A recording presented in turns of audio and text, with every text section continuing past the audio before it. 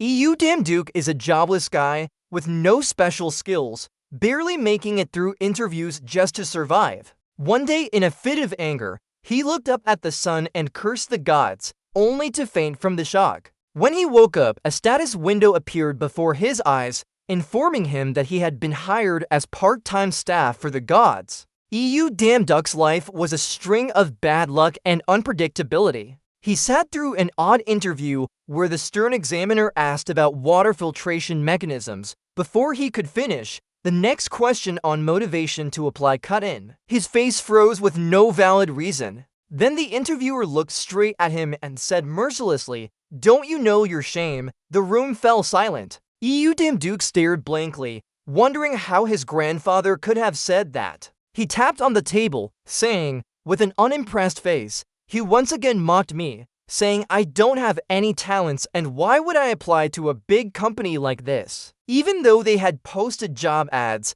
now they were mocking applicants. EU Damn Duke tightly gripped his pants. He was tired of these three useless talents. After the existence of dungeons was revealed, everyone's hidden abilities surfaced. People called it talent, and with that, humanity's most advanced civilization developed. Many believed talent to be a blessing for mankind. Our protagonist once believed in this too until he realized he had no talents at all. Back to the present, these interviewers kept mocking him, an unskilled person not fitting into their company. EU Damn Duke sighed at the immoral words of those arrogant men. He couldn't take it anymore. If they didn't want him, he wouldn't stay. EU Damn Duke exposed the fake faces of these elders who were discriminating against less talented people with their words. The interviewers' hearts hardened at his words. EU Damn Duke was sick of the attitude that those with talent should rule and look down on others. They kept lecturing him, but it just irritated him. They accused him of acting lowly while not looking in the mirror themselves. EU Damn Duke wasn't easy to bully. Thanks spoke for those without talents. We all want to be treated with respect. Everyone has their own pride. EU Damn Duke demanded an apology. The interviewers on the higher side burst into laughter. They didn't see their mistake and wanted him to apologize instead of being fired. Seeing their arrogant faces, EU Damn Duke stood up again, giving them one more chance, but it was still the same result. Only now did EU Damn Duke reveal his trump card. The entire conversation had been recorded. Holding it in hand, he laughed and pointed out their wrongdoings, discriminating against less talented people and posting misleading job ads. No longer arrogant, the interviewer tried to justify with a ridiculous excuse that they just wanted to liven up the atmosphere. This body had endured so much mockery, EU Damn Duke firmly turned away, ignoring their attempts to apologize. One of them tried to apologize, but was stopped by EU Damn Duck's dirty arm reaching out. Guy warned them about what they said earlier to see if they would dare say it in front of the Human Rights Commission. All three were frozen, losing their careers due to their own bad nature. The sky was still clear today, but EU Damn Duke seemed very upset by what happened just now. "I may not have talents, but I can be slippery, son." EU Damn Duck's bureau had already sent a complaint to the Human Rights Commission. He continued complaining about his so-called useless talent as something else echoed. "Oh no, our protagonist is cursed with bad luck." He was still fuming from earlier and now stepped on gum. He kicked his foot repeatedly, blaming the person who chewed gum for not disposing of it properly before throwing it away. EU Damn Duke could be named the unluckiest male protagonist of the year, just hit by two misfortunes, now a third one being splashed with water in the face. The clouds apologized to the trees for their carelessness. EU Damn Duke was too used to his bad luck and stood there like a lost soul. He stared blankly at the deep blue sky. Today's summer sun felt hotter than usual. The sky quickly turned to evening. After 7,749 misfortunes, EU Damn Duke finally returned to his room. Standing before the window, he was exhausted. He sat down and saw a pile of trash from drunkards spilling out the window. What else can I do but accept my bad luck? While on the phone with his mother, EU Damn Duke cleaned up. Sitting down happily, he pretended to be fine. As he asked about hospital food, His mother blamed herself for constantly making him run around for her. She thought if they paid back all the money Duke borrowed, from whom was still unknown. Duke didn't like this person and angrily told his mother not to mention that name again. It turned out it was Duke's other self, but he still hated him for not repaying immediately and instead saying he would do so abroad. Then Duke calmed down and said he wasn't angry, apologizing to his mother for yelling. And then told his mother he was fine, but in reality, he was struggling a lot. Sitting alone in the room, and comforted his mother that everything would be okay and promised to see her later. Duke left the room with a mix of emotions after hanging up. He opened a pack of cigarettes, thinking this might be the only thing that could help him feel better. But fate seemed to take away his last hope. Even the cigarette he was about to light was doused by rain. The sky had been clear all along until Duke tried to light the match. Then it started raining heavily. He felt like the world was mocking him. In a fit of anger, Duke threw the lighter away. Frustrated, he looked up at the sky and expressed his resentment, feeling that life had already been too miserable for him. Duke angrily cursed the heavens, not caring whether gods existed or not. His fists, filled with sorrow, hit the ground. He didn't want to live like this anymore. Tears mixed with rain as he wished someone would take responsibility. Perhaps his anger reached heaven, and a thunderous voice appeared before him. Now, I don't fear anyone's father or son. Duke stuck up his middle finger in defiance, cursing, "What are you doing? Eat your own words." His face lit up with a strange joy after releasing his anger. Without doubt, the thunderous voice had hit our unlucky hero. He felt death was imminent, a sudden and abrupt death, lying in the courtyard amidst the still-flowing electric current. He was worried about his mother.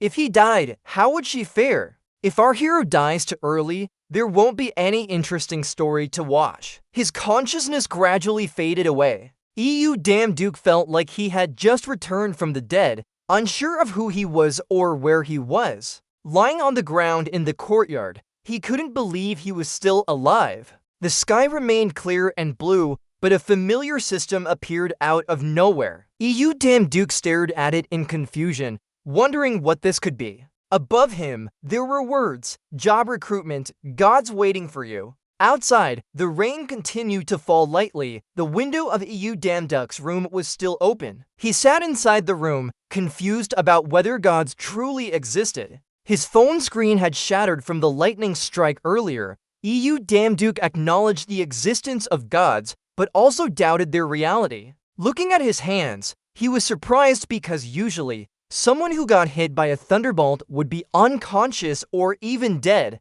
but here he was, alive and unharmed. There was also this annoying system in front of him constantly showing recruitment messages. Duke muttered to himself that it seemed like the status window of those with innate talents. An idea popped up, maybe after the lightning strike. He had gained a new talent or ability. He decided to test this by calling up the status window, even though he wasn't sure if it would work. Of course, it didn't react as expected since it wasn't actually a status window. Duke realized that and thought it looked like job recruitment notifications instead. The system emitted strange green light. It evolved into multiple lights. It felt like he had entered another planet. There were so many notifications, lighting up the entire room. Duke recognized it as a real job recruitment notification. He smiled and sighed at his life, now revolving around part-time jobs.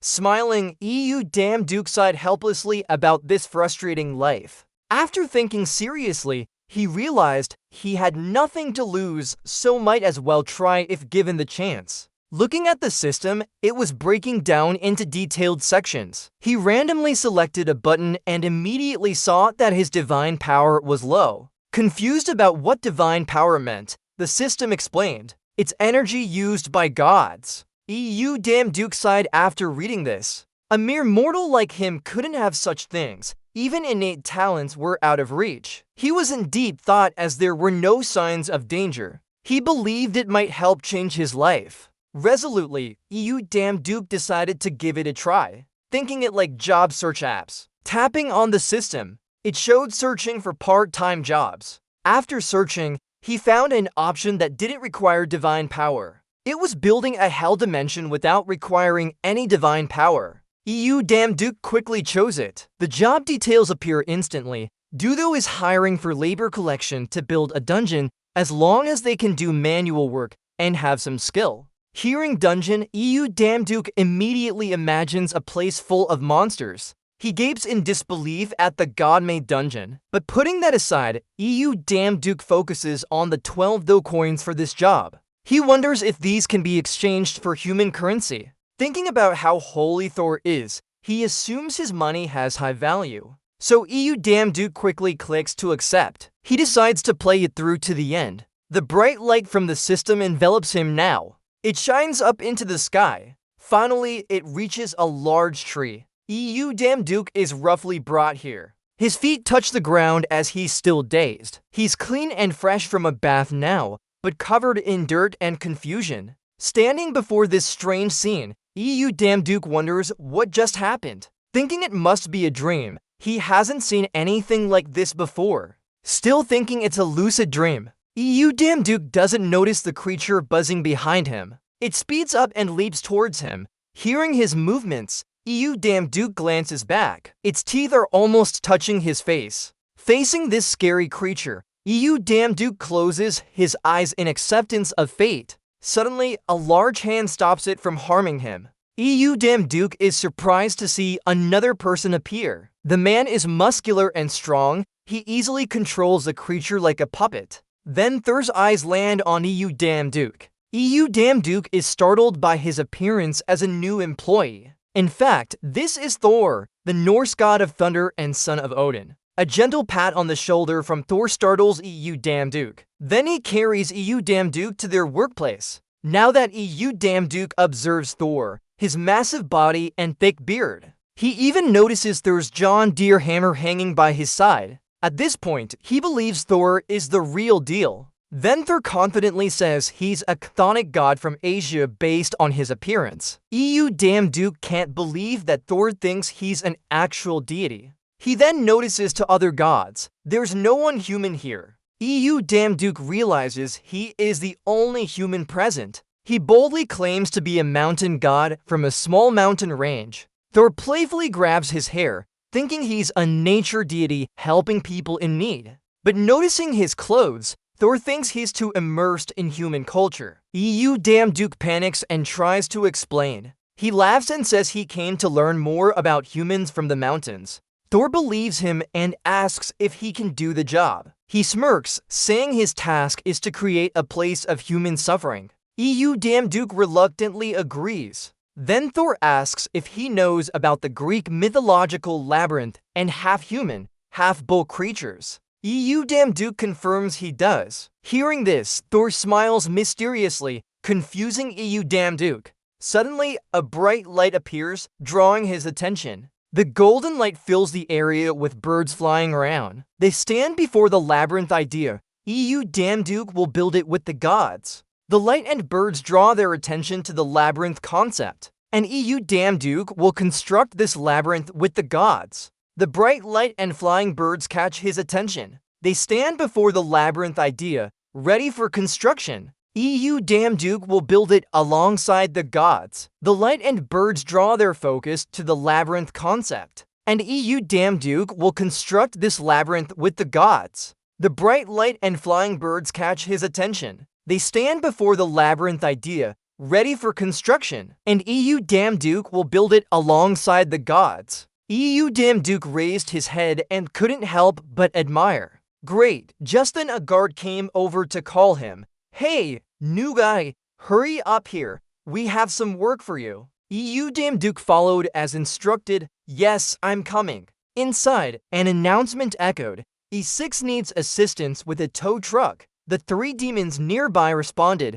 Coming. The new kid is crawling out of the pit's mouth. As Damn Duke sat and ate with his colleagues, someone called from outside. E1 needs manpower support. He hastily replied, causing food to fly out of his mouth. Oh, ouch! The guard continued announcing, C2 needs assistance. Damn Duke appeared, laughing maniacally. I'm here, he shouted, scaring the guard. Seeing him turn away to leave, the guard reminded him, working hard. Huh? Watch out, don't fall into any of their pits or ditches. Damn Duke picked up his stick and turned back with a grin. If I do fall, remember to save me. He walked over to where the bald demon was looking at some crates, muttering, Alright, this should work. Damn Duke placed the crate down and looked over. Are we done? The demon turned around and praised him. Yeah, good job. What do you think? He patted his shoulder, smiling brightly. Ha ha!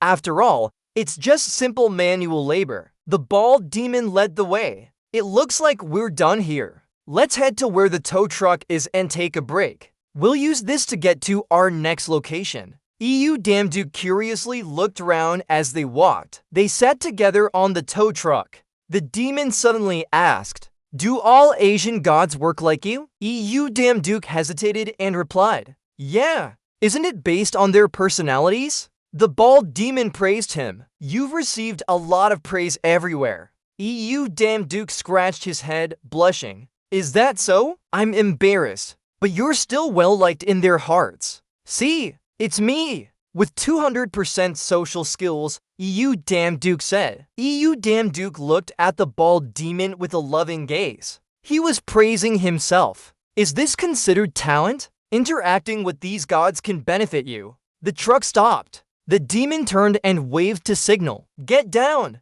We have to go from here on our own. The bald demon patted the dog's belly, saying something incomprehensible. All the traps we set up will be completely useless if you let this foolish thing do it. Damn Duke heard these words as he got off the truck. Traps? As he struggled with a crate, the demon reminded him, Look carefully where you're stepping. The bald demon pointed to an imprint on the ground. See? That's a trap sign. You always have to carefully observe them. He stood there pointing at places with traps. And here too. Oh, and that one as well. Damn Duke can't help but exclaim in amazement. I'll see how they try to fool me now. The bald demon turns back curiously. Is this the first time you've seen them? This experience is meant to teach you. He carried a box while chatting with Damn Duke. You know, higher gods need challenges for humans. We, who are lower in rank, don't have such things. That forces us to do these tasks to earn money. The bald demon chats happily. Dungeons must be continuously built to create endless work for us. You're struggling with the box. Hearing this, he asks back, Endless? He turns around and points to a room where people just left. The room was started only a few minutes ago, but is now finished. Come take a look. Damn Duck's jaw drops in surprise, unable to believe his eyes. A stone room like this built in just a few minutes? He ponders for a moment, bewildered by the sheer size and scope of it. Following the bald demon's advice, he puts down the box. He opens the box with a crowbar, saying that this will make the place worthy of the god's challenge. Damn Duke taps on the round object inside the box, a stone. The bald demon explains that it may look like an ordinary stone, but something will emerge from there. He points to a row of eggs. When they hatch, this dungeon will definitely be troublesome. Hearing this, he's alarmed. Damn Duke curiously looks into the nearby box. What is this monster? It's a creature that's both a god and a man tied up in that box. You don't know it's a godling. Damn Duke reaches out to touch it. It's really interesting. Why is this place transparent? Seeing his hand movements, the bald demon warns him. Be careful. It hasn't finished shaping yet. And that's its weak point. Damn Duke scratches his head and smiles awkwardly. Oh, I didn't know that. The bald demon softly reminds him. Let it rest there. We need to move on to the next room. The bald demon pushes a door open and introduces it as a goblin hideout.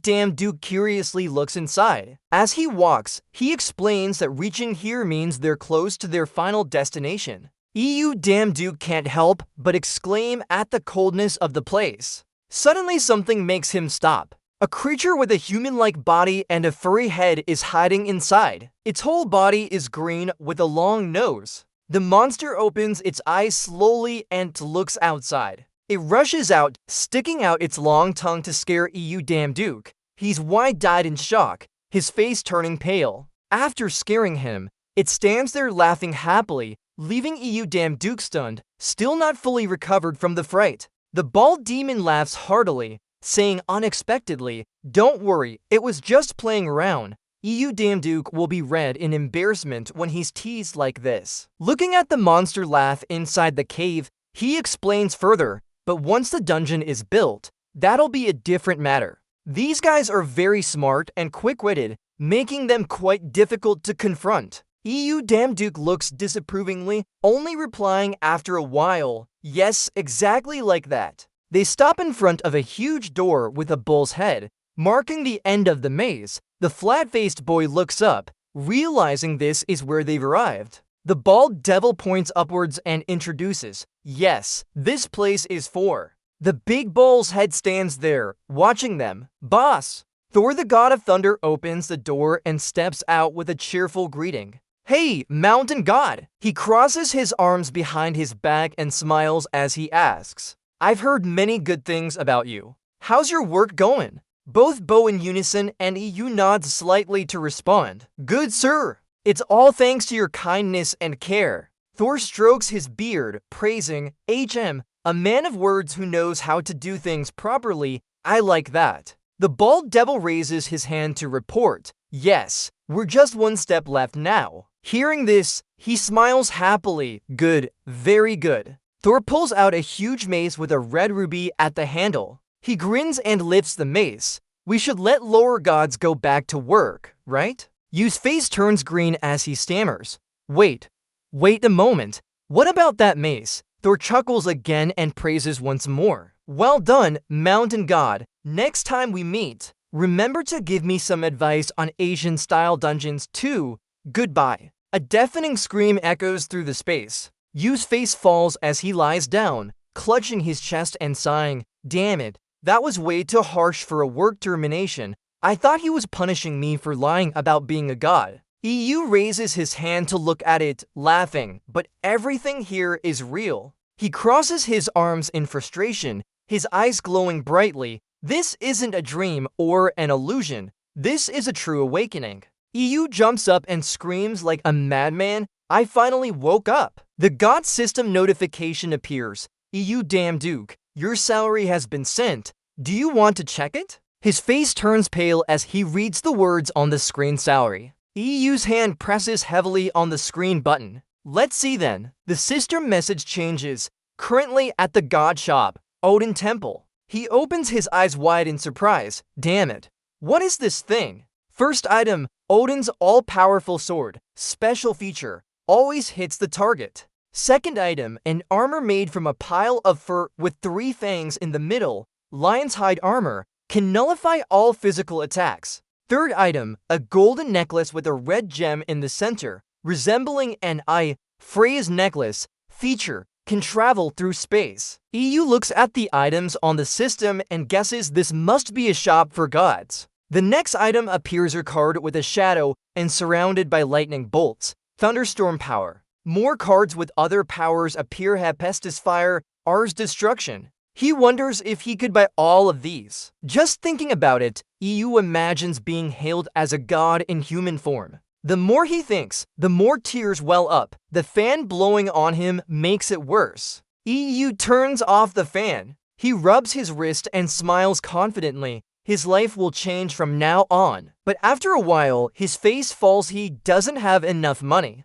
EU sighs dejectedly. "Ha, of course." Looking at the red notification on the system, EU realizes the truth. Even the cheapest item costs 70k Thor. Too expensive. He slumps and scrolls through the system. How can I buy anything with this? Suddenly, he spots something and jumps up, staring wide-eyed. Talent. EU grabs his hair, staring at the screen, trembling all over. They're selling talents. So what we need to do is buy them, right? This is amazing for someone like me. He bites his nails in thought. More important is the price. The system now shows the price of the talent item. SS level 12 Thor. EU's eyes widen as if he wants to dive into the screen. SS level talent cost only 70k Thor, but just 12 Thor? More text appears on the screen, lengthy like a scroll. Best god one day. Do you still want to sell this? Who would want to buy something for mortals? Nice deal. Is that right? Sorry. Seller, show off some new abilities, okay? What the god wants to buy is power, not talent. Read through it. You heaved a sigh of relief. Because no one was buying it. Suddenly, EU Damn Duke shouted loudly, his face pressed against the system screen. Ridiculous. This is SS grade. SS grade. Just what I needed. Choose a talent and click on it. Let's see which one. Here it is. SS level sword technique talent. EU Damn Duke stroked his chin with satisfaction. Thinking back, I used to really like swords when I was young. Your nostrils flared like a steam engine. EU Damn Duke firmly pressed the button on the screen. No need to overthink it. Bye. A bright light surrounded you. The system notification appeared. You have successfully purchased the SS level sword technique talent. EU Damn Duke looked at his hands in confusion, questioning himself. Does it work? Is it effective? You clutched your hand and boasted to yourself. I was so miserable with just an F level talent. Now it's so easy for me to get an SS level talent. The system displayed a container full of gold. Congratulations! You have successfully purchased your first item. Event 1+1. Today, we will give you another SS grade gift with the purchase. EU Damn Duke read this and hugged his mouth in tears, as if someone had just revived him. Another SS level one? Oh my god. You whispered to yourself. Let's see which one. No need to overthink it. Just click on the SS combat talent now. I'll choose this one. EU Damn Duke jumped up in excitement. Now he could use both. Suddenly, his vision blurred and his body swayed. EU Damn Duck's surroundings seemed to spin around him. Just as he was about to fall, he reached out for something. EU Damn Duke fell onto the floor. What is happening? His face contorted in pain, trying to endure it all. EU Damn Duke lay on the ground, gritting his teeth. The system notification appeared. Adjust your body strength according to your talent. His hand trembled, veins gradually becoming more prominent as he strengthened his respiratory system. It spread throughout his entire body in a horrifying manner, increasing muscle power. EU Damn Duck's vision dimmed. Only the system's voice echoed in his ears. You have successfully increased your physical strength. Congratulations. In a daze, EU Damn Duke saw his mother standing before him. Son, you called out frantically. Mom, your mom's hand reached down as if to stroke your face. I'm sorry, son. Sorry, my mom is sick and it's been hard on me. You quickly stopped her from speaking. Mom, don't say that anymore. It's okay now. Now I have a talent. Hold on. A voice reminded you passionate about the EU. You can't get everything so easily. The face of EU passionate was dazed, mumbling like a broken gong, talent. Slowly sitting up, you gently rubbed her neck and shoulders. Damn it, where did I fall asleep? I think I saw my mom in a dream. After talking to himself for a while, EU passionate finally woke up and realized something. Hold on, was everything just a dream? You quickly called the status window. The system immediately showed information about EU passionate, name, occupation, lowest god rank, talent in sword techniques SS, combat skills SS. EU passionate carefully read it and realized, with the lowest god rank, that's why I can work in such a dark place. Leaning back, he sighed contentedly. An untalented person like me becoming a god, life does have some compensation. EU passionate picked up his broken phone to see who was calling. It's my mom. You happily answered the call. Mom, I have good news. Before you could boast about anything, EU passionate received a confusing message from his mother. Passionate, don't go to the hospital today. You asked curiously, is something wrong? EU passionate's mom didn't answer but repeated it again. Just listen to me and don't come. Don't worry about me. Still unwilling to give up, you asked why. Why doesn't mom want me to go? But this time, the person answering was someone else. Hello, are you EU wise guardian? You politely replied. Yes, that's me. The other end continued speaking. We're in a bad situation, so I can't give you details. This is the sign of an underground prison appearing near the hospital. He was shocked by what he heard. The person on the other line didn't seem to notice anything unusual. We're informing you, but we can't say anything about the patient. The phone was left lying in the room. The voice from the other end continued steadily until things get better. No one is allowed to visit the sick. Not receiving a response, the person on the other line seemed confused. Hello, sir. EU passionate rushed out of the house like crazy. Mom, no! My mom's sweat and mine dripped down. All he could think about was his mom.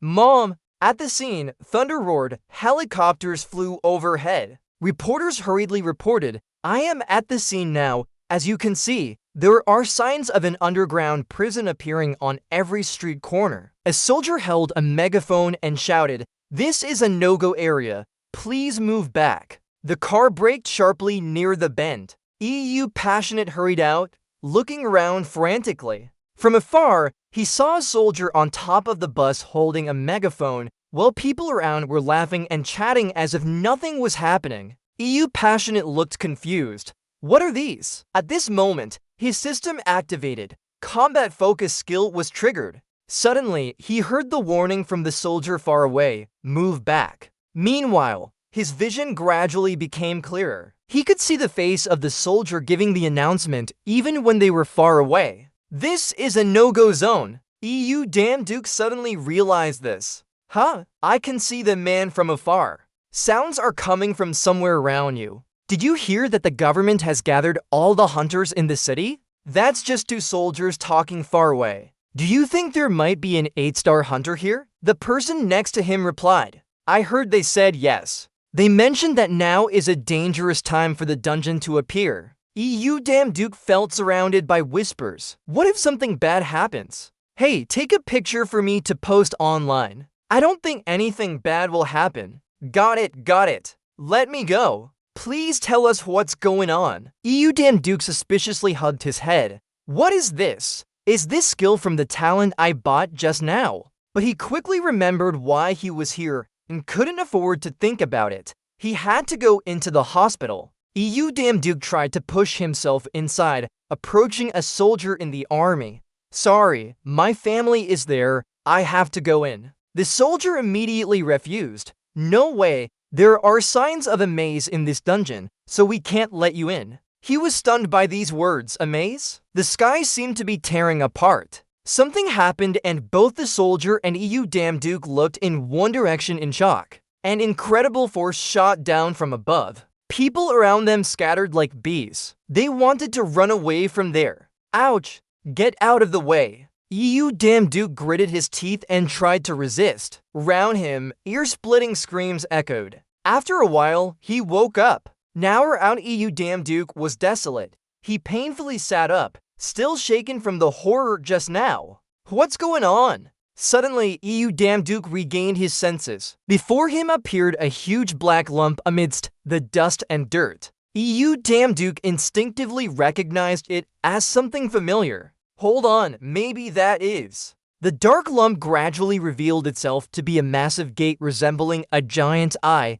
No way? He realized this was the dungeon he had built. At the castle construction site, EU Damn Duke carried a lantern and looked around. Damn, now I like seeing it like this. Quite majestic and imposing. He sighed, just realizing it now. Suddenly, EU Damn Duke was alarmed again.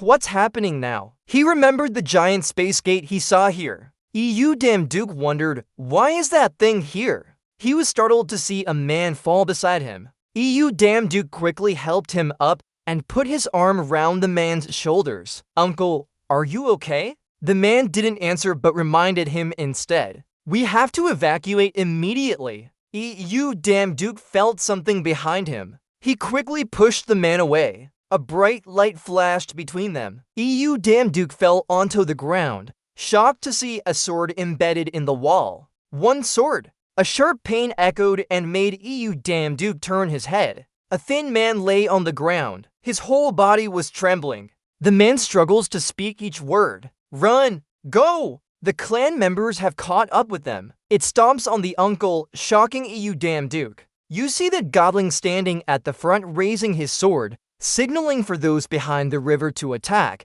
and the godling nods. Seeing this, the military commander immediately orders, "The godling has appeared in the main street. Fire." The godlings ignore the gunfire, charging forward with deafening screams echoing round them. EU damn Duke hides behind a flipped car, watching the ongoing barrage. He panics and shouts, "Someone over there!" A godling wielding a sword rushes to his face. Its eyes filled with malice, it swings its sword at EU damn Duke. He panics, not knowing where to hide. The system prompt appears, activating the skill focus combat. A surge of power emanates from EU damn Duck's eyes. The power envelops the sword, halting its movement just before it reaches him. The power slows down everything in front of EU damn Duck's eyes. Just as the tip of the sword appears before his face, EU damn Duke easily grabs it with his hand. He stares at his hand holding the sword, stunned. "Oi!" EU damn Duke clutches his wrist and looks back and forth between the sword and his hand. He is speechless in shock. Did I just grab that? FCK! EU damn Duke notices something on the other side. A godling prepares to charge at the uncle from earlier. Noticing his pain, ignoring the approaching godling, he shouts urgently, "Uncle, be careful." EU damn Duke grits his teeth and charges out, calling out non-stop. "Uncle, the soldiers are also watching this area." His steps are swift, gliding across the ground. King hell. EU damn Duke darts forward to grab the godling. Hold on, don't shoot." A soldier urgently reports over the radio, "There's a citizen right in front of us." The nearby soldier wonders, is this a hunter? They watch EU damn Duke surrounded by godlings, puzzled by his reckless actions. Even if he's a hunter, why did he charge out without any weapons? He's trembling like a leaf, pale as a toad's bottom. Now EU damn Duke realizes too late. "I was so angry I lost it. What do I do now?" Just as the godling charges to slash him, its mouth wide open with a long tongue sticking out, EU damn Duke yells in fright. "Oh, sorry." The system prompt appears, skill activated, focus combat engaged. His body suddenly feels weightless and he starts floating. EU damn Duke is still dazed, not understanding what's happening. A godling charges from behind, still intent on stabbing him. EU damn Duke instinctively dodges, surprising himself. What was that? Is this a skill? Focus combat? It feels like I drank several cups of coffee. EU damn Duck's eyes widen in realization. He can see every movement clearly now. He shouts, seemingly elated. This means EU damn Duke is flying without waiting for anything. EU damn Duke quickly forms a fist to attack the godling. Suddenly his hand feels strange. The system turns red. Each punch targets the lizard's vital points. EU damn Duke gently threw it, sending it flying over a kilometer away. He paused in surprise as he felt an energy source envelop his hand. It's working! EU damn Duke confidently watched two lizard gods charging towards him. Okay, now just to left. One of the lizard gods charged with a menacing expression, followed by a deafening scream. EU damn Duke ducked to avoid its sword. He glanced up and widened his stance for combat. EU damn Duke spun around and kicked straight at the lizard god's face. A long-haired lizard was lurking behind him. The sound of metal scraping against flesh sent shivers down everyone's spine. He looked down to see it forcefully dragging its sword along the ground. The lizard swung its arm, aiming to slash EU damn Duke. It glared up in fury. He circled above it like a taunting cat. Then EU damn Duke pushed all his strength into a powerful kick to the lizard god's head, sending it crashing into the ground. The soldiers were wide-eyed at the scene. No, their eyes never left him. They couldn't believe what they were seeing. One soldier asked another as if afraid he had misjudged, "Did that young man just defeat those lizards by himself?" Another soldier stared at EU damn Duke standing among the lizards, still speechless. "I think so." A long-haired man approached, startling the soldiers. He called out to EU damn Duke, "Hey, you're there. Which guild are you from?" The man calmly walked closer and introduced himself. "I'm Nam Gung Duk of Sangan Guild." Nam Gung Duk pressed on. How could someone from a guild come here alone? Are you a lone hunter? You damn Duke shook hands, hesitantly answering, yeah, sure, I guess that's okay to say. He gestured behind him for input. We came here to clean out this dungeon. Do you want to join us? EU damn Duke was taken aback by the word dungeon. Dungeon? He looked at the space gate in front of him and realized the situation. That's right. I'm no longer a normal person. EU damn Duke glanced towards the nearby hospital, knowing more monsters would continue to emerge if they didn't stop them here. His hand trembled. Finally, he gripped his hand tightly in determination. Okay, there's nothing to fear. His face was resolute. Let's go! They headed down a dark tunnel. EU damn Duke touched the tunnel entrance. He turned back and carefully looked at the group. This way. Namgung Duck glanced behind him to signal someone. EU damn Duke had noticed the hidden knife in that man's hand. I'm glad I still remember this place. Of course, because I've entered and exited it thousands of times. EU damn Duke hesitated before calling out to him. Wait a moment. Namgung Duck tilted his head. What is it? He seriously proposed. From here until we exit, I'll lead the way. Hearing this, one hunter stiffened. What? How dare you? Look over there. Poor lone hunters. I don't know where you're from, but our orders come directly from the authorities. Do you understand? EU damn Duke ignored him and turned to explain to Namgung Duck. There will be pits and traps ahead. That's why I said so. He folded his arms and laughed confidently. Thank you for your concern. Our elite teams have already cleared the way. EU damn Duke picked up a stone. The words seemed casual. Yeah, really? He threw the stone into the tunnel. It hit something. It made contact with something. Something erupted from beneath, shattering the block. The others saw this and looked on with interest. EU damn Duke examined the swords emerging from the ground. Calm down and say, we can be sure that your elite team never took this path. Pointing to an inscription on the ground, he explained that the trap activates during compression and the spear is made of a special alloy, meaning they would pierce through each armor piece like a swarm. Simple but far more dangerous than you think. Gungduck rubbed his chin in confusion, but how do you know this? EU damn Duke froze for 5 seconds. Huh? Right, if I say they knew I helped build the dungeon, I don't think I'll be safe. He didn't dare turn around. Sweat poured down his face as he worked out a plan in his head. Maybe you can consider it a personal secret, right? The man gestured for those behind him to follow. Gungduck cautiously stepped forward and noticed EU damn Duke heading towards the wall with a torch. What's going on? He turned back to warn them that things would get more dangerous from here. EU damn Duke held the torch, leading the way. Suddenly, something made Gungduck and the others gasp. Everyone, raising the torch high, he revealed a massive door with a spider carved on it. EU damn Duke reminded them to protect themselves. A foot crushed the spider, followed by curses. Die!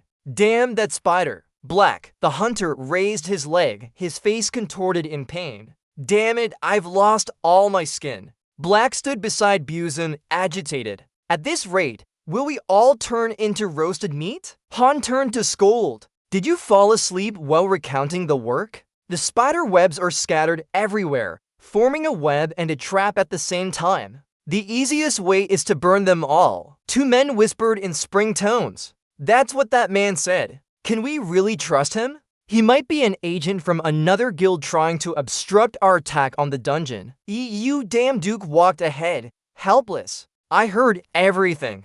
Don't know about that. His face turned serious as he looked inside. Inside is a room filled with spider webs. This is where we placed countless boxes full of venomous spiders. This is it. EU damn Duke lit the flame and laughed sinisterly. I know all their hiding places, but why waste effort? I'll roast them all into spider meat. I'll be rewarded for my hard work instead of being lazy. The assistant proposed a plan. He slowly brought the torch close to the web. They must have woven webs everywhere. Now burn this place and continue. The system notification popped up again. Combat focus skill has been activated. One person was struggling as their body was wrapped in spider silk. Anyone there? Is anyone here? The voice sounded like it was about to break down. Help!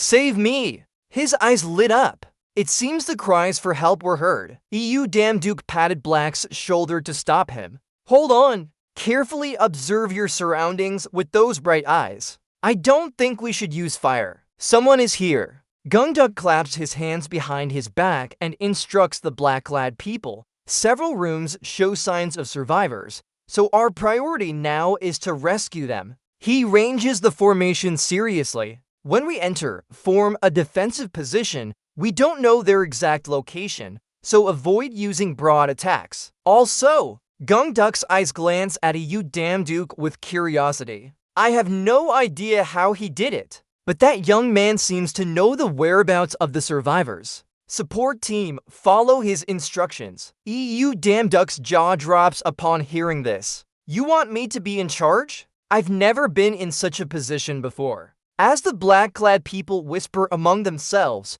a mysterious girl appears. He raises his hand to negotiate. Wait a moment. Then someone speaks up. Damn Duke. Damn Duke looks back to see who it is. The mysterious girl approaches. She reaches out to shake his hand. Thanks to you, we were able to pass the traps safely. Please continue leading us. Looking at her still hanging hand, Damn Duke hesitates slightly. He awkwardly shakes hands with her again. Let's cooperate well. But honestly, before he could finish, the mysterious girl interrupts. Don't worry too much. Damn Duke doesn't fully understand her meaning. Why? The girl adds. Commander, you just need to provide the location of the survivors. The rest is for the support team. It's much simpler that way. Damn Duke scratches his neck, a bit uncertain. But is it really that simple?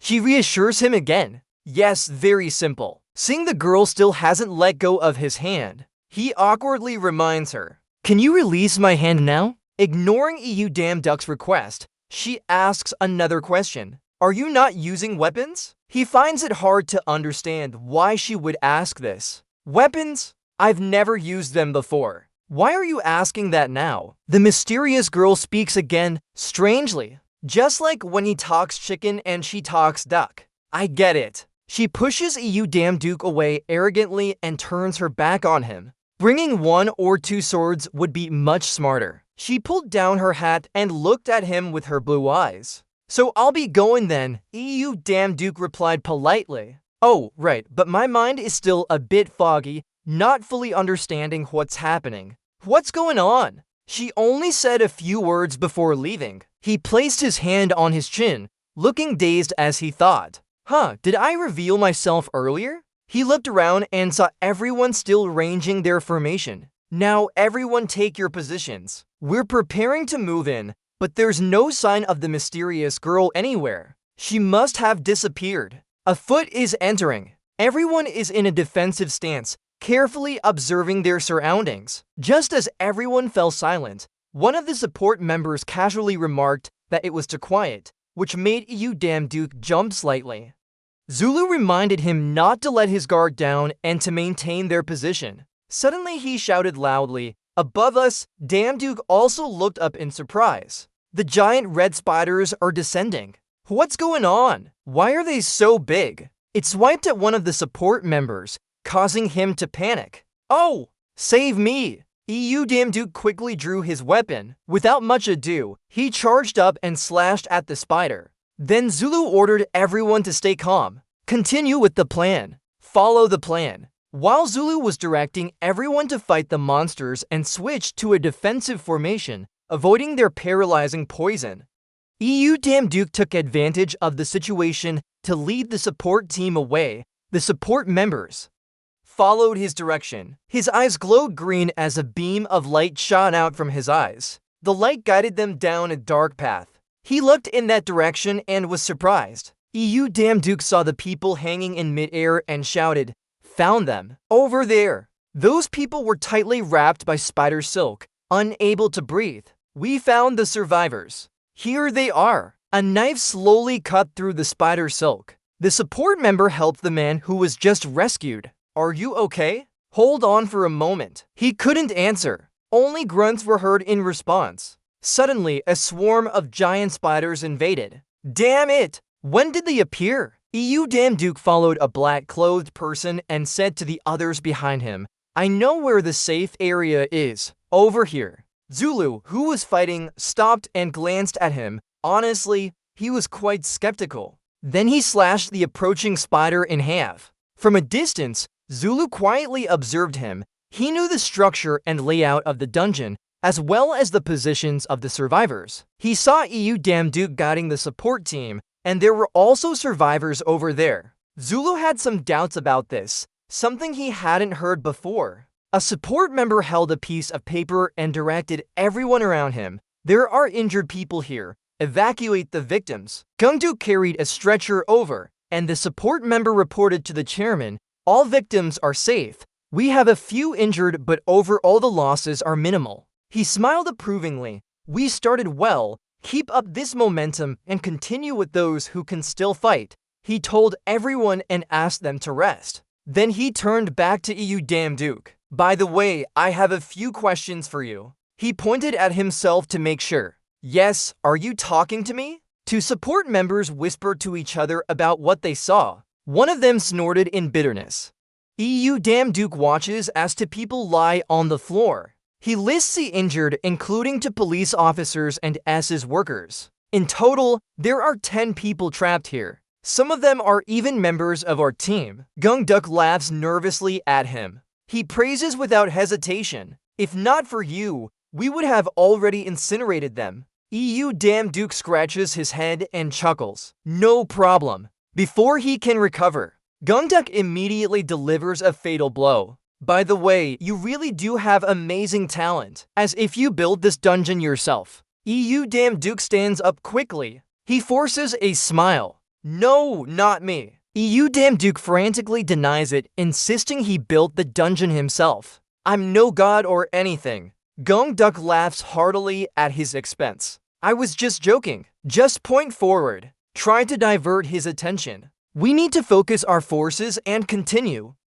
Damn Duck's insides tremble like a leaf. I thought we were done for. Another massive door appears. It is adorned with eye-like patterns. The helper can't help but wonder, what is this? Is this something from the Inca civilization? He immediately denies it. They come from the goblin civilization. The helpers stare at the door intently. Someone's voice rings out with disdain. Huh? Just some goblins, right? The helpers discuss among themselves. I thought we would be fighting for sure next. So disappointing. Damn Duke stands aside, quietly formulating plans in the goblin ambush area. I can't think of a certain plan, but with focused combat, it might work. He speaks up, surprising everyone. Sorry, can I go in alone? A helper steps forward and pats Damn Duck's shoulder disdainfully. Ha, boy, you're getting too excited just because the president praised you a little. If it were goblins, we've handled them all before. Don't worry, if you're scared, stay here. Gung Duk doesn't agree with his opinion either. Usually, I wouldn't let you go in alone. Damn Duke proposes an alternative idea. Then there's no other choice. In that case, you must follow my orders when inside. Finally, he agrees with him. It seems like you have a plan. All right. The two are engrossed in their plans, while the helpers watch them intently. One of them grits his teeth angrily. I wanted to seize the president's attention during this opportunity, but because of some idiot, I couldn't shine. He's jealous and resentful. He wants to obstruct you. I can't let him take all the spotlight. After thinking, he grabbed a stick, told everyone around, let's go. The group slowly moved inside. Inside was an empty garden with no buildings. Continuous doubts echoed. What? There's nothing here. Just an empty corridor, right? Damn Duke gestured for the people behind to lower their voices. His heart was full of vigilance. I feel like something is in here. A voice whispered, followed by a burst of laughter and mockery. Really? But clearly there's nothing. Or maybe it's a huge lizard or something similar. Another person chimed in. If any spirits do appear, we'll protect you. Just stay beside us. As he spoke, a strong gust extinguished all the torches. Everyone shouted and scrambled. What? Turn on the lights. Damn Duke quickly stopped them. Hold on. You guys shouldn't turn them on. A helper yelled at them. Nonsense. We need to see clearly before we can fight. How can a self-proclaimed hunter be so scared of the spirits? The Han man turned off the lights and cursed. Those cowardly ones retreated behind. You just stand there with your mouth open. No time to say anything. After a few seconds, Damduke urgently warned everyone to lie down quickly. Gungduk also lay down as instructed. Only the two dumber ones held their torches like they were waiting for something. Black Hair White thought, suddenly feeling a bit nervous. He tried to encourage himself. Maybe there's nothing here. Black Hair White urged those above him to keep moving. What are you doing? The one above shakily turned around without saying anything. He was pierced by countless arrows. Thousands of arrows continued to pierce the Han man straight on. Gungduk and the Black Hair White stood there, mouths agape in shock. The light directly hit the Han man's face. Black Hair White could only scream. More commotion echoed. Where is it coming from? A surprise ambush. I didn't see anything. Gungduk shouted loudly to warn everyone. Don't move. Everyone immediately froze in place, no one daring to stir. He turned back and whispered to Damduke. Why did you tell us not to turn on the lights? You replied softly, yes, if they see the light, they'll attack that spot right away. Gungduk was still confused, but strangely, even as we entered and now, they should have heard something. Why aren't they attacking? Damduke stared straight ahead. They're toying with their prey. From the shadows, a spirit lizard peeked out laughing. They want to enjoy our fear from the darkness. Gungduk carefully observed and planned with him. Even if we can't fight without seeing anything, we must endure some losses for a chance. We need to bear some losses to have an opportunity. Damduke proposed an idea. What if we could fight without needing to see? Gungduk seemed skeptical of his words. How so? Is that possible? He replied confidently. Yes, Damduke took the task upon himself. Let me handle it. You slowly stand up. With your hands in your pockets, you look cool. The EU steadily moved forward. He spoke to comfort everyone. I know everyone is worried and can't see anything yet. I'll make it happen no matter what. The support member followed EU's determined words. His mouth was cut off as sweat dripped down with each instruction from him until I signaled to stop moving or making noise. You closed his eyes tightly, took a deep breath, focusing and recalling the feeling at that moment. The system notification appeared again. Combat focus skill activated. A green circle surrounded EUWK, curious contriblins peeking in. He immediately opened his eyes wide. The support member and Gungduk raised their heads together. A voice echoed in the darkness. Everyone could turn on the lights and move now. When the lights were turned on, the scene revealed a contriblin struggling in EU's grasp,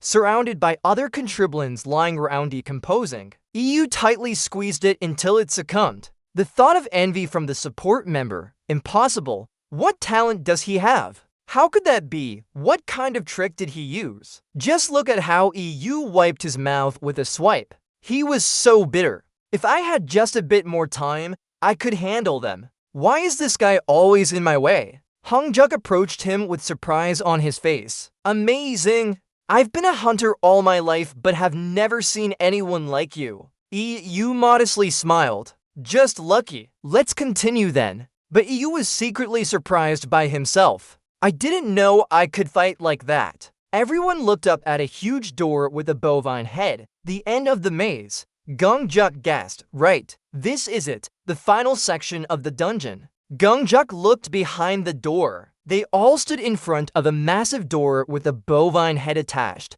This was the final boss of the dungeon. The huge door slowly opened, letting light into the room. Gungjuk cautiously glanced around but saw nothing. Could it be somewhere else? EU carefully looked ahead. No, it's right in front of us. Flickering flames lit up the darkness. The huge door slowly closed. Above was a bovine figure, fully red between two torches. It snarled with its horns and eyes glowing red. This was the boss of the dungeon. Gungjuk gritted his teeth facing the mad bull. The pressure was immense, just as predicted. He glanced at the support members. They wouldn't attack first. We have time to strategize and understand our surroundings. The system notification appeared. Human sacrifices for the dungeon master began. Choose 5 sacrificial items. He read it but didn't understand. Human sacrifices, sacrificial items, what does this mean? On the other side, there was ongoing discussion. The battle team would split into 2 groups.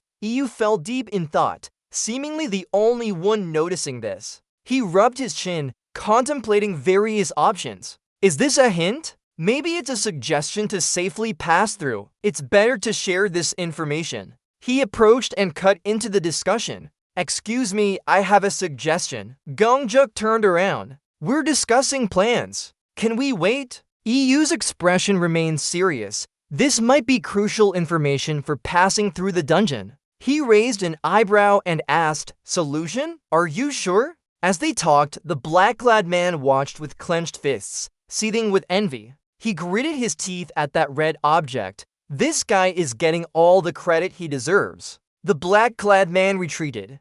Mine's full of schemes. This time, I won't sit idly by like before. The Han watched the Mad Bull from a distance. The black-clothed figure drew his bow, arrogantly thinking, only the losers need tactics, because they waste too much time and fear losing. I won't listen to any of your orders. The Han aimed directly at the Mad Bull in front. Mine's full of sinister plans. I'll show you my strength, my talent. Just one shot, all glory will be mine. But after several tries, the black-clothed figure still wasn't sure. He got closer to ensure a hit. The Han approached the preset boundary without noticing. Closer now, the black-clothed figure smiled confidently, taking one more step. Gungduk was lost in thought when Yu Dam Duke beside him was startled by the scene. He shouted urgently to stop. No, stop! He gritted his teeth and cursed. It's that damn fool again. The foolish black-clothed figure thought he had done well. Just like a dog trying to be smarter than its master. I know you're just trying to claim all the glory for yourself. That Mad Bull over there will fall. He quickly raised his bow and shot. Killed by me. Yu Dam Duke wanted to rush in but was too late. The foolish one stepped into the boundary. The system immediately sounded an alarm. You've intruded into the maze's chamber. Random traps will be selected. The barrier shattered, glass-like particles falling down. He stood there, stunned. What happened? Your whole body is covered in green light. Gungduk gently reminded him. Damn Duke, look at your body. He ignored his words. Yu Dam Duke looked up. This is... The black-clothed figure panicked and pleaded for help. What's happening? Someone save me. The Han saw Gungduk rushing towards him. He hesitated to call out. Chairman! He angrily cursed. Meng didn't respond. Foolish one, do you realize what you just did? Seeing the tense situation, Yu Dam Duke reminded him. I think this isn't the time to argue who's right or wrong. The Mad Bull now sits menacingly in front of everyone. Its eyes are bloodshot with anger. The Mad Bull roared, its voice piercing through everyone's ears. EU and Gung had to grit their teeth to endure it, while the black-clothed figure was trapped in a pinkish-purple barrier. The Han sat there for a moment before jumping up, hitting the boundary loudly. What is this? Let me out! Get me out of here! Each step of the Mad Bull caused the floor to sink. Gungjuk looked startled when he saw this image. He didn't have to wait long. It gave him a DQ and flew off several kilometers away. He quickly got up, drew out his own DQ, then ordered the team to spread out. Don't panic, everyone, stay calm. Gungjuk was trying to buy to DQS while giving instructions to the support team. We need to accept and follow our current numerical strategy. Choose your positions as we distract it. The Mad Bull missed with a swipe, but Gungjuk dodged quickly. Just as he was about to strike his DQ into the empty ground, he seized the opportunity and lunged forward. Gungjuk used all his strength to slash at the Mad Bull. The support team rejoiced, thinking they were about to win. The battle was going very well. Indeed, a leader makes a difference. Those terrifying sounds. We won't have a chance to charge in. EU Dam Duke watched intently and praised. Great move. President EU is truly at a different level. Suddenly, his brows furrowed, but Gunghawk's face darkened as he muttered under his breath, damn it. He looked at the Mad Bull with no regard for his own slash. Are you kidding me? Gung-huk's face turned pale like a toad's bottom. It felt like hitting steel rather than flesh. "You damn Duke," suddenly shouted a warning. "Be careful!" A strong force rushed towards his face. Gung-huk's feet left the ground, and he was knocked back several meters. He tried to use his DQ to stop himself from falling. Now he realized that it wasn't about dodging, it was about not needing to dodge at all. Gung-juk clutched his injured arm tightly, barely holding on. Looking at the Mad Bull in front of him, any slight mistake could cost him his life. So Gung-juk shouted orders. Everyone spread out to surround it, but the support team quickly moved into position. They took defensive stances, listening to his commands while gathering information and dodging attacks. They must find its weakness. EU Damn Duke stood behind, silently assessing. The clear and decisive orders showed he was a seasoned warrior dealing with this situation. "You have to do it now." But EU Damn Duke looked at the Mad Bull, which remained motionless, not caring about them. It didn't even want to attack them. The distance seemed irrelevant to it. But the glowing aura around its muscular arm made him realize this was EU. Damn Duke recalled Thor's image, identical in appearance. "Thor's power!" Gung-juk shouted orders. "It seems it's preparing to do something. Stop it!" Everyone charged towards the Mad Bull simultaneously. A gap appeared. "This is our chance." EU Damn Duke tried to intervene decisively. "No, it's dangerous. I've seen this before." Before he could finish speaking, Gung-juk collided directly with it. His face tightened in concentration. "Terrible." Seeing its arm about to swing down, I made a wrong decision. The EU team rushed up and kicked it in the face. You turned around to glance at it. The Mad Bull was kicked so hard that its head tilted to one side. Its eyes were red with anger. The EU team was shocked by what they saw. A surge of power erupted. Now I realize, damn it, it's too late. The entire room was destroyed. Everyone scattered everywhere. One trembling hand touched the barrier. Unbelievable. The scene of the Mad Bull slaughtering everything unfolded right before our eyes. The leader had been defeated. The support team watched this fool recklessly hitting the barrier. Two people were discussing in the background. There's no way to cross this boundary. The other person found it extremely difficult as well. Damn it! I've never heard of this before. We must support them before it's too late. The other person didn't want to go through that. But how? Haven't you seen the way the leader was defeated? Going in there means certain death like a dog. They kept talking back and forth. The EU team's hand emerged from the debris. Inside, they cursed, "Damn that Mad Bull." No matter how hard I tried, it couldn't even scratch. I fell to the ground, refusing to accept my fate. My miserable life just started showing some hope after receiving this talent. Is it going to end so quickly here? My hand accidentally touched something. The EU team struggled to get up. A smile crept onto his lips. Right, there are a few things I haven't tried yet. The EU team grinned, slowly stood up. This kind of feeling can't be peaceful. Amidst the dust and smoke, a figure gradually emerged from the Mad Bull. I gripped my sword with determination. I won't give up and wait for death to come. The EU team swung his arm, creating a dazzling light. From the red eyes of the Mad Bull, a killing intent emanated. The sword reflected the confident stance, ready to go. I won't die without fighting back. The system prompt appeared, activating my sword skills. The EU team stood there with his longsword facing the large-headed monster, below which only thin bones and a red-eyed monster could be seen. His hand held a long staff standing there. Namgong Dujik lay on the ground, dust covering his clothes, wounds all over him, struggling to look towards the distance with difficulty. No way! My staff isn't strong enough to leave any marks on that damn thing anymore. It's not something that can be defeated by a beginner like me. I wanted to say he ran away, but couldn't bring myself to say it. Namgong Dujik spat out a mouthful of bright red blood, staining his sleeves. All because of me, sorry young man. The large-headed monster roared, its sharp claws rushing towards the small figure of EU Dujik, dust flying everywhere. Suddenly, a ray of light sliced through the darkness. Namgong Dujik closed his eyes, his injured eye widened in shock. Three black-robed figures with strange masks stood there, Shocked, the first one in the group couldn't help raising both hands as if surrendering.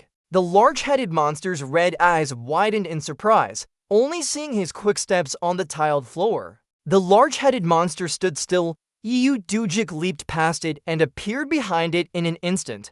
One of the bull's horns broke off and flew far away, falling to the ground. At first, it felt like a gamble. Dujik stared resolutely with his eyes when he picked up the sword. The monster howled in pain as blood spurted from its wounds. Golden sword light surrounded the monster. Holding the sword firmly, Dujik walked steadily, head slightly lowered, black eyes narrowing. I know for sure that I can hurt it. Dujik's hand gripped the sword tighter as he stared at it with wide eyes. It was just my first time holding a sword, but it felt like an extension of myself. Dujik became extremely excited and laughed loudly. Are you a martial arts genius? The bull-headed monster roared angrily and turned around, one horn cut off. The large foot stepped on broken tiles, sending shards flying in all directions. The bull-headed monster lunged at Udamduk from behind. Udamduk turned his head to glance at the bull-headed monster. The bull stretched out its muscular arm.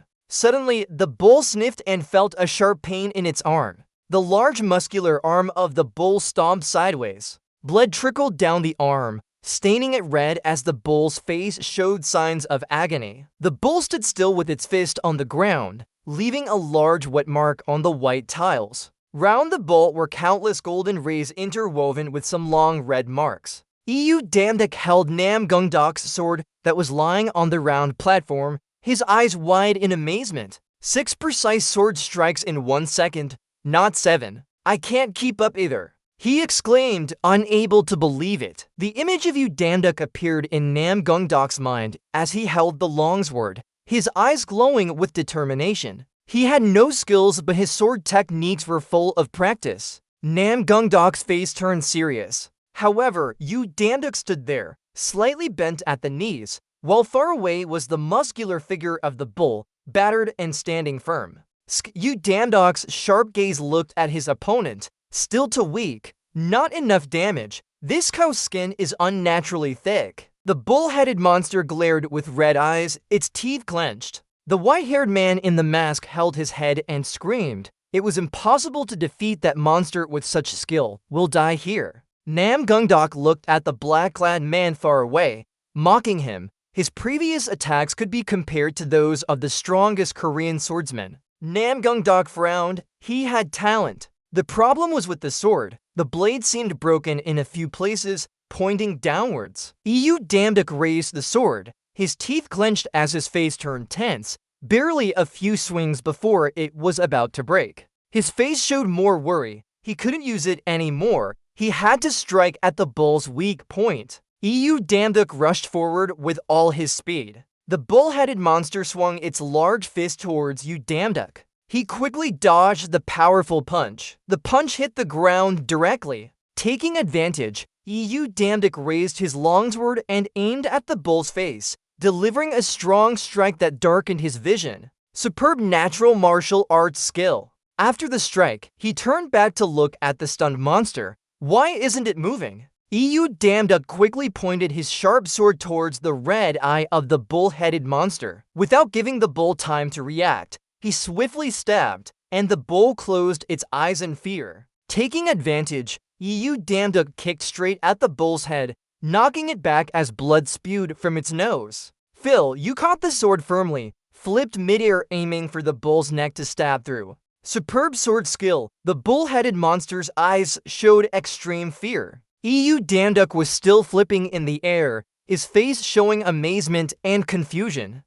A strong wind blew around as a bright white light shot up into the sky, leaving deep marks on the ground. Udamduk landed, kneeling to maintain balance while holding tightly onto the longsword to block falling rocks. The sword's edge was getting wetter and more damaged with each passing moment. Udamduk hesitated. This sword is at its limit. His martial arts can't compete with it. This will be my last chance, if I can find a way to hit its weak point. The bull-headed monster stood on the large water pit, holding its weapon and glaring at Udamduk. EU Damduk showed surprise but quickly smiled triumphantly. The bull kept firing rays of energy towards EU Damduk. He stood still with his sword, staring directly at the bull. His hair was blown wildly by the energy rays. I have a plan. Namgungdok nearby also felt the battle's impact and opened an eye to watch. This is the technique he used earlier. Realizing something, his eyes widened in surprise.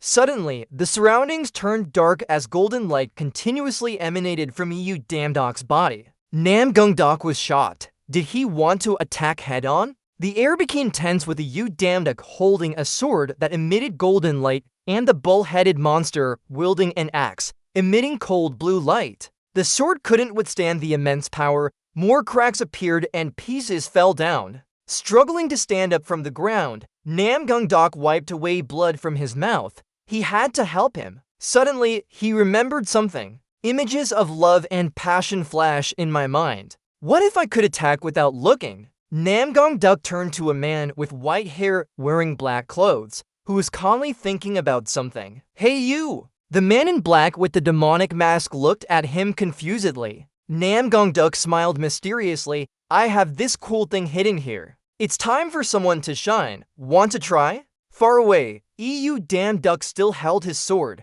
cautiously looking ahead. He placed his hand on the blade of the spirit sword, calculating. Raised high the sword, a cold gaze at the opponent, aiming to land a fatal blow this time. The bull-headed monster also glared fiercely back. In that moment, their intense gazes clashed, causing a significant tremor in the ground as rocks and debris shot out. EU Damduk rushed forward with his sword, followed by surrounding rays of light. Rays of light hit the ground, creating small craters. EU Damduk rushed ahead, leaving behind a deep dark pit. More bright lights appeared on the other side, as the bull-headed monster also rushed forward, swinging its hand, leaving behind a long black shadow filled with green rays. Both clashed, weapons clashing, their power radiating, causing debris to scatter around them. EU Damduk raised his sword coldly. With one powerful strike, the bull-headed monster was hit hard, yelping in pain. The sword had reached its limit and broke. EU Damduk looked surprised at the broken sword falling to the ground. He saw the broken blade and the painful expression of the bull-headed monster. His hand holding the hilt let go. The hilt fell to the ground, his face turning dark as it broke into pieces. As EU Damduk was still stunned by the broken sword, the bull-headed monster focused its strength for a counterattack. Suddenly, a hand held another sword high up. A familiar figure appeared far away, raising a sword and giving a. The man in black with the demonic mask threw his sword, shouting as he caught a new one. EU Damduk just managed to catch the sword before it could attack the bull-headed monster. Outside the gate, people anxiously waited for news. It had been 5 hours since the monster didn't come out of the dungeon, and they were to report any changes immediately. Brown-haired older brother noticed something. Pointing towards the gate, someone is coming out. EU Damduk supported Namgungduk on his shoulder as he stepped out from the gate with a smile. We're free now. Behind him, black-clothed masked people followed closely, stepping out one by one. Realizing something, EU Damduk turned to Namgungduk and asked why he knew he would catch the sword thrown behind. I didn't know, but I just remembered you said you could make a move without knowing what's coming. So when I threw the sword at you, you'd feel it and grab it. It was a gamble. EU Damduk scratched his head sheepishly, laughing. I almost became a skewer there, but thanks anyway. Namgungduk shook his head in denial. No. EU Damduk looked surprised. Namgungduk turned to him and said it was he who saved all of us. The masked black-clothed people and Namgungduk stood in the middle, smiling at EU Damduk, who still stood dumbfounded. A hand gently placed on his shoulder pushed him forward. What are you doing? EU Damduk looked around at the crowd below. Namgungduk crossed his arms. They're here to carry us out. You did the most in completing this dungeon. Say something, should I? EU Damduk's face showed surprise. Look at Nam. Am I the one who did the most? Namgungduk smiled and nodded. Suddenly, a dark memory from EU Damduk's past returned. He was always looked down upon for his lack of anything. In EU Damduk's memory, An older man in black with a scowl on his face appeared, holding a phone open wide while another person used the same look to laugh at him. One hand clenched into a fist. The other held the phone, surrounded by thick chains. A small figure's face showed agony as it was dragged away. "Yes, now I'm different." You damn duck's lips trembled. He raised his clenched fist high. Below, thousands of hands were raised in unison, shouting towards the gate where people stood. In the silent night, a tall building stood still, with only a few lights left on. In the hospital lobby, nurses worked attentively behind the counter. Across from them, patients sat neatly on chairs, waiting for their turn to be seen. You damn duck gently pushed aside the curtain in front of him and looked at the person lying inside. His tense face relaxed. Thank goodness. His mother was fine. The TV above caught his attention with a voice that grabbed his interest. "We interviewed the biggest contributor to the cleanup of the underground prison right in the city center." On the news broadcast showing the EU damn Duke interview, he confidently looked into the camera. The producer brought the microphone closer, asking him to share his methods and feelings about what just happened. He handled it very quickly. Was this a life-threatening situation? A series of rapid-fire questions left you damn Duke flustered. "Where are you from? What's your name?" "Name is AA. I'm you damn Duke." He fumbled, gesturing wildly, but the journalists kept asking more questions. "This is my first time hearing this name. Do you belong to any guild? Is it true that your skills are both a swordsman and a warrior? Tell us more details." EU damn Duke was overwhelmed by the journalist's barrage of questions. His smile became strange. "Calm down, one person at a time." EU damn Duke sighed tiredly. He quickly adjusted his expression and looked straight ahead. "Where I come from or my guild doesn't matter. Countless people have risen and fallen, and I fought with my life to protect what I consider a treasure." EU damn Duke clearly announced on the news about the new face of the Sangan Guild. Who is he? The journalist quickly grasped the point. Where you come from and your guild don't matter. Currently, the Hunters Guild's reaction to the underground prison incident is considered cautious. Could the government directly criticize the Hunters Guild for not handling this situation well? EU damn Duke blushed as he quickly turned off the TV, embarrassed that he couldn't watch anymore. The phone rang, catching EU damn Duck's attention and making him turn around. This is what they captured. The broken screen on his phone showed him fighting a bull-headed monster with a description. They didn't even run away. Instead, they stayed to film. These tourists are really scary. EU damn Duck's eyes widened in surprise. A large blue notice appeared before him, and his divine reputation and power had increased beyond 100 points. What? EU damn Duke touched his forehead, thinking, divine power isn't a standard test question on a job application, right? It really is. Another notice popped up. You've exceeded 1,000 divine strength. You'll have the chance to open a new profession. Do you want this? EU damn Duke clicked on the rectangular box on the notice. No need to think about it. Just do it now. After pressing the button on the previous notice, another appeared. Request from Lozen Hephaestus Security Manager, a Hephaestus recruiter, requiring over 1,000 divine strength points and new hire experience. Note, there will be a rather stressful job coming up soon. EU damn Duke smiled contentedly at the notice. The security manager was too pushy. He sat on his rotating chair in the room, legs hanging straight down. Lately, he's been exhausted. I want to go home now, rest, and prepare my work schedule for next week. Suddenly, another notice appeared. Unlike previous notices, this one was red with a triangle symbol on the right corner, warning that 3 gods were requesting this job. Last chance. EU damn Duke grabbed the notice in front of him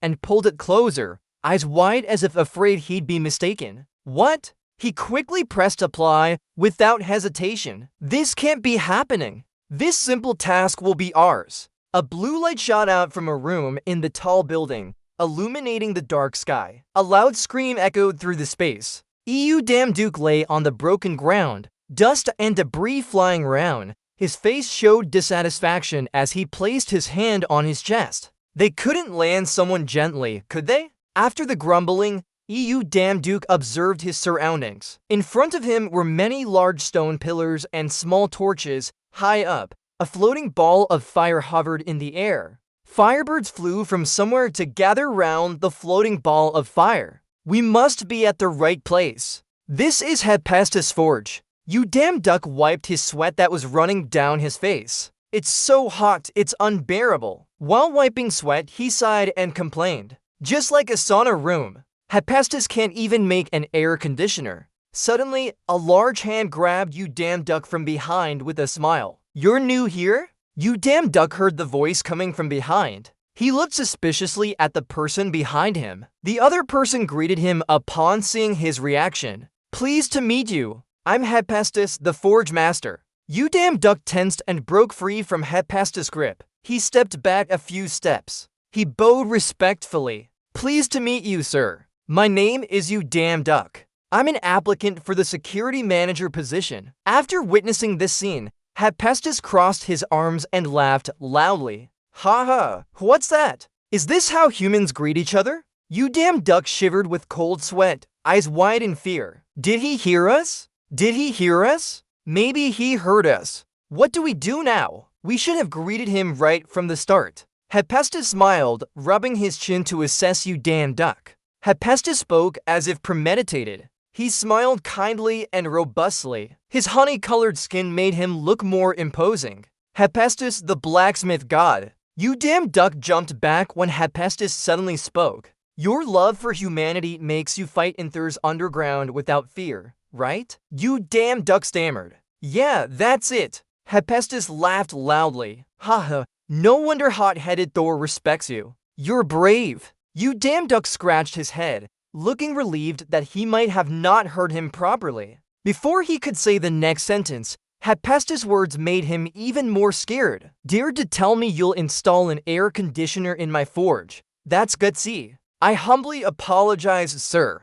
Hephaestus didn't pay attention and walked away. Greetings are enough now. Let me explain your job duties. You Damn Duck's face turned dark as he planted his feet on the ground. Hephaestus raised a hand to play a large horn, about the size of his forearm, with a curved end resembling a bull's horn. Seeing it in person would make it clearer. We need to meet them first. He brought the horn to his lips and blew as hard as he could. Hephaestus' mouth held the horn while both cheeks strained with effort. The loud horn sound made You Damn Duck cover his ears, his face turning dark in discomfort. A series of footsteps echoed outside. 3 figures rushed inside hastily. We have arrived, Lord Hephaestus. He stopped blowing and looked down at the 3 people kneeling on the ground. Hephaestus placed a hand on You Damn Duck's shoulder beside him. Today's manager won't be clapping for this. A round of applause echoed. Yes, we always follow your orders. You Damn Duck scratched his head and smiled. Yeah, thank you.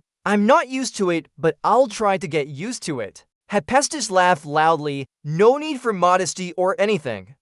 New people can do this well too. You Damn Duke humbly agrees. I hope so, as you said. Suddenly, Hephaestus leaned close to You Damn Duck's ear, covering his mouth and whispering. They're good but a bit hard to manage. There are also issues with their work attitude. Do you know? When working, there might be arguments and conflicts. His low whispers made You Damn Duke think of a small golden dog baring its teeth. Is that the flag? Hephaestus recalled when he was busy carrying stone pillars. When he returned, he found the string on the table had disappeared, the one we prepared for Freya last week. For some reason, it was gone when I came back from work. Pay attention to this. Freya, the goddess of love and beauty. You Damn Duke was surprised. Did Lady Freya have someone steal that? Hephaestus sighed in frustration over it. A man with auburn hair and a scarred face lay on the ground. His scent seems different somehow. Hephaestus packed his things into a cloth bag. I'll take a day off to climb Mount Olympus. I didn't expect you to do so much today either. But just in case, let me give you this. He moved towards You Damn Duke with something wrapped in gray cloth. Here it is. A green sun appeared, showing a wooden staff with a large head tapering to the handle. The Hatch Queen staff, made from an olive tree, a replica of the one used by the Hatch Queen to defeat the Nemean lion. It has amazing concealment abilities at 0.1% and comes with a 1% chance of causing critical hits on living entities. Duke was amazed. This staff is too powerful. Hephaestus chuckled as he reached for the gate's entrance. The gate grew larger. Hephaestus waved his hand and slowly stepped into it. Take care of my forge, smith god. As the gate closed, a golden light blinded Duke, making him cover his eyes. Wait, why didn't you tell me what my mission is, leaving me here alone to deal with this? What do I need to do now? Hephaestus smiled mysteriously. Why worry about it? Duke suddenly felt a chill down his spine. In the darkness behind him, 3 demonic faces with sharp teeth stared at him intently, as if wanting to devour him alive. Hephaestus' voice echoed in his mind again. Everything will be fine if you're stronger than them. They are just a weak bunch. Go confidently. Go. The gate closed and Hephaestus disappeared. Duke stood still as a hand with an axe approached from behind. Duck's face was covered in sweat, his lips forming a forced smile, his eyes showing unease despite trying to appear confident. Haha, didn't we ask each other questions before? The middle-aged man opposite him had deep, fierce features. His dark eyes stood out against his pale face. His thick eyebrows and tightly clenched teeth made his appearance even more menacing. Duke widened his eyes in shock as he recognized the figure from when he received Hagwin's staff. He realized that day would come, yet still gave himself the staff. Duke confidently smiled with a mischievous and challenging glint in his eyes. His head tilted slightly, his voice mocking, "Ha ha, you short people. Why don't you calm down?" His face showed clear defiance. His lips curled up as if energy was surging around him. He bent forward in a fighting stance. His face clearly showed confidence and decisiveness, half-jokingly. I just received an amazing weapon. Duke stood straight, his right hand firmly holding the large wooden staff radiating intense power. Watch out, you might get hurt. He put his other hand in his pocket confidently, ready for battle. Duke stood still, his face unchanged as he smiled,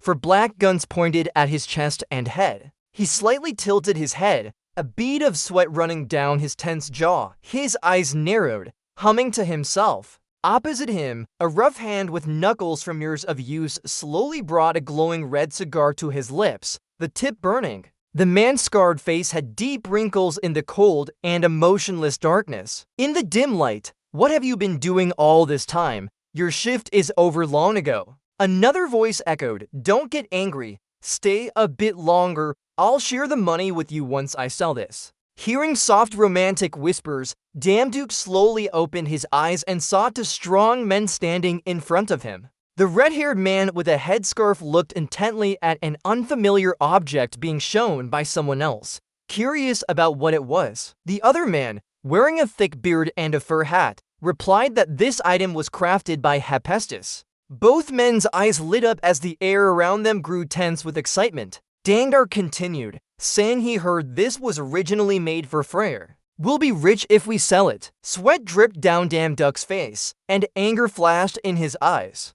He gritted his teeth. Damn, these bastards. His hand was tightly clamped on a pillar, the rope cutting into his wrist painfully. Sitting on the floor with his back against the pillar, he scanned the room. The 2 men approached and stood in front of Duke, their eyes filled with suspicion. What's wrong with him? He woke up earlier than we thought. Dangdar, with a headscarf tied around his hair, whispered that the sedative gun was quite strong. Could this fool also be a god? They exchanged glances in doubt. Duke was still tightly held, leaning forward slightly and daring them to try. The 2 men turned their intense gaze towards him, becoming more wary. The red-haired man gripped the gun tightly, his face tense. The bald one beside him felt uneasy too. The air suddenly turned heavy with tension. "You think you can be safe after daring to do this to one of the 12 Olympian gods in Hephaestus' forge?" Duck's eyes glowed brightly in the red light, his restrained body exuding an aura that shook the space around him. The 2 men standing opposite him paled, the bald one froze, and the red-haired man stammered nervously. "Forget about this." Duck's eyes narrowed sharply as he slowly drew a small knife from his sleeve, cutting through the ropes. "And tie me now before things get worse." The air was thick with tension. The 2 men looked at each other, their hands trembling despite trying to appear calm. The two men burst into laughter, echoing throughout the room as if they had just heard the funniest joke in their lives. One man doubled over laughing, his eyes watering from the effort, wiping his face. The other man leaned back, his hair flying around him. Ha ha ha. The air was taut like a stretched string, filled with mad laughter and a dismissed threat. Damn Duck's eyes widened in shock as they spoke with contempt. You think mentioning Hephaestus would scare us? If you were scared, we wouldn't have dared to do this from the start. Wipe your face. Behind him, another man stepped through the stands and tools, calling out softly, "Guys, we got the valuable stuff. Hurry up and get ready to leave in the darkness and among the big stone pillars."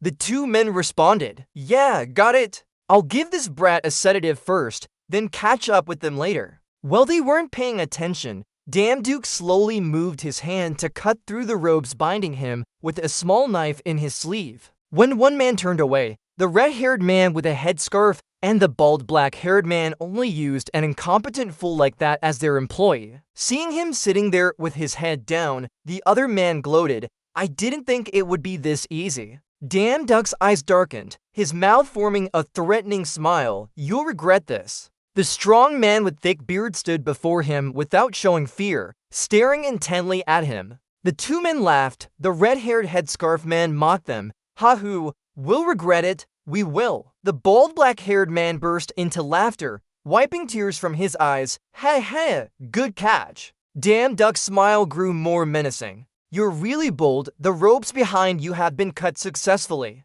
Damn Duke slowly pulled out a wooden stick and gripped it tightly. "I told you so." The red-haired man with headscarf and the bald black-haired man stopped their malicious looks. Before they could react, Damn Duke lunged forward, swinging the stick to knock them away. He shouted in anger, "You'll regret it, you bastards." After releasing his pent-up frustration, Damn Duke waited until the two men's faces turned blue and lost consciousness. Ensuring they couldn't escape, he bound them tightly with ropes.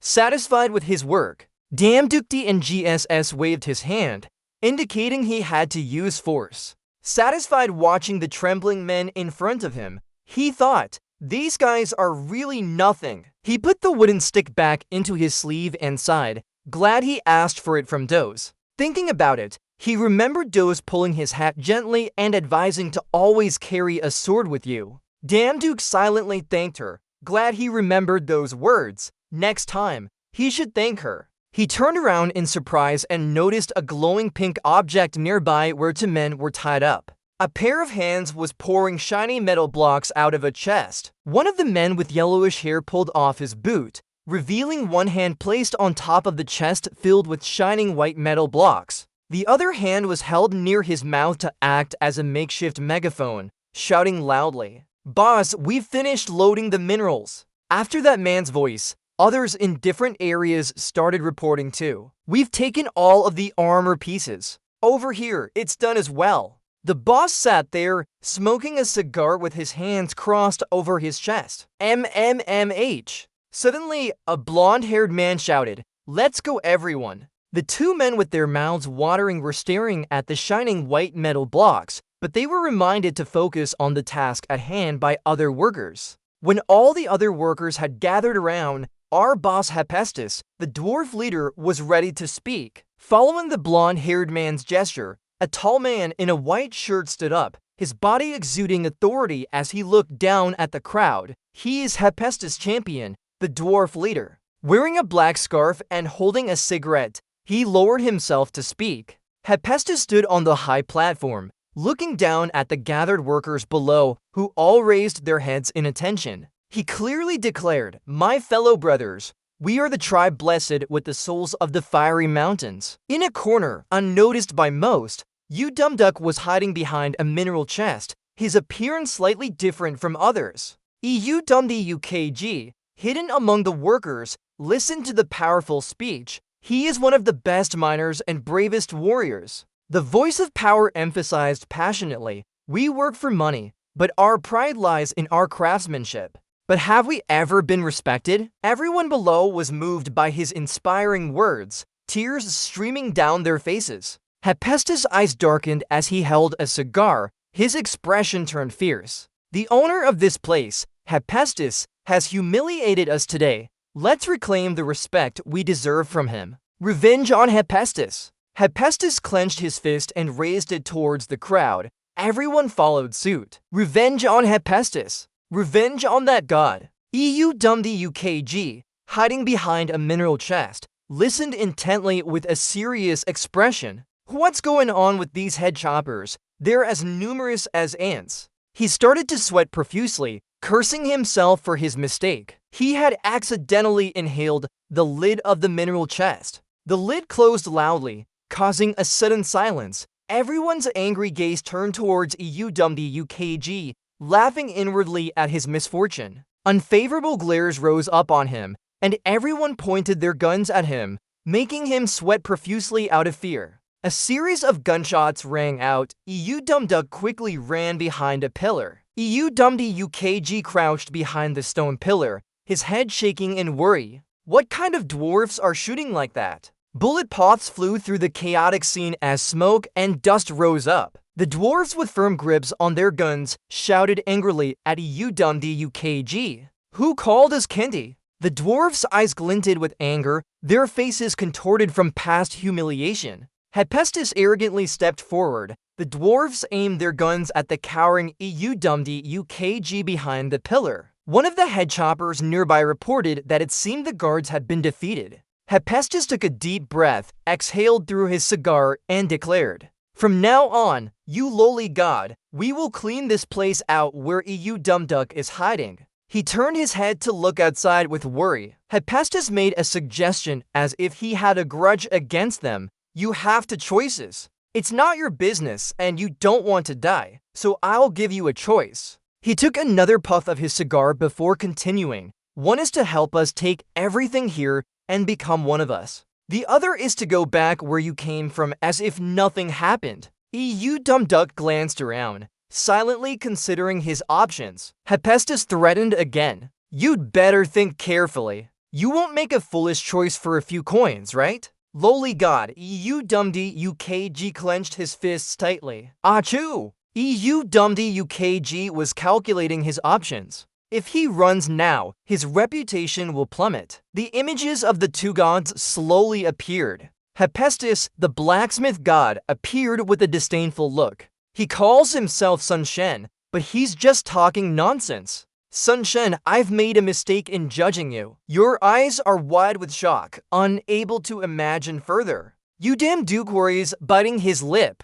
"Without Hephaestus, we might not survive this. So now we can't find any work. We had to struggle hard for this ability. Otherwise, Hephaestus would have killed us. If Hephaestus saw the forge being tampered with that day, he would have written our names in stone." Duke imagines seeing Hephaestus binding him tightly with a thick rope, covering his mouth. The man's eyes are wide with fear. Hephaestus holds his iron tongs to the man's head, his other hand holding a hammer. His eyes darken. "No more iron for me today. You'll have to do it." Duke snaps out of his imagination and glances at the short people. Zichquine sits leisurely on a stool, smoking a cigar, one arm resting on a large ore block with two subordinates. One with golden hair is blowing smoke towards the ceiling. Another in a black kerchief points irritably at Duke. Duke hesitates. He can either fight or be killed by Hephaestus. Duke cries out,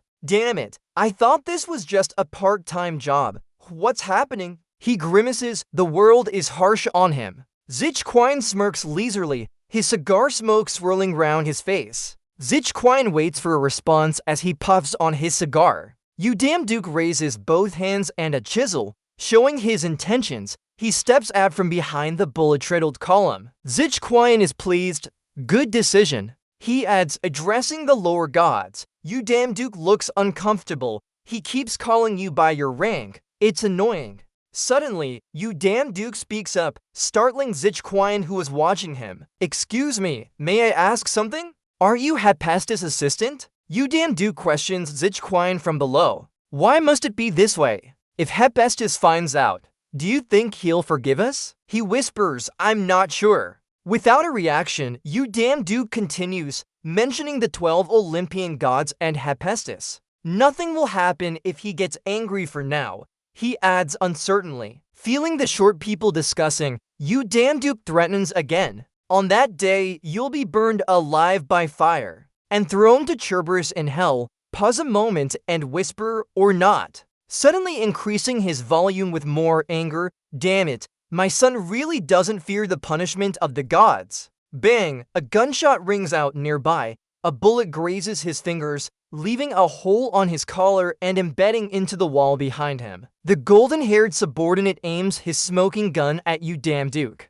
Shut up! How dare you speak nonsense? You don't deserve forgiveness. You damn Duke shrinks, holding his face as tears stream down. The golden-haired subordinate raises the gun to aim. I'll kill him right here and now. You damn Duke dodges the bullet. Zichquine steps in to stop him. Hold it. The golden-haired subordinate looks back angrily. Boss! Zichquine advances towards you, damn Duke. He's been boasting enough. I can't let this go any longer. That man is Hephaestus, the god of forge. You damn Duke sits on the ground, several bullet holes in his clothes. Zichquine angrily approaches him. You know nothing, lowly god. He grits his teeth. I'll make you understand once and for all before turning you into food for worms. The red cigar head stands out on his black hair. Hephaestus' share is only half a cup. You damn Duke sits in shock, eyes wide as he repeats what he heard. Hephaestus is half a cup. You damn Duke wonders, how can Hephaestus be half a cup? Zichquine confirms, yes, though he fits better with the thief's eyes. Memories of Zichquine begin to recount. One day, he came to our place and said this. At that time, Zuchuan was taking off his glove to admire a sword he just made. Hephaestus approached and praised it. That's a great sword. Hephaestus winked and chuckled. Do you want to work with us? I'll provide everything you need. After following that scumbag and ending our flashback, we were turned into slaves by the Han. EU damn Duke widened his eyes in surprise. Hephaestus made you all slaves? Remember when Hephaestus was diligently forging iron? The Han pays us a full wage now, working 5 days a week for 6 hours each. We have free time to do as we please. EU damn Duke looked surprised. In his flashback, the Overlord sat lazily smoking cigars while two subordinates played cards. The black-haired girl laughed loudly and waved her hand provocatively. The yellow-haired one held a gun defiantly, glaring at me. The Overlord sighed bitterly in his flashback. In this perfect life where everything is provided for, we never expected that to tear apart our passion for our craft. The Shiquan raised his hand and shouted loudly amidst the glittering gold,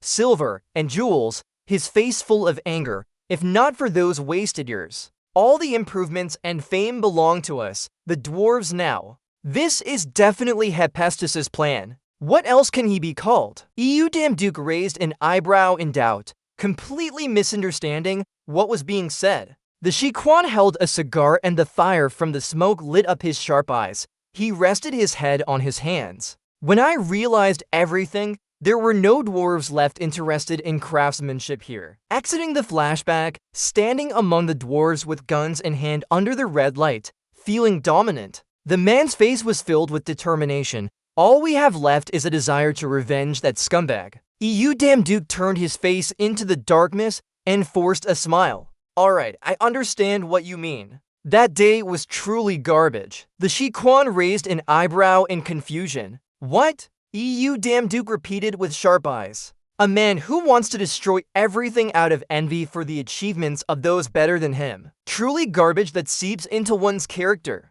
The Shiquan was shocked, dark and ugly. He raised his hand, clenching the cigar tightly in his mouth. Are you done? EU damn Duke gestured with his hand. Stop! The dwarves with guns are advancing towards you. Seeing them stop, he gave a reassuring smile. Listen to me until the end. This is what outsiders would think when they hear this story. The Shiquan paused. EU damn Duke continued. If you leave now, you'll just be seen as thieves in their eyes. Can the race of dwarves, the masters of great craftsmanship and proud warriors, endure such a reputation? The Shiquan's eyes widened. Masters of craftsmanship, proud warriors. EU damn Duke continued persuading, raising his tries. There are other ways to revenge Hephaestus. One of the weapons Hephaestus made by chance is in my hands now, and I'm just a lone warrior. The dwarves and Quan stood still, deep in thought. Seizing the opportunity,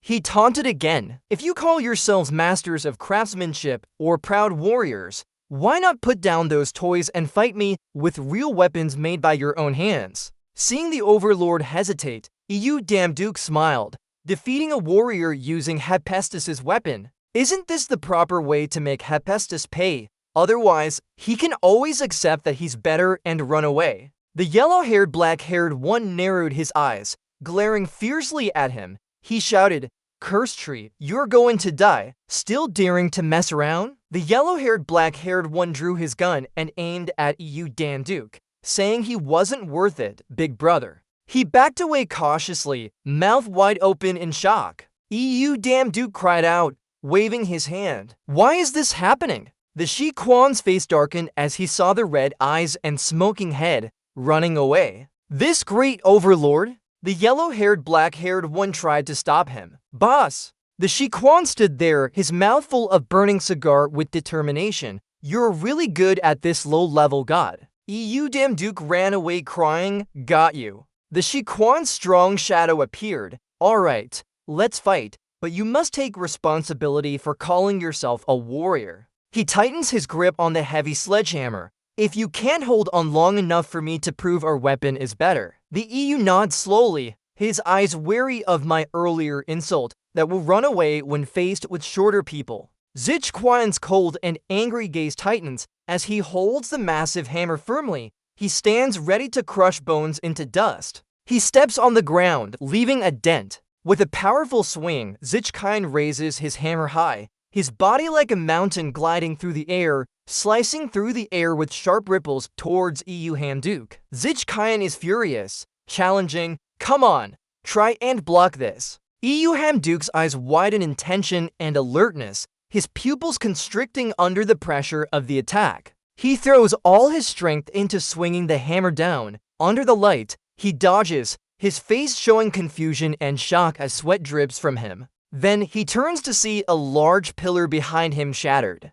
Quan smirks, "Looks like you're surprised." He stomps his foot hard on the ground, dust flying everywhere. "How do you think you'll have a chance to win if we just leave?" Raising the hammer high and standing straight, Quan's shadow stretches long under the light. "But I do have a chance," Damduke replies, making Quan widen his eyes in surprise. Damduke smirks, "Don't be too surprised." He swings his try towards Quan with a sinister smile. Quan is stunned as Damduke nears, only reacting when he's close enough to strike. Anger surges as he swings the hammer, muttering nonsense. The hammer strikes the floor, sending debris flying everywhere. Damduke smirks, "Look where you're hitting, that's just my afterimage." Suddenly appearing behind Quan, his try slams down. Quan quickly reacts, swinging the hammer to block. Again, Quan swings into empty air as Damduke appears below him with a strike. Quan frowns, good. Damduke grins, it's too early for surprise attacks. The real battle hasn't started yet. He swings his try powerfully towards Quan. The blonde-haired man yells, "Brother." The black-headed one is also surprised, the team leader. Damduke is shocked to see a clear footprint on his shirt.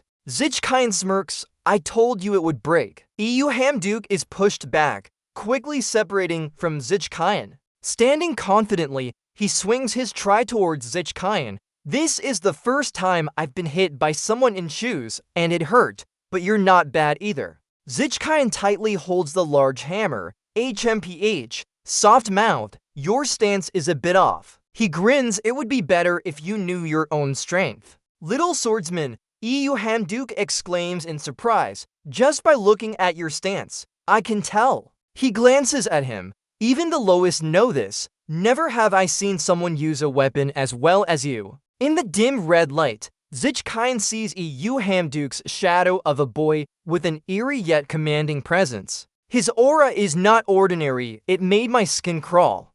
Quan excitedly reaches for his torn shirt. "How long has my heart been beating so fast? I never expected to meet someone on par, or even stronger than me here." The two shorter men stand silently, unable to believe what they're seeing. The blonde-haired man is stunned, can't believe it. The black-headed one adds his shock. That guy's as strong as the big brother. EU Hamduke's eyes widen in surprise. Zichkind speaks. I sincerely apologize for calling you a low-level god and underestimating you. His words become solemn, showing respect for his strength. He throws the tattered shirt to the ground. The red light surrounds him as he holds the hammer seriously. I'll use all my strength. EU Hamduke isn't afraid, lunging forward. Zichkind swings his hammer towards EU Hamduke, dust and smoke billowing behind him. He stands still, ready to block. Zichkind raises the hammer high and smashes it down on EU Hamduke, who remains calm and resolute with his try. Their weapons clash loudly as Zichkind grits his teeth. EU Hamduke stands firm under the attack. He tilts his try to deflect Zichkind's hammer, then leaps up, striking down Zichkind's shoulder with a sharp glance. Zichkind quickly counters, swinging his hammer back at EU Hamduke. Their weapons clash again, their eyes blazing with determination and excitement. The shorter men cheer loudly as they watch the battle. This is a fight between the strongest. The blonde-haired man's eyes wide in excitement. The black-headed one opens his mouth. It's like they both agree. The intense battle sends sparks flying everywhere. EU Hamduke and Zichkind holding their weapons tightly. Zichkind's eyes widen as the sound of the forge echoes. His eyes are moved by the tension in the air. The golden hair and tear-stained eyes, the sound of iron clashing, the image of a hammer striking steel, the familiar sounds of the forge appear. Flames curling, the fire from his hammer. EU yawned widely, surrounded by flames. It stirs our souls. Two of Zichkind's subordinates marveled alternately. Zichkind smiled contentedly, like a blacksmith's soul. You damn duck's words echoed in Zichkind's mind. One who wants to destroy everything out of envy towards the achievements of those better than him truly eats away at one's character. I couldn't refute it because accepting my own inadequacy is always easier than blaming others' talents. On that day, Hephaestus invited me. Hephaestus excitedly pushed open the door. This is the forge where you will work. Standing before Hephaestus was Sigmund, with a black hairband, and behind him was Sigmund. Then came the golden-haired girl's eyes filled with amazement and joy. The deep emotions and grand aspiration we, the frogs at the bottom of the well, occasionally experience when interacting with the outside world. Sigmund, with a sack on his back, admired the sparkling gem-encrusted sword placed on red cloth. It only made us more aware of our shortcomings. Zichkind in pain, tears rolling as he polished ordinary iron swords scattered in the dark space. Truly a sad story, all that happened after leaving there. The fragmented images and wrongdoings of him slowly returned. It was all just wasted time. As Zichkind's recollection ended, EU Damduck's hammer fell to the ground. He regretted it, tears streaming down his face. This is truly, completely a failure of my horror. Zichkind stood still, smiling contentedly, closing his eyes waiting for EU Damduck's next move. Golden light blinding appeared before Zichkind as if trying to swallow him. A large hand gently held the pointer upright. Hephaestus, the godsmith, appeared between them, blocking EU Damduck's hammer from reaching Zichkind's eyes. He shouted, stopping his hand immediately. EU Damduke looked up in surprise. Hephaestus questioned, I haven't been gone for long and everything is already in chaos. Zichkind remained silent. Sweat began to flow down his face. Hephaestus continued, I thought I had entered the wrong house. Looking at the two, Hephaestus was very eager to hear their report on what happened. After the battle, the ruins and fragments scattered around made the scene truly desolate. He continued criticizing, I know you fought, but look at the mess you've caused. Hephaestus rubbed his hand, then lowered it seriously. That's enough. Now, looking towards the scattered silver on the ground, he asked, explain that mess. The immense pressure from Hephaestus made Zichkind's sweat pour down. Still with that threatening voice, he asked, tell me what happened. Zichkind was completely defeated, ready to accept any punishment. To avoid punishing the other short people, he quickly knelt before the smith god and took full responsibility for his actions. Our tribe has nothing to do with it. This sudden action surprised everyone as it differed from their plans. They shouted in surprise, "Leader! Big brother!" The godsmith Junheb felt something was off. He frowned and asked again, taking full responsibility, "Can you tell me the reason?" Thinking of OVT's pressure, I understand that I might be punished for this wrong decision. However, my tribe's people have no fault except for placing their trust in an ineffective leader. As he thought and recalled the images of his tribe members looking at him with eyes full of truth. When Zichquine was about to confess, I was preparing to steal the forge. Before he could finish, Dan Duke stepped forward to stop him.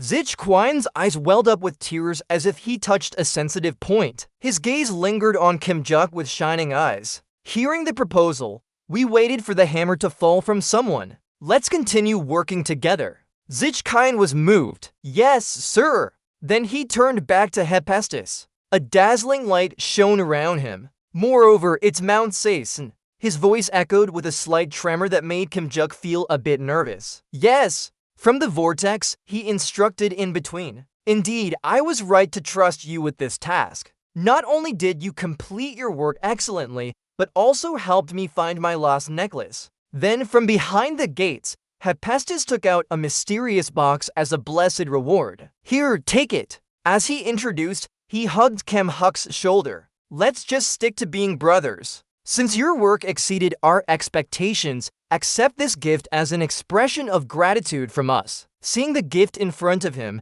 Kimjuk drooled uncontrollably. His eyes shone with excitement as he secretly rejoiced at the gift. "It's insane!" This is a different reward for Kimjuk compared to what he received after completing an SSU mission. "I thought I would only get a trinket as payment. But what is this?" Grinning, he quickly accepted the gift before it was taken back. He eagerly replied, "It's impolite to refuse." His mouth wouldn't close, so I'll happily accept it. "Thank you very much." However, as soon as he opened the box, his smile quickly faded. Huh! At this moment, he realized what was in the box. "Isn't this just a small fox?" Seeing him slightly disappointed, the blacksmith quickly explained, "Foolish boy. Look closely again." Kimjuk still looked dejectedly at the gift. "It's a baby fox." While cute, he wasn't sure about receiving a pet from him. Hephaestus hugged the white fox and with a slightly disdainful smile,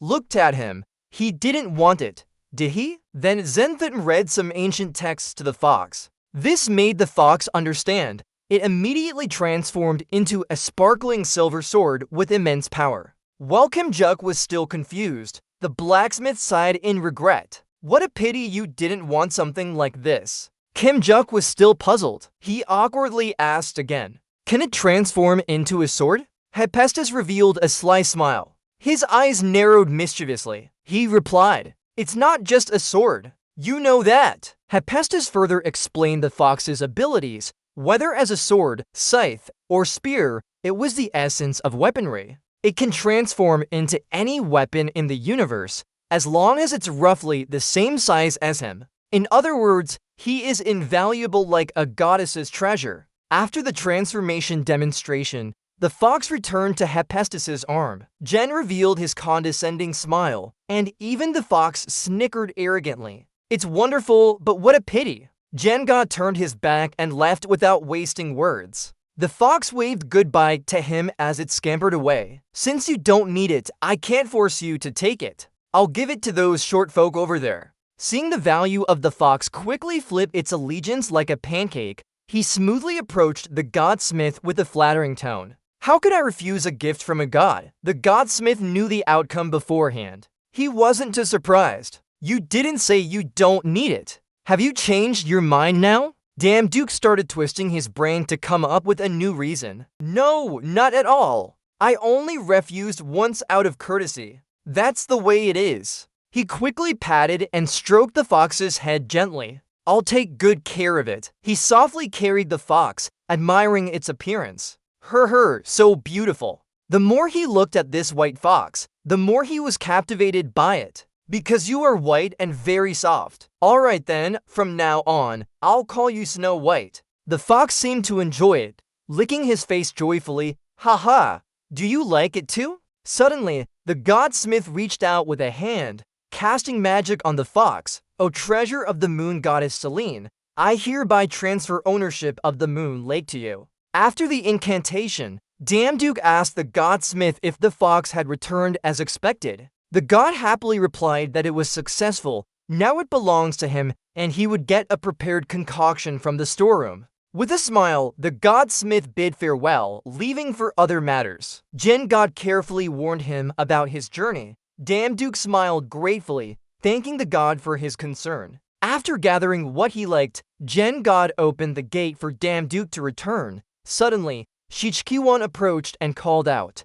"Thankfully, you haven't left yet." His heart full of curiosity, he wanted an explanation. "Why? You helped us again. We were planning to eliminate you if you got in our way. Clearly, you used it once, so why now?" "I didn't care about those complaints," he replied. "I know, right?" As he spoke, he reminisced about the past. "We have something in common, me from before and all of you." That answer surprised Shichkiwan enough. Commonality is the only reason. Damduke didn't linger long. He walked towards the gate. "If there's anything you want, be assured I won't ask for anything in return." He still tried to stay and turn his head back. "After all, don't we help each other?" His words became more meaningful, like life lessons. And if that was World Hepatitis Day, it could have been detected right away. It's just a matter of choice to overlook it. Saying this, he stepped through the portal. "So goodbye for now, I'm off." Shichkiwan couldn't help but remember you damn duck's name.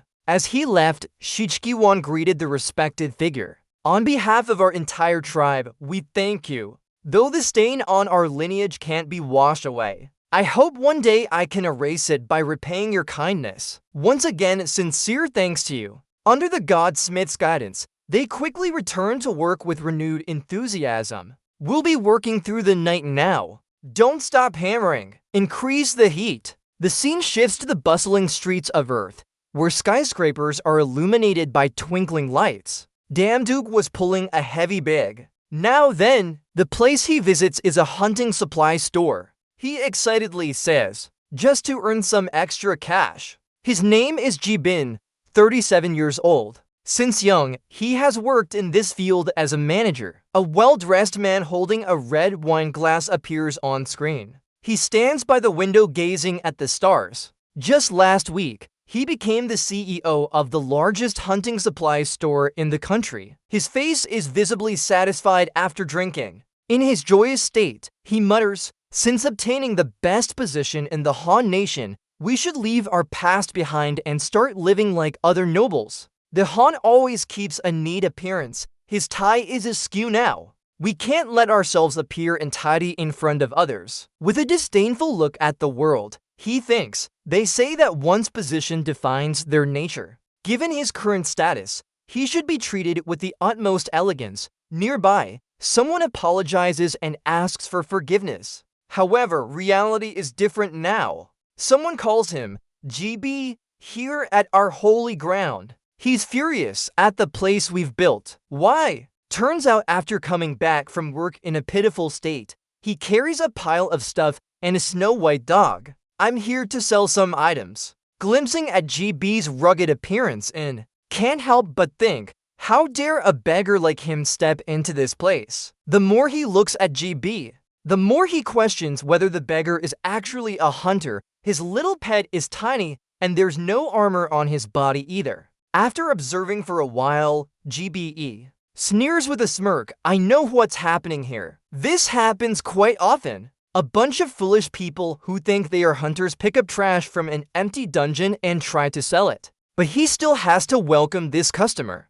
Welcome to the hunter's office. I'll guide you round. Please follow me this way." GB and leads the way, chatting as they walk. "This is where we value items. At a fork in the path, GB sighs considering his task done. He points at the appraiser with disdain. Here, you can bring what you've picked up for him to inspect. Saying this, he smiles happily. Now, I'll value the items you brought. The bag has finally been opened after all these years. As soon as he holds the old weapon, Damn Duke starts trembling and asks anxiously, "Where did you get these things?" Predicting this, he calmly replies, "I got a few random items from someone I know." From afar, GBI's director heard and was slightly surprised. But sure enough, as expected, Bane exclaims, "I knew it. How dare anyone bring such cheap and dirty things to the hunter's shop with random items?" The old man's voice makes Damn Duke uncomfortable,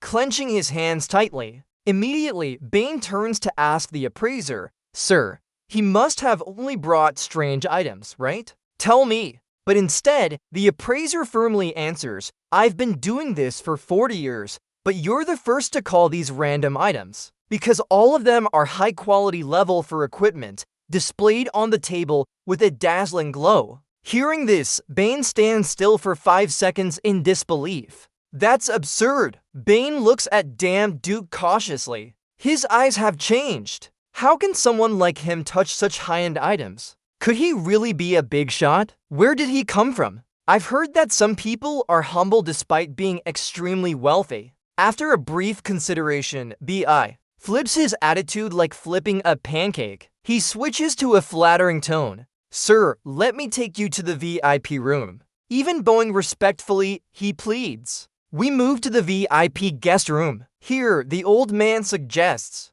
"First, I'll offer a price. If you sell all these items, you'll get about 300 million guons." Damn Duke is now treated like a king, but he still keeps his calm. Haha.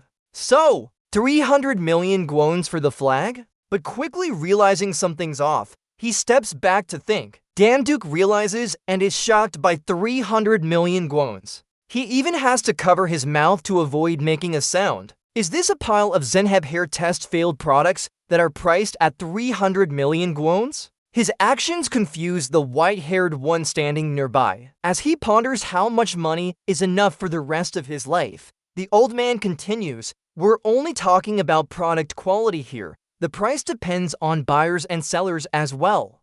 You could even get double from that." Listening to this, Bane still looks puzzled, staring at him intently. High-quality items where buyers can offer any price they want due to insufficient supply are right in front of him. The more he thinks about it, the more determined Bane becomes. He clutches his hand firmly. "Even if I have to play a sycophant, I'm sure I'll get the rights to sell those items at whatever price." After a moment of internal struggle, Bane stood up. The sweet smile and honeyed words made him shudder. "Dear customer, if you plan to sell these items..." But he was cut off before finishing his sentence. Bane's body froze at those words. He couldn't close his mouth. What? Damn Duke reclaimed his authority. His eyes confirmed it with a nod. "I will sell everything." Hearing Damn Duck's words, he secretly danced for joy. Angel! He is an angel sent to the mortal world. With this, his career advancement might go even further. Suddenly, Damn Duck's statement left him speechless again. "But I don't have any intention of selling here. I've never seen anyone with their hands in their pockets guiding customers." Contrary to the first introduction, now he is JB, 37 years old, former head of the Hunters Guild. He was the first to lose his top position within a week after taking office. Later, Damn Duke went to another store to sell items. The staff respectfully greeted him and thanked him for shopping. Opening his savings book, Damn Duck's hands trembled as he looked at the numbers representing his recent earnings. He hoped it wasn't a dream. Walking, he was moved to tears by the amount in his account that he couldn't count anymore. He thought, "I have money now. How many zeros are there behind this?" But then, carefully considering, even here, people were surprised by him too. Not as much as those from the Hunters Guild.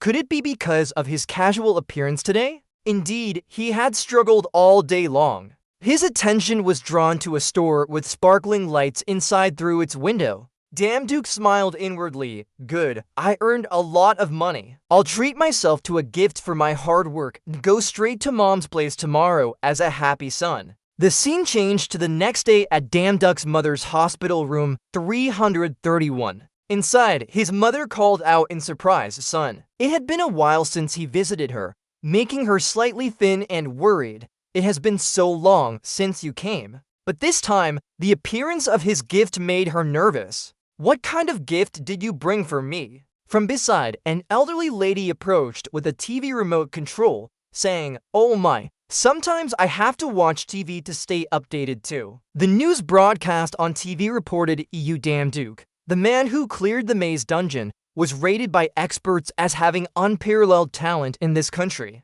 Yet, he is still not a member of any guild now. The elderly lady continued praising him. "Everyone is going crazy over his son. He's really becoming famous." She kept thanking Duke for his talent, according to the journalist who reported on his clearing the dungeon with his own skills. Upon receiving compliments, Duke shyly scratched his head and laughed. "Ha, I didn't clear the dungeon alone either." The elderly lady approached him further, asking, "Oh really, a modest boy, can you give me your autograph before leaving?" Hearing this from inside the room made his mother surprised. "You haven't signed it yet," she stuttered, unable to close her mouth. "My son, does he have talent?" Seeing his mother's surprise, Duke awkwardly explained, "Yes, I only recently realized my own talents." In his thoughts, though not entirely. He gently looked at his mother and explained, "It happened so suddenly that he didn't know what had happened. Look." Before he could finish speaking, his mother suddenly fell to the table, making him panic and shout, "Mom!" Fortunately, she was just trying to hide her excitement. "My dear really is so happy." Her joyful tears flowed down both cheeks. This action made Duke confused about what was happening with his mother. "Mom, why are you crying?" The elderly lady beside him still had a smile on her face, hugging herself. "How wonderful!" At this moment, Duke realized that his mother always blamed herself for having no talent at all. On TV, the report continued. We return to the latest news about the dungeon with more interviews. Hunter Duck. Everyone is very curious about this new hunter due to rumors. Who exactly is he? He answered carefully without any hesitation. "I can't tell everyone all the details, but he's the best hunter I know. Of course, as a swords master, he's incredibly strong, but he's also extremely agile, and if not for him, we might not have completed that dungeon by now." Well, Duck's mother was surprised to hear this on the news and wanted to confirm. "Oh my god, is it about our son?" Duke stood beside her, hands over his eyes. Feeling embarrassed by all the praise, "Mr. Duck, that's a bit too much." But immediately, he started thinking, "No, this could be an opportunity." He lost himself in thought. "The more famous I become, the more divine power I receive. And with that, I can take on more part-time jobs. I've already chosen a few fairly stable part-time jobs." The system continuously displayed notifications. Divine power increased based on reputation and recruitment needs. Eliminate lost souls in Eden Hill. 100,000 people recruit Michael to reward 1 golden apple. Golden apples represent the immortality of the gods, especially from the job on Eden Hill. That apple appears with vibrant colors. Duke watched his mother's joyful pride and thought it could even cure her cancer. On TV, a news anchor announced, "Breaking news. In Chongqing City in Jiangsu, a portal has opened. People were immediately instructed to evacuate." An image of a deep time hole appeared with thick black smoke surrounding it. Seeing this, Baisno, who was proud before, now feared and hid. His mother noticed Baisno hiding in his coat and asked, "Oh my, isn't that your handkerchief?" White hair trembled visibly, making Duke worry. "What's wrong?" "Baisno!" He instinctively touched her hand. The black aura affected him, allowing him to see strange scenes between galaxies beyond Earth's atmosphere. These disturbing images left him confused and doubtful. He rubbed his head. What was that? The news continued. The association requested some guilds for help. This portal is different from previous dungeons. It doesn't let anyone enter but only allows monsters to emerge. Looking at this, Duck's headache worsened as he tried to reason about the illusion he just witnessed. He quickly left after cutting off the connection. "Hello, Mom. I have to go now. Goodbye, Mom. His mother didn't want to let him go either. You really have to leave? Why not stay for a little longer? But she was probably busy. As I said, he's famous. Right now, countless deadly monsters are emerging from the portal, attacking and killing civilians with cold blood. Hunters were preparing for battle. The team leader shouted loudly, "This is the third wave. Everyone prepare to move out. Bring the injured to the back. Hurry up." Above the rock peak, a civilian appeared. It was Duke and Baisno. Their appearance sparked a new battle. From above, he quietly realized this is the second portal. Below, countless soldiers were fighting with bloodthirsty monsters. Duke and Whitehair, determined and focused, charged into the fray. Both of them were eager to engage in battle. Let's go! A long-nosed monster was pierced through the chest by a sword. Fresh blood continued to flow. Lying unconscious, it's unclear if he's dead or not. A soldier sheathed his sword and turned to ask his teammates behind him. This is the third wave already. The commander did nothing but point with his hand, continuously giving orders. Take a moment to rest before the next wave hits. Reporters here should remember to stay alert.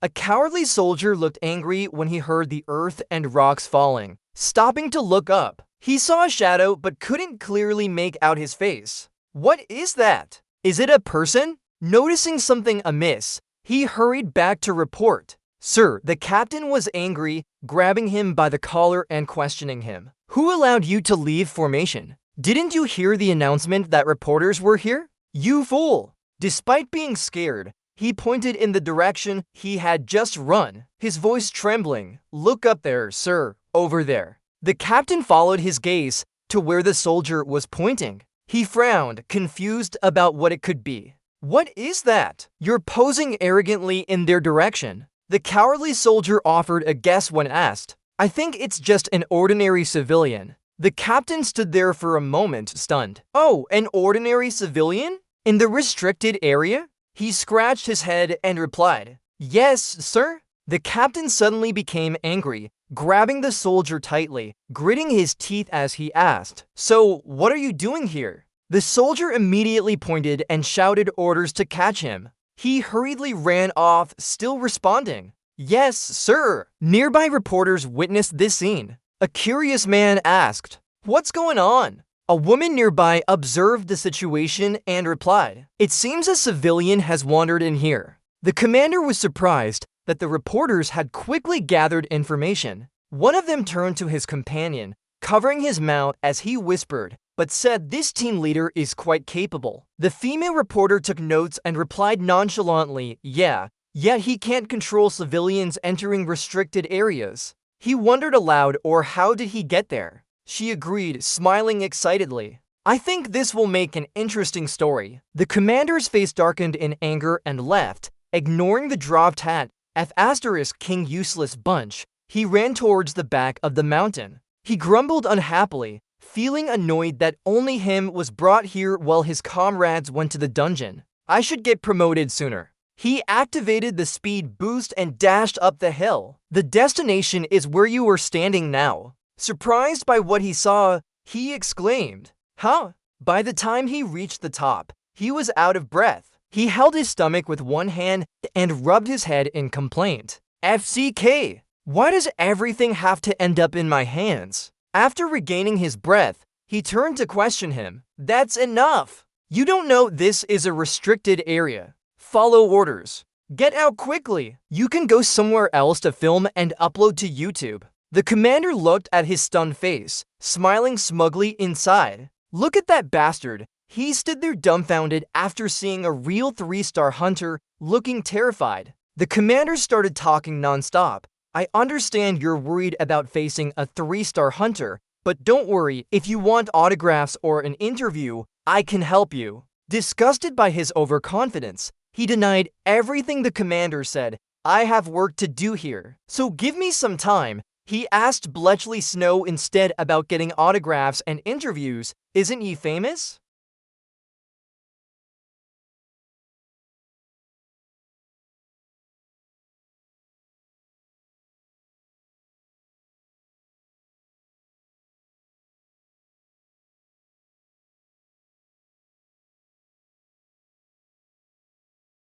Take a nice shot. You'll soon hear some good news. He just put his hand back in his pocket and turned to look at Hanta with a cold tone. What did you say just now? A brat looking down on you, giving me a beating as if I were nothing. Hearing his name mentioned, Hanta cowered on the ground, no longer the arrogant posture he had before. He stammered and couldn't form a sentence. What I meant was, you emphasized each word, opened your eyes wide. What can a brat like him do? It made him sweat profusely out of fear. The reporters were still observing the situation up there. He hadn't fully processed what you just said. Wait, what did you mean? Without responding, he and Snow White jumped down from the cliff to everyone's amazement. His destination was a gate that not everyone could enter. Just by touching it lightly, the gate opened. The people below were covered in dust and smoke, raising their hands over their noses as they coughed.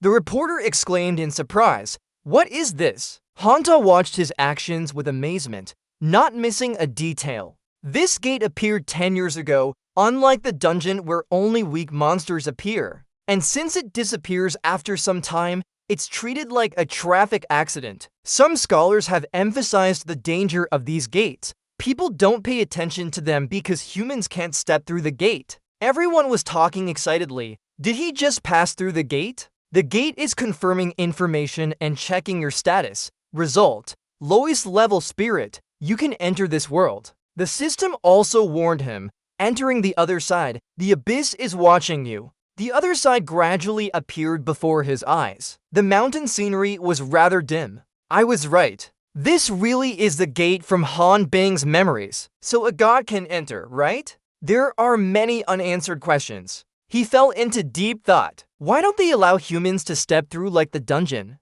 He said the dungeon was created to test humanity. He recalled what Thor had said. His job is to build challenges for people to overcome. He began investigating this place. First, look around. Suddenly, he bumped into a red barrier blocking his path.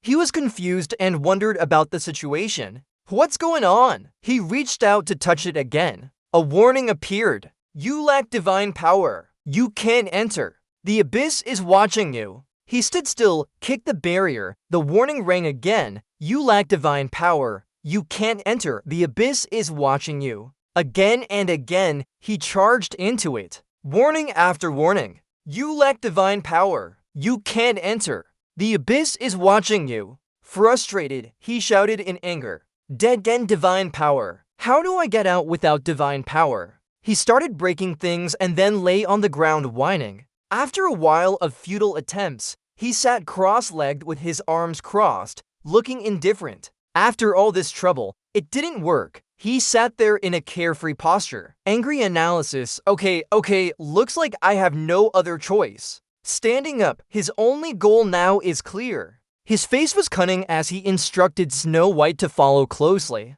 Snow White, head for the nearby dark cave. I noticed this from the moment we arrived, but didn't want to enter. He looked into the pitch-black cave with its uneven path and made his decision. Let's go in and see what the owner of this gate has prepared. Walking in, he couldn't find anything yet, feeling exhausted as the sounds of monsters echoed around him. After some time, despite defeating many low-level monsters, he still hadn't encountered their boss. The defeated snake monster lay motionless on a rock. Where did it come from? Are you fed up with this endless cycle? I thought we could handle them by taking out the boss like in the other dungeons, right? But I don't even have a lead. There's something different about this darkness. Maybe the monsters in the dark dungeon are programmed to fight like robots, but these seem to have their own consciousness. You spotted one of the monsters still alive and running for its life. You deserve some praise. Run fast. You touched the nearby stone wall. The holy power will definitely increase once we reach the gate. If that's the case, we have to keep it. While you were distracted, a huge monster appeared behind you at some point. By the time you noticed, it had already launched an attack. You managed to dodge just in time. A loud explosion echoed. Bang! You stood firm and praised the new boss that just appeared. Not bad. Here's your boss guarding the gate. The monster spat out smoke, towering 3 or 4 times taller than a normal person, wielding a long sword hundreds of meters in length. I noticed its face was dripping with saliva, eyes reduced to white sclera. Wait, there's something off. It just charged at you without saying anything, but it never got here. Its mouth hung open in amazement, moving slowly. Your excitement suddenly dropped. You're disappointed. Are you sure you're the boss? You have a title as boss, yet you didn't even bother to be cautious. While you were talking to yourself, it swung its sword and aimed for your body. You easily blocked the sword with your foot, breaking it in half.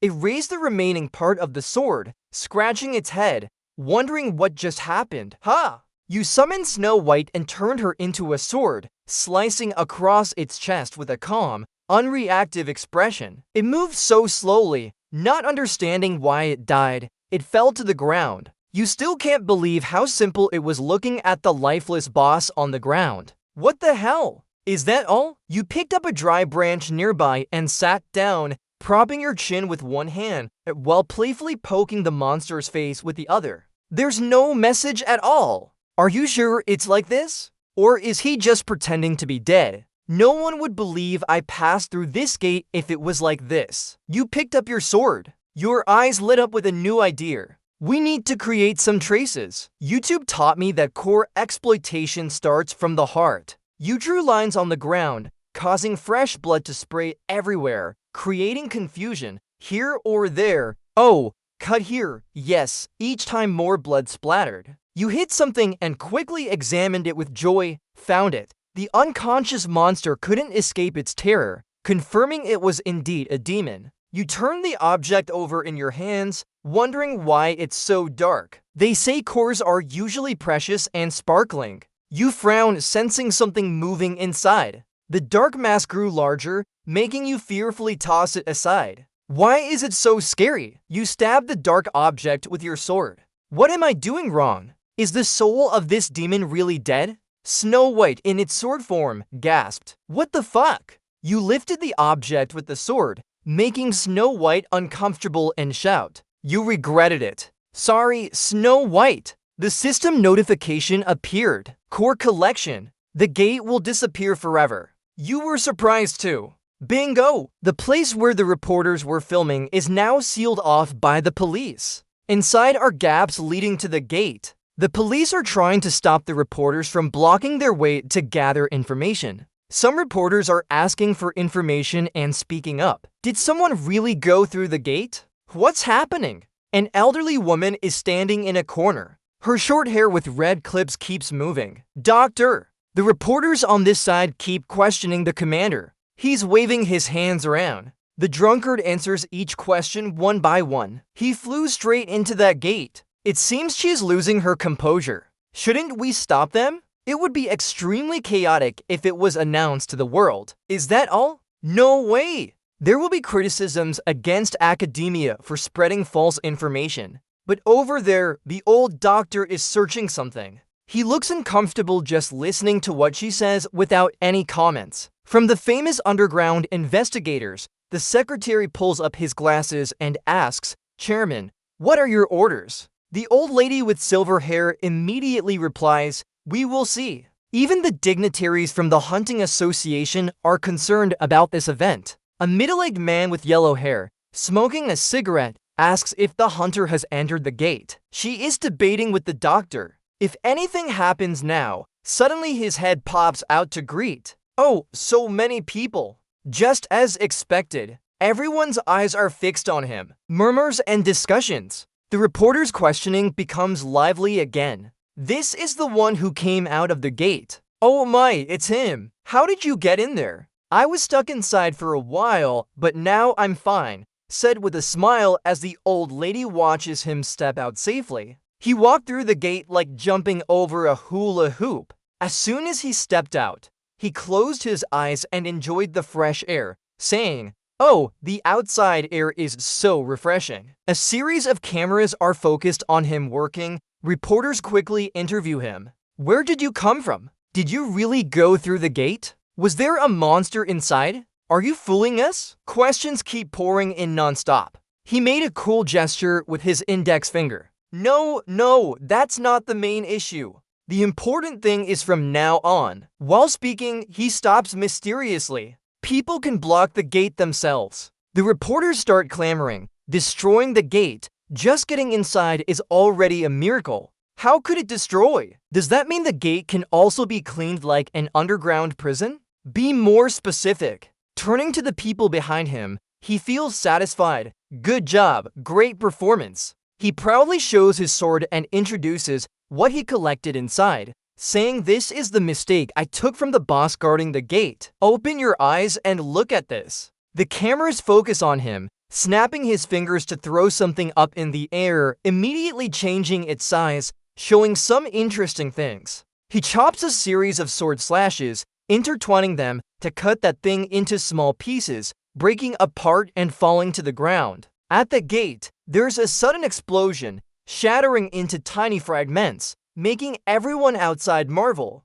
The gate, unbelievable, it has vanished. You're enjoying the feeling of admiration and pride in this spotlight. The Andy carefully holds the broken pieces of the gate in her hand, filled with regret. I thought I had seen everything by testing the gates throughout my life. But this scene, the reporter's voice cuts through again. It's chaotic like a market. Should I take another photo? No, here. Damn it. This is crazy. Print it on the front page immediately. The Andy turns to look at him, asking, "Who are you?" You're jumping with joy. Finally, someone asked this question. I've been waiting for this question. He smiles and answers, "You damn Duke. My name is You damn Duke." In the media, it's reported that a mysterious hunter entered through one of the gates. The program has attracted public attention, spreading the name You damn Duke across the country. Many comments appear on social media. You damn Duke. Isn't he supposed to be a positive contributor in the dark labyrinth?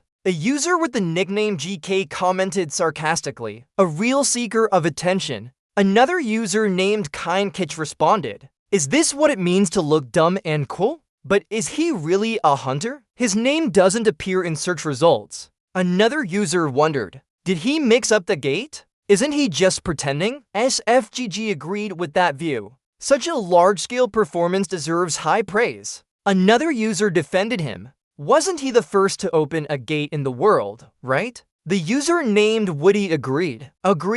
I'm proud that South Korea was the first to do this. The system keeps notifying about rewards. Divine Strength is 5,000. Divine Strength is excellent. Divine Strength is 7,000. Divine Strength is 8,000. Divine Strength is increasing rapidly. Congratulations, You damn Duke. You've reached Divine Strength of 10,000. From now on, you're a low-level deity. He scrolls through the notifications one by one. It seems there's an important announcement about becoming a low-level deity. Suddenly, a reporter rushes up to him and asks for an interview. You damn Duke, give us a statement, shocking him into shouting. Microphones point directly at his face. Questions from the reporter keep coming. When did you pass through that gate? How did you get the cord to break it? Please answer us. He's surrounded by microphones and struggles to speak. Hold on, I just received an important notification.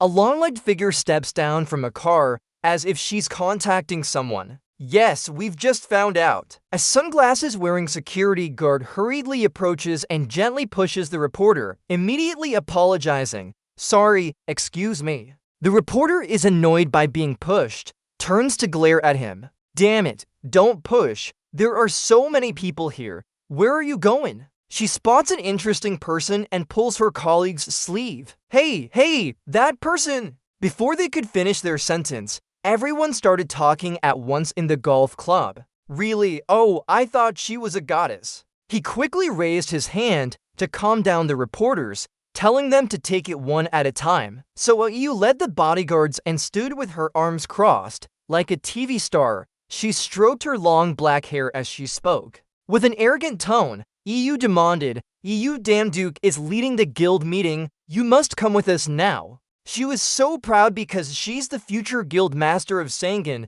the 7-star hunter Yu Seoil. The Seoil people were brought to meet the Sangan guild master. While waiting for someone, he was instructed to sit in a spacious room. He took a look around and assessed it. This is indeed one of the 2 largest guilds in Korea, quite spacious. He remembered being led by a bodyguard when he arrived. The guild master had an urgent matter. There was suddenly a water cave discovered in Okinawa. He'll be back soon, so please wait here. Following the bodyguard, he looked puzzled. What's this uncle doing? Bringing people here and then sending them to the dungeon? Back to reality, he sat down on a comfortable sofa, enjoying his time. With nothing to do, he started speculating. Maybe they called me because of the news from the dungeon, but staying there longer will surely make me say something wrong. Are they trying to recruit me or what? But it's surprising that someone like this actually came here. Kao Inga, sitting on the chair, remembered Soyeon and praised her. Soyeon rose to become the youngest future guild master of Sangan, one of the 3 7-star hunters in the country. During the golden age of hunting, she was recognized by everyone worldwide. If she were an ordinary Korean citizen, she would have become a famous star known to all. Lost in thought, he pondered many things, but indeed, someone of that caliber helped him escape. They stood on both sides like a sea of red, but this is good because I want some free time to think about it. He called the system and opened the work window. The screen showed a message welcoming EU Danduk, who had been promoted to low-level god. New abilities were unlocked. System power activated. System icon activated. System title activated. Do you want to load the titles you can choose? Excitedly scrolling through all the notifications and titles, like Thornton or Ars the God of War. I need something cool. He was unsure which one to pick. Each has its own benefits. Which one should I choose? Suddenly his eyes lit up as if he had found the right title for him. Oh, this is the God of Titles. God of Admiration. God of Nose Raking. God of Water Bottle. He was shocked like being electrocuted. What's this? What kind of god title is this? God of Nose Raking. Don't joke around. Imagining himself as a god holding a racket catching each nose, he frantically scrolled through to find the right one. I need something cool. After a minute, he grinned, found it, and on the screen appeared titles like God of Shoes, Sword God, God of Spoon, God of Gloves. Excitedly exclaiming, Sword God fits my skills well, perfect, let's choose that. The system confirmed again, do you want to choose Sword God? He immediately clicked the agree button, and low-level god EU Damduke was named Sword God. Magical circles appeared, forming a title that flew in front of him and entered his body. When it connected with his body, he felt uncomfortable as if electric currents were surrounding him. After the entire process was complete, he stepped out of the door, panting heavily. The system appeared again with a message. Congratulations, EU Damduke! You have been granted the title Sword God. An unknown goddess blessed you.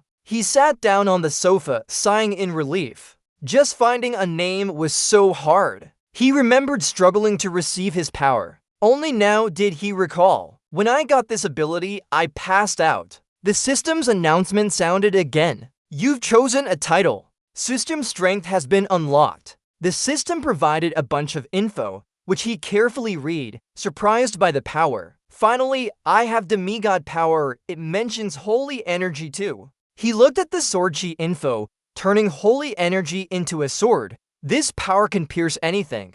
I'm all alone here. Why worry? I didn't buy anything expensive from the store either. When leveling up, it will be mine, right? Now, I can't choose any truly amazing powers. He kept scrolling through the store, disappointed. My first power will be, he exclaimed, Intuition. Choose this one. The system announced, you've chosen Intuition as your first ability. Your profile has been updated. His profile was quite detailed. EU Commander, Human, Intermediate Rank, Holy Energy 10.120, Intuition Skill, Talent, Martial Arts SS, Sword Technique SS, Combat Skills S, Boxing E+, Throwing Knives E, Instant Acceleration F, Counterattack F, Horizontal Slash F, Short Hammer B. He happily jumped up and down, hugging the system screen in celebration. Finally, it's like a real commander's profile. I still have some skills.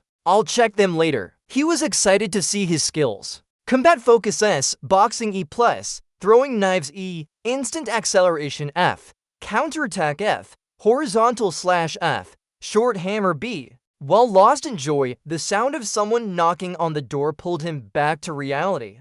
Who is it? Snow White, sitting on his back, immediately contradicted. No, he's already gone down to the underwater dungeon. How could he be here now? He asked back. Who else would come looking for me? Curious, he went to open the door and called out, anyone? He was startled when Zhu Xiaoyun arrived. She had her arms crossed in front of her chest. Outside, she wore a coat as she spoke first upon seeing him. Can I come in for a moment? EU Commander. He still stood there, not reacting yet, puzzled. Why are you here? She didn't answer immediately. Lucler was searching her bag. Hold on, the president wants me to give you this. He took the red card she handed over and examined it closely. It had a picture of a tiger and a barcode. She explained that it was a special card from the Sangle Club. You can use all facilities in the club. He looked at the card, then glanced at her thoughtfully. Is this part of their recruitment plan?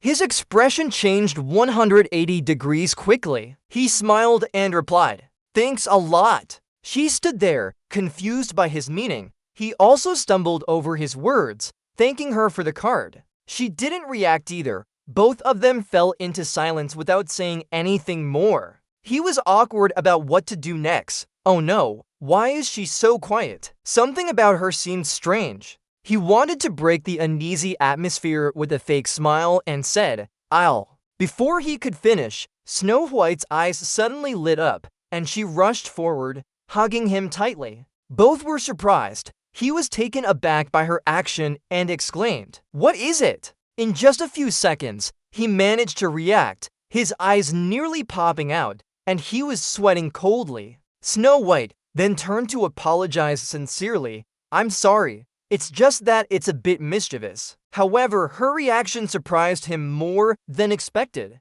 She calmly replied, it's okay, gently stroking its white fur and praising it. This spirit summon is really cute. She hesitantly asked for permission. I'll feed it, shall I? He stared in disbelief at what he just heard, nodding to agree. Huh? Oh, that's fine. After getting his consent, she took out something resembling a walnut from her pocket and put it into Snow White's mouth. It smiled widely, opened its mouth, and bit the thing. He looked at Snow White with suspicion, wondering why this creature didn't care about the nurses before. What does it like in Sojin? Does it like pretty girls? But what did she feed it? Unable to resist his curiosity, he asked, what's that thing?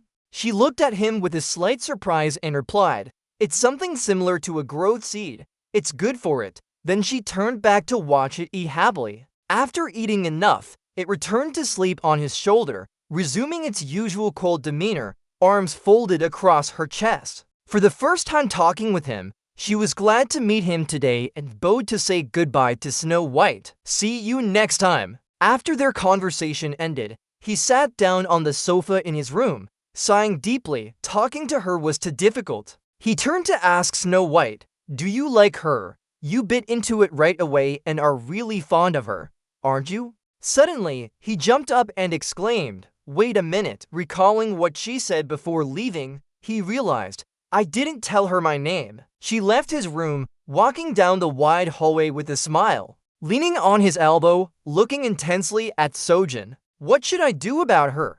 She looks okay, but everyone knows she's a stalker. The image of Sojin appeared with a distant smile, making him hesitate greatly. Snow White, see you next time. He still pondered what to do as he sat there. A series of notifications popped up, confusing his mind even more. Suddenly, one notification appeared and seemed to hit him in the face. The famous part-time job had been edited. Damn, but can I really do it? What if no one else is interested? He clicked on the notification to read it. Famous part-time job. The content of the notification was full of sarcasm. Feed Saborian, the employer said, Hades, with over 10,000 experience points, and the advantage of having a tamed animal. The job description stated that he had to go on a business trip to Olympisa for 3 days and leave Saborian at home. He just needed to take good care of it. There was full insurance coverage, salary, 200 Hades, 200 Hades, rephrasing. Why hasn't anyone taken this up? I'll double the salary. He thought, our dog doesn't bite people. Usually, such a recruitment notice would make people run in all directions because it's not as good as multi-level marketing ads, but damn Duke was an exception. The salary must have blinded him. Huh? Double the salary, eh? Is that cold stalker still important now? In a moment, his hand moved faster than his brain, confirming the offer. Even if I starve to death, I have to do it. The moonlight shone on the dark forest. Perhaps that was the only source of light here. But then, a faint white light was overshadowed by a strong green light in the sky. Damn Duke rubbed his head. He's used to falling like this. But right after, he was blinded by a golden light, forcing him to cover his face with his hand. Ugh, what is this? Being suddenly flashed in the face made him feel somewhat confused. Who would shine a light into my face like that? Then he looked up and oh wow! In front of him was an unrecognizable figure with wrinkled skin, wide-open eyes almost popping out, more like a ghost than a person. Seeing this name, damn Duke screamed in terror.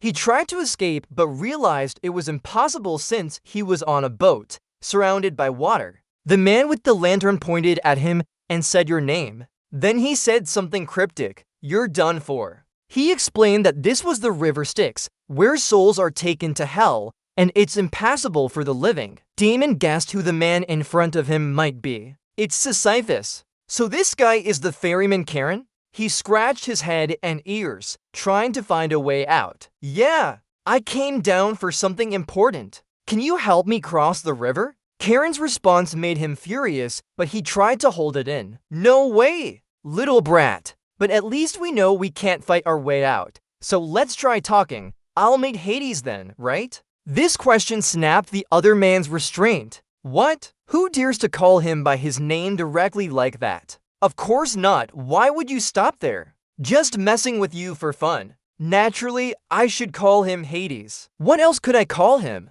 Oh, maybe I should call him the Lord of the Underworld, the King of Hell, Your Majesty. Karen grabbed Damon's shirt. Do you want to die? But unlike him, Damon remained calm. Didn't you provoke me first? Karen gripped her scythe tightly. I warned you already. Then he swung his scythe and turned around immediately. He glared menacingly, warning that many weak gods had died on this staff before him. But to Damon, these threats were meaningless. Go away, Karen, you're evil. Knowing she was being disrespected, Karen was furious. It's like eating 10 bottles of hot sauce at once. This is the last chance for that guy. Go back. Damon laughed disdainfully and raised his middle finger. Seeing this, Karen couldn't hold it in anymore. She lunged forward. Without saying a word, he charged at him to cut down. Fine, I'll kill you. Just as their blades were millimeters apart, the unexpected happened. Damon dodged the attack.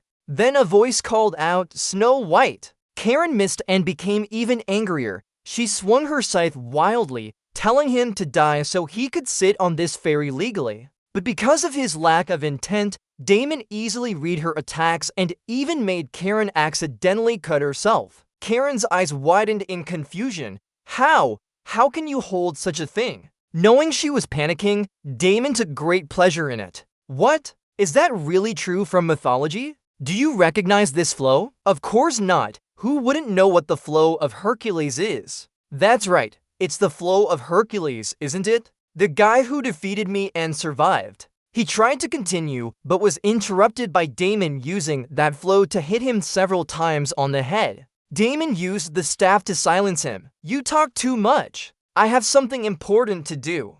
Hurry up and go. The other guy, after being hit a few times, became surprisingly docile. So at least you need to pay the fare. Teacher, it seems he's resisting. Damon asked Karen something that made her shiver. Why the flag? Hearing this question, Karen could only swallow her tears. Sit down. Hurry up. In that dark night, that faint moonlight was like a beacon guiding the ship. The ship kept going, moving on. Finally, the boat reached the shore. Danwalk knew this and thanked Karen with a smile. Thank you very much. Of course, you wouldn't know that the guy behind you sneaked up to lift his scythe to attack. Foolish man, you'll die instantly if you're not careful in hell. He raised the scythe without hesitation. It was over. But as Karen thought she had achieved her goal, suddenly, the power of the sword god and intuition activated. Thanks to this strength, Dwok escaped from the trap, his eyes wide open, clearly surprised by this new power. Dwok's face showed confusion like a golden deer, not understanding what was happening. So this is the power of intuition. Our bodies react faster than our thoughts. Karen, who was once a tiger, had turned into a cat in an instant. How? Dwok turned his head and gave Karen a very loving smile. No, I have to fight him now. Well, Karen screamed out of fear. He trembled like a tree, tears welling up as Dwok approached. Wait! Not letting the opponent wait too long, Dwok quickly dealt with this obstacle in one move, making him fail and waste his time. A voice echoed from behind, "I'm here to take care of Brussels." It was a very beautiful girl's voice. She had golden hair like the sun, and her eyes were so beautiful that anyone who looked at them would be enchanted. Miss Hesitation, you are an extra worker? The girl raised her hair and gave Dwok a very radiant smile. She was Persephone, the goddess of hell and spring. She warmly welcomed the guest and herself, his employee for the upcoming time. Nice to meet you. My husband is furious because no one accepted it. Lucky me, otherwise he would have left it to me. Her beautiful appearance made Dwok blush. Yes, I love Dwok. Even thinking the other person was Aphrodite, the goddess of love and beauty. If that person didn't call Hades his husband, you might have thought so too. Aphrodite. No, it's Persephone who is Hades' wife. Persephone still kept her cheerful expression. Let me take you to Sephiroth's place. Let's go! The path was getting darker and darker, but Persephone seemed not to be afraid at all, having grown accustomed to it. She even continued chatting with Dwok. It's far away. Before, we always called it forward, but my husband said not to do that anymore. Dwok found this very confusing. Why? Persephone wasn't surprised by such questions either. Half the people who come here run away when they see separate, so he thinks they must be good enough to defeat Karen before they can handle it. Hearing that, Dwok understood the reason. Oh, that's probably the first test. Actually, you're a bit worried about your upcoming mission too. It makes sense, because in mythology, Sephiroth is a terrifying monster called the Jailer of Hell. Very unsettling, but thinking about my own abilities, boom. No more worries. I'm the great sword god. Even if it's Sephiroth, he's just a dog. Persephone was very curious about what Dwok was thinking, wondering why he seemed so excited. After walking for a while, they finally arrived at their destination. Persephone announced that they had reached and it was in front of them. In the darkness, something large and black gradually appeared. But what's even scarier is that it has not one, but 3 heads. It has extremely sharp claws, almost as if they could kill someone at any moment. With a fiery red gaze and drooling saliva, this thing appeared before Dwok, literally on fire. He was clearly very hungry. When he saw the creature, Dwok's first thought was that his luck had run out. Then the job recruitment notice popped up again. While Dwok was still smiling brightly, Persephone's call startled him. Do you love Dwok? Are you okay? His response was awkward because he was actually scared to death. Yes, haha, I'm fine, of course. Persephone didn't know this and continued as if nothing happened. This is a dog care instruction written by my husband himself. Please read this before you start working. It's probably quite new to Dwok because no one usually writes instructions for taking care of a dog. What are the instructions? Persephone handed him the instruction sheet. Yes, that's right. There's no reason he would put me in this without preparing anything for me. Excitedly, Dwok opened the paper and thanked his boss, Hades. He really did prepare a plan, didn't he? But life is unpredictable. As soon as he opened the instruction sheet, a whole list of warnings about Sephiroth hit him. It's hard to believe that Hades thinks his dog is so well behaved with all these warnings. There are instructions on possible injuries when feeding and numerous cases like zebras guarding the underworld gate, lying down, standing up, sitting, and many more. To survive this, one must be extremely careful to avoid any mishaps, It's beyond comprehension. Now Damn Duke understands why so many people run away from Sephiroth. He wanted to do the same. Are you joking with me? I'd rather die than deal with this. Persephone, of course, was familiar with such attitudes and remained calm. The daily schedule is written on the back. Please check it as well. My husband wrote it himself, so it should be clear. Damn Duke looked at the torn paper, confused by the daily schedule. This schedule made him even more frustrated. Even though it's just eating and walking, these actions can only happen in the underworld. And how to walk this monster obediently is another issue. Damn Duke angrily tore the paper into pieces. Stop joking around. Do you think I'll take that thing for a walk? You told me just to feed it according to the job description. This must be some kind of scam business, right? It is indeed a scam. Persephone offered him advice. If you change your mind and come back, even now, it won't be too late. But seriously, her words were more like a threat. I'm a bit worried though. Those who left their jobs early and were caught by Hades ended up in hell with their bodies torn apart. She even described the scene. My husband definitely tore his flesh. It was truly terrifying. I can't say more. Seeing Damn Duck's white eyes and sweaty face, she stopped talking. Oh my god, I shouldn't have said that. You should go now. Hurry up.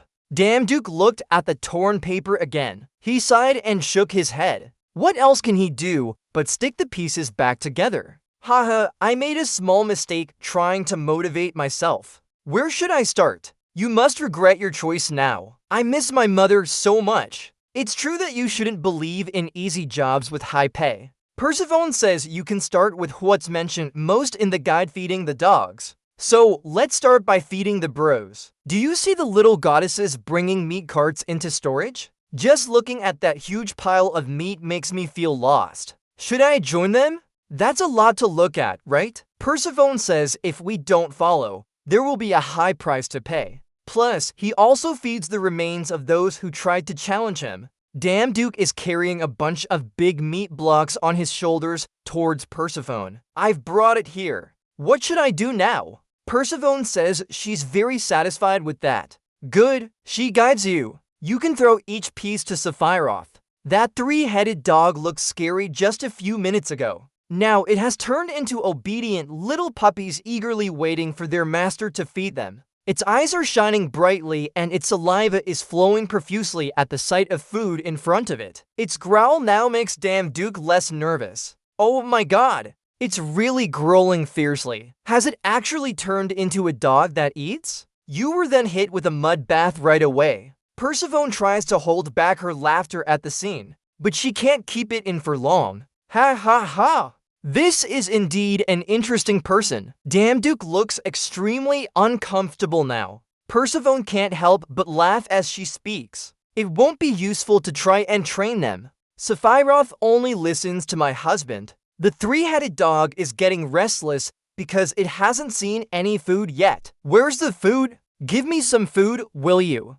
Damn Duke has realized a harsh truth now. That's why no one wants to do this job. I take that piece of meat and show it to him. So just throw it straight at the dog without any mercy or pity. Forget about it. Our meat is for us now. But instead of hitting its head, it hits one of its three eyes. The other two heads ignore their friend's embarrassment and only laugh. Damn Duke apologizes. Oh heavens, I'm sorry. I forgot to control myself. Then you throw the two pieces at the remaining heads as a lesson. Don't laugh at your friends like that. But who knew he was the one getting taught a lesson by the dog? They growl angrily and move towards Damn Duke. But you don't care much, even if they are right in front of you now, because they're chained. Knowing this makes Damn Duke enjoy teasing the dogs more than ever. You look at them with a half smile and an expression of contempt. What can you do when you're angry? Especially when you're still chained like that, geez.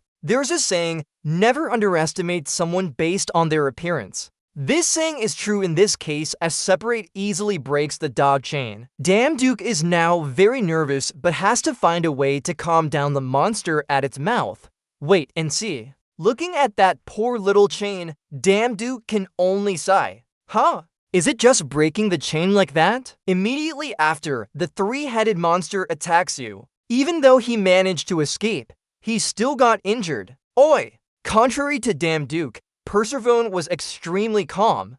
So this could break too? Duke felt like the goddess's nerve reaction had stopped. Normal people couldn't stay that composed. This isn't the time for admiration. Without hesitation, he pulled Persephone and ran with him. Duke turned to look at the dog. That meant dog bit me just because I teased it a little. The condition of your arm has made Persephone worry a bit.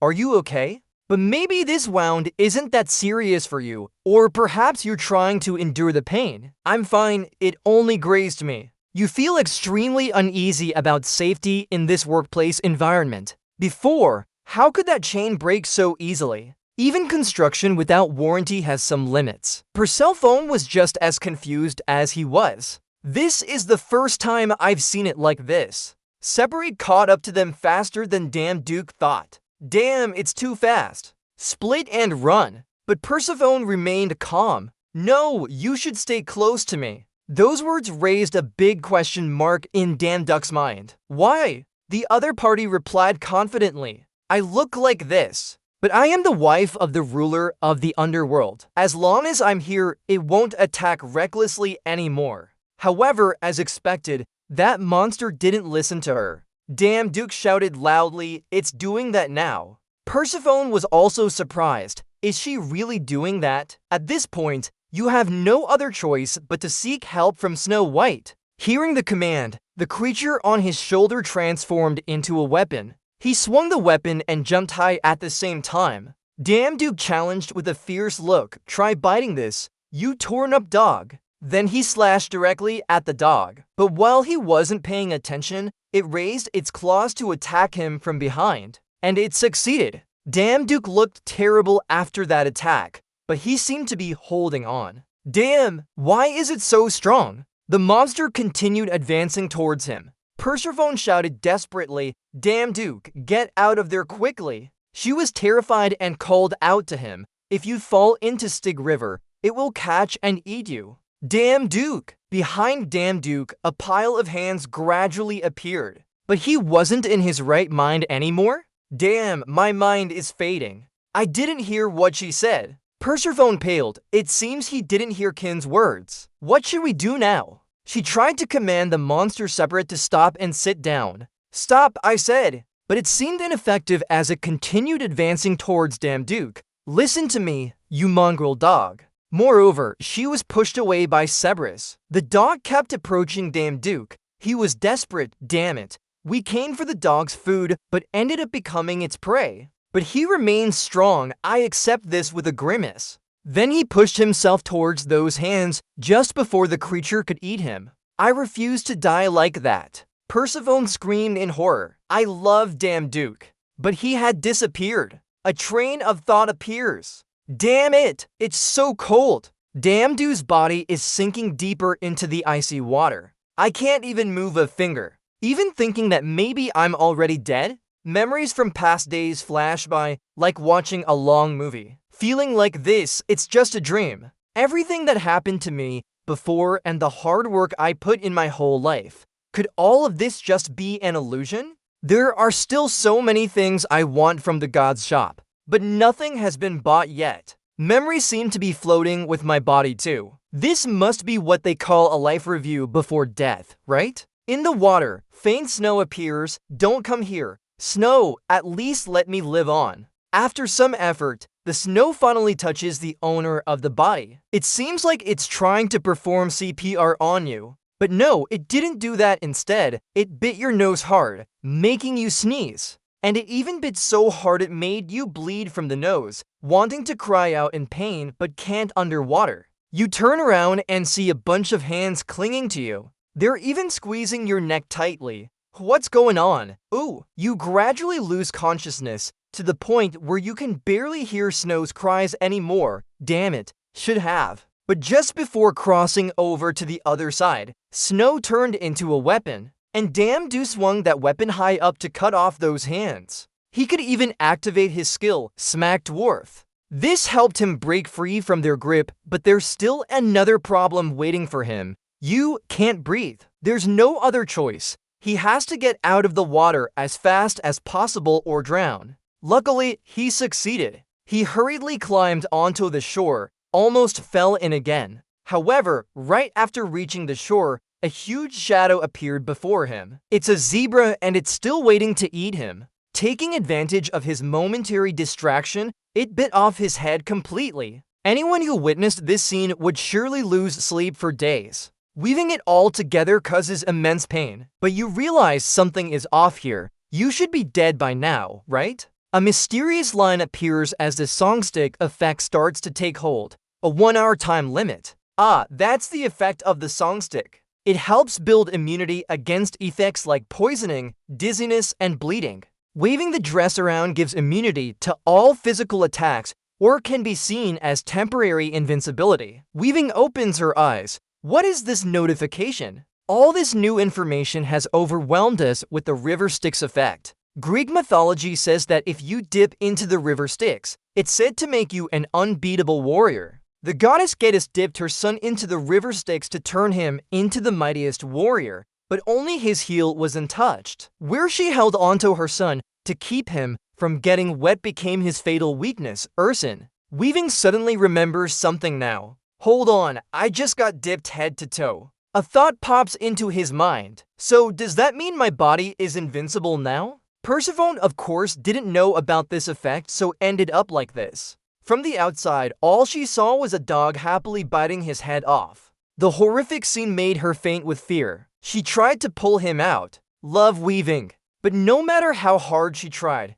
it didn't work. I'm still alive here. Let go! You monster! The monster finally let go of him. Maybe because he was too tough to swallow. Not being able to eat him, it gave up. Persephone hurriedly ran over to him. Are you okay? Seeing both of them unconscious with the water-soaked body scared her to death. Hearing that, Weaving also woke up. How can you treat someone who just returned from the dead like this? It's cruel. Persephone felt extremely guilty and said, "You're awake."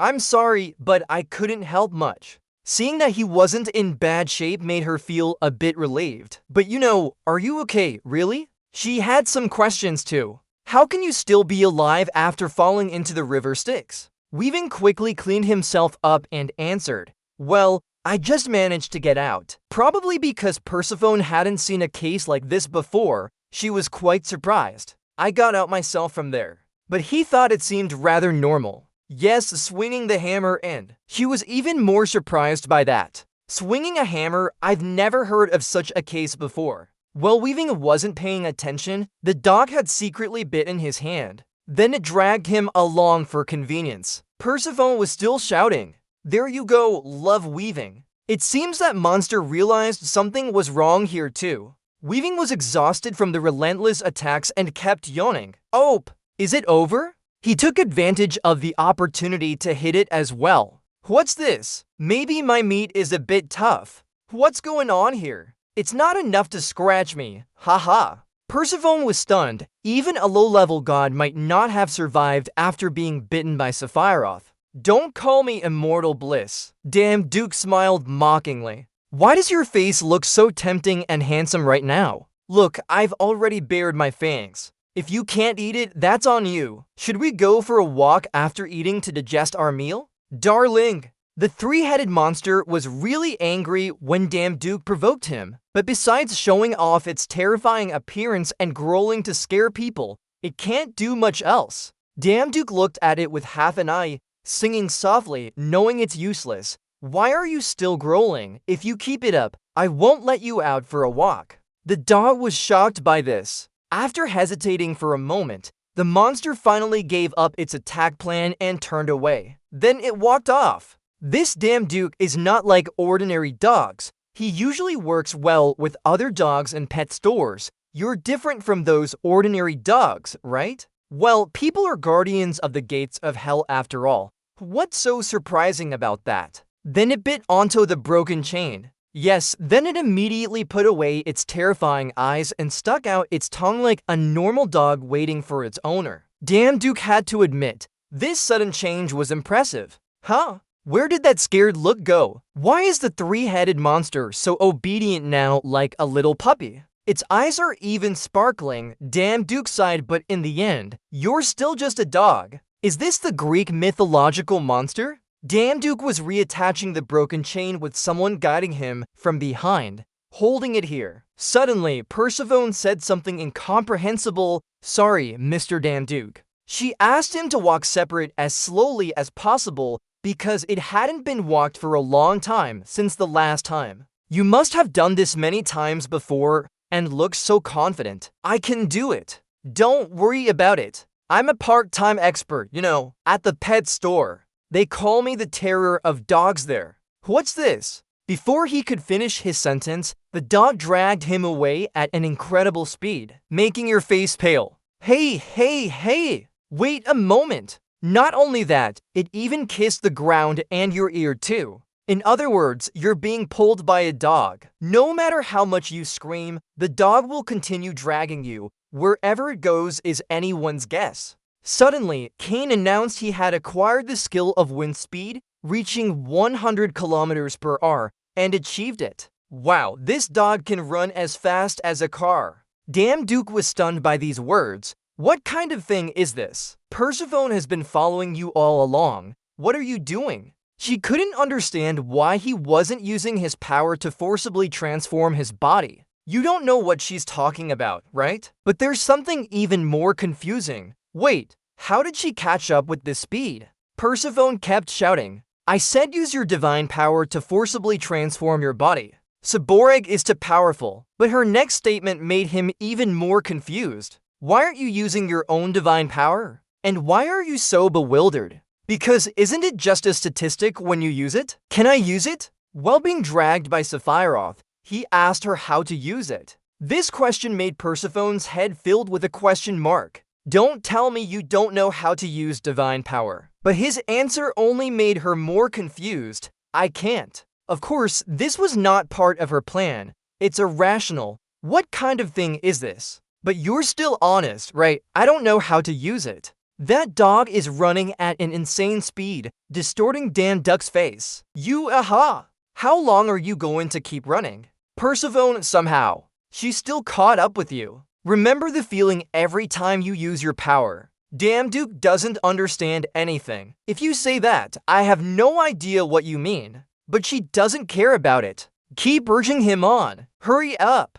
Damn, Duke focuses his thoughts. The feeling of using your power. Thinking back, it automatically activated during the battle with Karen. This time Persephone gave more specific instructions. Imagine it as a painting. Think about it like you're controlling the divine energy in your body. Damn, Duke closes his eyes. A painting. Control the flow. Then slowly open your eyes. His hand grips the chain tightly. He kicks hard on the ground. Sephiroth's eyes bulge out in shock. You managed to stop that dog. I don't believe it myself either. Did you really use it? Persephone is extremely satisfied. Good job. Just focus on the divine energy and the body part you want to enhance. Sephiroth clenches the chain tightly. She advances forward. Danduk is dragged along too. Testa, it's pulling the chain. He grits his teeth. Damn it! Try to understand what Persephone just said. A body part. Especially those words at the end. Focus divine energy there. His hand is now trying to pull back the chain. Danduk uses all his strength to pull it back. Good boy. Persephone's eyes widen in surprise as she watches this. Maybe she never thought this would happen. Sephiroth finally gets dragged down. A loud rip echoes through the space. Damn, Duke orders, that's enough for today. Let's go back now. But if Sephiroth listened so easily, he wouldn't be a monster. Damn, Duke knows this too, singing and whining. Do you want to resist? He grins maliciously. I have to do it my way then. Hearing that, the dog immediately shuts down, turning into a puppy instantly. Persephone must be struggling not to laugh. She praises him with winks. This is the first time you've used divine energy and achieved such results. Persephone is very pleased. It seems I hired an excellent part-time employee now. But damn, Duke doubts her. Thinking back, it's quite strange. Just by looking at her, we can tell she's pretty strong. Why isn't she intervening in this? Even I, a lowly body, could do it. These thoughts sparked curiosity in him. "May I ask you something?" She responded warmly. "Sure, go ahead." He immediately got straight to the point. "Why don't you approach separate?" The latter part of the question made Persephone even more surprised. "I'm quite sure she can easily control it." Persephone responded with great difficulty, "Because there are limitations." Damduke didn't understand what kind of limitations someone like her had. "Limitations," she explained. "As you know, Sephiroth is the gatekeeper of hell. It's responsible for blocking countless lost souls trying to return to the mortal world and protecting this place from the curiosity of those on the other side." Then she said something that surprised Damduke greatly, "And I was one of them." At this moment, Persephone smiled brightly, her eyes shining like stars, one among many who wanted to return to the mortal world. The three-headed dog appeared ferocious with sharp, glowing eyes and sharp teeth. There was another head dripping water, looking as if it wanted to devour anyone in its path, while countless dirty hands tried to escape the chains holding it back. Persephone explained further that Sephiroth is a hell gatekeeper, blocking countless souls trying to return to the mortal world and those who want to enter out of curiosity. Damduke was surprised by what Persephone said next. "I am one of them." She looked at him affectionately, one among many wanting to return. "It's like night in hell with dark clouds covering the trees as if it were a gloomy morning." Far away, some birds were flying towards the full moon, the air filled with an eerie scent more than Halloween on the lower world. On his way back to where he came from, he walked steadily on the ground. He looked at Persephone walking ahead and pondered. In summary, Persephone is greatly limited in hell and can't do anything about Sephiroth. She could only handle some Hades creatures like me. He touched his chin thoughtfully, glancing sideways as he recalled information from before.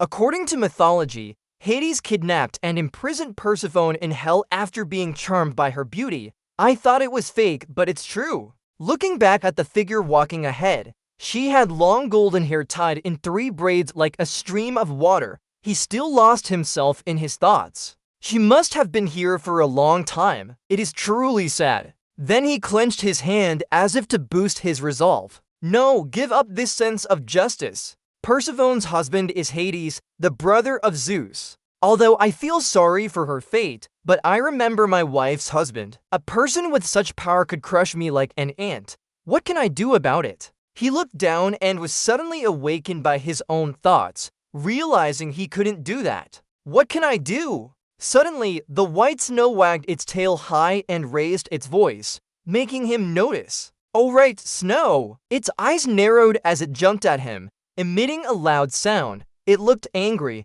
He was confused for not bringing it along earlier. "I forgot about you completely. Sorry." The three-headed separate lay on the ground, ignoring Damduke's attempts to pull it up during their journey. Leaving a long mark wherever it went, one of its heads rested on his leg, its ears and eyes not bothering to look around. After some time, they returned to the dog's den. He still held the leash, walking beside Separate with Persephone and Snow. After dragging them for a while, they finally arrived at their own den. Something made it alert. Its head suddenly raised high, its eyes narrowing in vigilance, no longer looking lifeless as before. He folded his arms, frowning to see its fierce reaction, nipping and growling. "What's wrong with it?" The goddess Persephone looked at him and explained. "It chased a dead person. Although it looks serious about its work, that's also why we can't escape there." Then she approached a large stone pillar and turned to remind him. "Put it on the pillar, that's done for today." He wound a leash around his hand, shrugging in confusion, thinking, how could a goddess be guarded by a dog? Hades must be very particular. Nevertheless, he followed her instructions and formed the leash into a circle, approaching the pillar next to her while mumbling. Why would he raise just one of his dogs? Suddenly, a green notification appeared. Intuition was activated. A stream of green energy flowed into his eyes. They transformed his eyes to see through solid objects and clearly see what was glowing inside the pillar core. What's in the pillar? I wonder. He kept questioning himself. It doesn't seem like it's a living thing. Could it be something else? Should I take a look? Focusing, he moved the golden energy stream to his hand and clenched it tightly. Just as she was about to get excited, "We finished our morning task, now let's prepare for the afternoon." She gasped in surprise at his interruption and cried out loudly, "Boss, that's right, you deserve it." Without saying a word, he used 5 golden energy punches to hit the pillar directly, destroying someone else's property. He pulled out a round item with sharp protrusions, reminding him of the dog collar from Tom and Jerry. Her face turned red, but seeing what it was made her quite surprised. Embarrassed, he scratched his head and smiled. "Sorry, there seems to be something inside." The green notification board appeared with information about the item. It's Cerberus' collar used by Hades to train Cerberus. Using it will make Cerberus obey you. Holding up the collar, she clasped her hands and stammered, "Unbelievable, he hid it here." She waved her hand dismissively, not believing he could do it. "I can't see anything even if I believe you. How did you find it?" He scratched his cheek. Encouraged by her praise, he didn't dare to admit the truth, though he couldn't have done it himself. Maybe just a hunch. He laughed. After some hesitation, his face returned to normal when he realized how powerful this collar was and still couldn't believe it. But is this collar really that amazing? Holding the collar, he didn't realize its power. He seemed not fully understanding the world of gods or Sephiroth's strength here. Hearing his question, her voice rose slightly to explain. Of course, Sephiroth is a symbol of hell. Controlling Sephiroth means controlling hell itself. Looking at the collar from different angles, he exclaimed, "Honestly, it looks like an ordinary dog collar." Finally realizing it was someone else's property, he held up the collar and sighed. "So I probably can't use it then. After all, it belongs to Hades. Using this would make this task as easy as eating cake." Persephone covered her mouth with a finger, thinking without saying anything. After some time, she seemed to have found what she wanted and calmly said, "It's fine. You seem very happy now, unlike before." "Really?" Closing her eyes, she straightened up and confidently said that anyone could use the collar despite its significance. "There's no ban on using it. My husband often tells me to find this collar." Lowering her eyes, she sighed, saying if found, he would train Sephiroth for her. He smiled happily in his mind, feeling joyful. It seems she needs to talk to her husband clearly. Anyway, we can't miss this chance to make the task easier. Approaching the 3-headed Cerberus and excitedly holding up the large collar before it, he put his other hand in his pocket. "Hey, come here. Let me put a ring on you." Its head lowered and it sniffed him with its nose.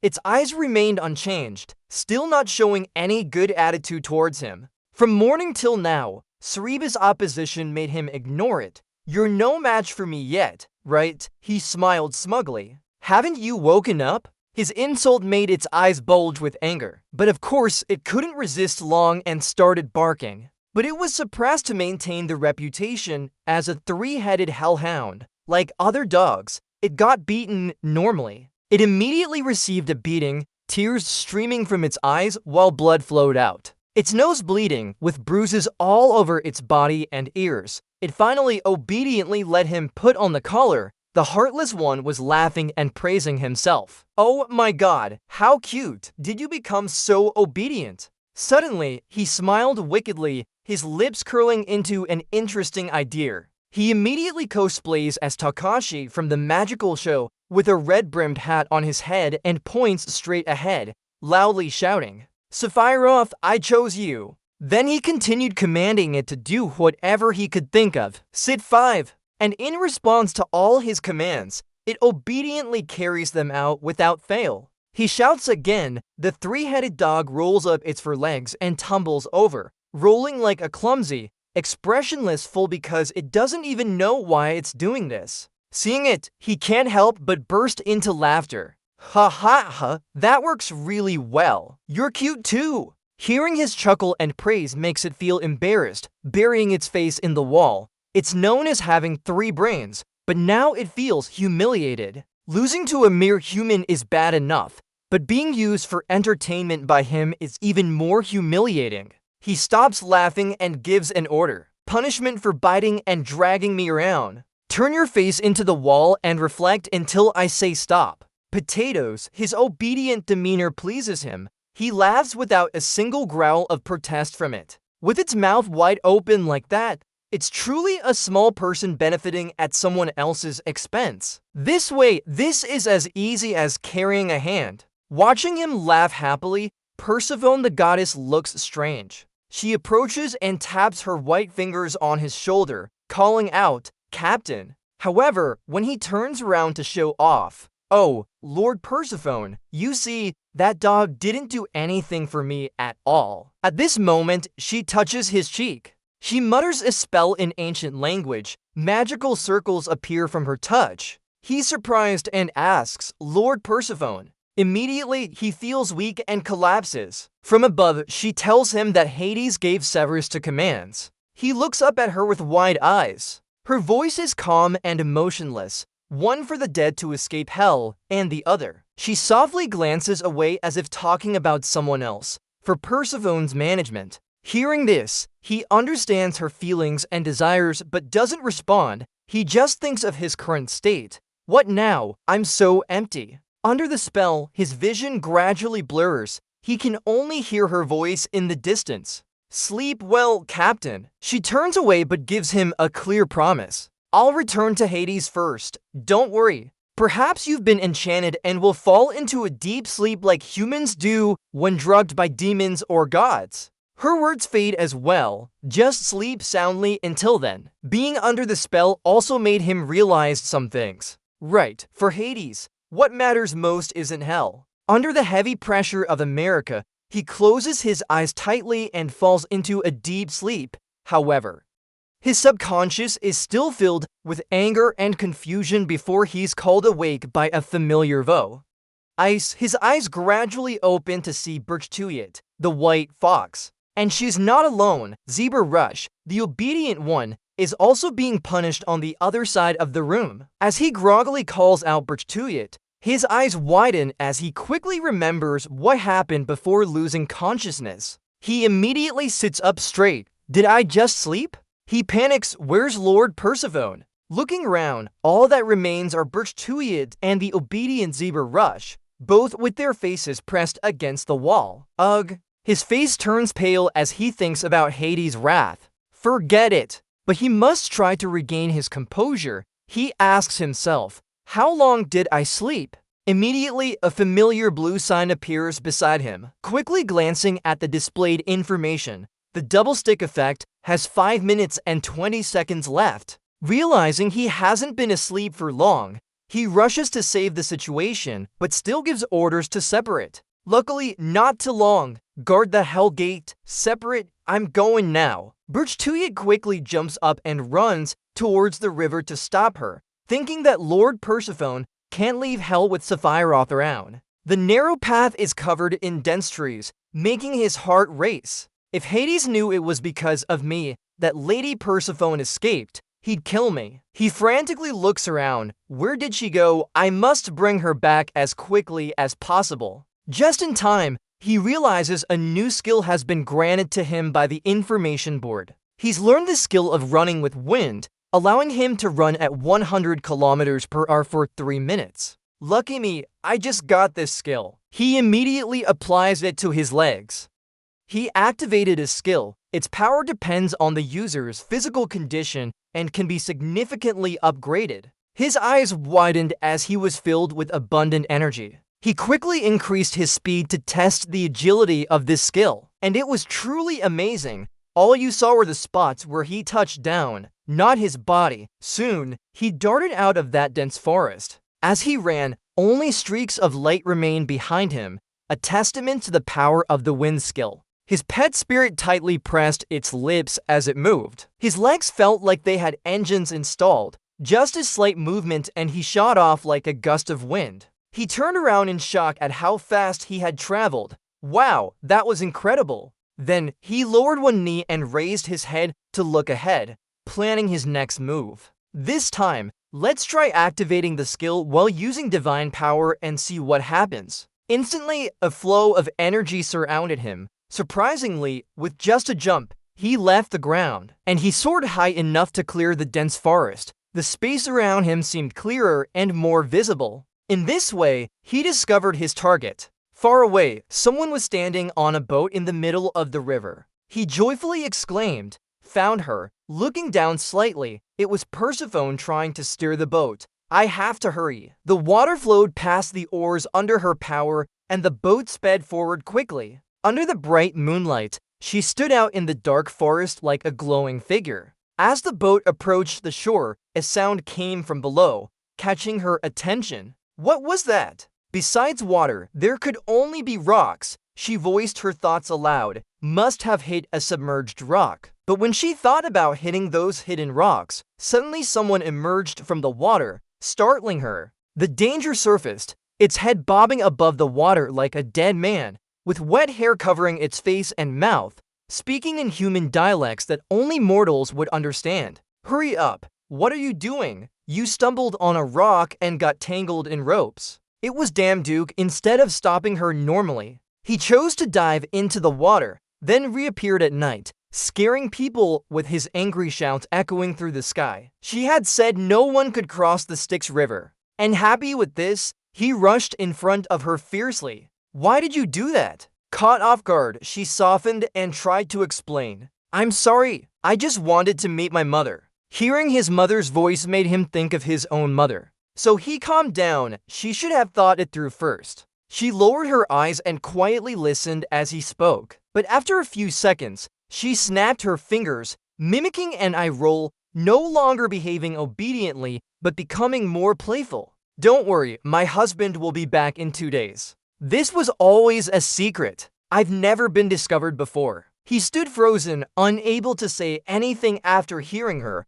He had overreacted. What? Not the first time. However, they were engrossed in their conversation and didn't notice that the boat hit a rock, causing them to sway. The reeds around the boat quickly cracked open. Then a large hole appeared, allowing water to pour into the boat. He gasped, "What's happening?" Across from him, Persephone also opened her mouth in surprise. Looking at the shore on the other side, he silently judged that the boat wouldn't last until they reached the bank. A blue screen appeared with a message, "Double stick effect duration, 15 seconds. So now they had few options. The boat was floating in the vast river, and it seemed there was no other choice. So he knelt down to avoid inhaling water. With a splash, he jumped into the river, and water splashed up around him. A few seconds later, he surfaced, barely breathing in time for a deep breath. "Reach out and touch the oars," he shouted loudly, using all his strength to push the boat towards the shore,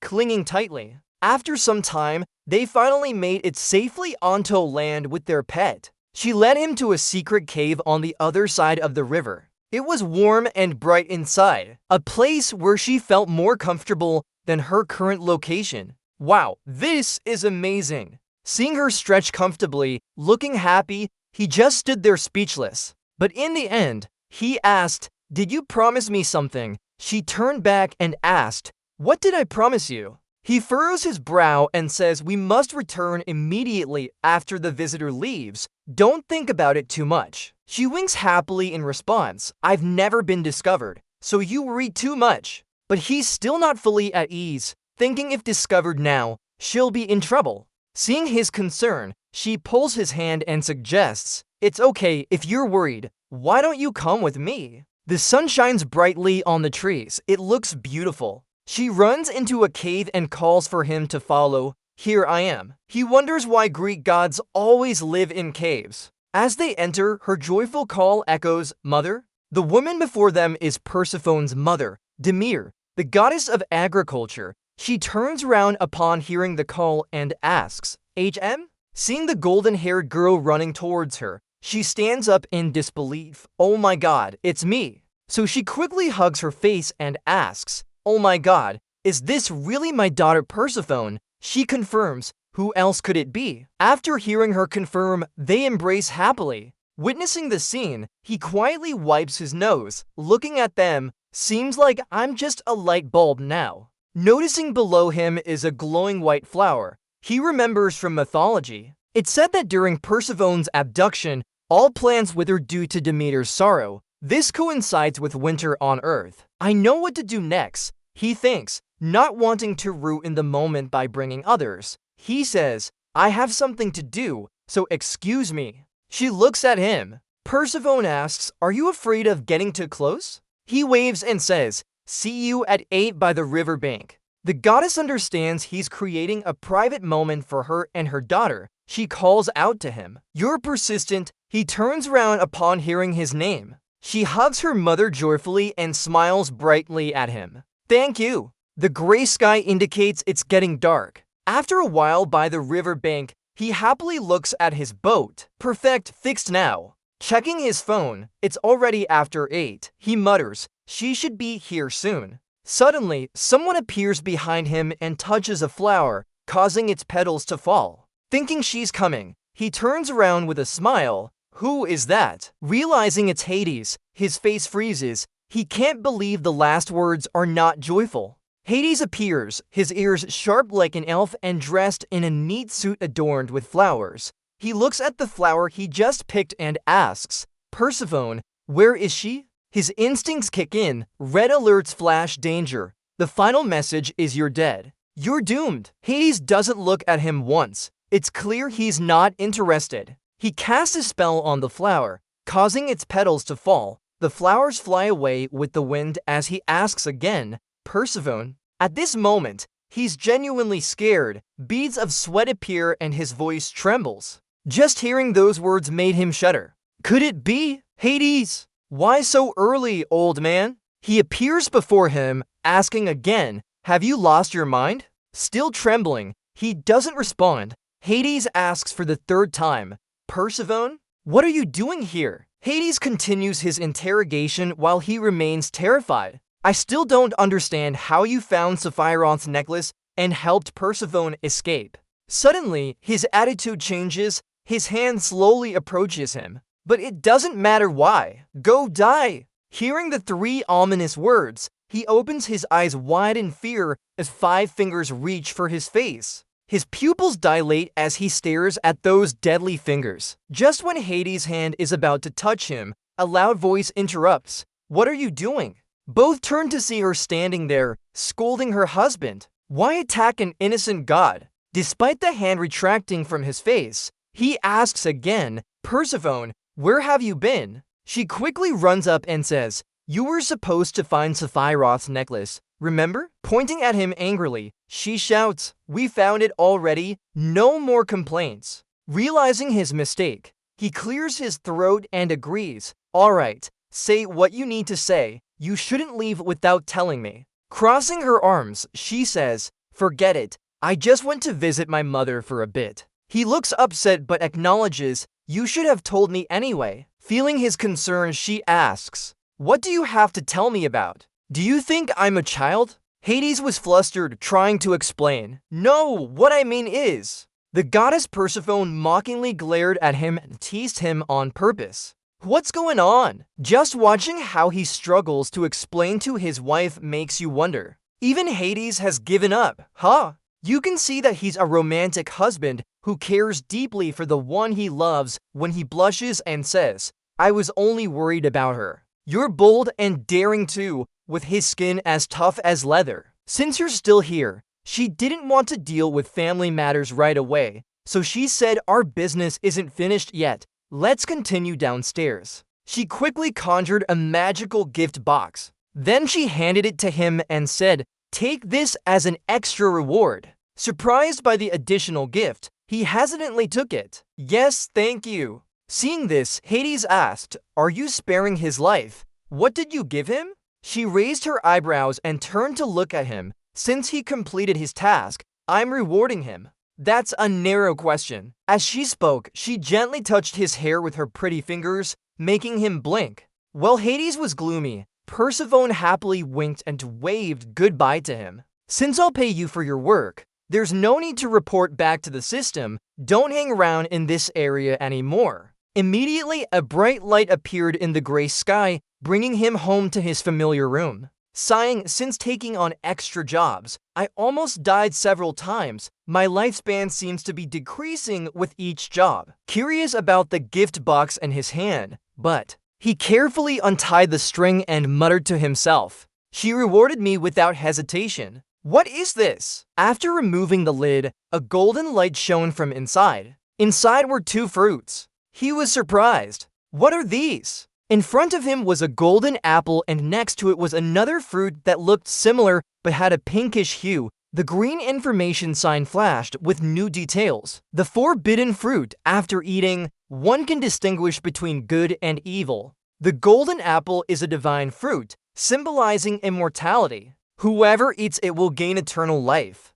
Seeing them, he was overjoyed as if finding gold, because these were exactly what he had been searching for to save his mother the golden apples. If I have this, my mom could. Indeed, perfect for her, but he hesitated. But humans can't eat divine fruits. Although holding the golden apple now, what intrigued him more was the black smoke emanating from the forbidden fruit. So he carefully picked it up with 2 fingers. He observed it and whispered, "Is this the forbidden fruit? Should I eat it?" The scene shifts to a hospital where an excited voice proclaims a miracle has happened. It's truly a miracle. One hand held the medical records, while the other touched his bald spot as he said the cancer cells in her had disappeared. How could this be? His mother and son were sitting opposite the doctor. His mother was equally surprised and asked back, "Is it really true, doctor?" The doctor pushed up his glasses and looked intently at the records before confirming,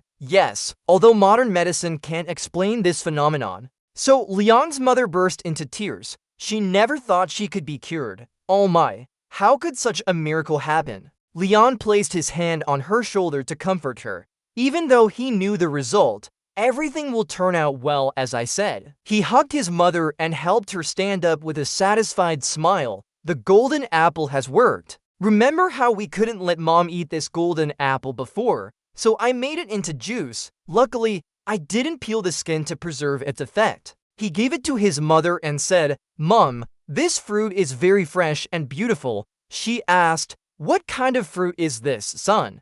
Touched by her tears, he comforted her with a smile. The doctor said Mom can be discharged now. "Let's go home, Mom." He quickly completed the discharge procedures and called a taxi to take them back. He opens the car door and lets his mother go in first. But when he tells the driver where they want to go, "Uncle, let's use the Pen 1B car instead," the old man is surprised. Uncle Taxi's suggestion doesn't make much sense either. You have to take a detour there. After hearing that, he asks, "Why is that?" "Going along Sewedo Park would be faster, Uncle." Seeing his reaction, the taxi driver realizes he's unaware of what happened in the area and looks at him, asking, "You haven't heard yet. There's a disaster near there. You can see it on the news." The taxi then turns on the radio, and announcements start playing. The news is from Sewedo Park near the prison. He listens intently as he says,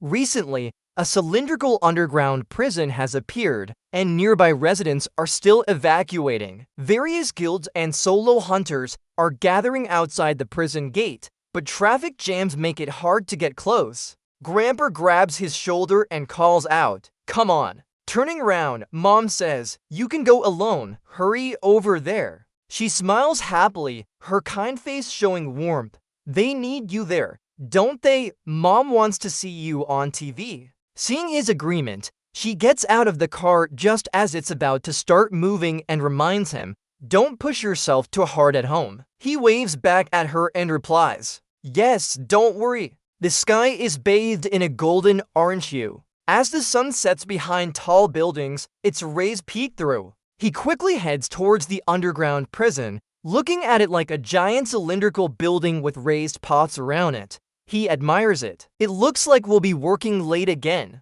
Standing confidently, he calls out, "Are you ready, Snow White? Let's go." Before entering the underground prison gate, he decides to check his part-time job list, and Snow White is already perched on his shoulder. "I want to peek into the god's shop before going in to see what's there." He taps the familiar green screen display.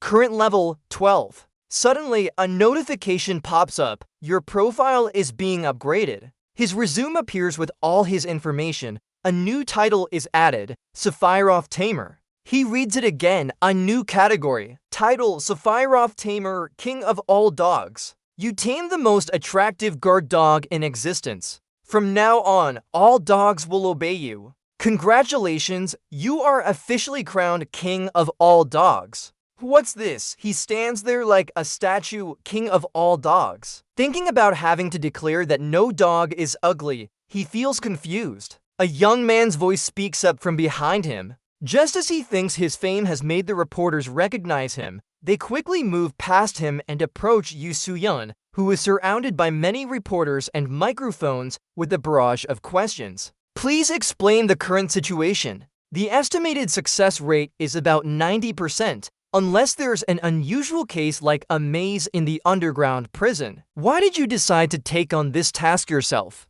Soo-yeon looks a bit awkward when they realize it's her they're looking for. Oh, it's Yu So-yoon, not me. Phew! She looks at them and answers. As usual, Sangin Guild will do their best this time. I decline to give more interviews. The reporters keep pestering her, but she refuses. Seeing the chaos, he thinks, Yu So-yeon, look over here. He thinks to himself, she's ignoring them completely. Putting on his hat and slightly lowering it, he contemplates. I can't stay here any longer. I need to catch up quickly. The leader So-yoon is at the front of the attack team. Behind her is a man in gray without a hood who follows closely as they walk through the underground prison's corridors. The new recruits are buzzing with chatter. Those guys must be hiding somewhere well. Yes, they're probably preparing for a surprise attack. A surprise attack by dogs isn't scary at all. Just some big puppies, that's all.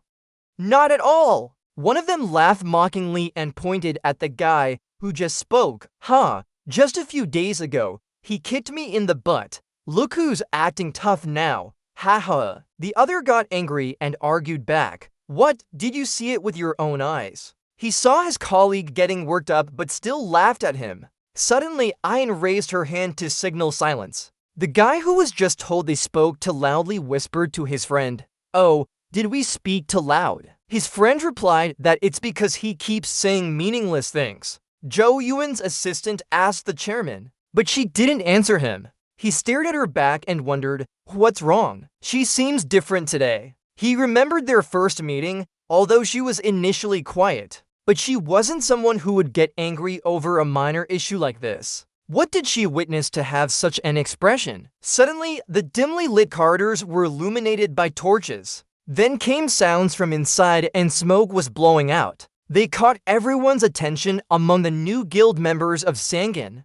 So she announced that they are coming. In front appeared a huge dog with an extremely long tongue, looking very disgusting. Actually, it was a pack of fierce dogs. This surprised both the newbies and his assistant. One of them shouted loudly, "We weren't told they would appear here." His assistant seemed to know what kind of dogs these were. He frowned and gritted his teeth, thinking, devil hounds. Just a slight scratch from their fangs, which are coated with poison, could kill someone in 10 minutes. Each dog that appeared looked the same, confirming his assistant's thoughts. Poison droplets were dripping down its tongue like acid, and these were the most terrifying venomous monsters. Drawing her sword from behind, she said, "This is a formidable enemy." She continued to look at the monstrous dogs and ordered those who weren't good in close combat to move back. The newbies and his assistant followed her order, drawing their swords ready for battle. Those left, "Follow me." Suddenly, there was a human-like barking sound, grrr.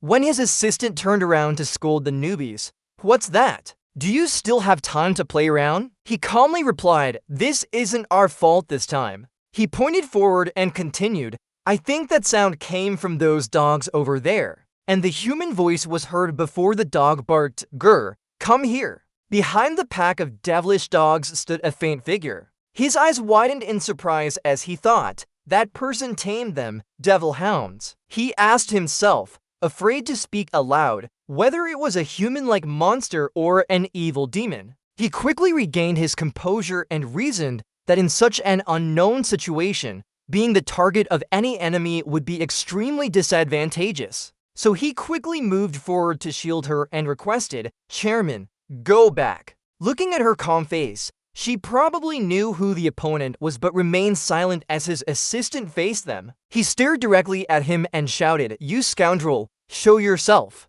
Then he swung his sword straight at the opponent. "Are you a human-like monster or a demon?" Suddenly, he stepped forward calmly and lowered his sword. "Is it okay now?" He glanced at him and said lightly, "My pet will be scared." His assistant was stunned, a human. At this moment, another devilish dog approached from behind the bridge. He saw it immediately, so he rushed forward to activate his searing skill and intercepted her. He quickly moved towards her, bypassing his assistant. His assistant looked at him angrily for not protecting her. FCK! Helplessly, he watched as she grabbed the chairman's arm and shouted to words. "Chairman!" Seizing the opportunity, he swung his fist hard towards her. But it wasn't the one he hit, it was the devilish dog that tried to sneak attack Soil. A sharp pain struck down on its head, making it cry like a crocodile. He sternly comforted it. "Jackie, naughty boy, don't bite them." Suddenly, it sat down and wagged its tail obediently, looking as innocent as the puppies in the green banner announcement explaining the Saborian title of Tamer. "Your title has been activated. The number of dogs following you is now 32. The activation condition was to touch them directly." So this scene made his assistant go into a panic. He wasn't attacking, right? Her cold expression glanced over at him. He seemed to notice something and looked over too. After a moment, he still held her hand tightly because he realized the ring she was wearing had been somewhere before, so he wondered about this ring. But then he smiled brightly at her and said, "We're meeting again." She scanned him up and down. Right, he remembered seeing it on a goddess. Before that ring, there's no doubt it looked just like Persephone's. He glared straight at her and asked, "You Soan, why do you have this?" While trying to question the origin of the ring, she interrupted him. "It's real, I'm passionate about it, and there are many eyes watching." He instinctively replied, "Huh?" She added, "I think you're really bold." Only now did he realize his current situation with her and looked at the pitiful snow-white dog face, which was definitely climbing on her lap because it loved her more than anything else. He quickly explained, kneeling one leg and holding hands closely, "No, wait, it's just a misunderstanding." No matter how many times he shouted, no one believed him. For example, a new recruit in the group quietly whimpered, like someone proposing in a dungeon. Meanwhile, his assistant pulled out her phone to take pictures while blushing with a mix of embarrassment and excitement. "Oh my god!" He tried to explain to them. "It's not like that. Stop taking photos." He only screamed in vain. This is just a misunderstanding. After a while, he mentally connected with the hellhounds and started giving orders. "All right, all sit down." They immediately obeyed his command and sat down in unison. With the new recruits dumbfounded, he smiled and pointed out each one. From number 1 to 10 would dig that area, while the rest would assist. He added a final instruction: safety is priority. As soon as he finished speaking, both he and the dogs fell into position, raising their hands and legs in salute, ready for their mission. The new recruits and his assistant looked confused at what they were doing. While they still didn't understand, the hellhounds rushed to perform their task, and where they dug up, red crystals appeared. It barked to call its master with good news, a cute bark that caught his assistant's attention. He approached and patted it, praising it lavishly. "Oh, my darling, you did great. You can stay here." While he was engrossed, another hellhound also obediently held the red crystal tightly as it passed by to reach him, competing with him. "No way!" His assistant exclaimed. "Am I dreaming?" She silently observed his actions and those of the hellhounds without commenting. So she approached calmly, folded her arms, and looked down at him. "That's a wonderful ability. Where did you get it from?" He turned to look at her. Seeing her, he really didn't understand, thinking to himself, shouldn't everyone think this is an innate talent? So he stood up and answered,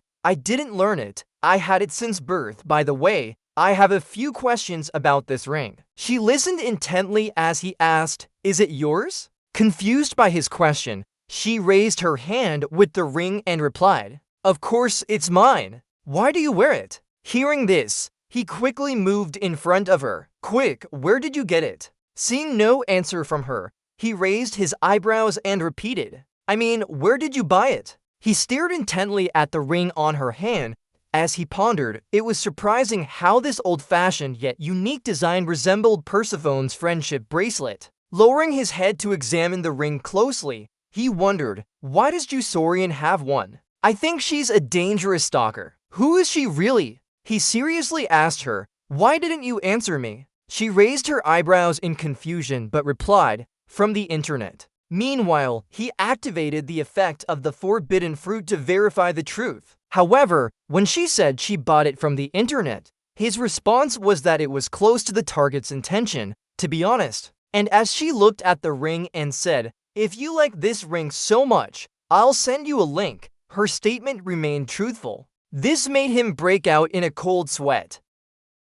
Okay, you answered with a smile that was full of mischief. Oh, really? That's great. I'd love to wear this ring. Hearing that, everyone else, including the assistant except for the old lady, were taken aback as they imagined you wearing such a small and cute ring, then kissing it with such horror. At that moment, the new recruits unintentionally or intentionally said something that made you blush. Did anyone hear anything? He wants to wear that fairy ring? Oh, so he went up earlier just for our president only because of that red ring? Wow! You think maybe I've become more sensitive after traveling between the two worlds. I overreacted and now people might think I'm a pervert. The more you think about it, the worse your feelings get. At this rate, my image will hit rock bottom in society. After some time, your inner self ignited as you found a solution to all these problems. Let's change the subject. Follow me here. I'll expose the truth about her, the stalker.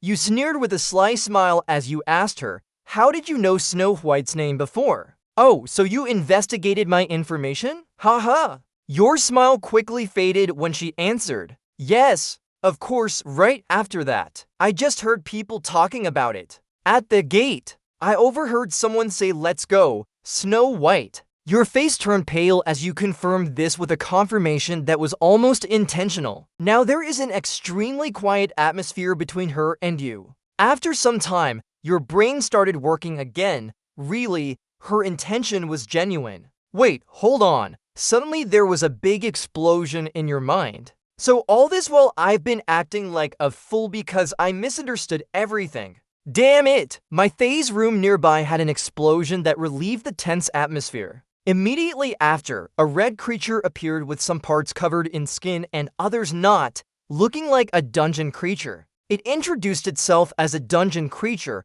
just like the human models the students studied during class. Weaklings who dared to step into our territory are now walking towards their death. Its four eyes emitted red energy, enhancing its fierce appearance. It laughed, cackling, you fools, your sins will be repaid with your lives. But immediately it received a punch in the face from one of the human hands. And none other than Dan Duke, who was pouring out all his emotions, killed the dungeon creature instantly, holding its mouth shut. The others were left speechless as they witnessed this. Did he hit that dungeon creature so easily? He did it himself. After beating the creature to a pulp, you stood there panting. While covered in green blood, he approached his assistant and placed a hand on their shoulder, suggesting, don't tell anyone I came to this dungeon. Without giving him time to react, you continued. Of course, everything I said is confidential. Do you understand? Haha.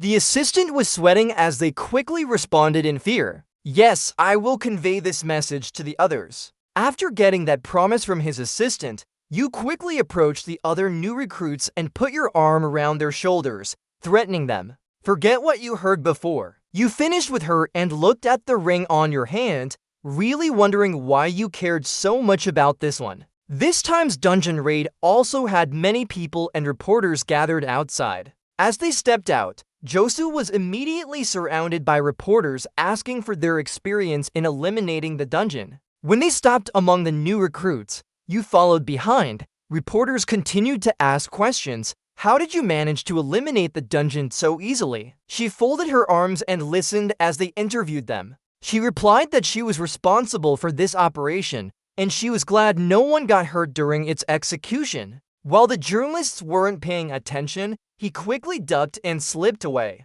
He thought to himself, I really don't know all the hardships faced by hunters because I was suddenly blessed with talent and became a hunter myself. As his thoughts flowed, he imagined a testing ground where hunters gathered for some kind of trial. To become a hunter in this country, each of us must pass an official test to earn that title. Hunters are powerful and mighty beings. The guilds need to manage them, so you can find any hunter's information just by searching online. He remembered the day he worked for the gods, as he wasn't a certified hunter then. It can't be denied that I also entered the dungeon and the gate. No one knew about my information. If public opinion continues to worsen like this, my reputation will truly be in trouble. He pulled his hat down further and quickly walked away. I'll leave Juseyun here and go quickly. As he tried to push through the crowded people, someone deliberately blocked him, causing a collision. He said apologetically, sorry, please step aside.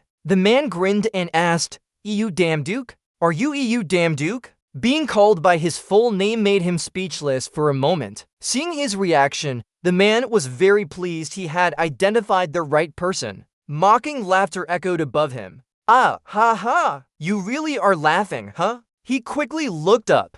A young man in a floral yellow shirt with a t-shirt underneath was removing his sunglasses. He narrowed his eyes and sneered. Hey, you damn duke. Why is such an incompetent worm like you crawling around here? Speaking so loudly drew the attention of the journalists. Someone asked, hey, what did you hear? The other person replied, that's you damn duke. And the gossip continued as our main characters stood facing each other, staring intently at one another. But why is he calling me incompetent? When I saw the news, I really didn't believe he was incompetent. He silently pondered for a moment, wondering who had called him by name. Lost in thought, he felt someone tap his shoulder. You haven't even asked me after so long. Seeing no response, the man moved closer to his face. Have you grown bolder? You damn duke. Hearing each word from him, he immediately shifted from a defensive state to an excited one, recognizing who it was.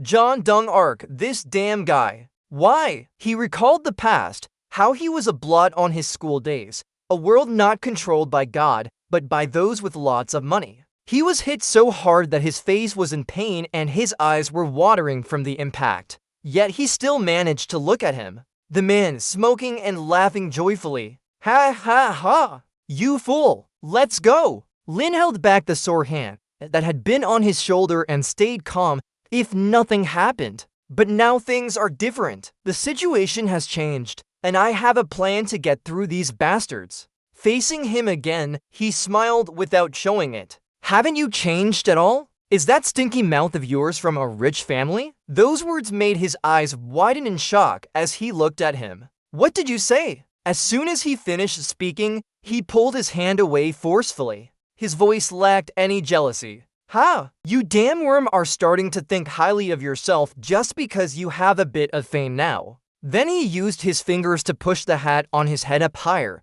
looking down at him with a mocking expression. I saw in the news that you wiped out some prison dungeons and destroyed all the gates too. He smirked and continued to mock him, but it was all useless. He's just not good enough. Not even finished his sentence when he yanked off the hat from his head, laughing loudly with malice, afraid that others couldn't hear. Damn you! You're just a talentless fool. Do you understand? At least come up with a believable lie. Ha ha ha. The reporters were drawn in. They tilted their heads to listen intently as his booming voice echoed. Wiping out the dungeons, destroying the gates, say something I can believe. Ha ha.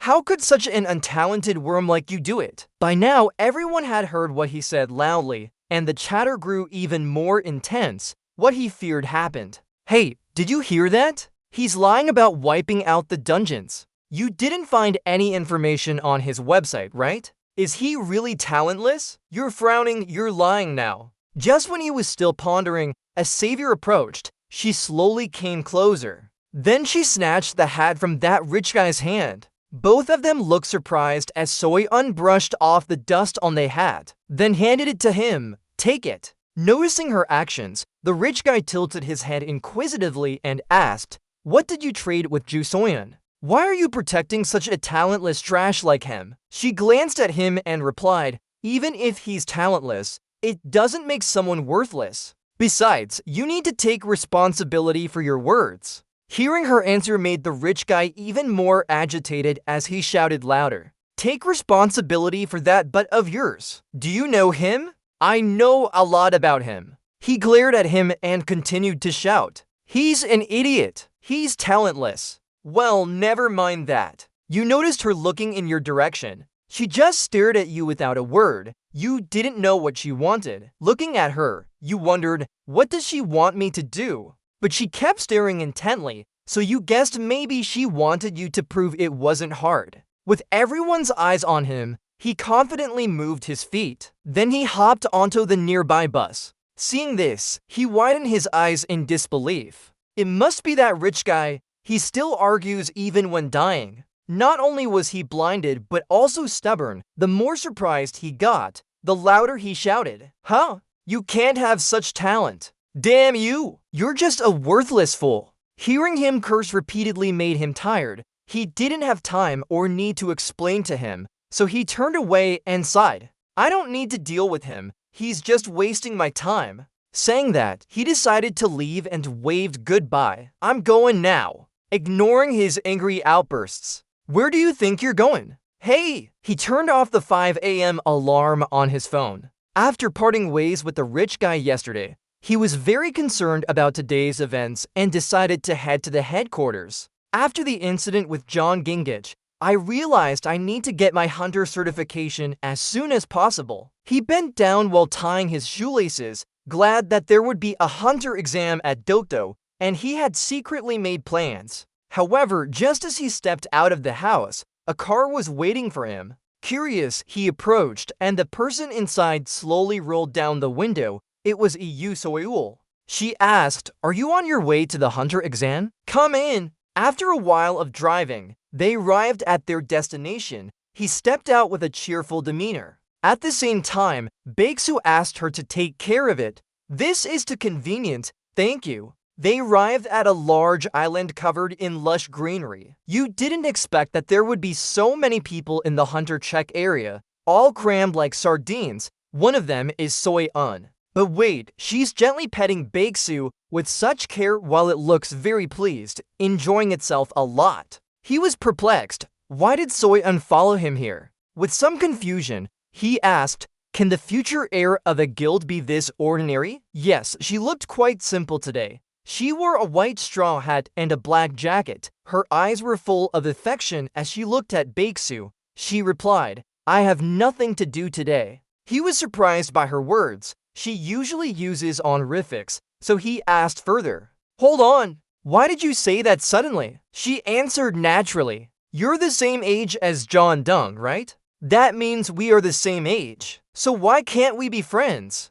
A green notification appeared. Approach target objective. Great! After hearing her explanation and the confirmation announcement, great. What else can I say then? Suddenly, a voice from the speaker announced, Number 1117, please proceed to the area for physical examination. So he told her, it's my turn now. I'll be back soon to take care of Baeksu. At this moment, she held a small fruit in both hands. It was very cute. You've been observing her closely and find it hard to trust her, so you continue watching and observing her. I know she has a reason for coming here. She continued giving Baeksu another fruit, ignoring his previous look, just feeding the snow leopard. She didn't do anything suspicious and all her intentions were good, so there shouldn't be any problems. The speaker announced again, Number 1117, we will start your physical examination. Please note that only the provided equipment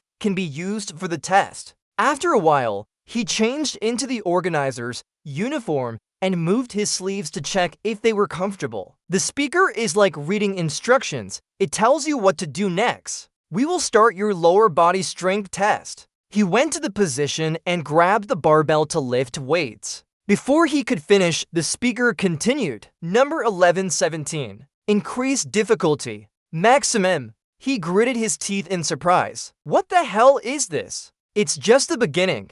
As he concentrated on lifting, He cursed the damn test. Is this a basic physical test? A harsh voice echoed. That's why you should know your place. Huh. Ha ha. A red notification appeared. It reminded him. Approach target objective. Damn, he muttered angrily. A ton of weight. A human can't lift that. I wonder whose voice this dirty one is? The round stone gong still appeared in front of his eyes. He pointed at the watch he was wearing and laughed at him, ready to laugh maniacally if he couldn't complete the test. John Dung, the original villain, reminded him to finish the test. Hurry up, my friend, ha ha.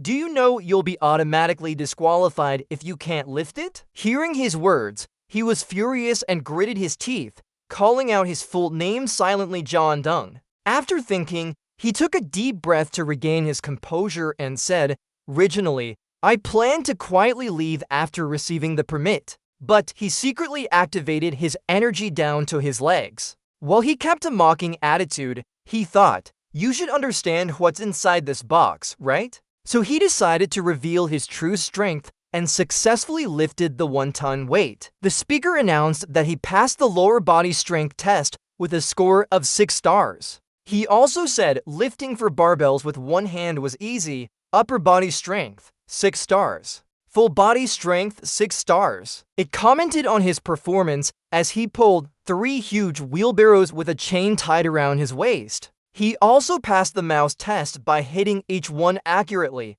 quickly, achieving 6 stars. Hearing a series of confirmation messages from his success, he was now terrified and couldn't believe what he saw. Impossible. So he grabbed the manager's collar and shouted, "Stop it right now." The manager stammered, "Your Highness, we can only pause the test if there's an error." He roared, "How can this be okay? Is that normal thinking?" However, after finishing the first test, he relaxed and listened to the evaluation. Test 1117's basic physical strength has been completed. The final score summary: upper body strength 6 stars, lower body strength 6 stars, combined upper and lower body 6 stars, flexibility 4 stars. Full body strength 5 stars, agility 5 stars, reflexes 6 stars. That's all. Number 1117. Please proceed to the next test room. The next area is the glass cage building on a wide rocky outcrop jutting out from the sea,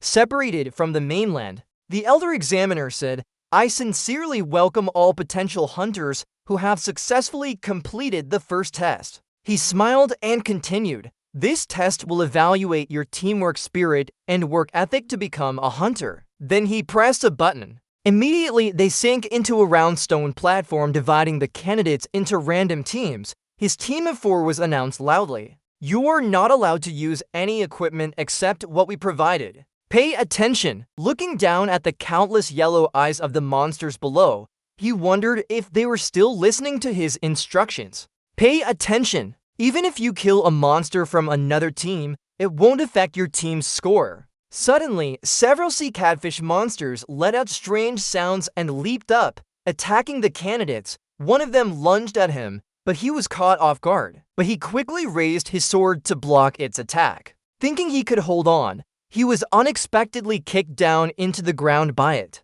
It roared loudly and aimed to cut his head in half with his sword. Seeing death approaching, he closed his eyes, desperately calling for help. Meanwhile, he quickly moved aside. Fortunately, his teammate jumped out just in time to block the incoming sword. Then he asked his teammate, Can you get up? He pushed back the monster's sword and continued, I'll handle this one. Immediately, he counterattacked. Using all his strength, he stabbed the sword into it, leaving a hole in its body, causing it to die instantly. But things weren't over. He heard his teammates cry for help. More sea catfish monsters were attacking and overwhelming him. So he crouched down, raised his sword behind his back, readying himself, staring directly at the sea catfish monsters and deciding to kill them all in one strike. Saying that was a mistake, he used his fastest speed with one swift slash, killing countless sea catfish monsters. Seeing this, his teammate, the blonde girl, exclaimed, What's going on?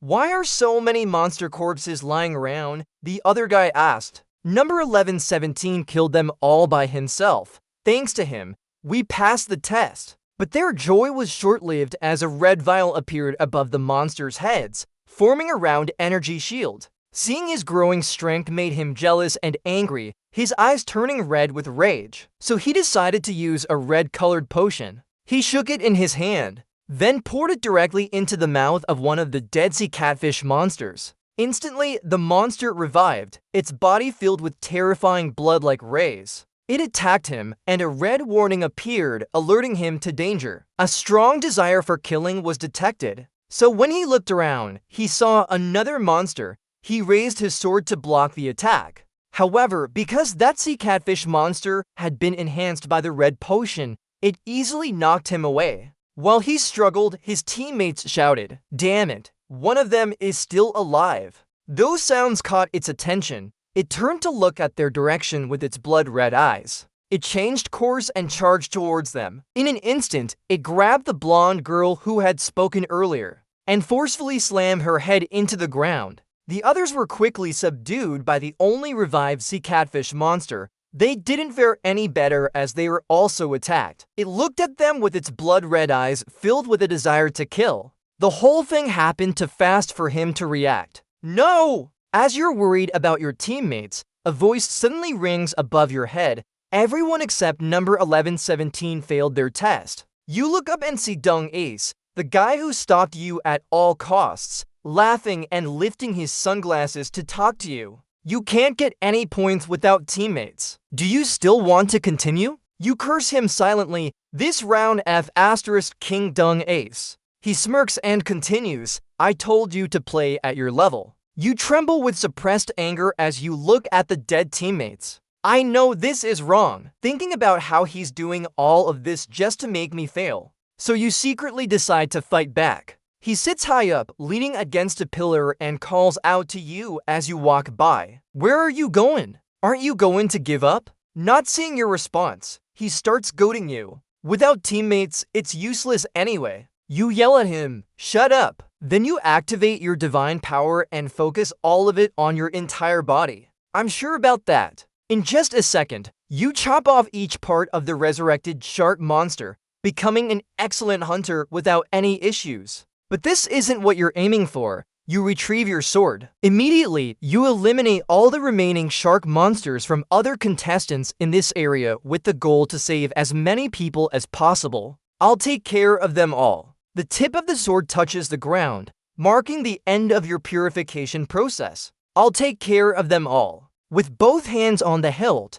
you stand confidently in front of the dead bodies of the shark monsters. Even without a team score, you got an individual score, right? I think I've reached 200 points needed when this screen only requires 100, haven't I? Now, you turn to look at them and smile, right? The examiner and John Dung Ace are standing on the energy round mat, surprised. He knows he can't make things difficult for you and looks at him silently. Then he announces, the result of the second test. However, a warning siren goes off, announcing an emergency. All people in the testing room, please head to the nearest shelter. A large tsunami has been detected near Dokdo Island.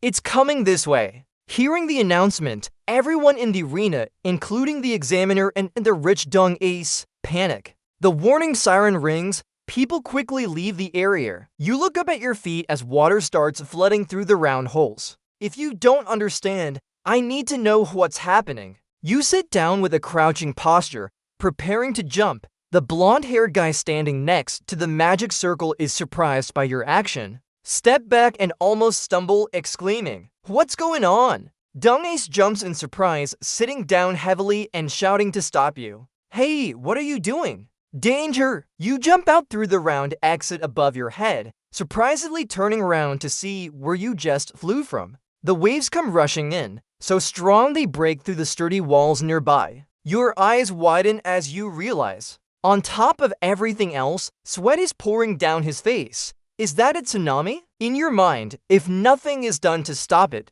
everyone here will die. Everyone around you is in chaos, covering their heads and running frantically, screams echoing everywhere. Not knowing what to do, a notification screen appears with rewards. The sender, phone number, sorry for the wait. You stare at it in shock. A reward? You browse through the rewards. mumbling prayers, hoping for something useful or even just a little bit of anything. A little is good enough. You're elated and excited. Your eyes shine like you've found gold. Tsunami Wave. Perfect. Tsunami Wave SS is the sword technique rumored to be so sharp it can cut a tsunami in half. 200 Hades coins. Note: currency changes according to the owner. Money changes depending on the owner. Snow White lunged at him from outside the cell, wagging her tail wildly before rubbing against his leg to get his attention. He paused his work, turning around in surprise and asked, "Snow White, what are you doing here? Where's Dizzy Yun?" However, another wave barrier broke, interrupting their conversation. The water quickly flooded in. He shrugged and left, no longer caring about it. Snow White, get ready to go. Following the command for Snow White to transform into a sword, he raised his sword to activate the new skill he just received. His entire body was surrounded by a strong golden power source. The system announcement sounded, "SS Wave Surge has been activated." He struck an impressive pose, ready to unleash a long slash of energy. Immediately, the wave split in two. He joyfully savored his achievement, feeling like he had done it, only for something cold to splash on him. Before he could fully enjoy his success, another warning siren went off. All contestants, please quickly move to the nearest hidden area. There's a high chance of a second tsunami soon. Repeat, all contestants, please move to the nearest hidden area.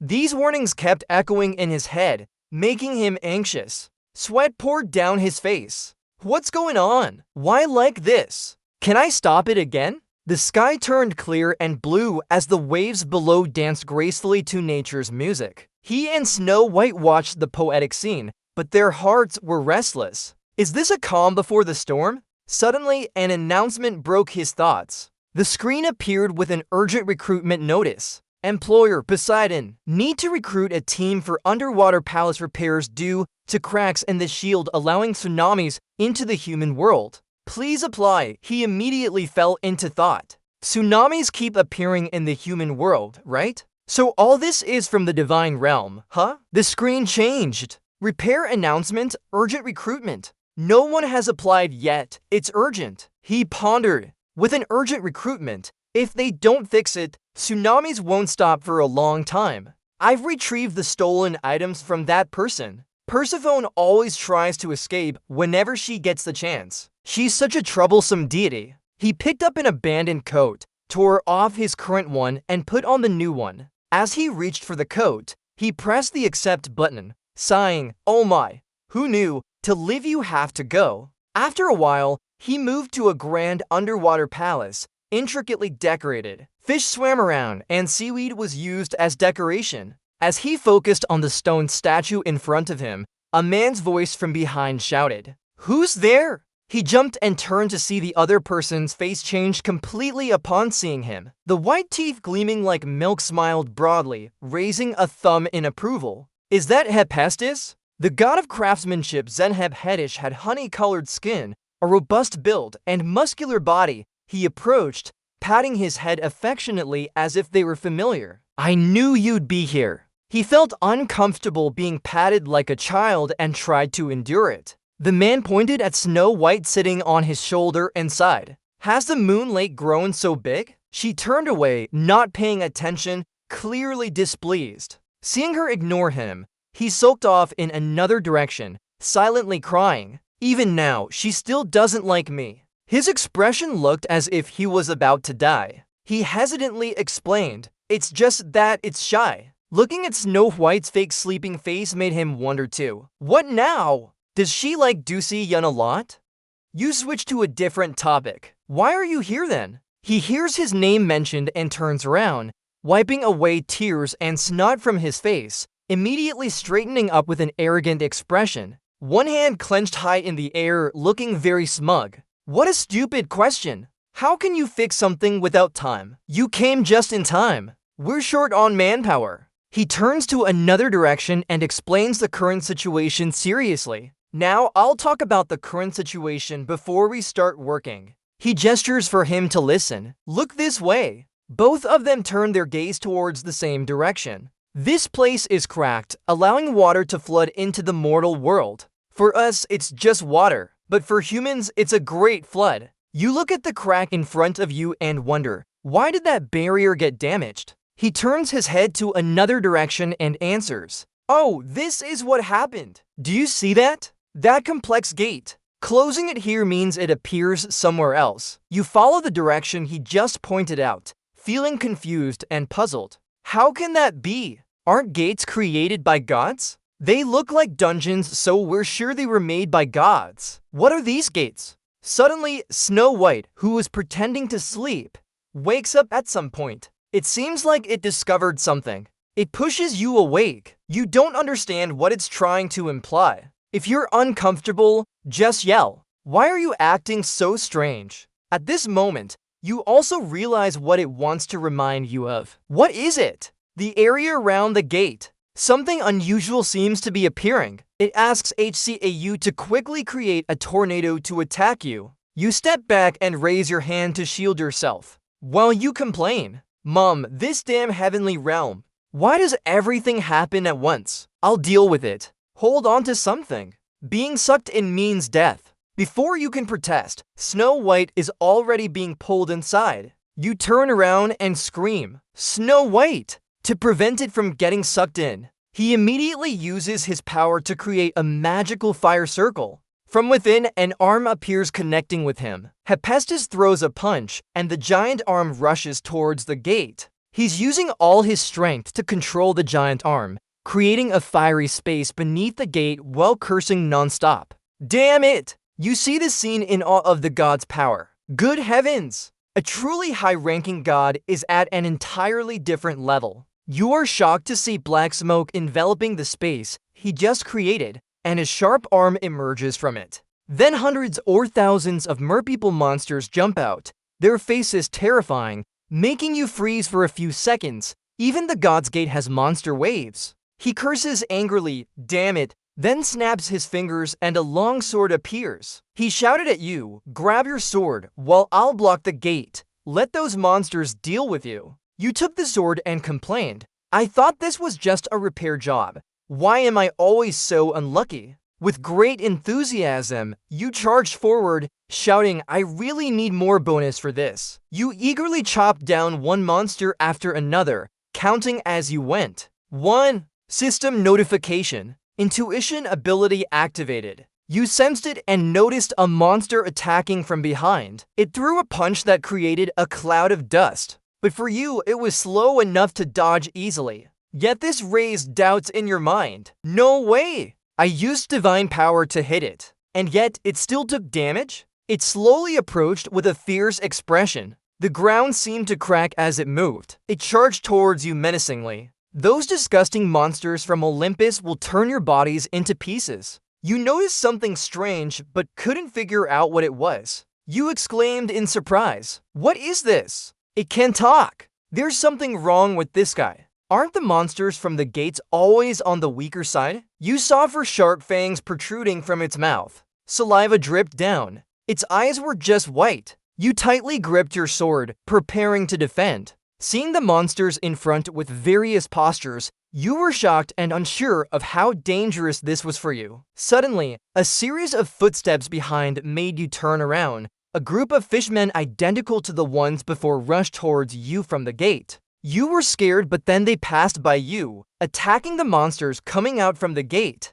Chaos erupted in battle. You stood aside observing without participating, wondering. They are allies but fighting each other. You noticed a blue hammer tattoo on their shoulders. I guess they're Poseidon's reinforcements. I feared facing them alone, because they are very strong. A fishman monster with a red mark on its shoulder suddenly lunged at you, but your intuition allowed you to spot it. Wait until it got closer and kicked it away. If one-on-one, I could handle them. As you swung your sword, the system notified, activate skill E/C/.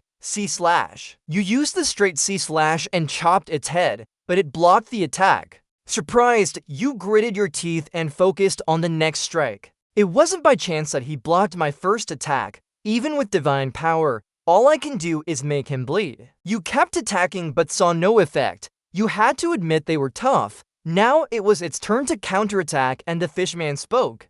Playing with you for so long has made this boring. Its expression turned dark. Stop resisting and die. You didn't hesitate to attack first with your sword. You retorted. Really, try blocking my next hit then. Activate survival youth skill. You unleashed a high-level skill. But the target wasn't just this one. You aimed at all the monsters coming out from that gate. As soon as you attacked, those monsters were stunned too. The 300 battles paused and turned to look here. A nearby pillar creaked and broke under your attack. Without wasting time, another pillar snapped in half. Their bodies or heads split apart seemed to have some kind of power that made them fly away and fall. You took a deep breath, leaned the sword on your shoulder, but still taunted them. Next too, you beat them so badly they can't even recognize their parents, but still didn't know what heaven and earth meant. He was furious, cursing, "Damn it, you bastard."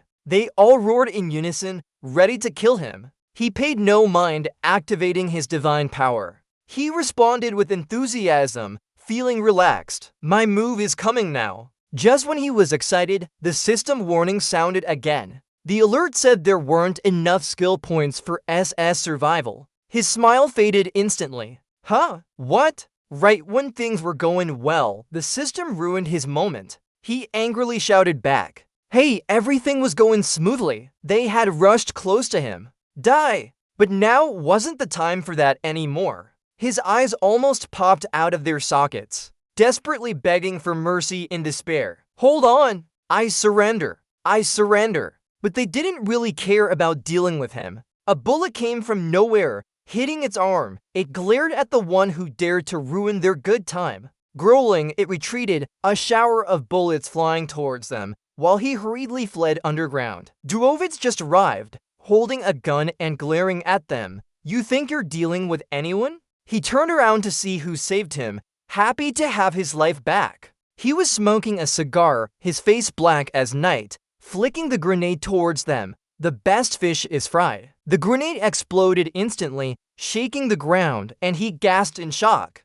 What a joke! He approached him, his expression completely changed from before, smiling, slowly walking forward, being kind. After shielding himself with his hand to avoid the grenade's power, he realized those monsters weren't damaged by it. They were still alive but feared the pressure of the dwarves more than them. They're here! Gorvit was sitting calmly smoking a cigar on a wooden box, holding an iron hammer. Two assistants stood behind him. Each held a different gun, their bodies showing no muscle but strong stomachs. A fishman angrily turned to attack them, snarling, "You dirty rats, I'll tear you apart." One assistant, bare-chested and with a big belly, glared at the approaching monster. Come on, if it's good, jump in, otherwise, go away. His eyes widened when he saw what the monster was holding, his jaw dropping as he realized it was just a stone. Before he could react, the monster threw the stone towards his hand,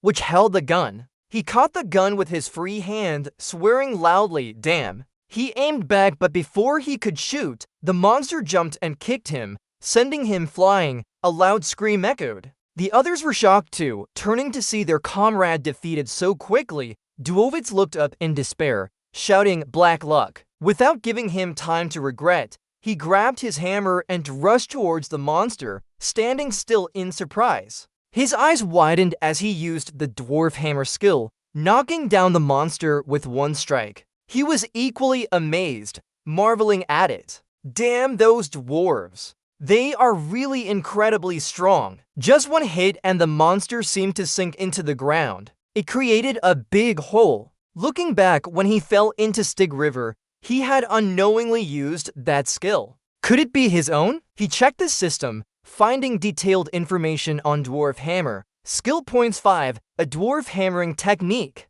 Seeing this, he was delighted to notice it didn't require many skill points. Perfect. Note, skill points allow using stronger skills in battle and their frequency of use. It works like stamina. It's an index corresponding to megapixels and HP. Just when he thought the monster was dead, it surfaced, tightly grabbing Duovitz by the neck, gritting its teeth. Got you! You little bastard. He's being choked, struggling to breathe. Try to grab his hand and resist, but he can't break free. The merman monster swings its arm to deal with him. It yells, "I'm going to kill you." You see the situation is unstable, rushing in to save the dwarves. Activate the skill just obtained from the system. Skill activated. Distract it. Hey, stinky fish. It's you who should be dying. Just as he was swinging his sword excitedly, a system warning suddenly sounded. The skill has been cancelled. Equipment mismatch. This skill can only be used with a blunt weapon. He's floating in midair. His sword lightly touches its head, like scratching an itch. Panicked, he doesn't recognize himself or where he is. Huh? The damaged merman monster gets angry and turns to punch him hard in the stomach. You can hear bones breaking with a crack. He's too slow and gets thrown far into the wall behind. Struggling to get up, he thinks, it didn't work because I wasn't carrying a blunt weapon. Damn, now I don't have Snow White to transform into that kind of weapon. He touches his mouth. Suddenly an idea pops up in his head.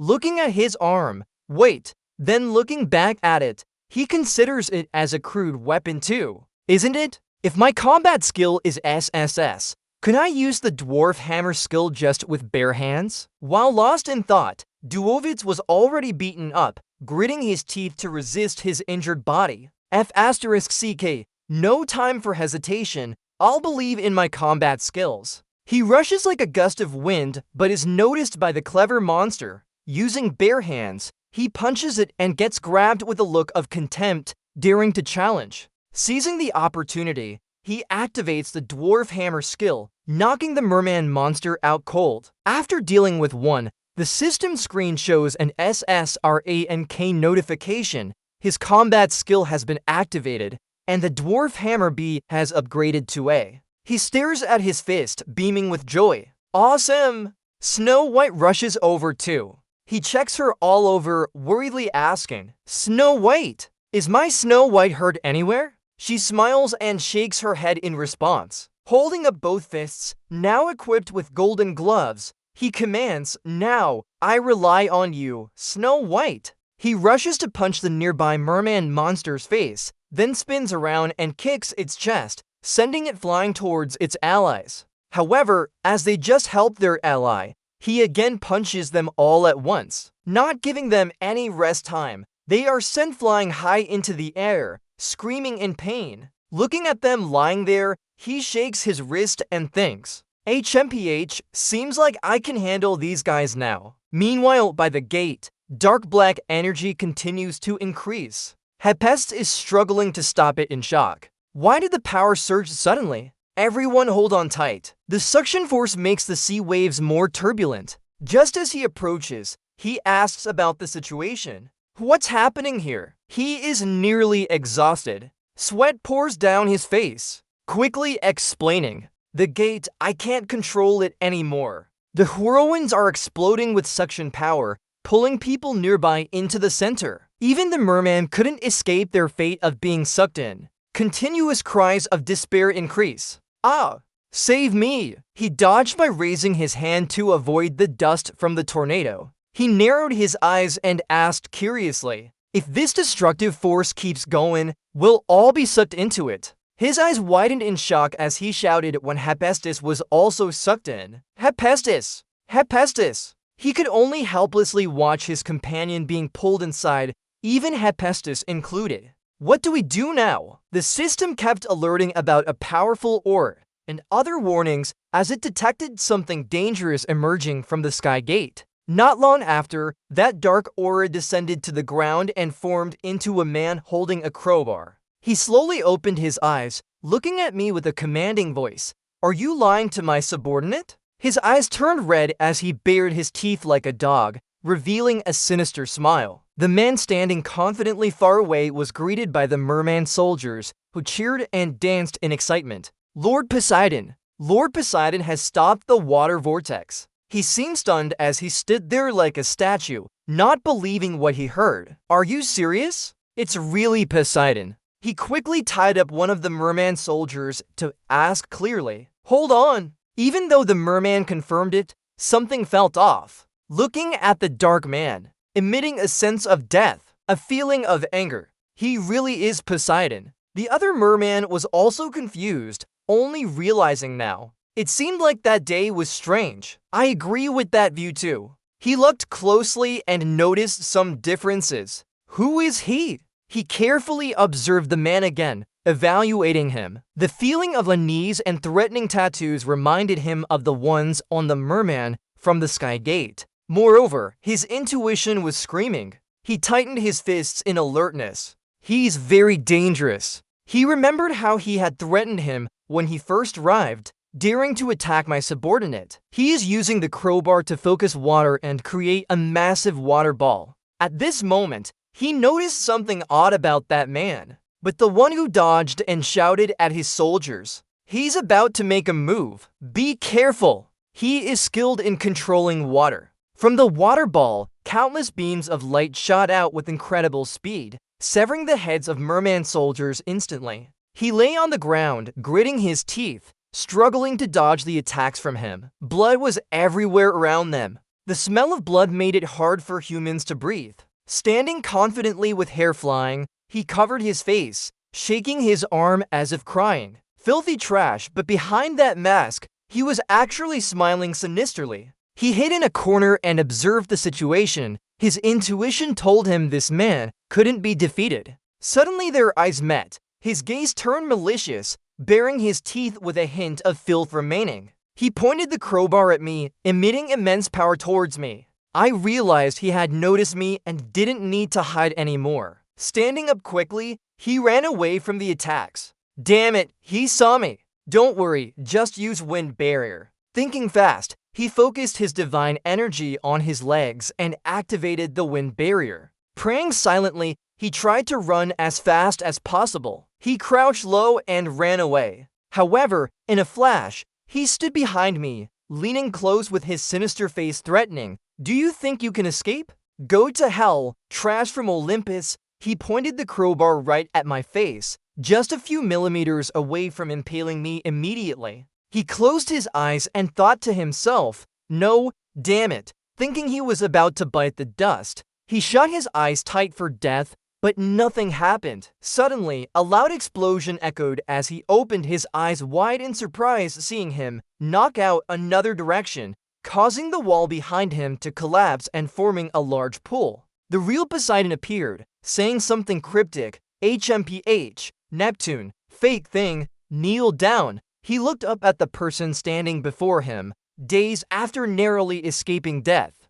Not understanding what just happened, that day grabbed the crowbar tightly, pointing it towards him. Do you think you can imprison me? Poseidon, forever? Seeing Poseidon escape initially made him a bit confused, but quickly regained his composure to respond. Poseidon, don't be ridiculous. I am also a god. Before he could finish speaking, that day couldn't hold back and delivered a punch to his face, causing blood and saliva to spurt everywhere. His jaw shifted to one side as he held his mouth. Damn you. The Neptune name you're using was also mine originally. Do you understand? Supplementing knowledge. The Greek Poseidon once had a name that could have originated from Italian language. This incarnation is called Neptune by the Romans. He roared in anger and delivered another punch to his other cheek. How dare you impersonate me? He grabbed Poseidon's long hair, pulling him back, causing Poseidon to arch his neck up towards the sky. Angrily gritting his teeth, he shouted, "Damn you, daring to play dirty." I was also grabbed by Poseidon's hair and made a request. Retract what you just said. Sit there and watch the show in amazement. Who would have thought I'd witness this battle between top gods? Poseidon refused to back down and challenged him to end everything today. He immediately accepted the offer. Fine, agreed. You just talk big. Isn't this like a child's fight? This is all an illusion. Poseidon was so angry he almost cried.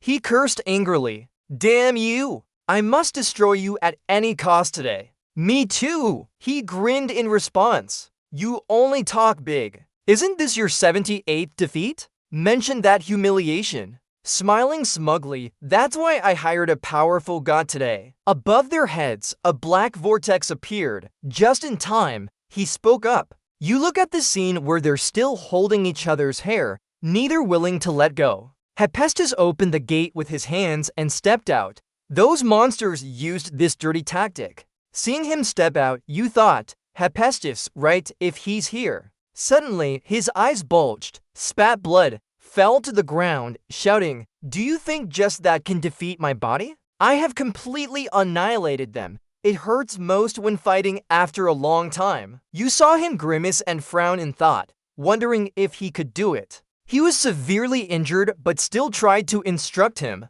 "I will leave the rest to you." Forjon and the other two also jumped out of that gate, responding. Yes, you were surprised when she appeared, stuttering incoherently. Do Soyeon? When the others stepped out from behind that gate, Soyeon snapped her fingers. A slash split the gate into two and shattered into thousands of pieces. Poseidon saw this scene and laughed triumphantly, unable to stop himself. He stared in shock, screaming in pain. "No, my gate!" Then he turned to threaten. "That's not enough to fight against my subordinates. Who dares do that to the precious gate of mine?" As soon as he spoke, a water ball attacked her. You were horrified and screamed. "Not yet, Soyeon." He waved his hand, sending out a destructive light beam. Still screaming, "Run fast, it's dangerous." However, she ignored his warning, stood still, watching the light beam heading towards her as it approached.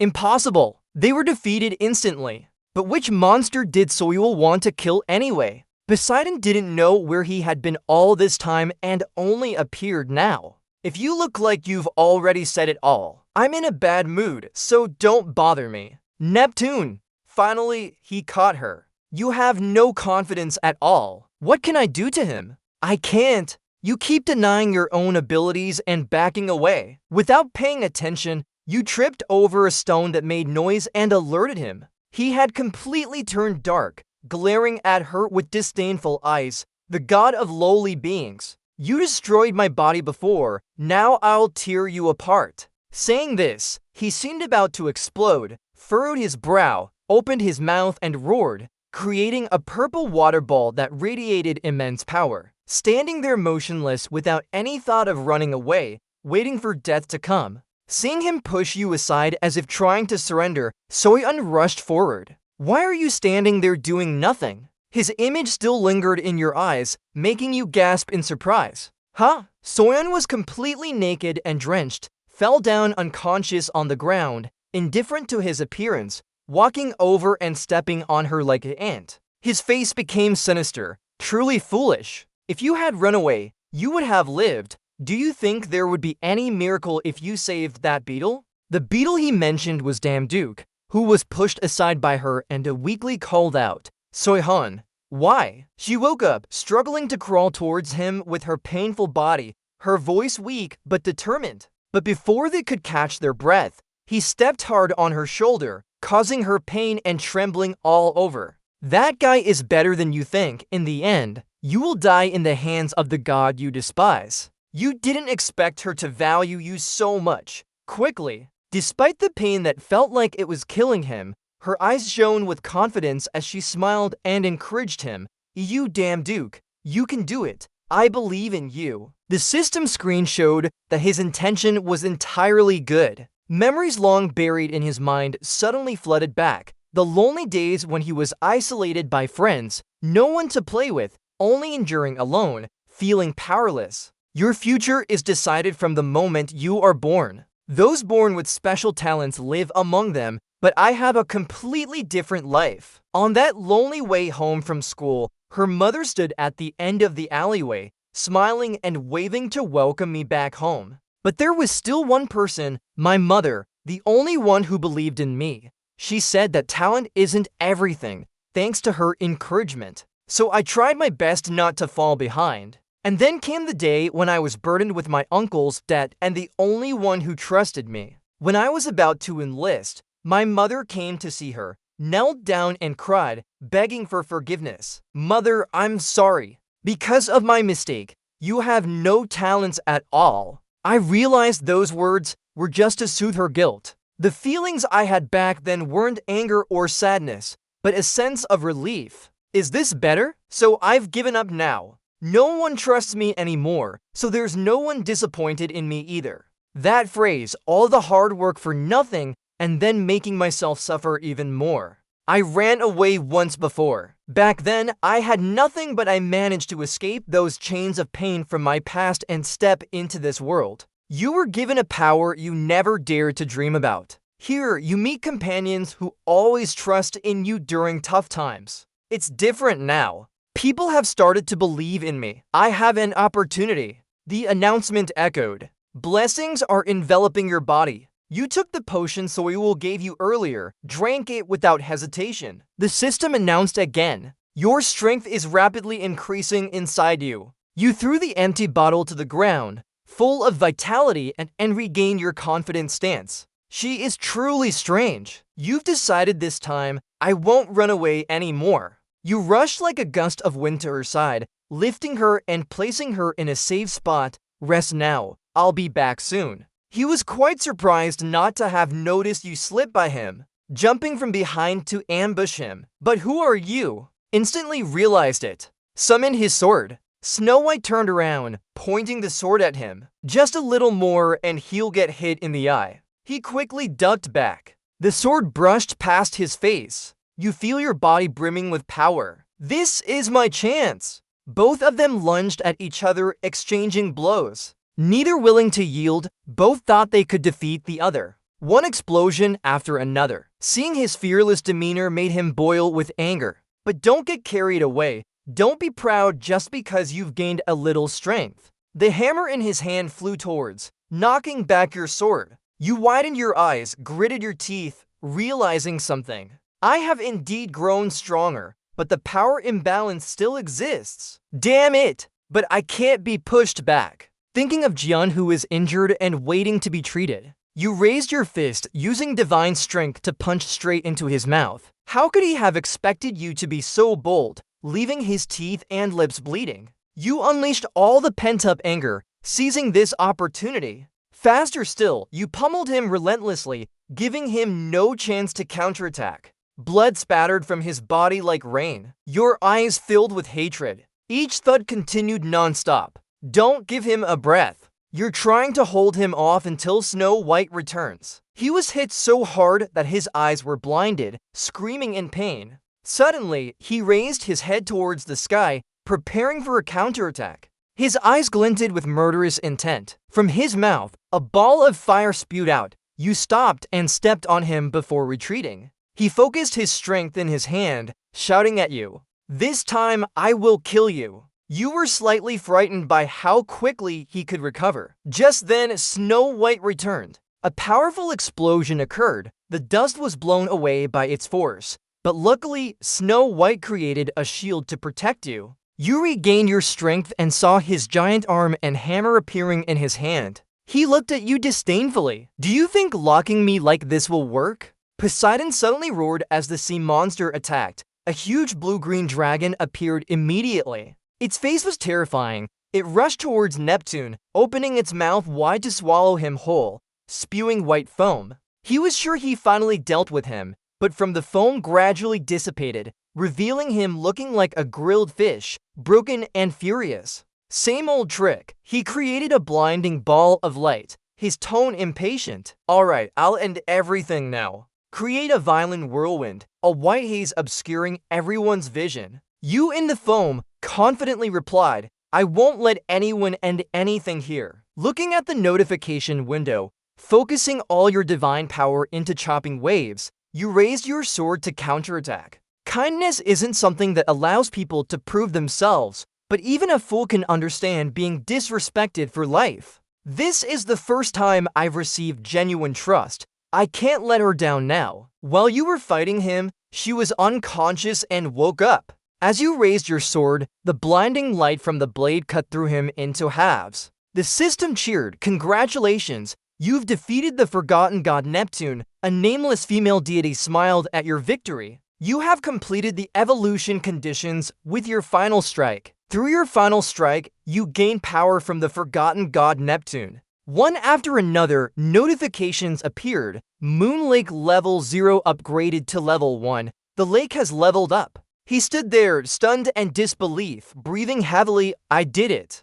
But that blow seemed to drain all his strength. His eyes grew hazy before he lost consciousness. Damduke slowly opened his eyes as images of Poseidon's realm gradually appeared in front of him. Sitting up, he looked puzzled and asked, "Oh, what the heck?" Poseidon sat calmly on a chair and answered, "You're awake now. While you were unconscious, I healed your wounds and restored your clothes." Looking down at himself, he saw his injuries had fully healed as he was told, but suddenly realizing his hand couldn't move, tied behind his back, he thought to himself, "My hand." He sat cross-legged, continuing the previous conversation. "First, I must say I am extremely grateful for you taking down Neptune on my behalf. However, setting that aside, let me ask this of you." While sitting on the floor with his hands tied behind him, feeling tired and sore, he paused momentarily, glanced at him, cradling the power ball,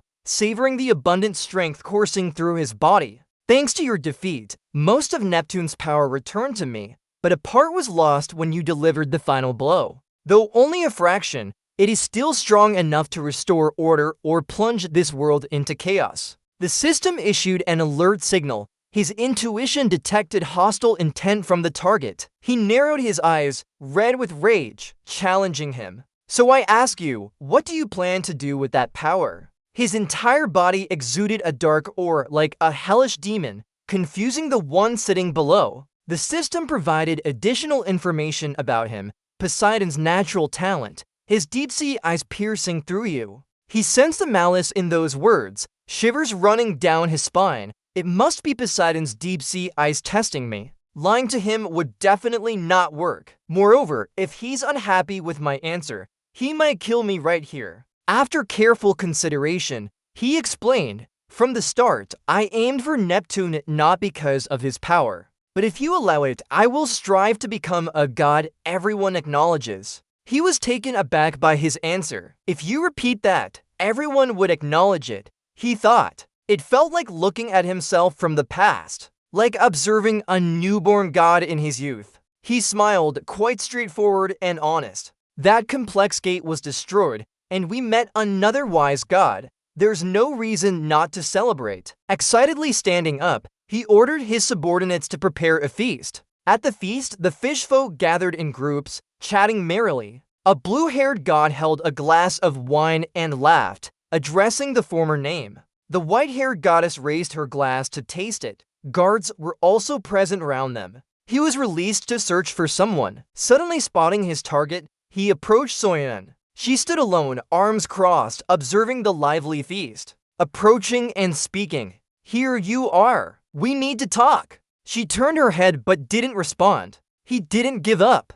Continued asking, "Do Soyeon? You? Who exactly are you?" As he spoke with her, the snowflakes on his body suddenly became excited at seeing her. They leaped into her arms. He wanted to talk seriously, but was distracted by its affection, angry yet unable to do anything. The grumpy voice shouted, "Hey, Snow White, what are you doing here? Come back now, I need to talk to her." She was surprised by its actions, but still petted it like a pet. It ignored his words, pretending to sleep in the arms of the beautiful lady. He stood there speechless, wondering what to do. Look at it, acting all high and mighty just because it got promoted a little. Others don't even care about you. So why do you like Do Soyeon so much? Suddenly, a girl with green hair bumped into him, but didn't apologize. Following her were several beautiful girls who surrounded and blocked his path. Her expression showed obvious admiration. In just a moment, the other girls had blocked his way, leaving no time to talk to her. Staring at the scene in front of him, one girl happily asked Do Soyeon, "What are you doing here?" He stood outside trying to squeeze into the group. "Hey, I'm just joking with her." I don't know if she did it on purpose or if the girl in front accidentally bumped into his face. In pain, he screamed out, "Wait a minute!" The voice from earlier spoke again. "Thank you very much for that." Another girl chimed in. I've seen how she handled the gate already. He still wasn't giving up and tried to negotiate with the girls. I talked to her first. Suddenly, a hand landed on his shoulder from behind. The man's voice echoed. Here he is. She was startled to see it was Poseidon. He cheerfully lifted him up by the chest and carried him away. Before your shift ends, we have a lot to talk about. Like a fish on a cutting board, he struggled futilely while shouting, "No, I refuse." The girls surrounding her dispersed as they saw Poseidon approaching.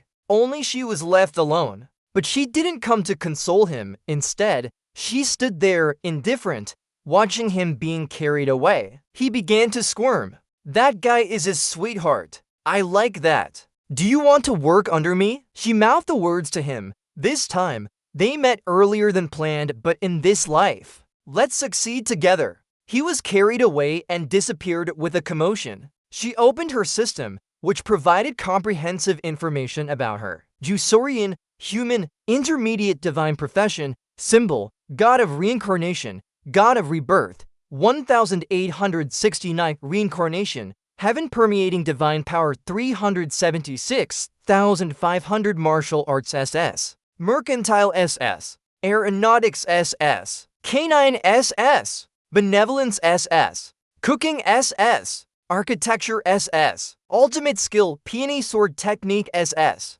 whisper of the demon SS, 100 success shield golem S, angel wings a characteristic B alias hero of the village, who defeated the king of hell in layer 3 Mina, conquered the golem, god of reincarnation, god of rebirth, 1869th reincarnation. Sue theme, this life, it took a long time to finish her shift and return to the human world. She lies on an island surrounded by lush trees and sea, with picturesque scenery. The voice of the one who handed over the certificate still echoed in his ears. Well done, you've passed all your tests. Congratulations, here is your hunter's license. He finally finished the exam, holding a level 6 hunter's license in hand, feeling proud. Finally got it, my hunter's license, and even received a perfect 6-star rating on my first try. Hunters across the universe are classified by stars? This system starts from unranked to 9 stars. Currently, there are no level 9 hunters in South Korea, and only 13 people above level 5. This means the pressure of being a level 6 hunter is unimaginable. Dong AC was being pulled out by 2 strong guards shouting loudly, "No, never! Dare to enter the prison without certification. All of that. Are you really letting a criminal go like this?" You startle and turn, seeing his murderous expression. He's still annoyed with his own success. He struggles against 2 guards, threatening to kill all of them if they don't let him out. You grimace as you leave, sighing in disgust. What a miserable wretch. My ears can barely take it anymore. As you walk, you suddenly notice Birchtuyet sleeping heavily on your shoulder, wondering why she seems heavier now. Has she grown? Thinking back, Birchtuyet has also leveled up. She might continue to grow and one day become independent. You recall the times when she was with Soyeon by her side. Birchtuyet clearly likes Do Soyeon too. No way this cute little guy will do something like that. How can you follow her? You nuzzle your cheek against hers, enjoying the soft fur, and ask, Birchtuyet, do you like me more than Do Soyeon? While playing with Birchtuyet, she's wearing sports gear, hat on, leaning against the wall, arms crossed. She looks pretty good. But it won't last long. Follow me, as promised. I'll tell you everything you need to know and what will happen in the future about this world's end. Sunlight filters through the trees lining both sides of the road. The car drives down the mountain road. Concierge asks curiously from his seat, how can I think of her as strange? Still find her strange no matter how you look at it. You stretch your hands behind your head and glance at Soyeon driving. Who is she really? She focuses on driving and looks back. What's the question? Isn't that what you're wondering? Chumji recounts, a year ago, somehow, job opportunities for gods suddenly appeared before me. With rewards from these jobs, I grew stronger and became an intermediate god. Then I gained the talent of divination. You ask excitedly,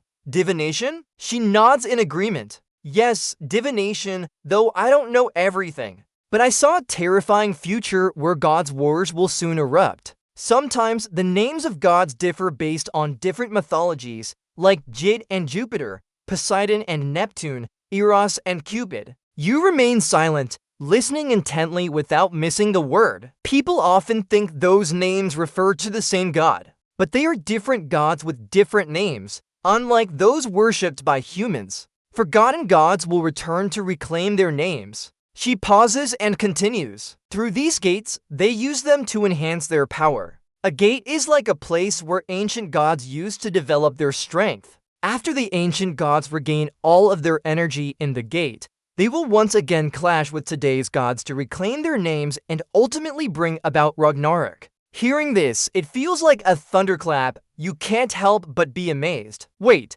there was also a gate that appeared in the human world. She confirms. Yes, she explains further. To give humanity enough strength to resist, dungeons were created with similar forms as gates. They were made to train humans. You suddenly remember what Thor said. It's time for you to create an experiment for humanity now. It's a training area to help people prepare for the disasters that will come. You grit your teeth in anger and respond. Training area? Since the dungeons appeared, countless people have been injured or even died. So the dungeons are just a training area? During its creation, gods should have. She interrupts you. You've seen Neptune already. You should understand that. Neptune retreated because he couldn't focus fully before. Yet, he's still that strong. Gates are places even gods struggle to resist. The more energy the gods concentrate, the harder it is to stop disasters at the gates. It's a heavy task for humanity.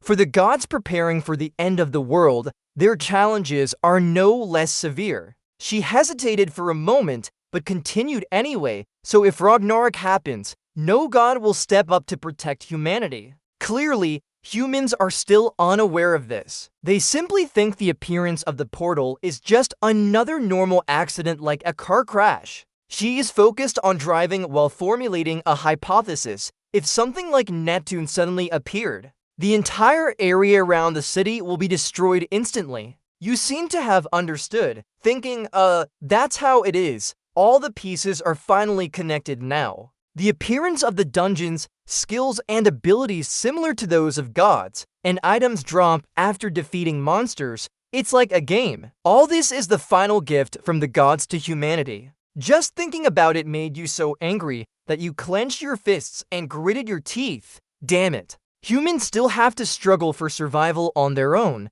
If even the gods can't stop the portals, how could humans do it? Her eyes were resolute as she looked at him through the rearview mirror. I'll help you. You can do it. In the future that I see, having faced the portals and protected the world, I will do everything possible to help you become someone like that in the future. He stood there for a few seconds. Their eyes met. She pulled back on the car's brake. We're here. You jumped out of the car. Oh, we've arrived. Opened the door and apologized. I was distracted, so didn't notice you had arrived already. Turned around and smiled. Thank you for taking me. Suddenly, his eyes widened when he saw the waiting reporters. Hot news. EU 6-star hunter dedicated to it. The reporters rushed over. Oh, he's here. He's dedicated here. Getting ready to go. A reporter hurriedly asked, can we interview you for a moment? He turned to her for an answer. Hey, Du Soyan, did we get the right place?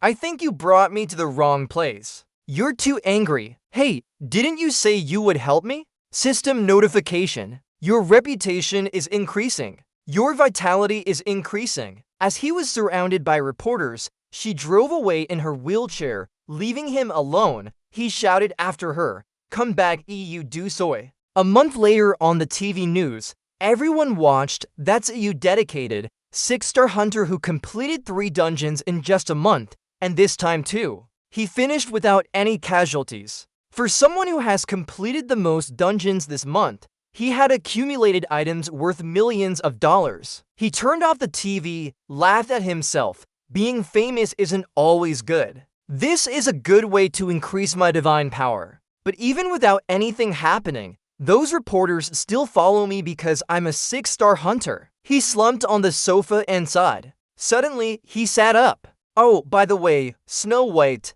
Lucky you have fans too? Even without doing anything, you're already famous. Snow White didn't care, rolled around playing alone. Just then, Soil's voice rang out. Then you should work harder. That reputation will soon become your strength. She crossed her arms and leaned against the door. The upcoming battles will be much more difficult, like the prophecies ending, without faith in the future. And then when despair sets in, the future might be even worse than we imagine. So you'll still face a harsh fate? System prompt. Your divine power has exceeded 25,000. Do you want to accept Apollo's request? Yes. He hesitated before answering. I'm still thinking about what to do, but girl, save the world. That's not fair at all. It seems he had made a decision. Now I understand. I won't sit and wait anymore. She smiled as if she already knew the answer. I knew you'd say that. Both of them stepped into the teleportation circle. Strange symbols appeared.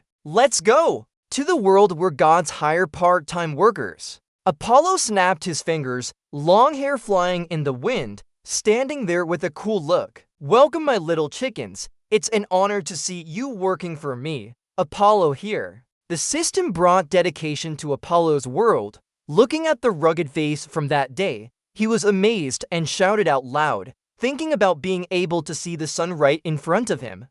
It is truly bright. Apollo became more arrogant with each compliment, but he smiled and replied, of course, it has to be bright. It's clearly representing us. You can't stand his overconfidence. Just go along with it for now. Yeah, right. He laughed in satisfaction at your approval. Do you think the same? Even the sun chariot is beautiful because it resembles us. It has smooth curves like our bodies. But it still doesn't match our perfection. You flinch a bit when asked a difficult question. Haven't you heard how perfect we are? So he unsighs resignedly beside, as if used to this. He starts boasting again, saying he has become more perfect since birth. After greeting and settling their affairs, she controls the sun chariot while you sit by complaining. How could I have stopped praising myself back then? Was that person just full of self-love? Thank goodness it's dawn now. She clutches the reins tightly with a sarcastic tone. I almost wanted to punch that day.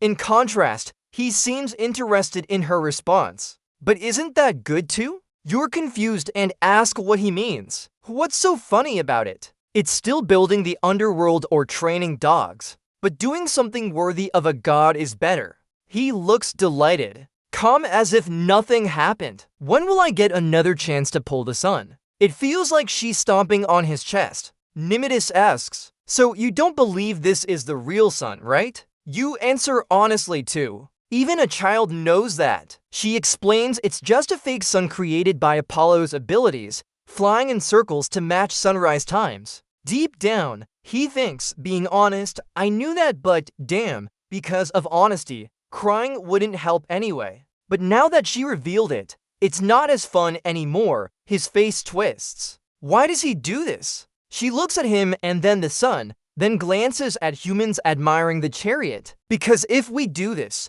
people will believe in worshipping the sun god. This way it increases his power, and that's how Apollo became the sun god. He takes over the reins and excitedly guesses. Is that just a trick? She acknowledges as if it doesn't concern her. It is indeed a trick. That day was just a con to swallow people's trust. She closes her eyes, trying to soothe him. But there's no need to worry about that. Just focus on your job. Do you remember the reward for this part-time work? She takes the reins from him and urges the horse faster, making it snort in surprise. You enjoy the fresh air up here, looking around praising her driving skills. Soe undrives well, right? She used to drive chariots before, didn't she? She confidently admits, of course, I've done this part-time job countless times. Even with my eyes closed, I can drive. He's amazed by hearing it for the first time. What? This isn't her first time doing this part-time work. Apollo doesn't recognize her. She's surprised by his reaction too. She shudders thinking, usually he's a bit slow to react. But this time, he was sharp. He might say he's lying. So you blame Apollo for all this? Of course. He won't remember because he only cares about himself. Even after coming here many times, He doesn't recall anything. The horse carriage is flying through the air while they keep talking, not noticing the free monster blocking their path. They just charge straight at them, quickly dodging round the carriage. A group of glowing fur dogs, emitting a burning hand heat even without provocation, they attack on their own. They seem to have no intention of attacking, they just let the two pass by. You got a notification. Your intuition skill has activated. The other dogs are still following you and won't give up. You whip the horse faster, shouting in worry as suddenly they do something. She turns around but sees nothing unusual. Strange, there's usually no sun wolves on this path. She exclaims, sun dogs. They look like hellhounds. A notification appears. Special ability activated. Lead dog. She stands up and decides to challenge them, handing the reins over to you. Alright, I'll fight them, so take this. Before she can finish, you protest. No, let me handle it. She advises, Eudoxus. This is beyond your level. If you touch a sun dog, it will burn you to the core. You remain firm in your stance. However, to be as strong as I am in the prophecy, I need to handle this many wolves. Snow White transforms into a sharp sword. You jump down from the carriage with it. You leap onto the horse. Before fighting the sun dogs, you shout to reassure her. Plus, I have a plan. You swing your sword at them, but they easily dodge and howl loudly. You raise the sword in front of you as if showing off. Look closely. This is how I defeat them. Another slash causes them to wail continuously, though not causing significant damage. But it's an opportunity for you to attack. You rush to a nearby one and grab its head, black smoke rising from your hand. You feel the heat from its body, thinking it cooled down, but it's still very hot. The system notification appears. Poseidon's power activated. Blessings of the waves will surround you. You wonder, Poseidon's power? The wave blessings have cooled it down. Alright, with this strength, I can do it. You place your hand on a dog to activate the lead dog skill. Another notification, special ability, lead dog activated. Number of dogs following you, 33. After activating the skill, the previously fierce dogs become obedient and listen to your commands. You smirk, raising your hand triumphantly. Alright, just one more. She stands on the carriage's edge, watching him play with the dogs like he's playing with Snow White. Her eyes widen in amazement as she can't speak. She sighs in relief, recalling their memories since they first met, flashing through her mind like a film. He is indeed interesting. When we first met, you were just a clown who couldn't do anything. No matter how tough it was, he kept moving forward. For others, it's meaningless progress. The images of him fighting monsters to complete quests make her appreciate his abilities. Twice, 3 times, hundreds of times. He still works diligently bit by bit. Eudoxus, he constantly develops himself without stopping. To reach this after 1869 failures is no small feat. She dresses up neatly and smiles confidently at her prophecy. Only you can kill that thing. I was reborn solely for this purpose. Meanwhile, he strokes the soft fur of a wolf. Its pups lick his hands. He commands them. Alright, Sunwolf 1 and 2, you will stay behind to help me chase the rest. The 2 wolves follow him, waiting for further orders. 2 wolves stand on both sides of him, baring their teeth and staring at the rest. They're not afraid of any of them. After receiving your command, advance. These puppies are taking their children. They immediately charge forward without hesitation. They leap towards the remaining ones, opening their mouths to bite viciously until blood is drawn, refusing to let go. You're standing behind watching them fight each other. Aren't you confused by your friend suddenly attacking you? He raises his sword, preparing to attack, grinning slyly. I assure you, you'll soon be back as friends. The attacked wolf looks around and jumps away, followed by another one. You're riding a wolf. Another announcement echoes. The leader's special skill has activated. 2 more wolves are affected. He excitedly shouts out, 2 more! Now, the number of wolves following you is 40. More and more wolves follow him from behind. Riding high, they surge forward. Alright, finish taming the rest now. Continuous announcements appear. Congratulations! The number of wolves following you has surpassed 40. The the support skill of the leader's special ability is unlocked. He suddenly sits up, thinking about the support skill of the leader wolf. An explanation pops up for this skill, the leader's support howl. Now, you can gather all the tamed wolves. No matter what you say, they will obey with absolute loyalty. Sitting on a wolf while reading the notification, he thinks deeply, can I gather all the wolves that have been tamed by me? Apart from those tamed, these deadly hunting wolves are not very useful now, but how would it be if I could return them to life? Watching them fight must be interesting too, right? While having dark thoughts, he is interrupted by her. Quickly tame the rest. The scariest thing isn't when they're alone. It's when the Japanese wolves feel threatened. They'll unite as one. His mind awakens from her words, but it's too late now. They've united and formed a giant wolf that charges into attack. Just opening its mouth, a huge ball of fire erupts from its mouth. Charging forward, the wolves tamed by him also cower before that power. Surrounded on both sides, he doesn't know what to do until a loud explosion occurs, burning and splitting his sun chariot in half, with thick smoke covering everything. She was riding the horse from earlier, angrily shouting, "You're being negligent at such an important moment again." He's dodging those flames when she calls out, "You saw it all!" She glares at him reproachfully. "It's impossible not to look at you. If you realize this, hurry up. We don't have time." Grabbing his collar, she pulls him onto the horse she was riding. Still worried about his mission, he waves frantically. "Hold on a moment, Do-Soen. What about the sun chariot?" She struggles to pull him up behind the horse and explains. The giant wolf and the sun chariot have both fallen into the village. He exclaims in alarm. "Huh?" She patiently continues explaining. "I don't want to say this because you'll just overthink it." At the moment that giant wolf appeared, all surrounding villages were in danger, so evacuating the villagers is top priority. Since those fire wolves appeared, they've disrupted everything. The fire attack on the village has caused everyone to panic and flee in chaos. Return! They follow the fire wherever it spreads. Some couldn't run fast enough and were killed instantly. The screams are heart-wrenching.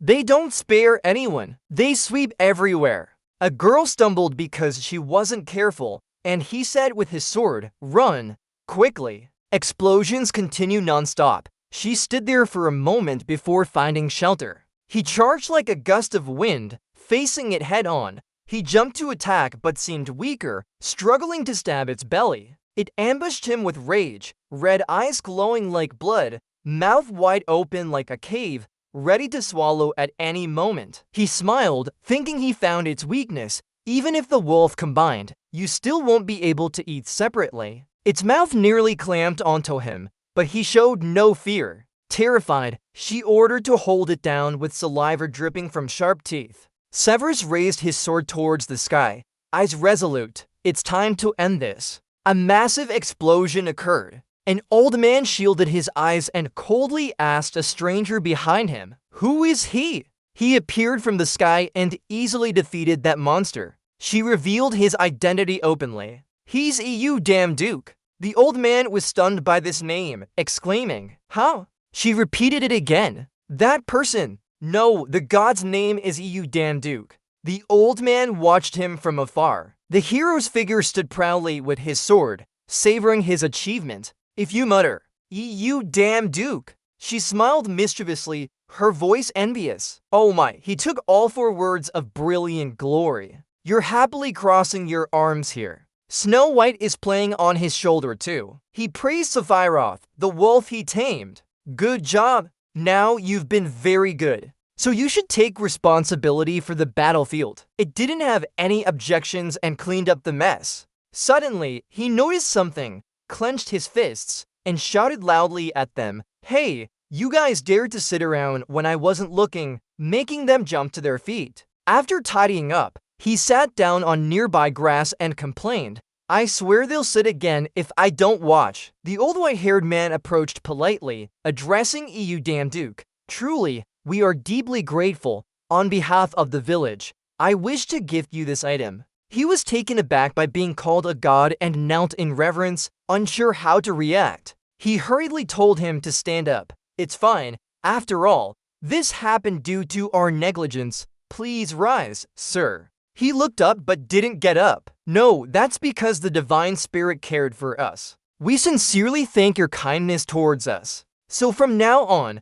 we will express our gratitude by offering a prosperous sacrifice each month. He began his sincerity by lifting him to the green horizon. Eternal love, damn Duke. Eternal love, damn Duke. Before he looked up again, he had already run away. Haste is key. Oh, you damn Duke. Oh my God. Where are you going? Oh my God. He panicked and ran to an empty place, leaning against a pillar, panting heavily, trembling. What nonsense did you spread that everyone is acting this way? Anyway, I'm in trouble now. In the forest, trees are dense. He complained again. The cart was completely destroyed and unusable. The fake sun from the cart was also eaten by the wolf. We still have a week left for Apollo's overtime work. What should we do now? She's not at all worried. Just answer simply. Do what you need to do. We just need to create something new. He stood up angrily, facing her, and asked a series of questions,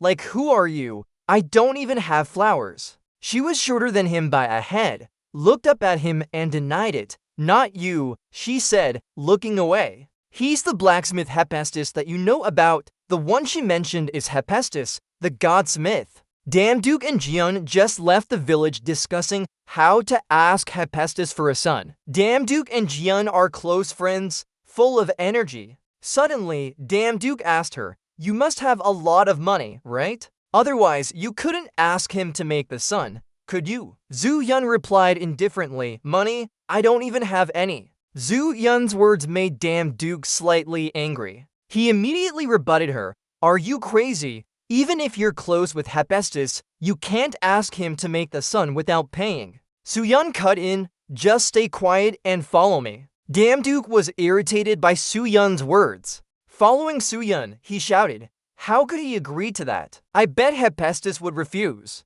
You're betting on it. The loser will fulfill the winner's wish. Contrary to Damn Duck's thoughts, Hephaestus laughed and agreed immediately. Haha, okay, of course. I owe you countless favors. What difference does it make? Hephaestus still laughed and said he needed 3 days. That's nothing. Damn Duke stood back in surprise at how easily Hephaestus agreed. He wondered what Hephaestus could possibly owe him to agree so freely. Cut to outside the Su-un and Damn Duke, one standing before the other. Damn Duke spoke from behind Su-un. You want to talk? What's this about that you had to move here for? Zhu-yun brushed her hair back and said, I told you the loser has to fulfill the winner's wish. Before I say what I want, I need to tell you something first. Damn Duke was surprised but replied, okay, what is it? He wondered why she created such a scary atmosphere. Su-yun seriously turned around with her arms crossed and said, you Damn Duke.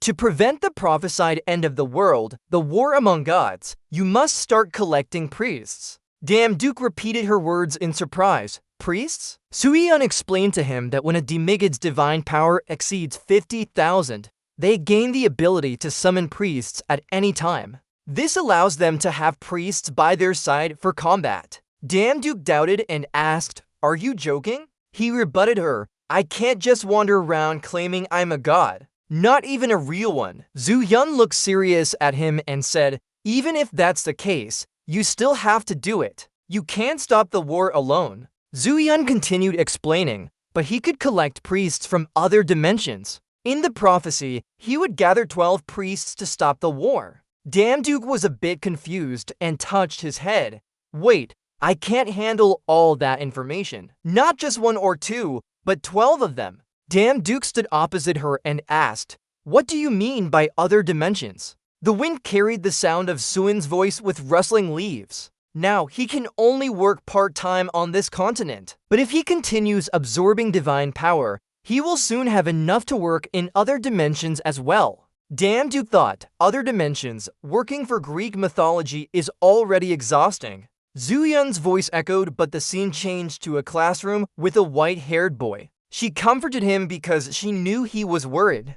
Don't worry too much. The priests from our dimension, and they will be very happy to help you. Zhu Yun's face changed as she sneered and said, "Oh, you mentioned you would fulfill one of my wishes again, right?" She suddenly remembered. As the sun shone down from behind the mountain, the human villagers looked up at the sky. The underground people, who were like demons, bowed respectfully. One man lifted his head to look up at the sky. The man looked up in confusion. "You damn Duke, who is that?" A long-haired man turned and said, "Oh, you don't know, that's the god who defeated the Sun Wolf in the neighboring village." They looked up as a carriage passed by with a sign hanging on it. One of them said, "It seems Apollo values a person so much that he put his name on the carriage like this." Meanwhile, at the front of the carriage, Damn Duke's face turned red. Damn Duke turned to Suwon and said, "I know you want to boost my divine power, but it feels embarrassing like this." Although he said that, Suwon's expression remained calm as if she didn't care. Soo-yi-han looked at him indifferently and said, "You said you would fulfill any wish." Soo-yi-han continued, "Our goal is to unlock the divine calling ability through this part-time job."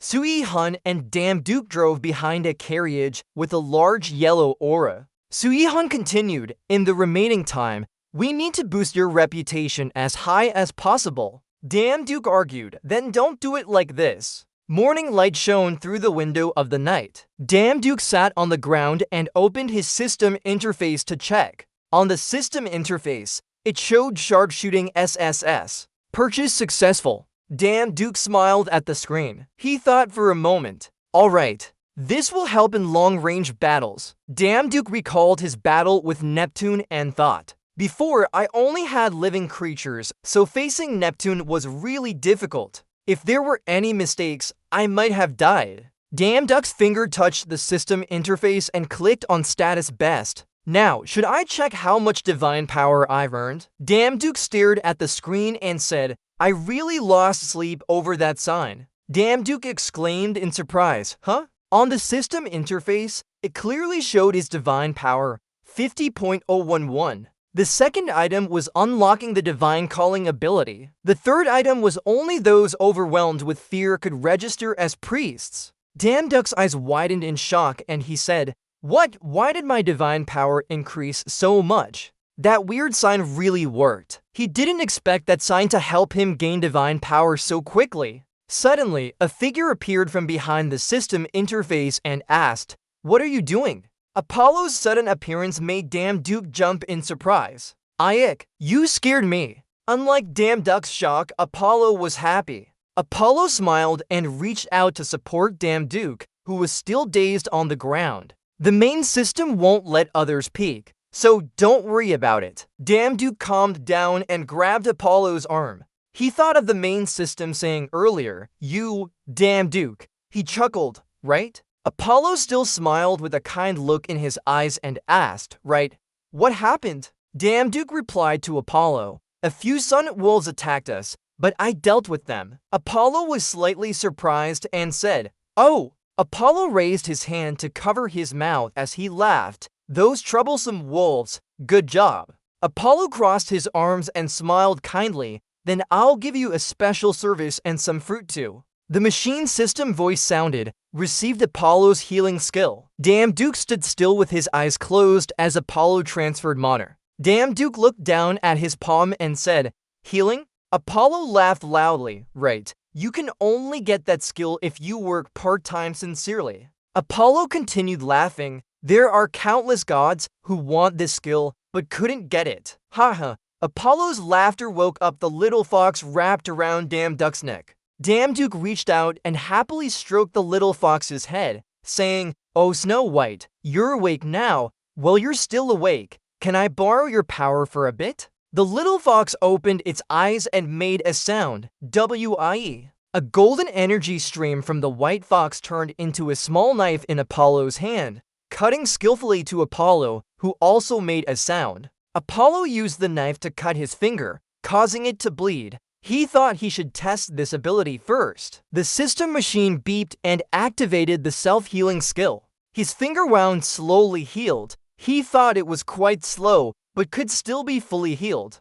Apollo looked at the healed wound, commenting, "That's cute." The little white fox licked his healed finger. Apollo smiled affectionately and said to Snow White, "Snow White, You licked my hand because I used you to cut myself? Inside Apollo, Snow White was worried about his wound and made a wee sound. Apollo looked at Snow White and sighed. It's a mythological creature that can turn into a weapon. Impressive. Inside Apollo, Snow White growled at Apollo as if ready to attack. Apollo didn't notice and asked, "Do you have the taming skill?" While petting Snow White, Apollo remembered the other two animals, a deadly hound and a sun wolf, and said, "Yes, probably." Apollo asked Duke, "Why are you asking this?" Apollo replied, "Recently there's been an issue that's quite troublesome. I'm thinking of how to raise it." Apollo continued, "I've grown tired of it constantly biting and gnawing on my sun face."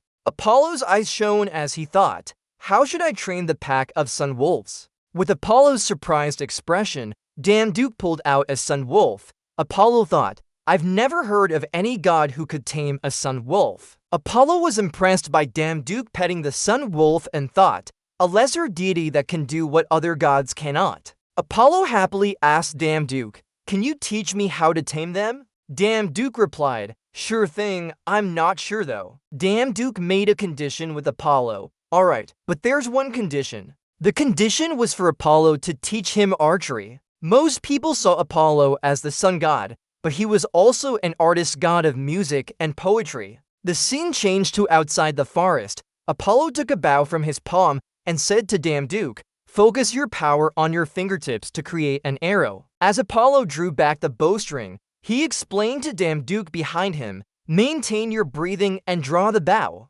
Lock onto the target and shoot." Apollo released the arrow, which flew through the air. Apollo's arrow pierced a falling apple. Apollo turned around with a smile for Duke. "That's it. It's easier than you think, isn't it?" Duke said, "It is that easy." "Yes, it is." Duke was sweating as he watched Apollo shoot the bow. He thought, "I've seen him do things not like a god." What amazed Duke was how far Apollo could shoot from. Duke thought, this must be something only a god can do. To Duke's surprise, Apollo's archery training was very tough. It had been a month since Apollo taught him in the divine realm. After relentless effort for a month, Duke finally succeeded. He now understood what archery entailed. Duke recalled his learning methods and past battles. The only way to improve his skills was by watching YouTube or copying the movements of dwarves and merfolk soldiers. As he thought about it, Duke put on his coat again. Learning from a god was truly different. Duke thought about combining his skills. If he could combine all his current skills with what he learned from Apollo, he would reach new heights. If that worked, he would rise to new levels. Looking up at the clear sky, Duke was determined. Sui-Yin appeared behind him and said, "It's time to return." Sui-Yin remained expressionless as she held Snow White. She said, "You don't have much time before you meet the first priest." Duke turned around and smiled at her. "Okay, where is Apollo? I want to say goodbye before leaving." Sui-Yin, still emotionless, told him about Apollo's current activities. He was playing with the sun wolves. They imagined Apollo happily playing with the sun wolves. Duke laughed and said, "He must have been close to them back then." With his smug face, Duke told Sui-Yin, "I learned something from working at the animal cafe. You can tame all dogs by treating them well." Sui-Yin raised an eyebrow in annoyance and countered, "You were lucky that way. It might not work for everyone." She added, "What if it doesn't?" Duke didn't care and said, "Then try until it works." Sui-Yin frowned at Duke's cheerful demeanor. She said, "You should think about the consequences. What if there are severe consequences later?" Contrary to Sui-Yin's frown, Duke was happy as if he had one. He said, "Don't worry so much. I've been given more divine power and learned new abilities." Duke's tone was firm when he said, "There's nothing better than this." In the dark, cold underworld, Hades spoke, "Are you sure about this?" Behind him, a butler appeared at the large window and replied, "Yes. I double-checked many times before coming here. I'm certain Sephiroth was summoned to another world without your consent." Hades' face showed no emotion, but his voice carried frustration. How dare someone do this? The glass window in front of Hades shattered as a powerful pink magic ore emanated from him. The room grew darker with the presence of Hades' immense magic and anger. He spoke with an angry look. No matter who you are, I'll kill you. Hades' pink magic broke the large window frame and carried his angry voice. You will taste my wrath for daring to offend me, the ruler of the underworld. That day, the sky was clear. The towering building with the SG logo stood out. This is Sanguine Guild. System notifications continued. Your swordsmanship proficiency has increased. Your swordsmanship proficiency has increased. Large pieces of wood fell to the ground, creating a cloud of dust. Another notification appeared. Your swordsmanship proficiency has increased. Continuous strikes caused wooden fragments to fly everywhere. Damduke was practicing his swordsmanship. Damduke was drenched in sweat, stopped and glanced back. Suyeon stood there engrossed on her phone, holding a coffee cup. Listen, it's good I can train here, but do so, Ion. Are you sure the priest is coming? She continued to stare at her phone without paying attention to him, indifferent and waiting some more. He glanced at the mess of what he had arranged and resumed their conversation. I've been practicing this sword for a week now, and since it's solo practice, it takes time for my swordsmanship and mana to improve. Isn't that better spent on part-time work? Did you hear me? Zuyu sipped her coffee, searching through her phone. Go ahead, Damduke. Say what you want.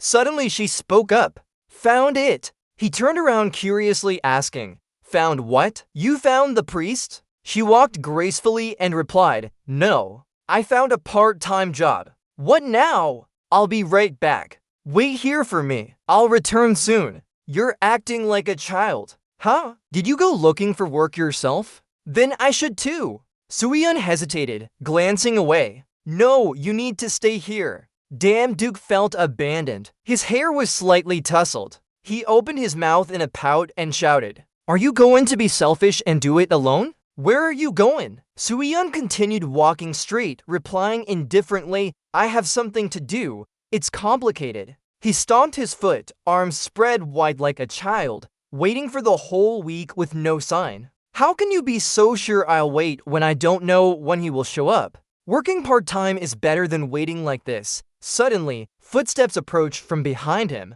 He spoke with disdain. You think working part-time is cool now that things are tough? His eyes still held anger as he curiously looked back, thinking, could it be? Dong DC stood there, his hand in his pocket. He wore a Hawaiian-style shirt and black sunglasses with a large dog chain around his wrist. He laughed mockingly. You pretend to be a hunter, but now things are hard, so you're trying to get work, huh? As he approached Damduke, his steps were quick. The dog chain was still tightly wrapped around his wrist. He continued walking and speaking. Gotcha, didn't you? Ha ha, you unskilled people should stick to your jobs. Damduke's eyes widened in shock as he looked at Dong DC with a blank stare. Wait, could it be that this isn't the priest? Damn. Please don't be him. Dong FC's face showed confidence mixed with mockery. He revealed a wide grin showing his even white teeth.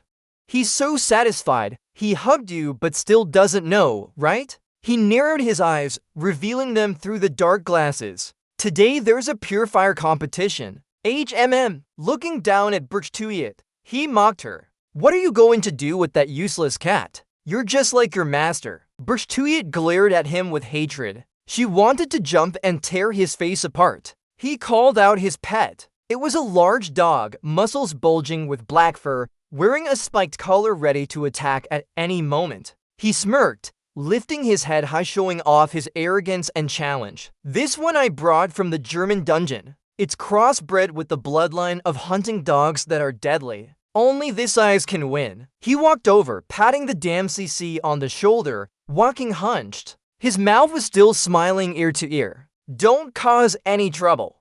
Go do your part-time job. Today is an important day. I don't have time to deal with you. You hate him and want to teach him a lesson, but the competition for taming is on. The scene shifts to the performance of the competition. Amidst the cheers from the audience, the host announced, Now, let's see the score of contestant number 9, John Dong OC. Immediately, the host's words caused the entire hall to erupt in applause. 39 points. This is the highest score recorded in the history of this competition. The dog lay calmly on the floor, looking relaxed. He, however, had his hair neatly combed back, smiling confidently with a firm grip on victory. He winked, making it look like half of his face was paralyzed by laughter. Thinking to himself, with this, I'll add a few more points. Looking down at the Oi Fong father standing in the stands amidst the audience's jeers, he felt satisfied. Seizing this opportunity, he will show his worth to his father. How amazing my son is.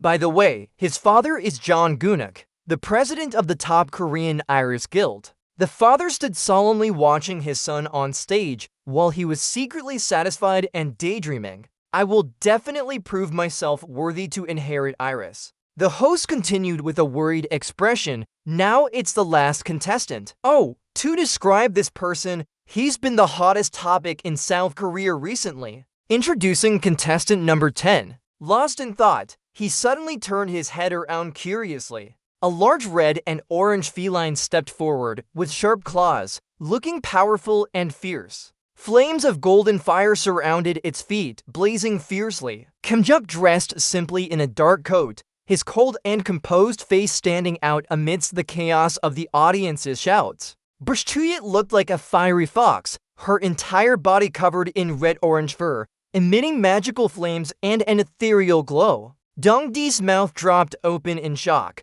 clearly showing his amazement. The host announced, "Now we will begin evaluating Kim Huk's taming skills." The female judge couldn't believe her eyes. She had to adjust her glasses and wipe sweat from her forehead, gaping wide. I've been a judge for many years, but have never seen such an animal before. The male judge was equally shocked, holding papers while shouting, "Loafers breathe fire. This is a new breed that has never appeared. It will surely cause a sensation in the competition." Dongdi's face turned red with rage, gritting his teeth. That bastard. Stage, a pat on the shoulder made him jump. That pat was from Kim Juk. He's retaliating for earlier. The pat made him stagger, his voice full of challenge. You were so excited at first, right? Bridgetite's face turned red with anger. She put her arm around the dog's neck. The dog sat obediently like a puppy. Dung carried on. Damn Duck whispered into Dung Ak's ear. You keep acting tough, but it doesn't help at all. Do you think that scrawny kid can help you win? He gritted his teeth and shouted, King Kang. Damn you! Your face! He grabbed Damn Duck by the collar and yelled in his face. Why do you always show up to block my way? Damn it. Gung AC rushed over like a missile. The man wore a powerful white robe and shouted, If you still want to compete, shut up. Still not sober yet? He let go in fear and turned his face towards the man, trembling. Dad, that's not right. The man spoke sternly. Enough. Shut up before I put you in another international exchange program. Then he looked at Damn Duck. His voice was gentle. That kid caused trouble again. On behalf of him. I'm sorry, sir. You bowed politely. No problem. Long felt elated. I never thought I'd meet him here. John Gunuk, the leader of the largest Korean guild Iris. He smiled lightly. He patted his back and had a gentle conversation with him. You look more mature than last time. Long time no see. Damn Duck, you respectfully spoke. Yes, me too. Dung Ak's face turned dark with anger as he heard his father talking to Damn Duck. Ignore it. Be understanding. Just think of him as having a mental issue. Cut, the flower pot shattered loudly. A turtle curse echoed. F*CK. Dung AC was the one who threw the flower pot. He stood there panting like a dead dog. He shouted into his head,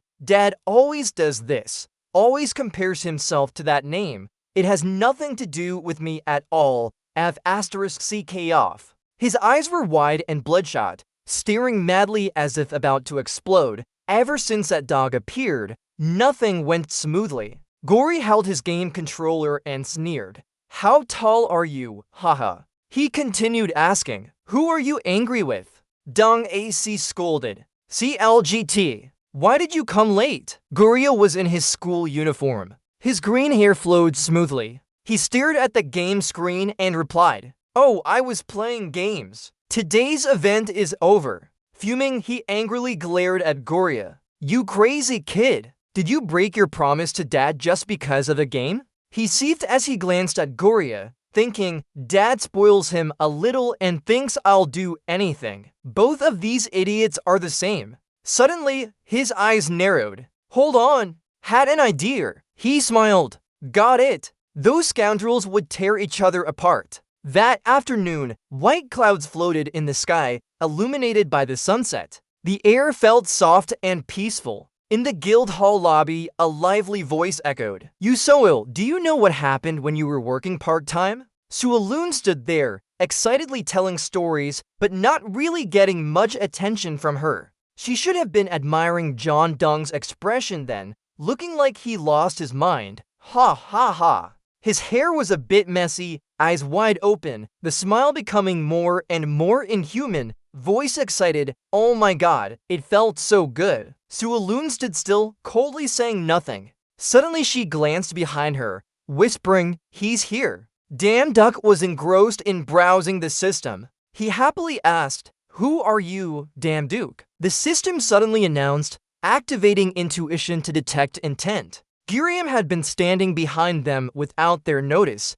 hands in his pockets, a sword hanging from his back. He asked, you Damn Duke, right? Before they could turn around, Guriam slowly reached behind him to draw his sword, humming, You've seen the ugly side of my brother now. Damn Duke only just glanced at it. Guriam mumbled in his mouth, don't hate me too much, and with a bang, he drew his sword and slashed, sending the world into white smoke. He smiled, green hair gently hanging down to enhance his handsome look, voice low, not something personal. He was the best hunter of Iris Baiwen. Dongwook sat on a sofa leaning against the wall, looking very relaxed and comfortable. He mumbled, Baiwen, the weakest factor member of Iris and the one who received the most love from her father. Thinking about Baiwen sitting calmly and cutting through piles of dead bodies, he couldn't help but cluck or praise. Born with an innate SS-level sword skill talent, a shocking genius.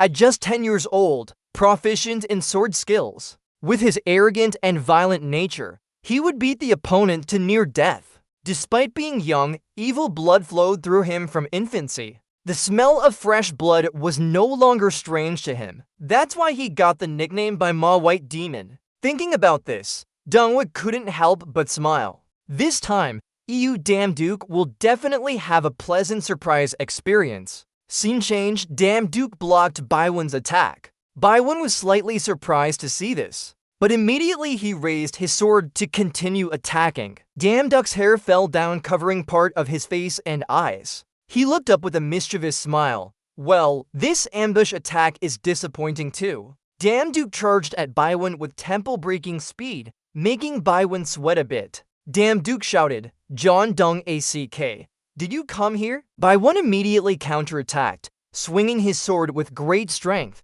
the posture decisive and powerful enough to send rocks flying. After being counterattacked, Damn Duke evaluated Baiwen's power. So I know roughly what level he is at. Baiwen was surprised by Damn Duck's ability. He had never fought anyone who made him feel so difficult. A wound appeared on his cheek for some time now. He lowered his head, face darkening, and couldn't help praising. Man, that was interesting too. He raised his hand to wipe sweat, shocked to find a wound on his cheek. His voice gradually became numb. Ha, I thought I would end it sooner. Damn Duke stood opposite with a black sword in hand. In defensive posture, Baiwen was angry. With the red blade running along the edge of his sword, he shouted, blame yourself if you have to. Immediately a beam of light sliced through Damn Duck's ear. He fearfully dodged, but some strands of hair were still cut. Baiwen flipped upside down in midair, right hand tightly holding the red sword. White streaks flying past at incredible speed,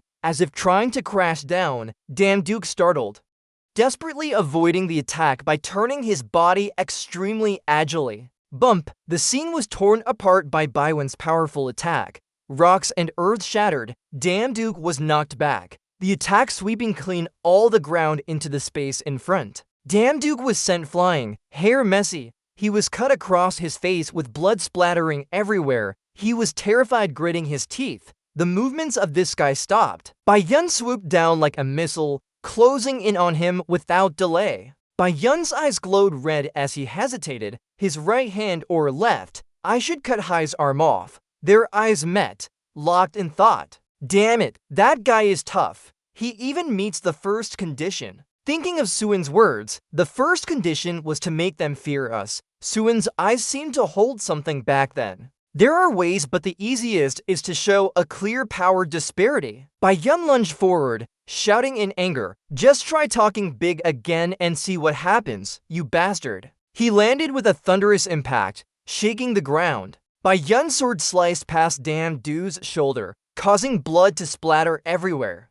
Bai Yun's landing wasn't gentle either. Damn Du winced in pain, his expression mixing anger and confusion. Go! Damn it! How can he be better with a sword than even the sword god who taught me? Is this fair? How do I make him respect us? Bai Yun continued his fierce attack, his teeth gritted as if not wanting to stop. Another slash sent Damn Du flying backward again. Seizing the momentum, Bai Yun attacked like a madman, continuously swinging his sword. The continuous strikes forced Damn Du to retreat. Damn Du seemed to have an idea. His eyes lit up as he thought. Facing him with just a sword is tough enough, but why fight only with swords? Bai Yun continued his intense and focused attack, swinging his sword with a cold blue energy. Damn Du drew his sword to defend. A golden aura enveloped it, but there was still some passivity. Suddenly, Bai Yun paused in his attack, eyes wide open. Damn Du suddenly put away his sword and raised his iron arm to block. He gritted his teeth, determined. Bai Yun was extremely startled. What is that? The system notification appeared. Skill activation. He tightly grabbed Bai Yun's sword, preventing him from moving. Then a punch landed on Bai Yun's cheek. He couldn't defend in time. His eyes widened as if stunned into silence. Damn Du unleashed his full body strength with a powerful punch. The earth shook and everything exploded. This punch was called the Punch of the Short Man. The evening sun was beautiful, gently illuminating the guild hall. Below the building, the fight continued as rocks and dust scattered everywhere. Damn Du shouted, "Ah, this crazy guy." Bai Yun took a full hit to his face. His expression darkened, head drooping like a broken broomstick. Damn Du tightly held his sword, his other hand still ready but seemed surprised. Can he withstand that? Bai Yun was punched in the cheek, tears welling up as if bullied. He gritted his teeth, spitting out blood, a swordsman using fists like a coward. Damn Du laughed triumphantly. There's a realm where just using a sword is impossible to reach. If you don't know this, you're still a child. One cheek was swollen. Bai Yun shouted, "Shut up. I just let my guard down." Feeling confident of victory, Damn Du smirked and asked, "Really? Should we continue? Hopefully, he won't be careless again." Bai Yun started to feel nervous, but his pride was higher than the guild hall. His voice wasn't strong, yeah. Immediately after, remembering the punch earlier, Bai Yun trembled like a child being scolded by their mother, sweat pouring down. Shaking and shouting, "Wait, it's too late now." Continuous punches forced him to cry out in pain. The scene changed to night. The quiet sky had clouds and stars. Tall modern buildings stood out among the surrounding buildings. The city lit up brightly. "This is Damn Du's house." Footsteps echoed continuously. Damn Du sat on the sofa with his legs crossed, eyes closed, hands folded. Zhu Yun walked back and forth as he asked, "I left a message that if he was angry, he could come find me. Will that bastard look for me after giving him such a beating?" Thinking of Bai Yun's beaten face from the afternoon, swollen and bruised, Zhu Yun calmly replied, "For others, maybe not, but if it's Bai Yun, I'm sure he'll come to find you first." Damn Du raised his head, looking disappointed. He complained, "Ha! Why do I feel like this is even harder than working part-time for the gods?" His eyebrows furrowed as his eyes looked very tired, like he hadn't slept in a week. She said, "I have to meet these 3 conditions." Explain a bit. To recruit a priest, you must meet 3 conditions below. First, you have to make them fear and conquer them. Second, you need to tell them clearly that they will become a priest. Finally, they must accept everything and agree to be your priest. Damn Duke rubbed his head and pinched his ear. Why are these steps so complicated? Teacher Sui unreminded. That's why after unlocking the divine call, most people still can't use it. Damn, Duke wondered, so why don't you use it? As a middle-level god, she should have unlocked her divine call long ago, right? Her power must be more than enough. She just lowered her head in silence when hearing his question. She turned towards the glass window and gazed at the night city, whispering softly, "Due to some special circumstances, I can't use it." The figure sitting on the sofa, slightly arrogant, was reflected through the glass. Why? What kind of circumstances? After the dim city lights, she lowered her head in silence, a feeling unspoken. Seeing her attitude, Dan Duke felt guilty and thought, "What's this feeling? Maybe I shouldn't have asked." Breaking the eerie silence, Battard spoke up. "I won't tell you because I'm lazy." Outside the door, someone hesitantly tried to grasp the doorknob. Inside the room, he shouted. That hand outside the door tightened again, trembling and still uncertain whether to enter or not. Dan Duke glanced at the door and recognized, "Oh, he's here." He shouted out, "What are you doing? Come in if you're here. Don't stand there." Bai Yun stood outside, startled by being discovered. Bai Yun shouted back from inside, "Be quiet. I'm just coming to ask about this and then leave." "Do you know yet?" Dan Duke sat on the sofa laughing, looking very eager. Bai Yun, still in his school uniform, stood outside without entering, crossing his arms against the door asking, "Hey, what are you? Are you a martial artist? Or a swordsman?" Dan Duke sat calmly on the sofa and replied from afar, "You can see for yourself. I could be both a swordsman and a martial artist." His answer made Bai Yun, leaning against the door, jump in surprise. He angrily kicked the door open, his hands flailing wildly, saying, "Nonsense. There's no genius who excels in both fields." He rushed straight to Dan Duke and loudly asked, "Is it sword skills or martial arts?" Dan Duke sat calmly with one leg crossed over the other, smiling mischievously, challenging eyes. "If you don't believe me, we can have another fight." Hearing Dan Duke's offer of a rematch, Bai Yun straightened up, his previous fierce expression turning into fear as he stammered, "Wait, I didn't come here to fight." He calmed down and nervously looked around. "I just want to analyze why I lost." Dan Duke lowered his eyebrows with a slight arrogance, sharp eyes, slightly smiling. "You really don't know why you lost." He stood up and slowly said, "You lost because of." Dan Duke teasingly said without revealing the answer, "Hey," Bai Yun shouted in dissatisfaction. "Why?" Dan Duke's sudden approach made Bai Yun shrink back in fear, his voice stern like an older brother scolding a younger one. "If you ask with that disrespectful attitude, who would want to tell you?" He unexpectedly smiled wickedly. "If you really want to know, here goes." His face full of cunning, wide smile, eyes gleaming with great interest.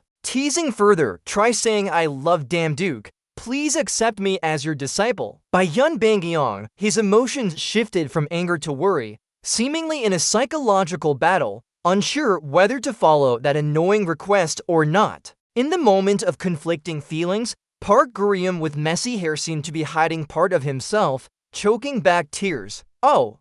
He turned around and suddenly shouted loudly as if his emotions were surging. "I would rather cut my tongue and commit suicide than do that. Forget about it, I'm leaving." Meanwhile, the EU zoomed in on Dan Duke from behind and chuckled. "You're not joking." Park Gurium's steps were heavy as if stepping on large stones, his emotions pushing him to a high point where even a fly couldn't squeeze through. "It can't be true that he really wants me to call him Big Brother." The image of the sky boxer roundly etched in Gurium's mind made the fire within him burn fiercely with unquenchable resentment. "I spent 10 years calling Chon my big brother. That fool is his big brother. Now he wants me to call someone I've never met as my big brother. Don't joke around." Just about to leave, a voice suddenly called out, "Huh? Are you leaving?" "Oh no! Turns out it's that EU guy speaking calmly. I was thinking about teaching you some martial arts tricks. If there were any, you'd be perfect." "Oh well, oh well." His emerald eyes narrowed with satisfaction as he looked at Park Gyun-ryong. Out of pride, he rejected the reason for his loss, but Gurium was walking confidently when a few taunts from Dan Duke suddenly stopped him in his tracks. His steps trembled, probably hitting on his weakness. Bai Wen must have realized that too. Combining sword skills and martial arts would greatly enhance combat effectiveness, and he needed it to become stronger. My cheek is already sore from these taunts. Damduck just has to keep doing this with no fun for me. Forget about it. Let's pretend this conversation never happened. He noticed the sweat running down Giriam's arm and thought that people like him should be teased a little. Giriam's repressed anger roared in his eyes, hidden behind the cold blue hair. His lips tightly pressed as Damduck forced him into the final limit of endurance. Though his heart didn't want to admit it, he still had to force out the words, "Big brother." That's the glass shard that cut through his pride. Despite trying to suppress his true feelings, Damduck forced a fake smile full of smugness, trampling on his self-respect. The blood rushed up his shirt. What? Too young, I didn't hear anything. His anger roared like the sea, but was still held back in his throat. His eyes trembled as he swallowed, choosing to bear both shame and pride. Giriam clenched his hands so tightly that his knuckles turned white, nails digging into his skin. A meager vow was carved. Once skilled in martial arts, he would retaliate against Damduck, the bastard. He spat out a sentence he hated with all his heart, like a knife piercing his heart. "Big brother Damduck, please accept me as your disciple." Damduck laughed mockingly from behind. He approached Giriam in a friendly manner, placing a hand on his shoulder. "Alright, little brother, if you want, I'll teach you some martial arts tricks."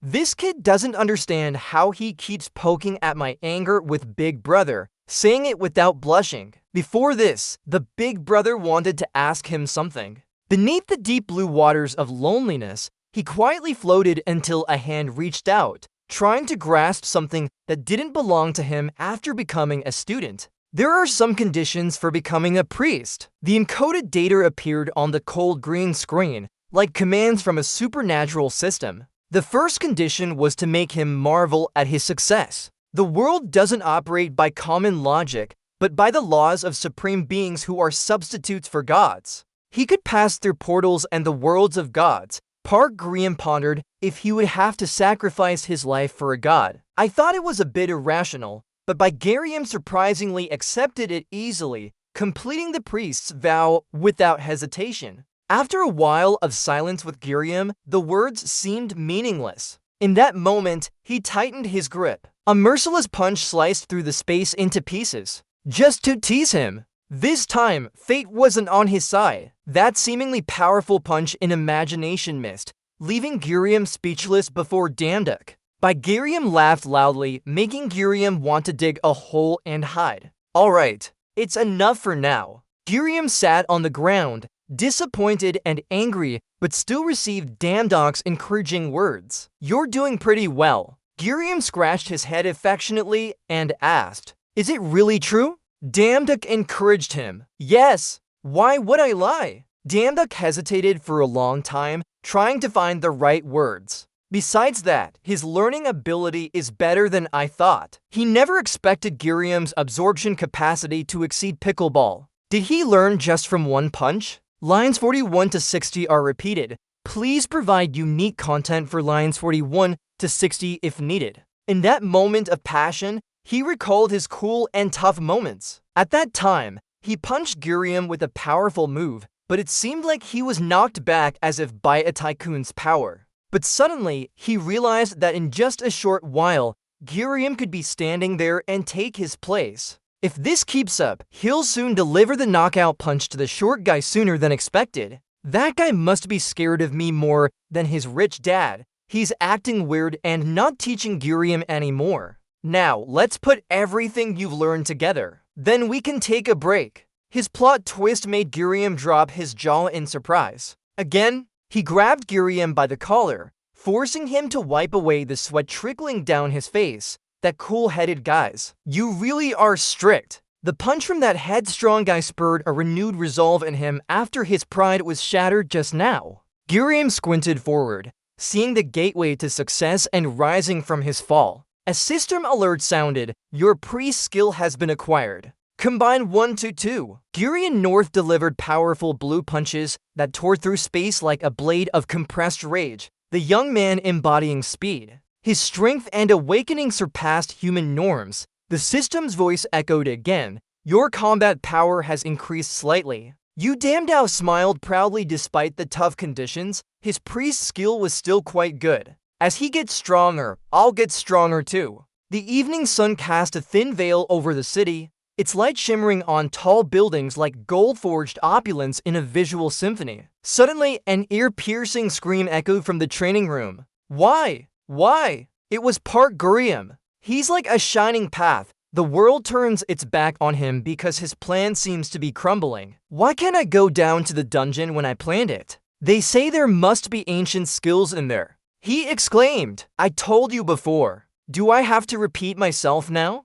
Park Gurium shouted at Yu Damdao, his older brother. What? The War of the Gods? Fine. Stopping the war is good too. His voice grew louder with madness, and he looked like a monkey, making Yu Damdao cower in fear. But then I have to go into those dungeons, right? Why do we have to go through those meaningless gates? Yu Damdao sighed. His reaction was understandable since he hadn't told him everything. This must be how you so ill felt. I used to feel the same not long ago. Yu Damdao comforted himself with a sad smile, running his fingers through his hair. Okay, calm down. He stood tall and sternly looked at Girl, delivering the message clearly like an older brother advising him. Listen carefully. We'll go to the gateway to see when the gods' war will happen. We'll also find guards from other worlds too. That's our mission. While explaining this to the well-behaved girl, he suddenly shouted at Yu Damdao like a child.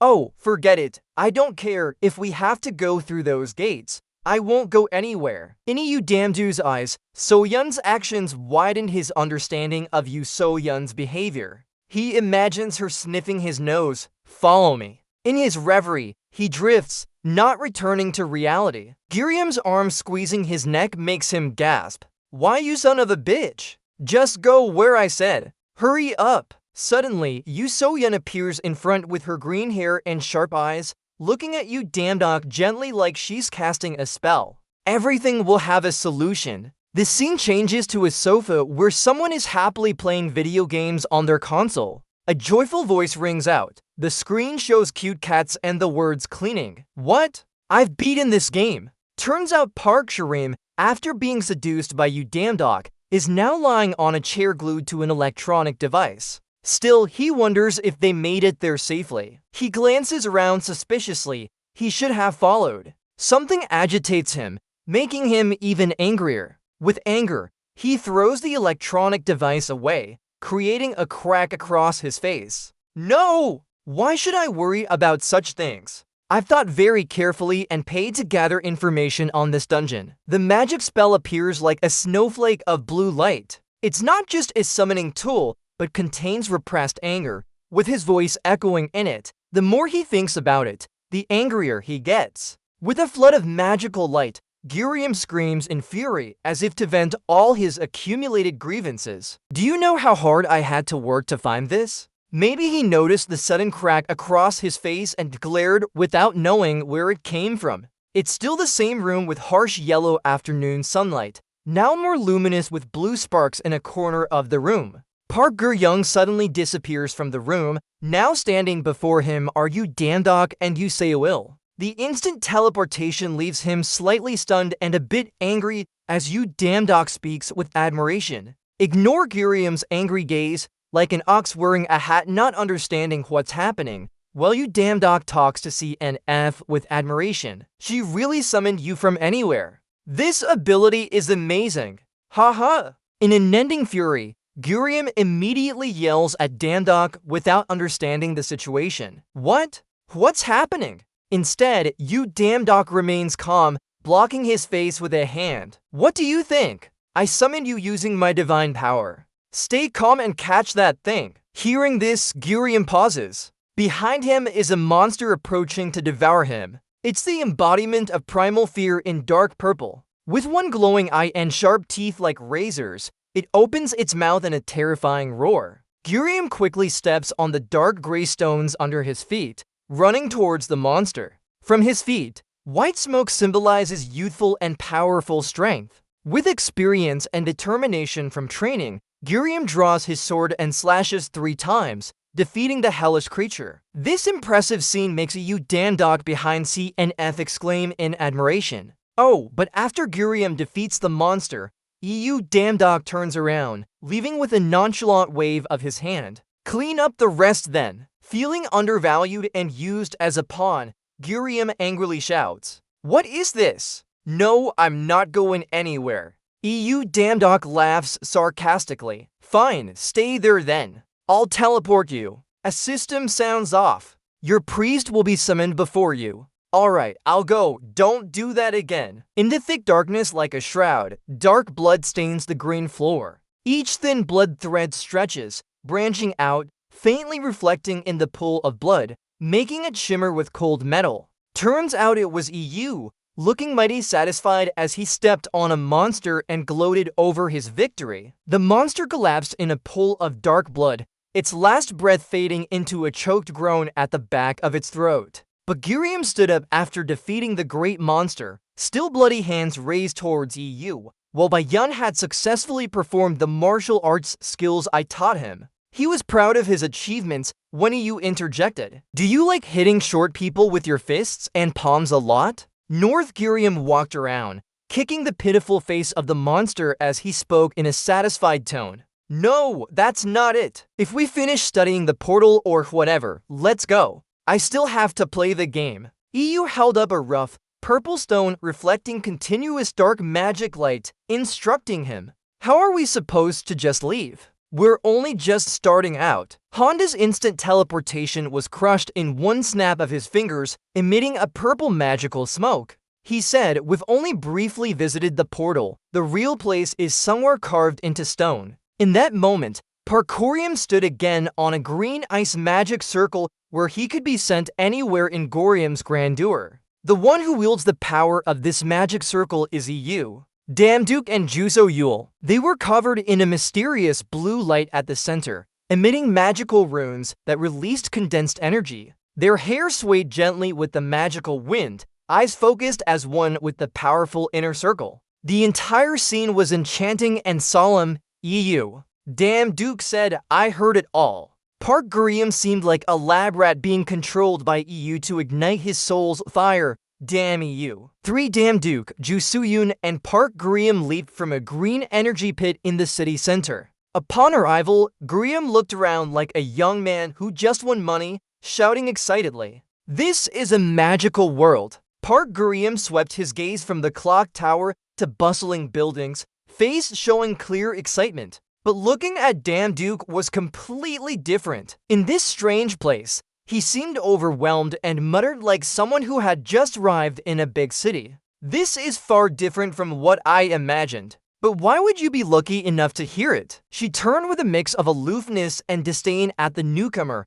asking sarcastically, "So how did you imagine it?" Scanning the entire bustling city, seeing countless modern high-rise buildings, Damduke jumped again with Zuyun. "But she wants to. How do we find a new priest in this vast place? I don't even know her face." But Zuyun's attitude was indifferent, like it wasn't her concern. She nodded slightly and gently nudged Damduke. "Don't worry, it's easy to find." After saying this, Suyun looked at Saran on the system screen before continuing. "Because that's her, Adele Saran, 27 years old, winner of the Best Actress Award in a magical film." Reading Saren's earth-shaking profile left Damduke speechless. He squinted his eyes and disbelieved, asking, "Actor, how can such a famous person want to be our priest?" But before Damduke could react for 2 seconds, Suun sternly reminded him, "Focus, the remaining priests are hard to find."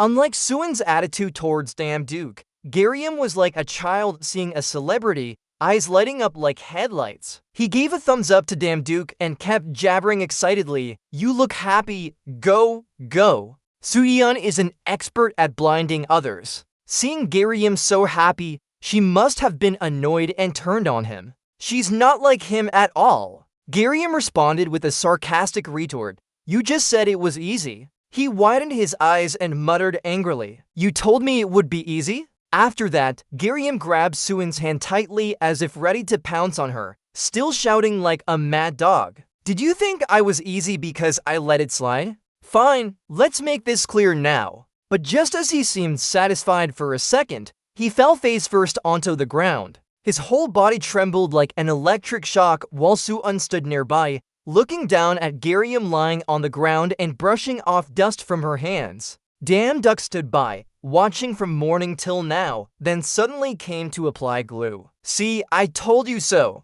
Do Soo-hun is much stronger than me. Gariam was given to full blocks of you to chaba on his head. His whole face was covered in scratches and scrapes. When Thuiton heard Damn Duck's words, he obediently replied, I'm sorry. From now on, no more arguing, okay? After beating Guri up badly, Soo-yeon returned to her serious search mission. She turned and looked at Damn Duck before continuing straight away. Don't worry about finding her. Then, Soo-yeon continued giving Damn Duck information on Saren's schedule. According to the prophecy, Saran would go to the magic school every Friday. After hearing this, Damn Duck continued his 3 parts of confusion and 7 parts curiosity questions. In this world, can someone still attend school at 27? Soo-yeon glanced behind her with a cold, icy stare as if she was a melting iceberg. No, Odell Saran is an exception. You figure out the rest on your own. Follow me now.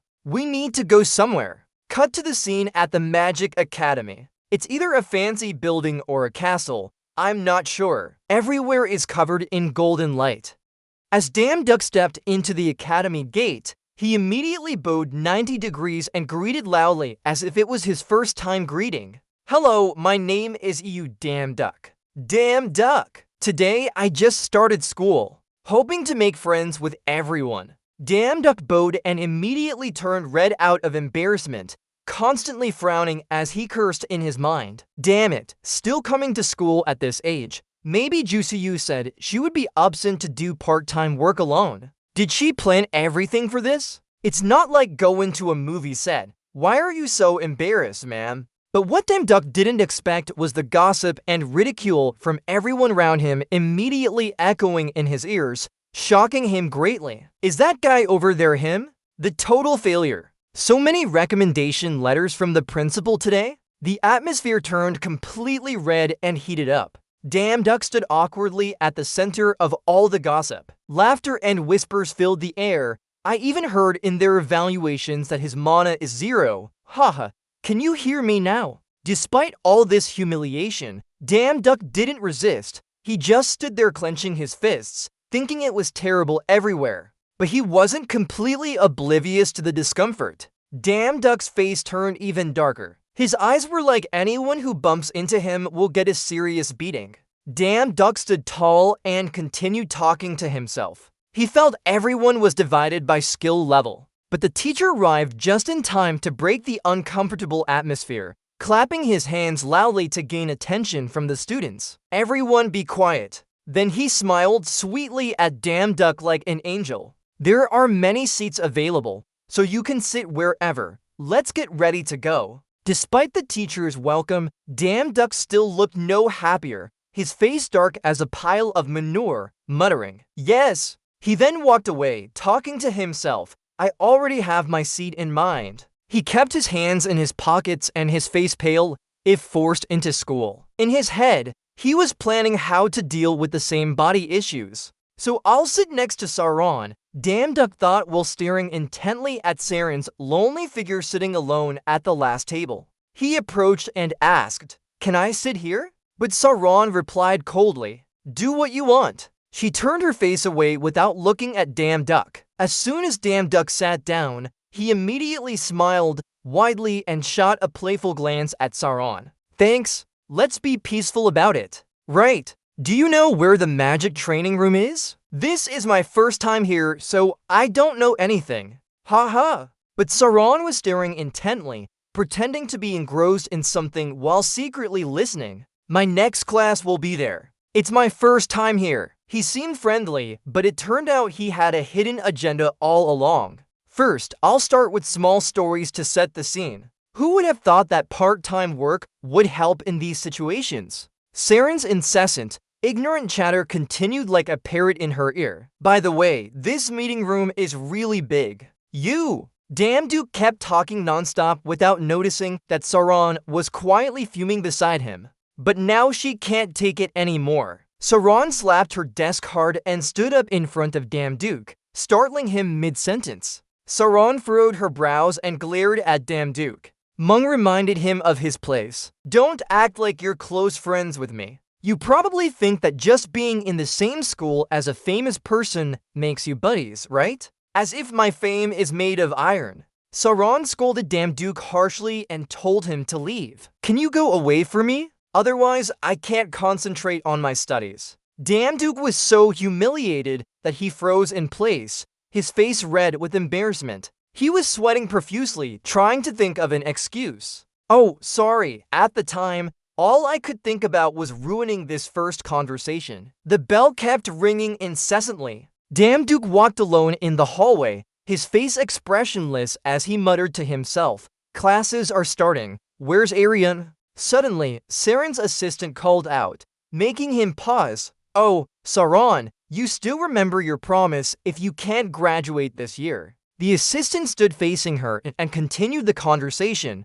saying she would have to drop out and continue acting. Frustrated, Sauron gritted her teeth and snapped back. "I know! You said you knew it already," but the assistant kept pressing, asking when she would realize this. Duke stood silently outside, leaning against a statue, listening to their conversation. The talkative manager continued his incessant chatter. He just wouldn't give up. Knowing that, yet she still stubbornly insisted. Her mana's sickness can't be cured. Suddenly, the old professor's voice echoed. "Now, everyone, feel your mana and imagine a flame." As he spoke, flames suddenly appeared in the air, forming into a large fire. The powerful flames then flew to the stone tablets, shaped like people placed in the courtyard. The old professor continued demonstrating that you would be able to shoot a fireball next. Duke watched with his mouth agape, impressed by the professor's performance. Wow! Seeing it was easy, Duke tried imitating him. He smiled smugly and muttered to himself, "Okay, so I will too." Then he raised his 5 fingers. Fireball. But of course, the fireball didn't come out easily from Duke's hands. But Duke was determined and tried using both hands to summon a fireball. He tried different tones, first saying fire in a dazed voice. Seeing it wasn't working, he switched to the Goku Kamehameha style, saying fire. Still not working, he turned into a crazy person shooting flames. Duke stopped trying to summon fire and instead said forward, "Fire." Line 60 is repeated. But of course, trying doesn't really help much. But it seems that the actions I just did were like a retard's attempt to impress, making me feel embarrassed and start sweating. He still tried to force a calm smile to hide his unease, but it worked somehow. I thought he looked silly, but his face was even thicker than a tire. Suddenly, he raised both hands in a pose like he's plucking a lyre. I wanted to keep practicing and kept talking to myself, thinking maybe I should try different poses too. But Duke was secretly thinking, did I use my power instead of magic to see if it works? Magic only works with mana, right? The other students saw Duke standing there waving his arms like a clown and burst out laughing at him. They pointed at him from behind and asked, "Hey, what are you doing?" When someone asked him, Duke turned around quickly. Instead of getting angry, he just looked back with disdain and replied, "Look but don't see, I'm practicing magic." The dog-faced guy laughed even harder than before, his tears streaming down his face. The noise caught Saren's attention, making her frown as she turned to see what was happening. That guy's laughter echoed like a harvest. "Ah, haha. Before coming here, you worked at the circus, right? Haha." Suddenly, while Duke was still laughing at himself, "Try that silly pose again. Ha ha." But Duke stood there uncomfortably, changing his expression from annoyance to awkwardness. "Stop distracting me.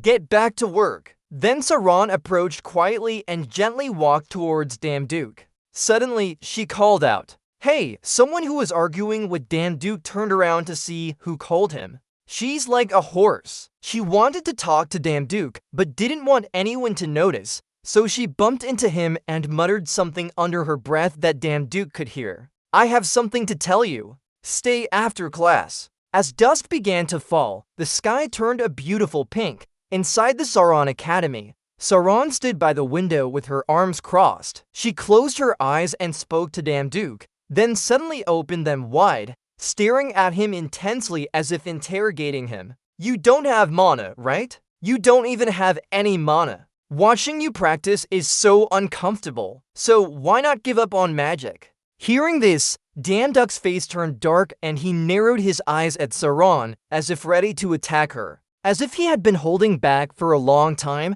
he replied sarcastically to Sauron, "Don't you think it's pathetic to vent your frustrations on others?" Saren's eyes widened in shock from Damduke's sharp retort. She quickly turned away and avoided looking at him. She stammered, trying to stay calm but failed to respond. "What are you saying?" Taking advantage of her silence, Damduke pressed on. Seeing her attitude, he asked a question that cut right into Saren's pain. "Are you suffering from mana drought? The secret is out now." Realizing she was exposed, Sauron stiffened like a statue.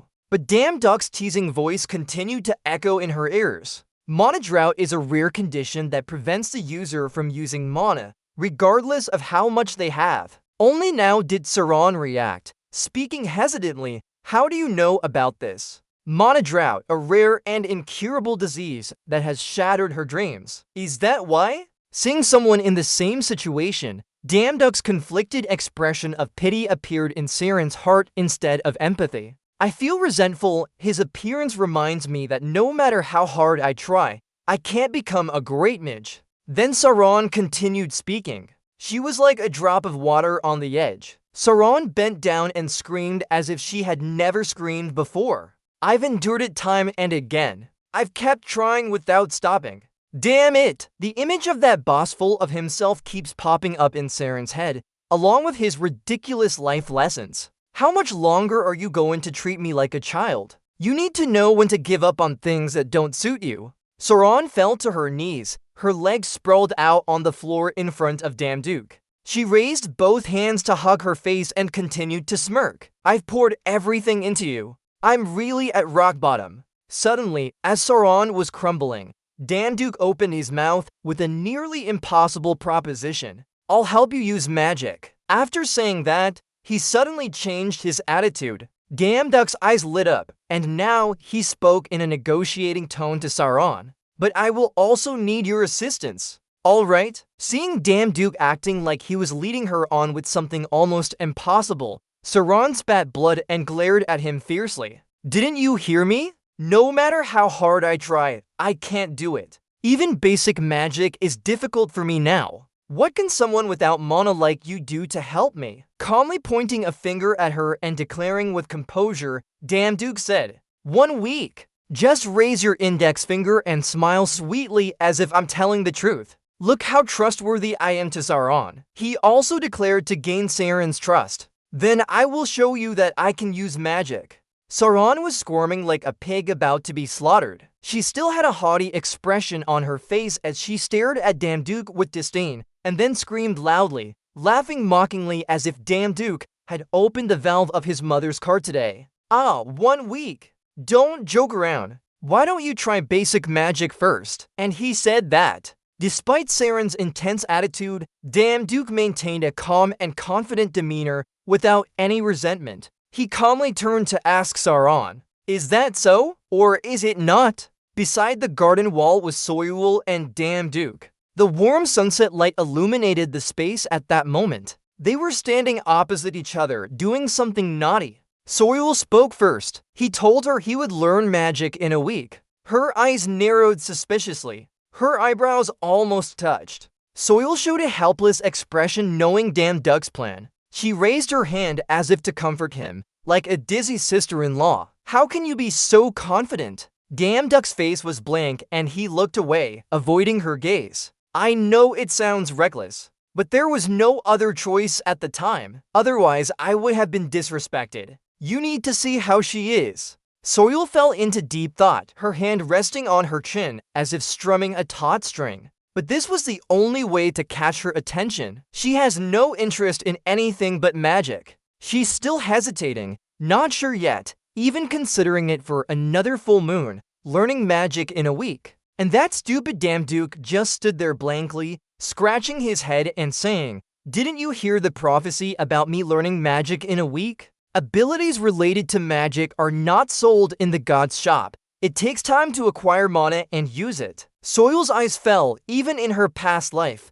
she had to wait 3 months. Of course, that's different if we do secret work. In 2 months, the forgotten magic god Carlos will appear. Soyeon sees images of a city engulfed in flames as he thinks. When he comes to destroy this magic city, the magic god Vermao will immediately post a job search. The system message pops up in her mind too. Vermao's urgent task is to prevent destruction caused by a portal. One of the rewards will be magical abilities. So you commands like a powerful CEO, sighing, but there's no other choice but to get magical powers. Damduke looks surprised and blankly nods. He pleads with So-young.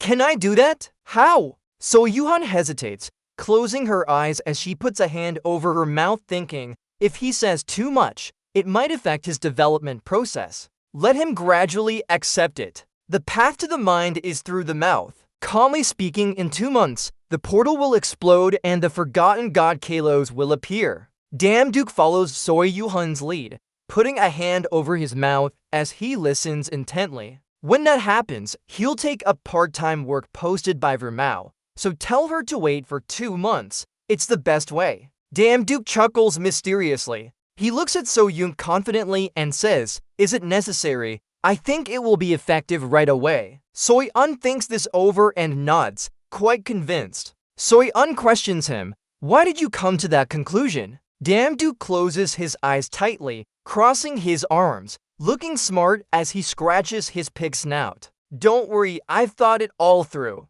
He points up and says, "What the hell is this nonsense?" So-young asks if Vermao will post part-time jobs in the city when he thinks there's danger. Soyeon repeats. Then, her face turns pale as a toad, but, shocked by Damduke's casual response, "We pretend to be monsters from the portal. That way he'll offer us jobs." 2 masked cats appear in Soyeon's thoughts. She keeps her expression blank and firm, like a statue.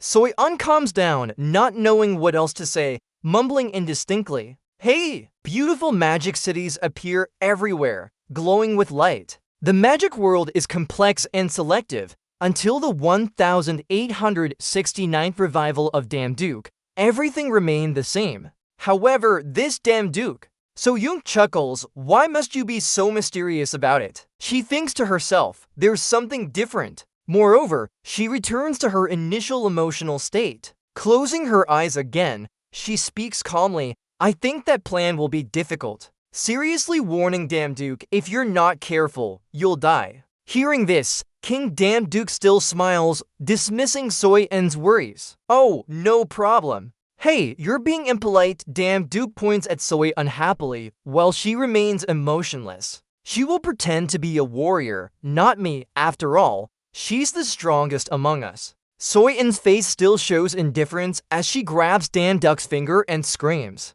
Look! At Vermao's temple, countless priests and mages gather below it, sunlight everywhere. Damduke arrives here, looking a bit dazed, more than expected. So-young sighs in exasperation. Gurion looks like he's about to be drained by his seniors, looking utterly bored. Damduke still laughs normally. "Alright, I'll hide here. Go and cause chaos." The young one feels tricked and is red with anger. Gurion yells at Damduke in frustration. "Hey, you said we would fight the god. Why is it like this?" Damduke's son just puts up a hand to silence him, looking terrified. "SHH. I didn't say anything about fighting. I only told you to act like that." Gurion growls, "Same as always. You told me to go die?" Suddenly, he acted like a demon correcting his subordinates, looking ridiculous. "Who are you talking to in such a serious tone? Do you want to die out there or under my hands?"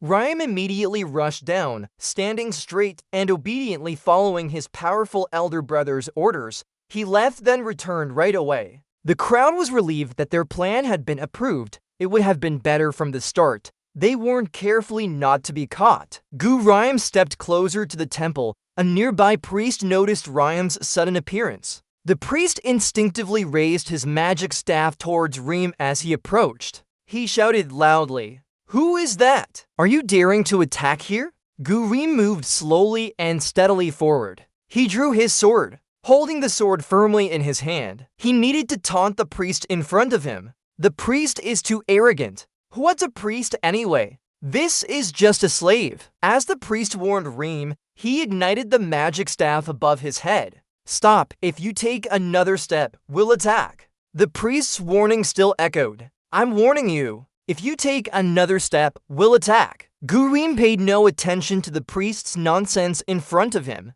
That old man is ridiculous. He gritted his teeth and thought deeply. Both of them were looking down on him. Suddenly, Reem accelerated and rushed forward quickly. Seeing Reem being stubborn like that, the priest widened his eyes in surprise. Preparing to unleash his first attack, he shouted out the name of his technique, Burning Storm. As soon as the priest finished speaking, a whirlwind of flames surged towards Reem. Reem remained calm and showed no signs of fear. "Just watch this. You demonic. You so ill." Through the flames, Reem sliced through the priest's magic with one swift strike. Cool as can be, he seemed to stand there and swing his sword with a single motion, his face expressionless. Damn it, just when he was cool for a few seconds, that little brat got careless like someone bit him in the ass. He kept shaking his head. "I'm great, White Cloud. Once I master martial arts, I'll make both of you bow down to me." You rushed over as fast as a laser beam because your self-confidence turned into a rear thrust and made you move so quickly. You're furious, calling them by their cute names. "You demonic, Juicer Iron, die." The system notifications kept popping up with Reem's strange cry, "ACK, attack now." Wah! The notifications continued to sound as the priest gained a fire slash. He started understanding how to resist fire and learned the fire slash technique. The crowd outside was impressed. They even created a new skill, truly a genius. Little Reem began. He raised his hand and conjured a small glowing ball of light. "Should we finish it off now?" System notification, skill challenge. Reem calmly summoned 3 fire wolves to attack the priests in front. The wolves were extremely fierce and vicious. He reminded them, "Boys, just play around. Don't hurt anyone." The priests were terrified. They shouted loudly, creating a barrier of magic to protect the temple from the aggressive fire wolves. "Monsters are invading the temple." They screamed and created a magical barrier to stop the fierce fire wolves from Reem. They kept attacking the shields, ignoring the priest's desperate shouts not to let any in. A priest was trying to call for more help, but was quickly approached by Soil. "Help! Monsters are coming through the gate." Not 1 tree but 2. Soil swiftly dealt with both priests at once. Her face showed no emotion. The priest collapsed and fell to the ground. Far away, Soil's figure was leaving. She glanced back and muttered, "Faster than I thought." I'm worried because she said this is a powerful god. The scene had become quite desolate, with scattered fires still burning. Reem and Soil gathered to fix a fairy engine after stirring up some priests. Soil's aunt stood still coldly, while Reem's younger brother, sat there.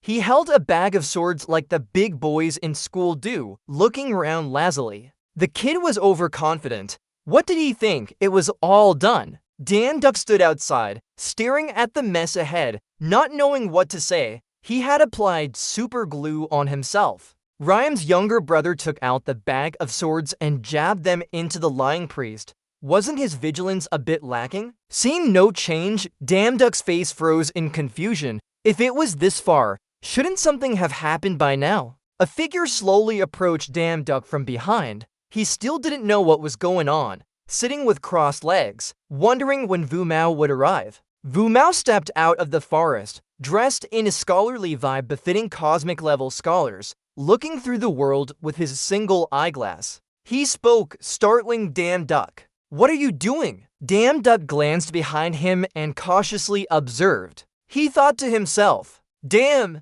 must it come from this direction?" He asked, "Who is that person?" Vu Mao looked down at the powerful tycoon with a cold expression. It must be spicy, but he didn't reveal his face. Vu Mao said seriously. I am the one asking here. What are you doing here? Damn Duck was scared. He felt like he was about to have a bowel movement. Sweat dripped down his face. He mentally comforted himself. Stay calm. If he wanted to kill me, I would already be dead. He probably doesn't know the situation well enough. Vu Mao still stared intently at the slippery kid in front of him. Damn Duck quickly shifted all blame onto his friends. He tried to laugh it off. There were a few crazy guys attacking over there. I was just here for some gossip. Things like this happen. We are gods after all. Aren't we supposed to be interested in such things? Vu Mao replied seriously, are you underestimating me? Took Damn Duck's face and widened his eyes,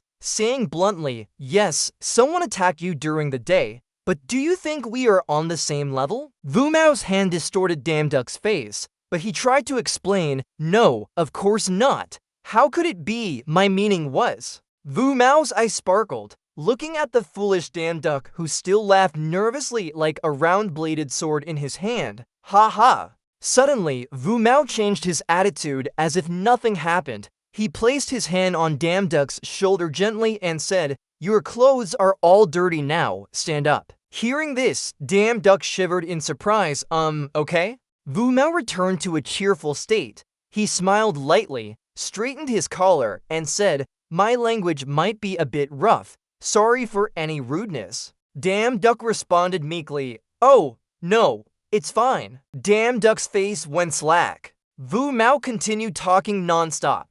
I just wanted to check if you were telling the truth, and I didn't sense any malice. You are a god not related to me. Damn Duck responded blankly. How could I attack the temple in broad daylight? He hadn't realized Soyeon had recognized Vu Mao when he stood with Damn Duck far away. I guess my first impression was a bit bad. Ha ha. Ha ha, no problem. Soyeon called out to him softly. Vu Mao! After the joke, Vu Mao began reasoning. Damn Duck behind remained highly vigilant. He felt like he could run away immediately if Vu Mao made a move. The feeling was that he could dash off at any moment if Vu Mao attacked. So those are the monsters appearing from the gate. So Yoon and Ryum stood there looking quite shaken. The fire still burned fiercely, like more oil had been added. Gu Ryum's younger brother looked as pale as a toad's bottom. Worried, what is that thing with the bowl-shaped head? Doesn't it look a bit dangerous?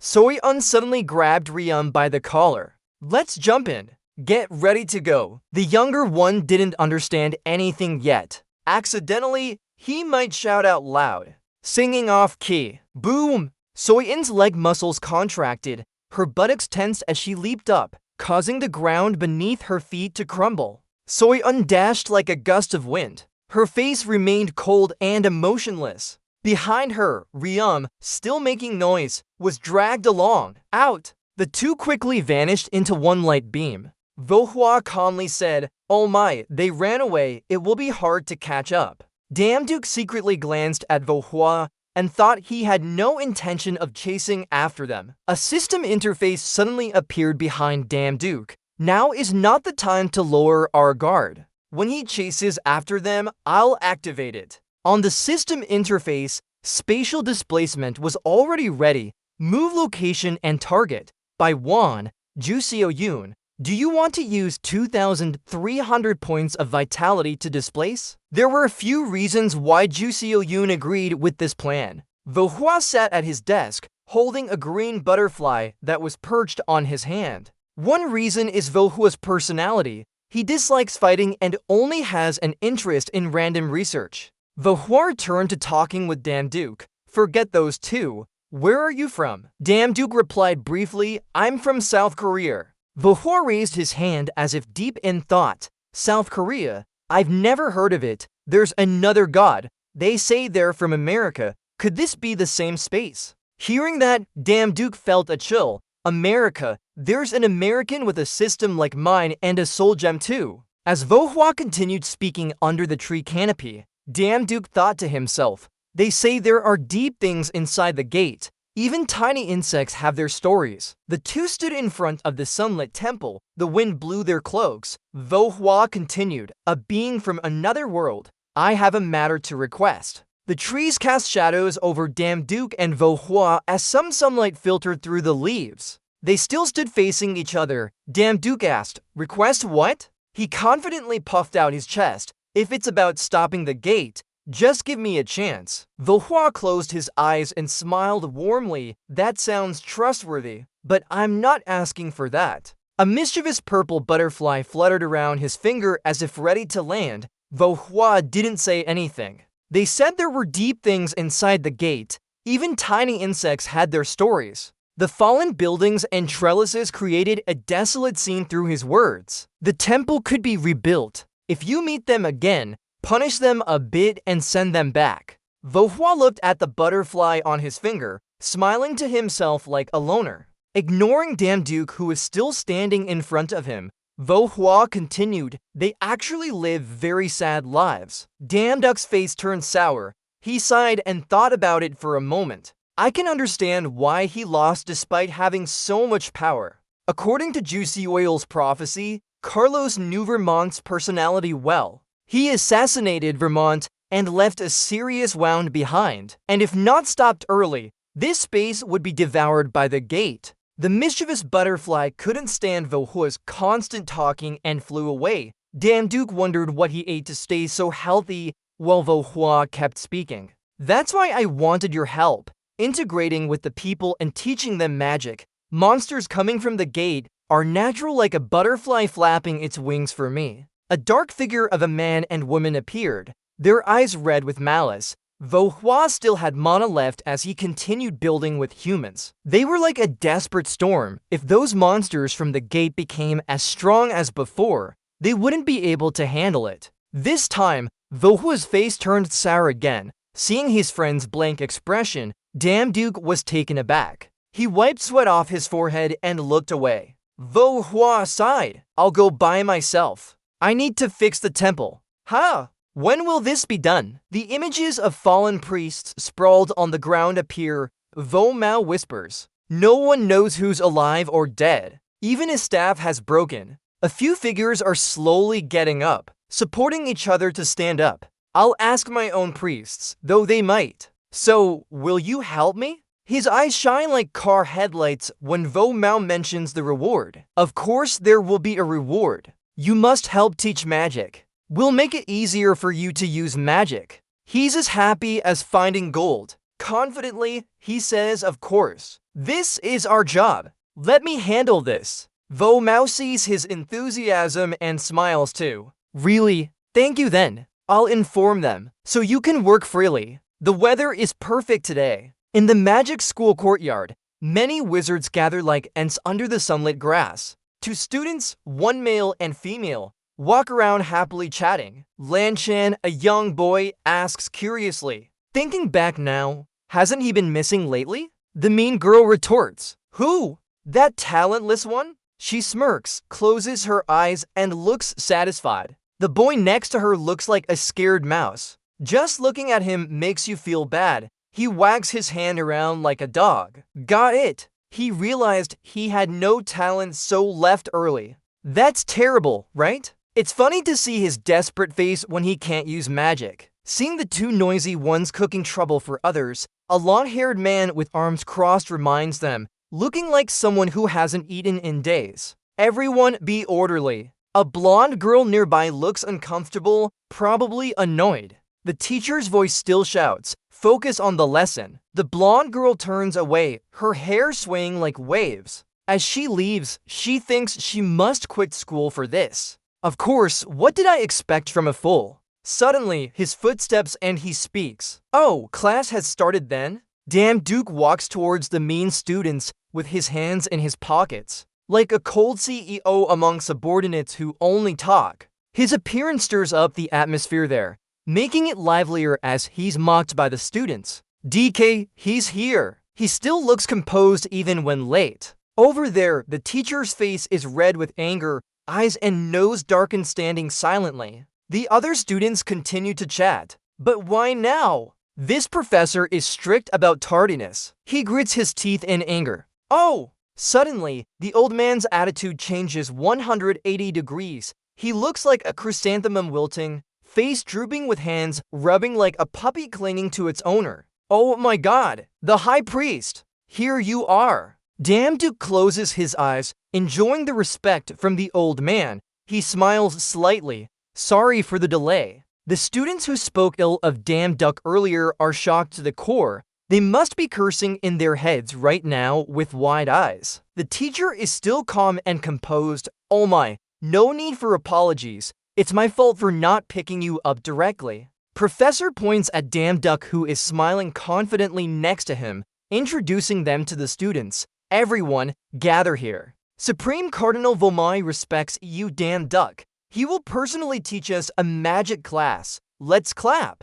Duck looks cool and authoritative as he watches his approaching students laugh like a powerful boss. The students' faces are all dazed now. Some are even trees, seeing their beloved classmates' faces turn into stinky bandits. Duck challenges them with an intimidating look. How long has it been since we met? What's everyone's expression about? Only I hope to meet you guys again. The mouse-faced student who spoke ill of Duck earlier is now trying hard to impress the professor when he sees his ingredient standing here ready to become his teacher. Professor, what are you saying? You're acting like a foolish kid with me. The teacher is sweating profusely, at a loss for words. That little brat turns into an animal and yells loudly, his face as if about to tear apart the fake father in front of him. What has that bastard taught us? He points at Duck and roars with a loud voice, while Duck's expression is like, what does this dirty washroom worker know anyway? Everyone knows he doesn't have mana and had to enter through the back door. What can someone like him teach us? Hearing his idol being insulted, the teacher also stands up to fight back against that little brat, his face taut as a bowstring. Black, you fool, why are you speaking so loudly? Duck still stands calmly, indifferent to the little kid. I'm fine, stay calm. The teacher's voice is still booming, while that brat suddenly bites his glove for no reason. He throws the glove he just took off at Duck, but Duck doesn't care a bit. His boss-like demeanor unchanged. Let me handle this. That student still roars loudly, pointing directly at Duck and the teacher standing there. He's about to explode with anger. I will prove that he has no right. To teach us a lesson, we propose a one-on-one fight. Duck looks slightly uncomfortable. This guy is starting to go over the line. That student still screams like a lunatic. I will help this untalented person regain his senses. The sky is still clear, sunlight illuminating the trees and walls of the school, making everything bright. Under those trees, Duck stands in front of that student. They are in a fight. That student has already set up to launch his first attack. Duck confidently looks at him. It seems he's sure of victory from the start. A very boss-like expression. I will generously show you what others have done before. The student's face is still as quick as a monkey's. He grits his teeth, glaring at Duck, who is standing there and spitting filth in front of him. Come here. Here it comes. The student launches his first attack, his eyes bulging out, shouting the name of the spell, Fierce Flames. A large fireball appears with significant destructive power. Not long after, a huge flame rushes towards Duck standing there, but doesn't even make him move or flinch. He raises his hand and creates an impression in front of him. The huge flame is gently stopped by that impression. Duck's face slightly smirks like a naughty kid, just a little bit. The student is shocked to the core, his eyes bulging out in disbelief at what he just saw. That huge flame is now as small as a beetle on Duck's finger. Duck's gaze makes anyone who looks at him drop their jaw. It's really bossy. He smirks, threatening from the corner of his mouth. Now it's my turn, isn't that right? After saying this, Duck smiles brightly like sunshine. Looking very innocent, he points at the student, prepared to launch a new attack. A bright light emanates from his finger, covering an area around it. Remember to block that. Duck's memories replay when he heard Vomai say, even if you have talent and can use high-level magic right from the start, it's very difficult. That's why I will share a bit of my power with you. Back to the fight. The flame launched by Duck is several times larger than that of the student. This is what we call huge. Its destructive power must be terrifying. The other students are shocked again, their mouths and eyes wide open, the light from the fire illuminating their white faces. The student who directly received Damduck's attack is shocked to the core, his mouth agape, hair standing on end, looking terrified, not sure if he peed himself, but it seems very scared. He's so scared that tears are flowing, eyes wide open, screaming for mercy. "Stop, I was wrong." Seeing this, Damduke flicked his finger up to the sky. The fire changed direction and soared upwards, creating a loud explosion in midair. If he keeps doing that, only his parents will be happy. Damduck's finger still pointed towards the sky. The explosion made his hair fly round. Inspector Jing must have been impressive. He chuckled with a grave expression. The student seemed to lose all composure. He sat down on the ground, looking up at Damduke like a kindergarten child seeing their father. His face was completely dry. His tears hadn't dried yet due to his fear. Damduke asked, "Are you awake now?" Oh my, Damduck's face is so sinister right now. Victory was clearly written on the edge of his smile. "Warn anyone who has a problem with me from now on. From now on, this useless person will train you all." After witnessing Damduck's amazing performance just now, many students might have changed their perception of him. Even Inspector Jing rushed over excitedly. Far away was another female student watching. She must be a high priestess. Who would have thought that he could use an 8th level magic circle here, something no one else can do. Damduke looked dumbfounded and said, "Thank you, but I wasn't planning to teach." Saran touched his face. Her expression was shocked, stammering, "He really did it." A small hand hit the table with a loud slap. It seems the owner of that hand is extremely angry. She's completely flustered. "Playing around? Do you want me to follow these terms?" Saran placed her hands on the table, looking unsatisfied and furious. Facing her was Damduke, who looked dumbfounded out of fear. "Calm down!" North Gurion sat behind him, completely engrossed in his game. "It's great, we've passed this level." Damduck's face showed clear boredom. He glanced at Gurion and thought, maybe that kid is too easy to provoke. Meanwhile, Saran was still fuming. How can she be calm now? Does she think I'm an idiot? Saran almost wanted to swallow her friend in front of her whole. Her face turned as red as a monkey's bottom. Damduke waved his hands wildly to defend himself. "Okay, listen carefully. I'll explain everything slowly and step by step." Finally, Saran calmed down and sat back down with an expression of boredom intimidating. Damduke forced a smile as he tried to explain, but first said, "But you should know that I don't like this." Right, Saran still looked skeptical, everything. After hearing his explanation, she seemed angrier. Her face turned wild and she shouted, "Do you think it will sink in? Do I have to be available at any time he calls me, and I must dedicate myself entirely to him? Is this a slave contract?" It got worse. Sharon still raised her voice, looking like she was about to chew Damduck's head off. "You call yourself a god, but are you any different from those scoundrels?" Damduck's face turned pale. He was terrified and tried to add more. "It's just work." Now, Damduke adopted an indifferent expression and said angrily, "I won't call you for trivial matters, only for your power to prevent future disasters." A ball of light surrounded by blue energy appeared as he spoke. "And the battle will begin. I'll do everything possible to help you overcome mana scarcity and learn magic."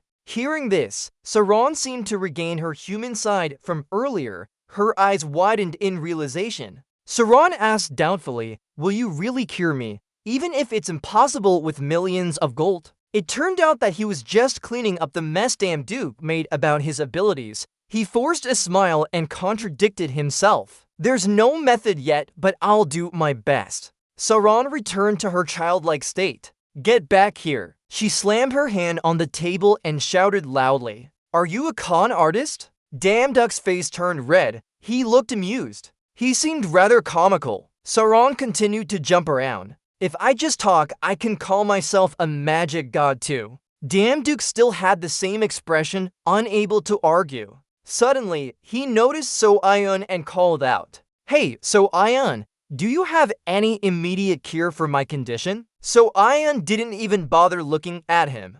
She replied coldly and succinctly, "No!" Suddenly, So Ian's eyes subtly darted deep into the distance, filled with numerous thoughts. It's impressive that he could use magic so quickly and make it here. But convincing Odell is still difficult for Salon. Even a star in this world has its weaknesses. Saran still sternly folded her arms on the table, her eyes showing no anger or bitterness. That's because of the mana shortage. Seo Yoon urged, and Damjuk turned to listen, giving her more time. The teacup shook slightly as Seo Yoon continued speaking. There was still time before the portal exploded, so I'll teach you magic step by step. Saran and Damjuk sat across from each other. The space felt heavy with an unseen gravitational force. A red-haired boy's eyes suddenly became serious. A rift opened in the sky, a bright red energy column piercing the ground, everything turning blood red. Everyone in the room was surprised and looked out the window curiously. What is that? So Ian suddenly grew worried. Impossible, there's still a chance. Why? Carlos has arrived. The sky turned red from the distant giant light column, chaos everywhere, strange creatures flying across the sky. People below were terrified, screaming and running for cover. What is that thing? Oh my god! Oh my god! Where's Mom? Run! Saran gripped the railing, staring at the giant red light column far away. DKCC! Her face showed shock and disbelief. Her expression was pale as if drained of blood. What is happening? Damjuk was terrified, asking So Ian a myriad of questions. Even So Ian, what did you say? You said it's Kalos? You said there's still time before he appears. Are you sure it's Kalos? Sorian was calm but couldn't hide her worry. There's no doubt about it. Far away, Sorian shouted frantically as they stood their ground. Why aren't you running? Sorian worriedly thought to herself. Kalos has never appeared this fast before. Not even the Sun Wolf did. It seems this life is different somehow, but for now, the outcome will still be. Suddenly, a golden light appeared behind her. Damjuk was holding a golden sword in his hand. She remained cold and authoritative without saying anything. Seeing this, So Ian became anxious and turned back to question. Hey, why did you draw your sword? Aren't you planning something foolish? The cool tycoon turned away, ignoring So Ian's nagging behind him. Kalos is at a completely different level from Neptune, the unstable one before. If you keep acting rashly with this situation, I'm not sure what will happen. Damjuk didn't turn back, but softly replied that it wouldn't solve anything if they just sat and waited. The system prompt appeared, urgently requesting a person with over 50,000 divine power to stop Carlos and the portal. Urgent request. Damjuk suddenly leaned his sword on his shoulder, turning back for Soin to see half of his face. He smiled as if everything was fine. You silly girl. Let me handle it, he said confidently. Come on, let's get going. Our part-time job. The strong warriors were fighting the fierce monsters, countless beasts being killed. Damjuk was in battle too, chopping off a monster's head with no emotion, his expression terrifying. Over there is Saran, So Ion, and Gurium. They also stood by Damjuk in this battle. He still held his sword tightly, getting dirty from dealing with these pests. Woo, these guys don't have an end to their torment. So Ian looked around and jumped a few times. Indeed, a miracle that he could achieve such a level with the value of his name. He is a god who never asks for anything and is the strongest deity in this world. Damjuk dumbly acknowledged it. His strength was only 1/50th of Vermont's. You see, I figured that out when teaching my students last time. Soyen and Saran jumped down in front of Damjuk and continued to jump around. Since we don't know the situation, for now, let's just stop the monsters from flooding through the portal. Soyen seemed more like a dive than the blonde friend. No one jumps headfirst like that. There, she continued to talk to Damjuk in front of him, while Saran stood up awkwardly beside her. Even with events changing, Vermouth could still hold off Kalos on her own. Soyen suddenly looked extremely dangerous and eerie. Behind her was a massive explosion. Damduk's face turned pale. He suddenly wondered, what is this? Kalos and Vermouth should be nearby. The warriors who were busy fighting suddenly stopped to listen to a voice echoing in the air. Even the gods blocking the portal heard it. Things are not stable at all. The Mo somewhere was sending a message through the ether. Cut your hair. You can't even be seen. It's shameful, but I should revise my request and abandon everything you're protecting. Sarong was shocked, her face blank when the Mo spoke. She focused on evacuating civilians, all by time. Both Gurium and Damduke were extremely surprised by the strange voice. Everyone's faces were perplexed. Auntie, there's a voice somewhere. Do So Ian, is this? So Ian also looked up at the sky as if in a daze. It's an ominous message. Suddenly, all warriors moved in unison. Sarong kept turning around, confused by what was happening. Even Damduke left silently, Sarong's and asked anxiously, What is going on? Where are everyone going? The Mo just ordered us to retreat. Hearing that, Sarong was dumbfounded. What? Damduke turned his back like a CEO. Sarong kept jumping. He meant for her to withdraw, right? The scene was terrible, as if the Third World War had swept through this village. The sky was red like fire, walls were destroyed, people lay scattered on the ground. Monsters still hovered in the distance. Saren's words continued. What about our village and those who couldn't escape? So Yoon stood behind Saran, still emotionless. It differed from the prophecy, so she wasn't sure, but the space would be destroyed by Kalos. Hearing that, Saran was dumbfounded again. Her face turned hard and rigid. Rain began to fall. The sky was as gray as Saren's heart. She kept questioning herself unconsciously, not believing what she just heard. Lying? Are you lying? Sorian and Gurion stood motionless under the rain like two wooden poles.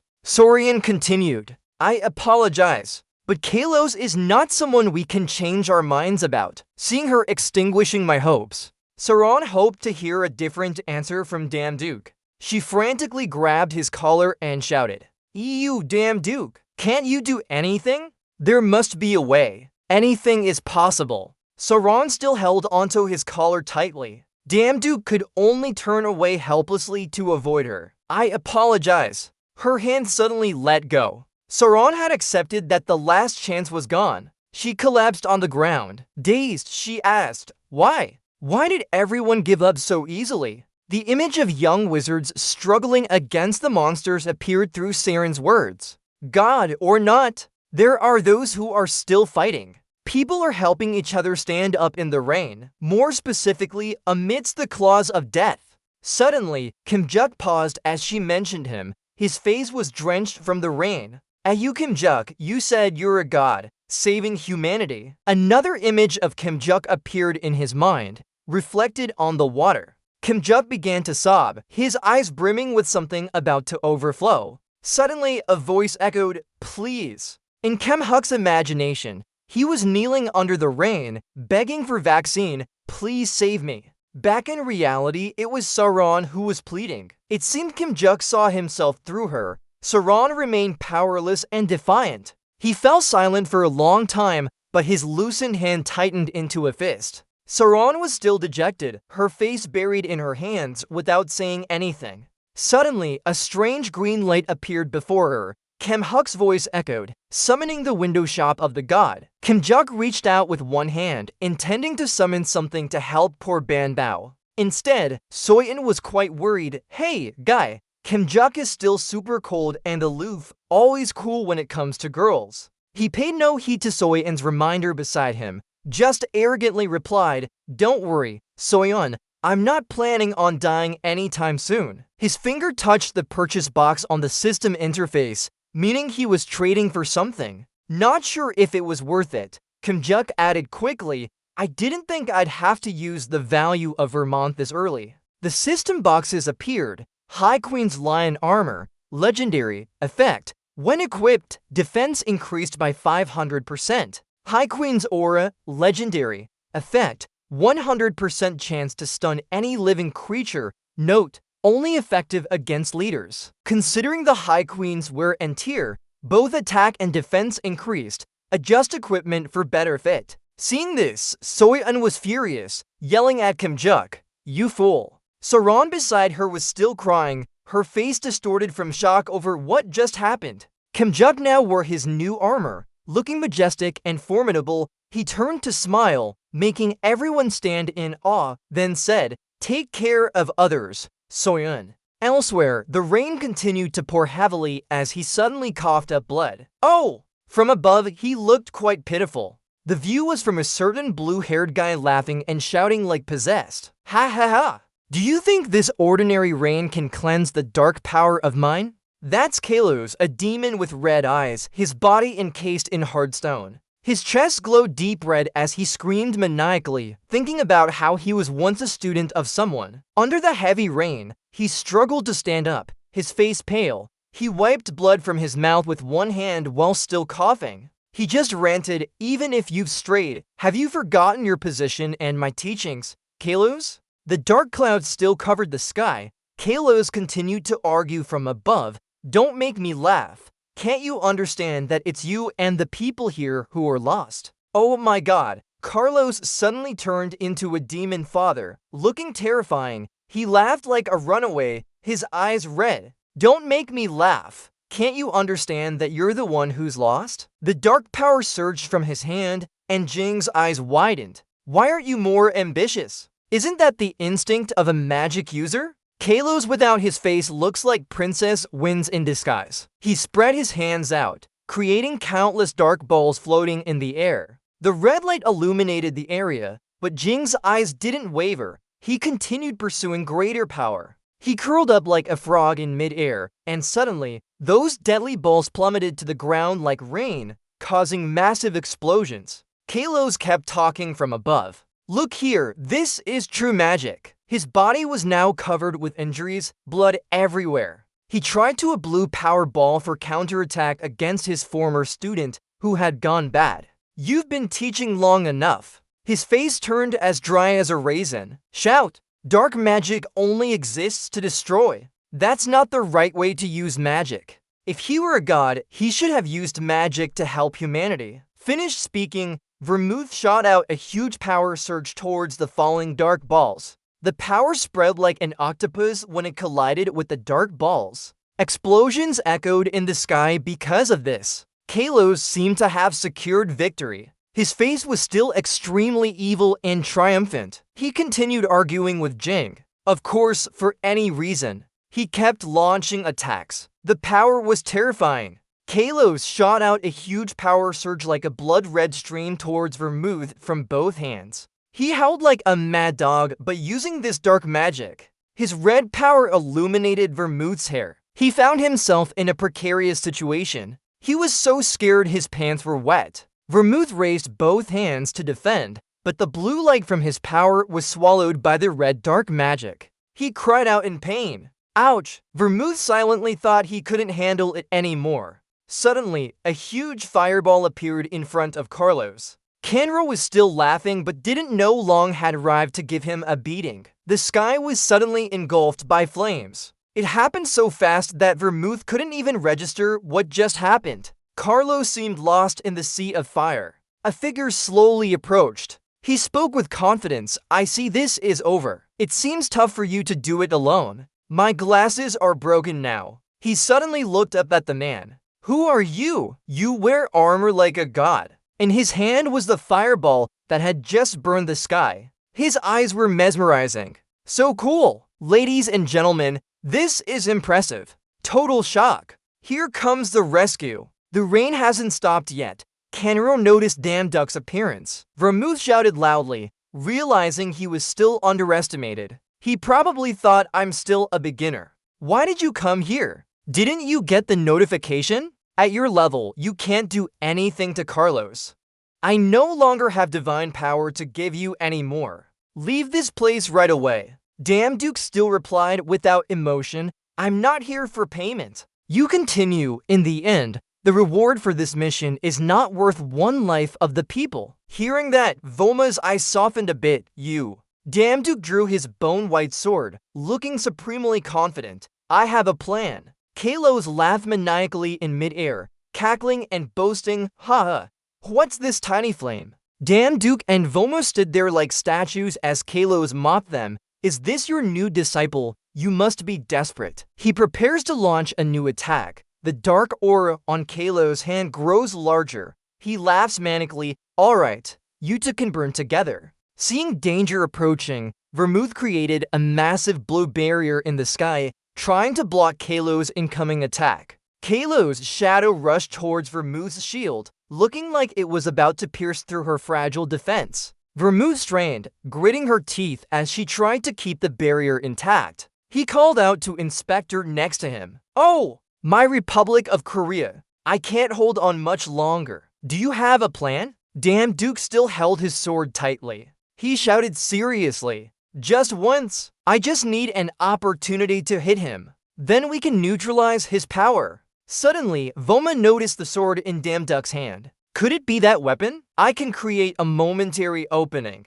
However, I don't have the strength to protect you from dark energy. Damn Duck's stance became more solid. Enough! The system interface appeared. Activate skill, Gale Wind. Damn Duke flew near Kalos, still holding his sword, ready to strike the nearby demon. Kalos was still destroying Voma below. Damn Duke shouted, "I have a trump card." He swung a powerful blow down at Kalos. The impact created a thunderous explosion. While striking, he finished the previous sentence, hiding it here. Suddenly, Damn Duck's face went slack in shock. Damn Duke was shocked to realize his sword only touched Kalos' dark aura, which always surrounded him. His face showed disbelief while Kalos continued laughing maniacally. Damn Duck's face turned pale. "Damn it. With my power, I can't even touch him." Suddenly, dark energy surged towards them, looking like it was about to engulf Damn Duke completely. Carlos in front remained motionless as if drained of power. Then this guy laughed maniacally again. Keki. Voma looked up. Damn Duke had been completely sucked into Carlos' shadow, turning into a giant ball beside him. He then held his face laughing dazedly. "What do we do now, Voma?" Carlos gloated as he mocked Voma, who remained silent. His student turned into this mess. Voma muttered something, probably a spell. Suddenly, numerous light chains appeared from the sky, binding Carlos from behind. He was taken aback. But still, he tried to shout out his defiance. "Magic restraint? Do you think you can bind me with this?" Voma's face turned serious. "With this magic, I can only catch him for a few seconds, but that's enough for him." Damn Duke suddenly broke free from the dark ball and was surrounded by water bubbles. He swung his sword at Carlos. The system interface appeared. Neptune's blessing had been activated. Damn Duke laughed like the Soviet Union after a good harvest, more and more water bubbles appearing. Kalos began to panic as he glanced at Damn Duck's current position. How is this possible? The system continued to announce, effect, 100% chance of causing paralysis in any living creature. Note, only effective against a specific type's leader. Damn Duke delivered a fatal blow to Kalos, sending him crashing down to the ground. The attack was incredibly powerful, creating a massive explosion that shook the sky and earth. Below the ground, Kalos fell to his knees. He looked like he was dead. The ground around them was shattered by the recent explosion. Damn Duke landed quickly not long after. He approaches Carlos, who looks like a demon, his face serious as he gazes at the demon before him. Carlos's eyes are still bloodshot. "Vo Mao, don't just stare," Damn Duck suggests. "Let me finish this, Vo Mao." Vo Mao falls into deep thought, his gaze filled with sadness. He softly says, "The sky was already dimming at that time." Vo Mao's memories suddenly flood back. At that moment, Kalos was sitting against a tree trunk. He stood from afar, watching him. The rain drizzles lightly. Vo Mao is pale. "The day I met him. Kalos isn't like this now." Kalos's face back then was very simple, as if just dried out. His eyes look indifferent at Vo Mao. He was cursed with a dark fate no one desired. Carlos's eyes are tired, but they once shone brightly. Vo Mao continues speaking. He also had the talent everyone aspired for. What took so long? Vo Mao still stands quietly behind Damn Duck, recounting Carlos's past. "That was what I thought when teaching him personally in France." The image of Vermouth and Carlos happily learning magic is revealed through his narration. "We must change the fate of this child. No one else but me, the great hero." Thinking back, that was indeed an arrogant thought. Vermouth blames herself and inadvertently gave him dark power. He revealed his true nature. I couldn't bear to kill him, so I exiled him instead. From an innocent boy, Carlos became a monster with dark powers capable of destroying everything. Though Mal turns away from Damn Duck, still reflecting on their past and the boy he loved. Knowing that one day he would return to kill him, Damn Duck turns back. Though Mal, the sky gradually returns to its clear blue. Though Mal looks up at Carlos, wishing we had led him in the right direction earlier. Things might have been different if I hadn't taught him dark magic. I still hold onto and live with these regrets. The sun returns, shining through the clear clouds. Though Mao remains silent. However, now is perhaps the time to leave all this behind. Until the end, Though Mao refused to kill Kalos. Maybe he still has faith in him or hasn't let go yet. Damn Duck stands bored. Even a piece of meat would be better left alone. He sighs heavily. I've become stronger but never felt worse. The system notification appears. You successfully completed the final strike, absorbing the power of the forgotten god, Kalos. Moon Eater level 1, Moon Eater level 3. The sealed skills of Moon Eater have been unlocked. Using dark energy can be expanded with increased expertise. Damn Duck raises his hand. Carlos's dark power is now in his grasp. The red and black darkness belongs to him. Carlos's strength. He looks down at the black and red flames in his hands. Just like using Neptune's blessing to save himself, he will have to use the power of a demon when needed. Garium curiously observes Damn Duck's new power, looking like a child. Oh, amazing! What is this dark flame? Damn Duck silently smiles. No one knows what he's thinking.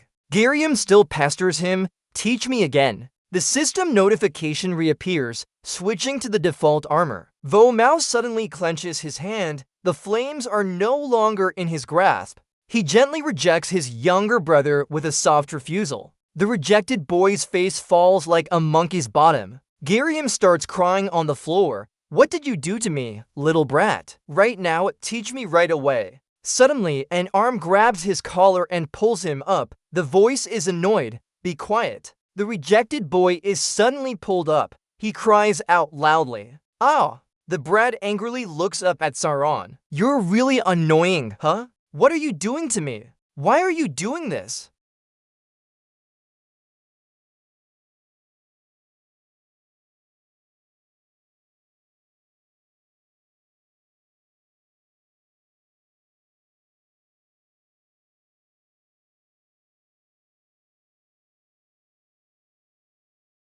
His face paled but reacted too late due to the suddenness, leaving him frozen on the spot. Jushu EU charged forward at an incredible speed, delivering a powerful and decisive strike that sent the monster crashing to the ground and instantly defeated it. After that attack, she landed softly. What just happened was simple compared to her. EU stood there in deep thought. The two paused to talk, with the background showing severely damaged buildings. Jushu Ain's face showed worry as things were happening faster than expected. You stared at her intensely. What was she saying? Jushu Ain frowned, beads of sweat trickling down her beautiful face. This wasn't a sudden prison breakout, but an exploding gate. EU stood amidst the ruins, surrounded by thick smoke and dust. It seemed he didn't believe what he was hearing. He looked around suspiciously at the gate explosion. At least it's equivalent to a sea-level prison breakout if she mentioned a gate.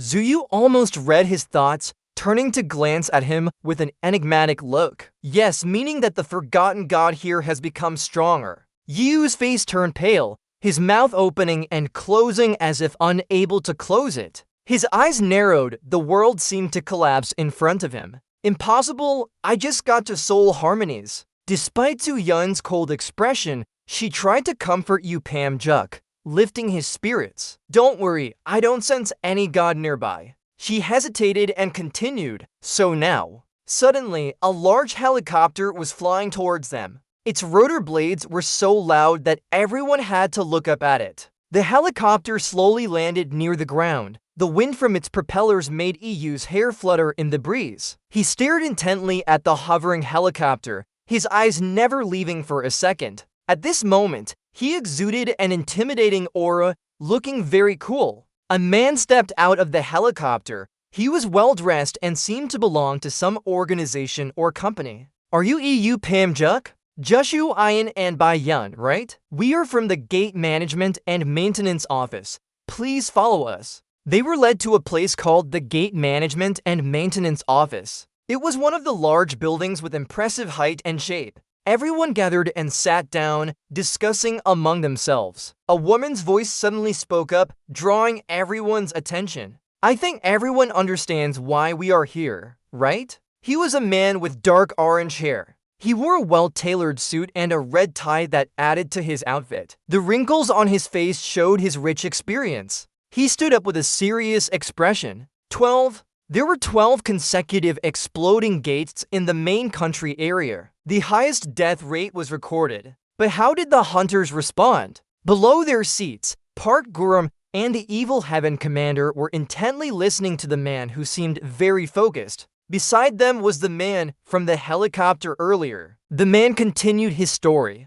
Most people didn't react or did so extremely slowly. The man on the helicopter was Irish Kim Goop's hunter, Joanne. He adjusted his collar and glanced around. His sharp gaze made everyone uncomfortable. It's sad to hear you say that, Commander. While the orange-haired man stood uncomfortably, Irish Kim Goop's June continued arguing. Such consecutive gate explosions had never happened before. And what has the Gate Management and Maintenance Office done so far? You believe these gates are not dangerous and let everything happen today. The orange-haired man cut in with a look of undeniable authority. Are you blaming us? Suddenly, a large white-gloved hand slammed down on the table, cutting off the argument between the two men. This also made everyone sitting nearby jump. The Evil Heaven Commander was the one who hit the table. He stood up and clearly stated to calm both parties, while those seated around looked at him in shock. Stop right there. Mr. Mwoi raises his head to look at everyone with a serious and determined gaze. He presents his viewpoint. This isn't a place for pointing fingers instead of arguing. We should find a solution to this issue. No matter the reason, today's hunters shouldn't ignore the disaster facing our country. Two of the hunters sitting in the room suddenly look worried and turn their heads away. Their faces show beads of sweat as if they were directly mentioned in the story. The Evil Heaven Army leader continues to scold, but among the 18 hunters, 12 arrived late. Irish Kim Goop's hunter pushes and with his fingers, pushing up his glasses with a helpless look on his face. He doesn't deny it. That's right. The Evil Heaven Army leader Kwai-Fab steps forward in his full white outfit, adorned with a black belt around his waist. At this moment, he looks very imposing and elegant. This is why I propose. He walks past the wall map and suddenly strikes it hard enough to make it seem like it's sinking into the wall. He seems tense with everyone. Everyone here should work together and launch a broad-scale attack on the gates. The people in the room agree with this idea. A woman clears her throat and says, "That sounds good." I agree, the man next to her adds. If Iris acts, there's no reason to refuse. EU Damn Duke sighs in relief with a confused look on his face. You think about it, they don't care about that department head. Iris does have a certain number of fans. EU Damn Duke stands up abruptly. He clearly states to the others, if we're just talking about killing monsters, I'll act on my own initiative. The Evil Heaven Army leader glides past him. His face is always serious and slightly uncomfortable. CCCCCN, he asks EU Damn Duke, can you explain why you want to act on your own? EU Damn Duke uses his sharp green eyes to look at him and replies, only I can enter the gate. In his mind, he envisions two enormous black holes hovering in the sky, gradually swallowing the city below. The scene is terrifying. It's like an apocalyptic day that makes anyone who thinks about it use their own judgment. His thoughts start appearing. This is just a temporary solution. If this kind of attack happens in our magical world, no one here can stop it. The only answer to all this is to prevent the gods' war. Iris Kim Goop's hunter pushes him angrily, his hand curling into a fist and hitting the table. He gets so angry that wrinkles appear on his face. He curses at the arrogant name. The people in the room try to stop the angry hunter from making things worse. Leader, let him go. That's right. He acts superior just because he's a level 6 hunter. He's just a kid thinking he's special. While everyone in the room is arguing noisily, someone rushes into the room from outside with hurried steps. It seems like an organization member. His face turns pale with fear. He stammers and informs everyone. There's a big problem now. He speaks anxiously and hesitantly. Incheon Airport. A gate exploded. Damn Duke and those around him look shocked and can hardly believe it. The announcement by the staff member makes everyone use their judgment due to its severity, which has wiped out the entire area. The large modern airport is now destroyed mercilessly by some unknown force behind it. The staff member continues, "We cannot determine the casualties." Damn Duke breaks into a cold sweat. He's shocked and thinks about the destruction. Could it be due to a momentary lapse? In the magical world, there is a powerful god who helps us. He looks at the panicked people on the other side and worries too, but with the current situation, we can't do anything about this force. Suddenly, a delicate, pale hand reaches out to pull his shirt, causing him to startle slightly. Line 60 is intentionally left blank. Turns out just now was Juso Ian.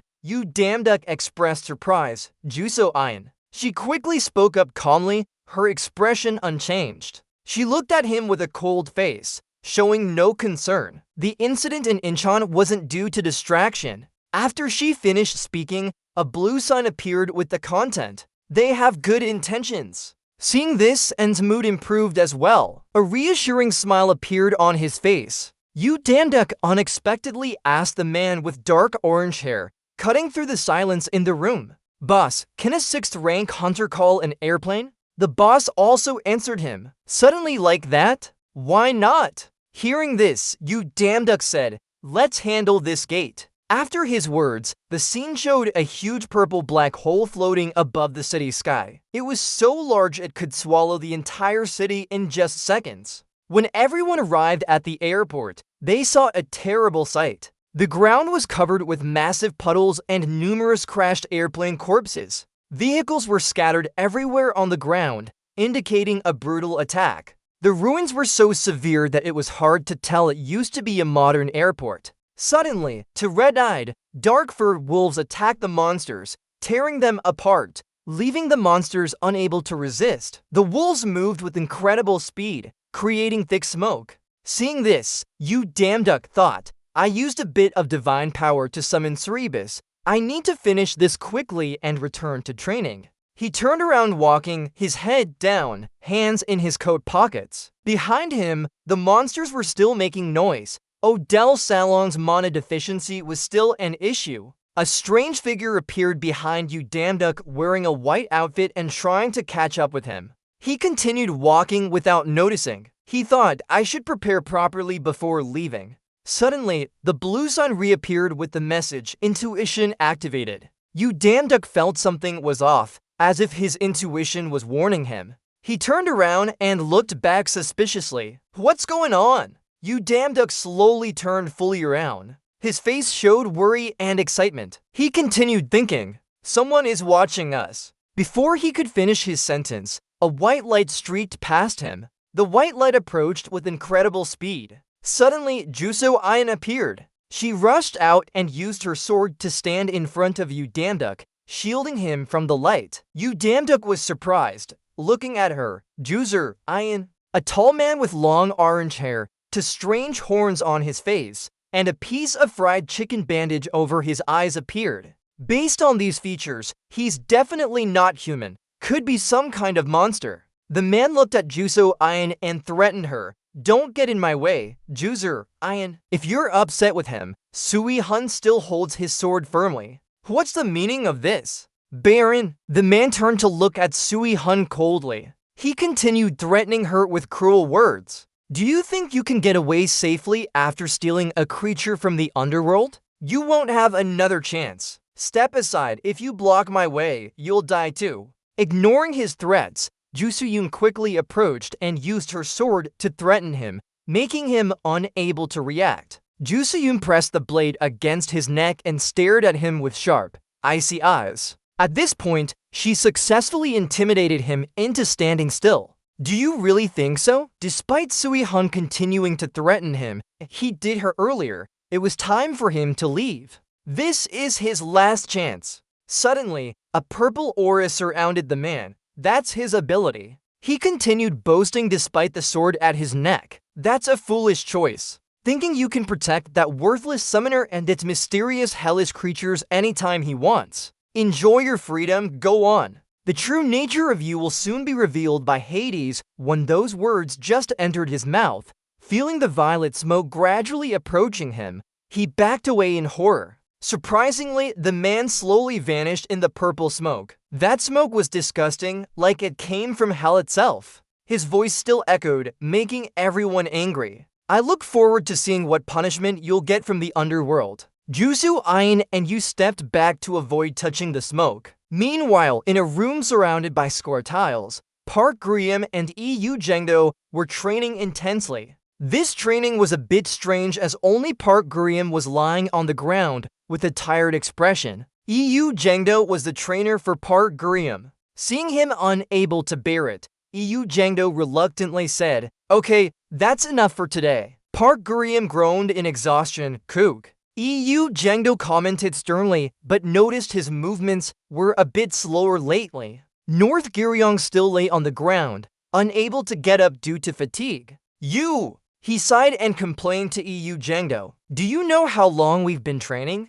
17 hours. We started at 5 a.m. this morning." EU Jengdo finally realized. "Oh, so long already? I have something to take care of. Go ahead first. Clean up here and do what you want after that." Park Griam was shocked, his mouth wide open. "What? You left this mess for me and ran away somewhere?" EU Jengdo turned around and walked away. His back looked cool as he walked. "Go destroy a portal. Don't follow me. People might think I have something to do with Iris if they see us together. It's troublesome." Park Griam was secretly following EU Jengdo. He still stared at the door EU Jengdo just exited through. What is he thinking about? He sat back, his eyes filled with confusion as he looked up at the ceiling. He stood up, his face cold, but there was a gentle side to him. "What happened at Incheon Airport that made you rush off so quickly? If I ask, they'll just dodge and deflect me.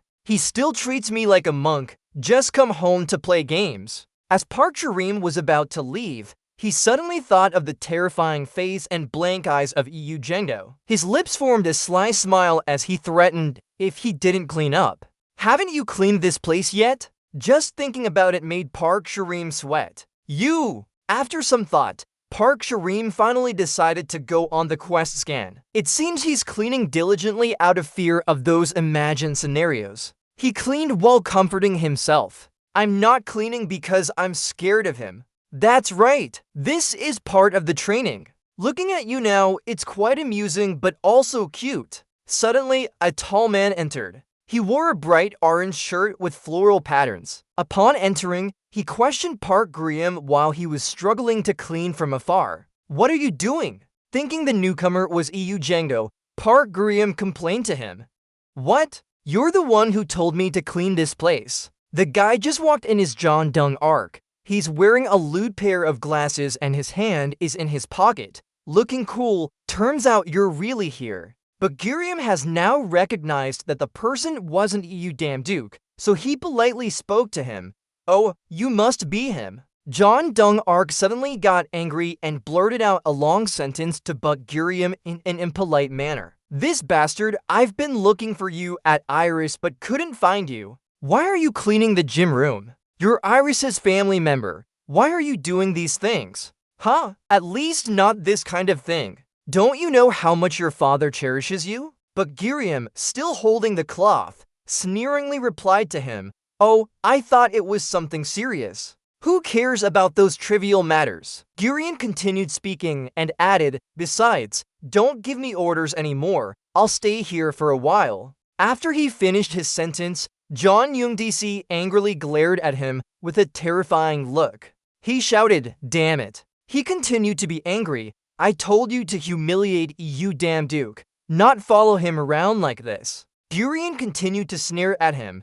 "Oh, I don't know. I'll stay here with the Dan Duke brother. John Dong-mi-si's face was so furious that wrinkles appeared. What? The Dan Duke brother? You're calling that dog your brother? After 10 years of forgetting, you also called me your brother. He angrily pulled Park Gurium's hand with great force to get his attention. John Dong-si forced Park Gurium to follow him. He dragged him and gave him no other choice. Stop it! Follow me! Your father ordered you to participate in the plan to destroy the gate. But Gurium reluctantly followed him along. Damn! I already said I don't want to do this. Chan Dong-ark still dragged him, pulling hard. Don't you know just staying here is already a defiance? Park Gurium suddenly cursed out loud. Motherfucker. Chan Dong-ark was shocked by what Park Gurium had said. What? What did you say? But Gurium coldly pushed him away and glared at him with a threatening look, as if he were someone else. Let me go. Suddenly, the round screen made a noise that startled him.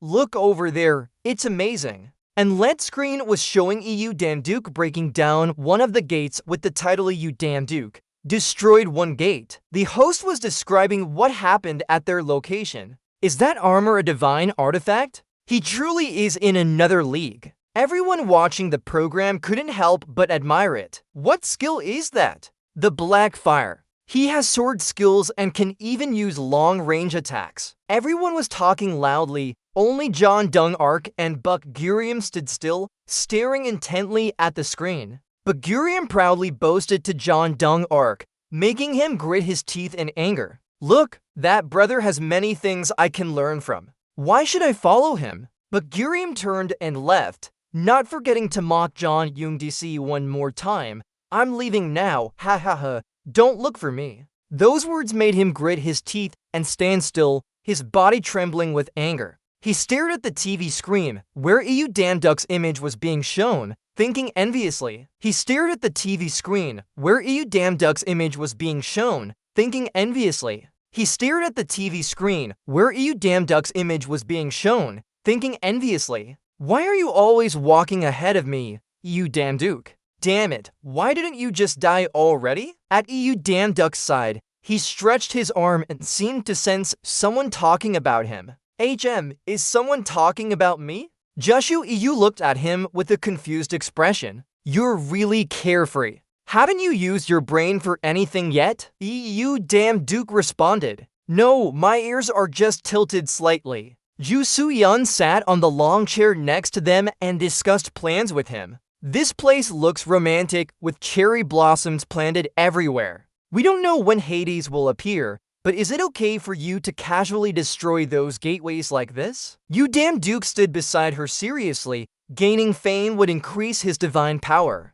I'm also protecting more people. It seems they are standing in a park with many people walking around the area. EU Dan Duke proudly said, is there any reason why I shouldn't do good deeds? My divine power has reached 90,000. I'm about to hit 100,000. Jesu-yul didn't sit still but joined the conversation with him. If you want to increase your divine power, working more would be better. It would also be a safer choice to avoid Hades' gaze. She sipped her can of soda while talking. This only makes Hades angrier. We should go to another dimension where it's stronger. EU Dan Duke looked at her with confusion. He was a bit surprised. What? Are you going to run away like this forever? If you do that, Ragnarok might catch up sooner. Zuzu Ayan, what's your plan then? EU Dan Duke said casually, no need for a plan. If he wants to meet me, I'll go to him myself. As soon as he finished speaking, Jusu Ayan almost spat out her drink in surprise at his words.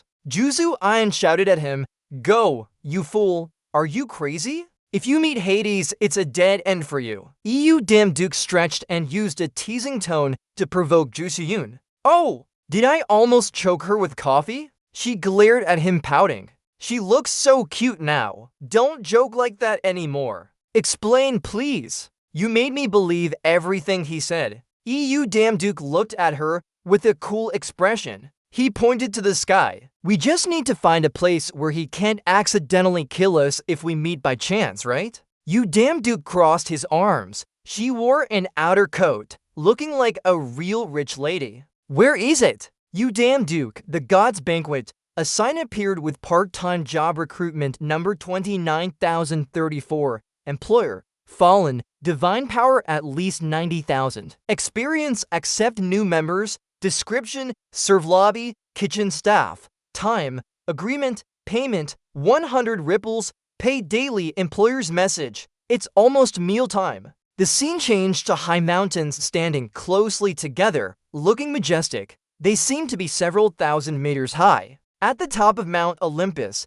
there was a huge temple with elevators leading inside. In front of the building stood a large torch, symbolizing the temple's fiery spirit. Inside the temple, a room filled with tables full of food, including meat and fruits. Round were animal servants preparing meals. It seemed they were getting ready for a grand feast. Suddenly, a half-human, half-horse figure far away gave orders to everyone, "Hurry up. We only have an hour before the banquet starts." That night, he continued giving commands as people carried baskets of fruits. "These are the fruits and vegetables Demeter sent over. Prepare well." Sauron and Park Gurum stood by the fruit table, preparing fruits. They were constantly harassed by the animal servants' orders. "Finish all this in front of you too." While they were working hard, You damn Duke suddenly jumped out with a humorous face, teasing them. Did you hear that?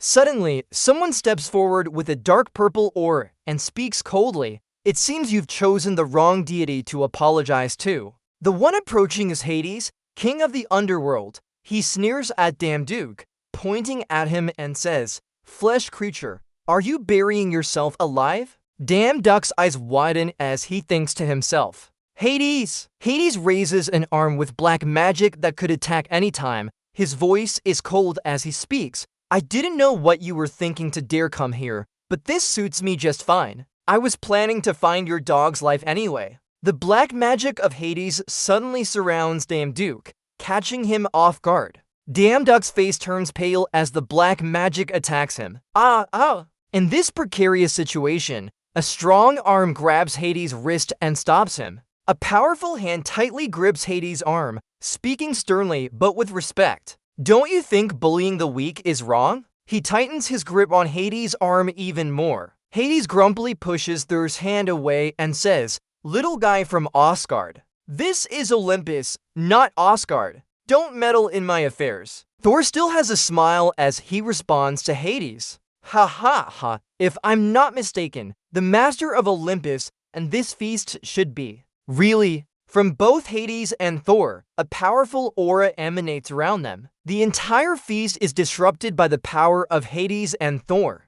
People start shouting in chaos. "Oh, the supreme gods are about to fight." Everyone runs away immediately. Suddenly, a hammer flies towards the wall between Hades and Thor. Poseidon throws it and speaks, wanting to mediate between them. "Enough already. Isn't today such a nice day for bloodshed?" Thor stomps his foot on the ground, causing the earth to crackle with anger as he shouts. "What's so beautiful about it?" Hades threatens to kill someone weaker than himself. Thor roars in fury, his eyes turning white with rage. That day, a warrior of Asgard was humiliated by him. "By Odin's name, I won't let this go." Apollo finally can't take it and stands in front of Hades and Thor, saying, "This is getting out of hand. Stop already, Thor." Poseidon yells at Hades as he turns away. "Where are you going, Hades?" Hades' face contorts with disdain as he turns away, making a grunting noise and ignoring Thor. The hammer's tail hits the floor hard. Poseidon plants the hammer in the ground, standing protectively in front of Damn Duke. He shouts loudly, "Enough, Hades. You have to let blood before you stop." Poseidon's voice rises. The dark aura around Hades becomes even more ominous as he speaks. "What a bother. If all of you want to die like this, I'll help you achieve it." As the moon is obscured by the sun, the sky turns blood red with the dark magic of Hades surrounding Mount Olympus and its peak, making it ominous. Dark shadows rush towards Damn Duke, who is still stunned, unable to react. There are many shouts and loud voices around them. Aha! Hades is angry now. Poseidon is also attacked. The dark magic surrounds his body as if trying to consume him, causing him to exclaim, "Damn you, electric!" Damduke is terrified by the dark magic of Hades surrounding him, thinking to himself, "Damn it, I didn't expect this far." Hades' face hardens as he speaks coldly, "Die, flesh creature." The chaos suddenly calms down, a figure approaches and everyone around him looks at him questioningly. It's the host of the feast who comes over, saying, "What's going on?" The host, Rollo, appears, his golden aura overpowering Hades' dark magic as he walks towards Damduke. Rollo says, "I invited everyone here for a feast. Why are you fighting? How dare the underworld climb up to Olympus?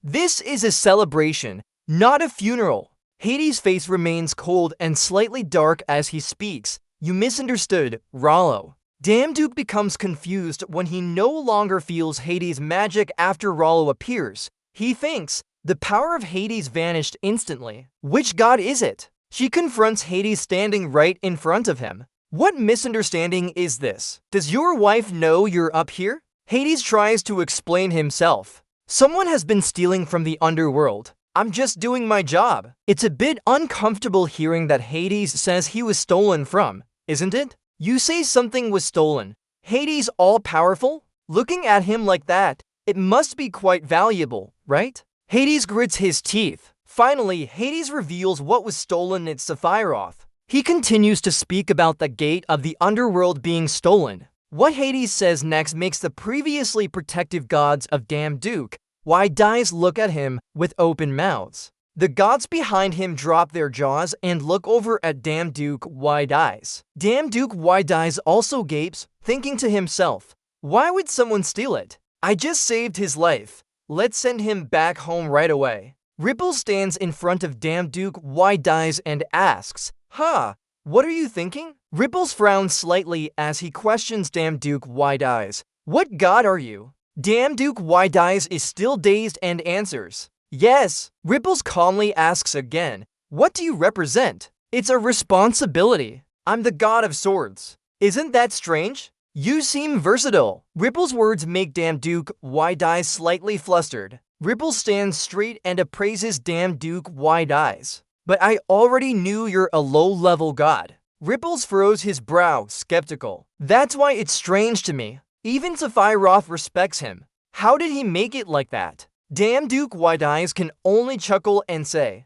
"Well then." He honestly explains the incident involving Sephiroth. How he hung onto Sephiroth to restrain him. How he discovered Sephiroth's necklace inside a gatekeeper at the entrance of the underworld. The system informed me about what Sephiroth's necklace can do. The necklace Hades used to train Sephiroth. When used, Sephiroth will follow your commands. Seeing Damduke Wide-Eyes' confused and shocked expression, Ripples laughs loudly. "Ha ha ha, that's interesting. How can a low-level god cause so much trouble? It's surprising, isn't it?" His reaction is better than I expected. His response was better than anticipated. With his help, we might resolve the issue with Hades. He suddenly becomes interested. "So why don't you and him have a fight to settle this?" Damduke Wide-Eyes gapes in surprise, only able to utter "huh" despairingly. The man with the golden hair looks worriedly at Ripples. "Ripples, that's ridiculous. A battle between a low-level and high-level god." He shrugs. "Let's fight without using divine power then. Anyone else have an opinion?" With that, he turns and leaves, leaving the words behind. Today's party is ruined by these two. They must take responsibility for it. The man with golden hair tries to call him back in vain. "Hold on." Damduke Wide-Eyes is still stunned, his voice trembling as he says, "A fight. Beside you are gods Thor and Poseidon. Everyone else is helpless against Ripples' unpredictable nature. They can only pat his shoulder." Hades gritted his teeth and grunted, "HM." Then he turned around, speaking coldly with a threat. "Your day of death isn't today, so try to live as long as you can." Damduke became even more worried, sweat pouring down his face. He wondered if the store sold skills for enduring beatings. Zuyu stepped out from the crowd, frowning. It seemed he couldn't handle this situation anymore. "I told you he would be in danger." The two of them walked towards the exit. Damn, Duke asked her, "Is that really true? What now?" Suyeon replied with a slightly emotional tone, "What do you mean? Now we're going to fight." Damn, Duke was slightly irritated. "Hey, you shouldn't talk like this. It's not your business." Suddenly, a voice came from behind. "Are you planning to train? I'll help you." It turned out to be the Greek god Hagwin, who smiled at Damn Duke and said, "Hello, Ars, let's train together." At Ars' training ground, sunlight bathed everything, enhancing its wild and majestic beauty. Hagwin continued walking while introducing, "This is where Ars trains. Come on over, you can train here." The three of them chatted happily as they walked. The atmosphere was pleasant. Damn Duke was very happy and thanked him. He didn't expect such help. The two queens nodded at him with a thumbs up. "No need to thank us. We're allies." Damn Duke was speechless but dared not say anything. He thought, "I never expected the greatest hero of Greek mythology to be so proud in his armor, calling me an ally just because he sees my armor like his own." A loud noise came from afar, catching Damn Duke's attention. Damn Duke looked towards where the sound was coming from. Two people, one male and one female, were fighting fiercely. He wondered, who are they fighting? He silently admired their fierce battle. It was also very skillful. Suddenly, a golden-haired boy fell to the ground, his face showing reluctance. "Damn, I was too careless and haven't determined who won yet." The girl with purple hair pointed her sword at him and said triumphantly, "I told you not to be so careless. If this were real combat, you'd be dead 100 times already. Let's call it even. Don't point that sword in my face anymore." Damn Duke was slightly confused. The skills of these two didn't seem like those of ordinary gods. But they weren't at the banquet, so maybe they weren't very strong. Suddenly, Head Quinn appeared from nowhere. "Head, Ars, you're fighting again and losing to Athena?" Damn Duke looked at the two arguing in front of him, speechless. "What? Are they Ars and Athena? They are among the 12 gods on Mount Olympus and even have war in their titles." Duel was calmer. Meeting such skilled fighters would be beneficial for him. He didn't say anything, just silently watching as Ars held Hagwin by the throat, looking angry. "Just right on time. Let's see who's stronger this time." It seemed that Ars had a strong grip, making Hagwin cry out in pain. "Ah, I'm hit." He kept tapping his muscular arm. "Let me go. I want to introduce someone to you." Ars finally noticed Damn Duke and Zuyu. He frowned and introduced them. "Are those two over there?" Hagwin rubbed his neck and explained, "Yes, because they've been fighting since morning, so they haven't heard about the banquet yet. This will definitely be the most talked about event among the gods for days." Hagwin excitedly said, "Today's banquet turned into a training session, and one of them has to fight Hades." Athena and Ars were surprised. They asked in unison, "Fighting with Hades? Who?" Ars began evaluating the two people carefully. The girl seemed stronger based on her skills and strength. "But that guy is strange. I've never seen energy like this before." He smiled. "Good, I need someone to train with." He grabbed his sword and tightened his grip, causing muscles to bulge. The only way to know a person's strength is through hand-to-hand combat. At that moment, Ars looked very terrifying, his sword pointing at Damn Duke and Zhu Yun standing there. "I'll find out who's stronger soon. Only the stronger will be trained here." Zuyu pushed Damn Duke with her hand, causing him to turn around. She asked him, "So, you said only one person would get trained?" Zuyu remained expressionless. "I'm going back to Korea. They need someone to handle the gates or something." Damn Duke sighed helplessly. "Yeah, no choice now." Ars didn't wait and stepped in front of him. "So you are it? You have an interesting energy source." He carried a thick aura that made people feel suffocated. He tilted his head at Damn Duke. "Are you ready?" Athena stood behind, curious. "But why do you have to fight Uncle Hades?" Ars won't let you answer. Cut to a close-up. "That's not important. Since Uncle Hades is acting up, fighting with people makes sense." As he spoke, he shot off, sending flying stones everywhere under his feet. But still, he moved like an arrow straight towards you. To survive that fight, you have to give it your all. Got it? With just one strike from him, the sky and earth seemed to shift. sending debris flying up into the air. An overwhelming power in the chaos, no trace of Damn Duke could be seen anymore. Haikwin stood by helplessly. Here we go again. Athena looked disapprovingly. Honestly, sometimes I wonder if ours is just simple-minded or plain stupid. The dust gradually cleared and the scene became clearer. Damn Duke was pushed back. The wall behind him cracked. He couldn't stand firm either, only able to kneel down to support himself. Ours was somewhat surprised. At least he could still endure it. Ours began to show some interest. His intent in his eyes was hard to hide. Then he didn't want to waste words. He charged towards you like a gust of wind and shouted, "Show us your sword skills." His sword struck down with each blow, each one powerful and swift, too fast for the naked eye to follow, forcing him to struggle to block. Despite his muscles, his hand movements were very coordinated. Seeing you in such difficulty made him very pleased. "What are you doing? Are you going to keep defending like this?" Damn Duke was very angry now. Seizing the opportunity, he charged towards him. He gave it his all, delivering a swift and decisive strike at him with his sword. Athena was slightly surprised. Oh, he's retaliating. Not bad for a low-level god. Well, even if he has skills. She looked at the two of them, assessing their strength and speed. Quite impressive. A low-level god fighting against a high-level one is clear to see. Ours' eyes on you had changed slightly. He smiled in a terrifying way. It was interesting. Like a wild beast, he charged at you like an arrow and shouted, "Keep going, keep buying me fun." As expected, just one strike from him sent you flying far away. You fearfully retreated, looking at him. "I give up. We're fighting too hard for me to hold on." But ours now seemed like a wild beast losing its mind. He was relentless. The word give up didn't exist in his dictionary. "Go on." Athena had been observing them all along.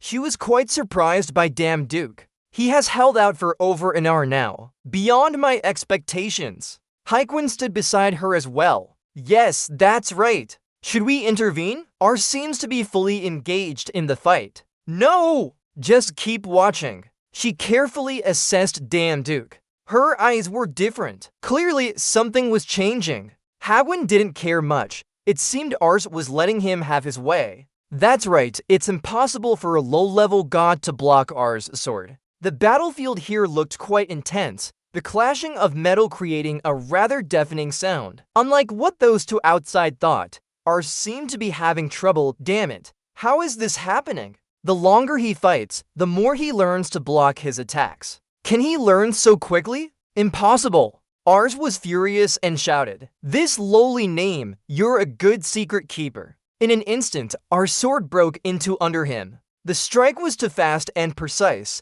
Everyone was stunned by the scene before them. Especially for ours, his eyes widened, but he still couldn't believe that he had just been defeated by a low-level god. But Damn Duke didn't seem surprised at all, just letting out a long sigh. Ars charged into EU Damn Duke with his sword in hand very quickly. Smoke and dust filled the air. EU Damn Duke thought that due to his skill in swordsmanship, he could understand Ares' abilities quickly now, so he could block those attacks from before. EU Damn Duke rushed at Ars with a serious expression, moving very fast, causing smoke to swirl. You might not understand because you're used to buying skills and legendary items that can be used immediately from the god's store. Their true value is something else. Suddenly, space became quiet as Ars and EU Damn Duke turned away from each other. Ares' sword was broken in half. He raised an eyebrow, both angry and shocked, exclaiming, "You broke my sword.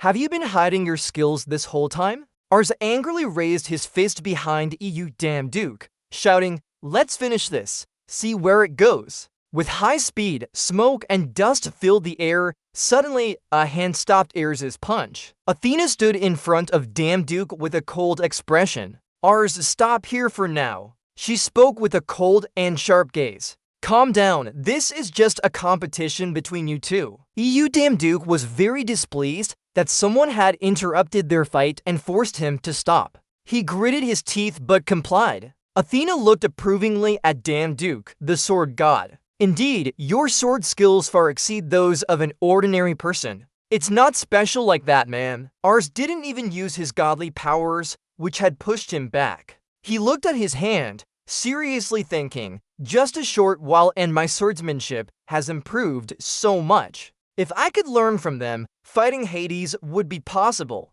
Damn Duke clenched his lips, tightly gripping his hand. He resolved to learn. Looking at Athena and Ars, he said, Lord Ars, Miss Athena, I have a request. Both turned to listen intently. With a serious and determined expression, Damn Duke asked, please teach me your sword skills. Athena's eyes narrowed. Why did you suddenly say that? Damn Duke bowed 90 degrees sincerely. Yes, it was sudden, but I hope you will agree to teach me no matter the cost. Athena said seriously, you also know Ars didn't use all his strength against you. She saw determination in his eyes, but that slight imbalance of power not only didn't make him falter, but motivated him. I know why Hades dislikes you now. Athena, despite being intrigued by this stubborn person, used Ars as an excuse. I'm getting a bit bored with training with Ars every day. You made such a bold declaration. Don't give up too soon.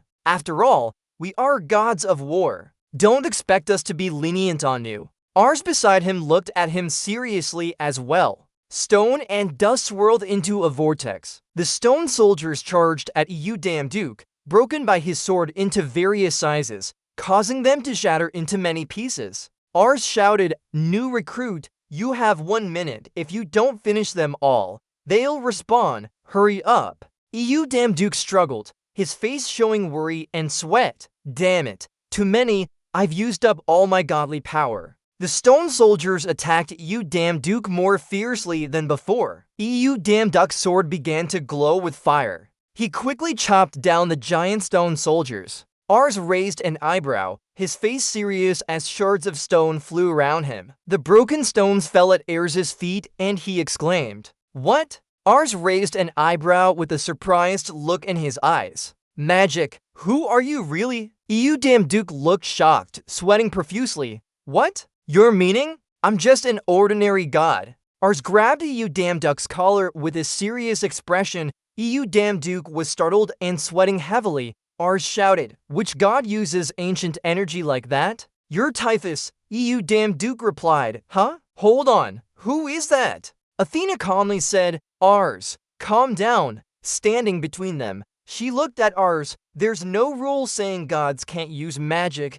Gods have given magic to humans as well. Ars shouted, Athena, stop fussing. No god uses magic instead of the 6 elements. Only Typhus does that. Damn Duke looked seriously at both of them and said, alright, I just need to prove I'm not Typhus. Damn Duke smirked, raised his finger, and a small circular light emitted. Only a true god can do this even if someone tries to hide. The call, summoning the priest, descended from the sky in 2 figures, a short blue-haired boy and a long-haired blonde girl wearing school uniforms. Line 60 is reached. No further lines needed. The EU gestured to 2 people and summoned a priest. Is that enough? The 2 of you looking puzzled, they stared at him. Athena glared at Ars with her blood-red eyes. See? I told you so. Keep acting silly and apologize to them. Ars has white eyes, thick eyebrows, and is sweating profusely. HMPH, it's my fault.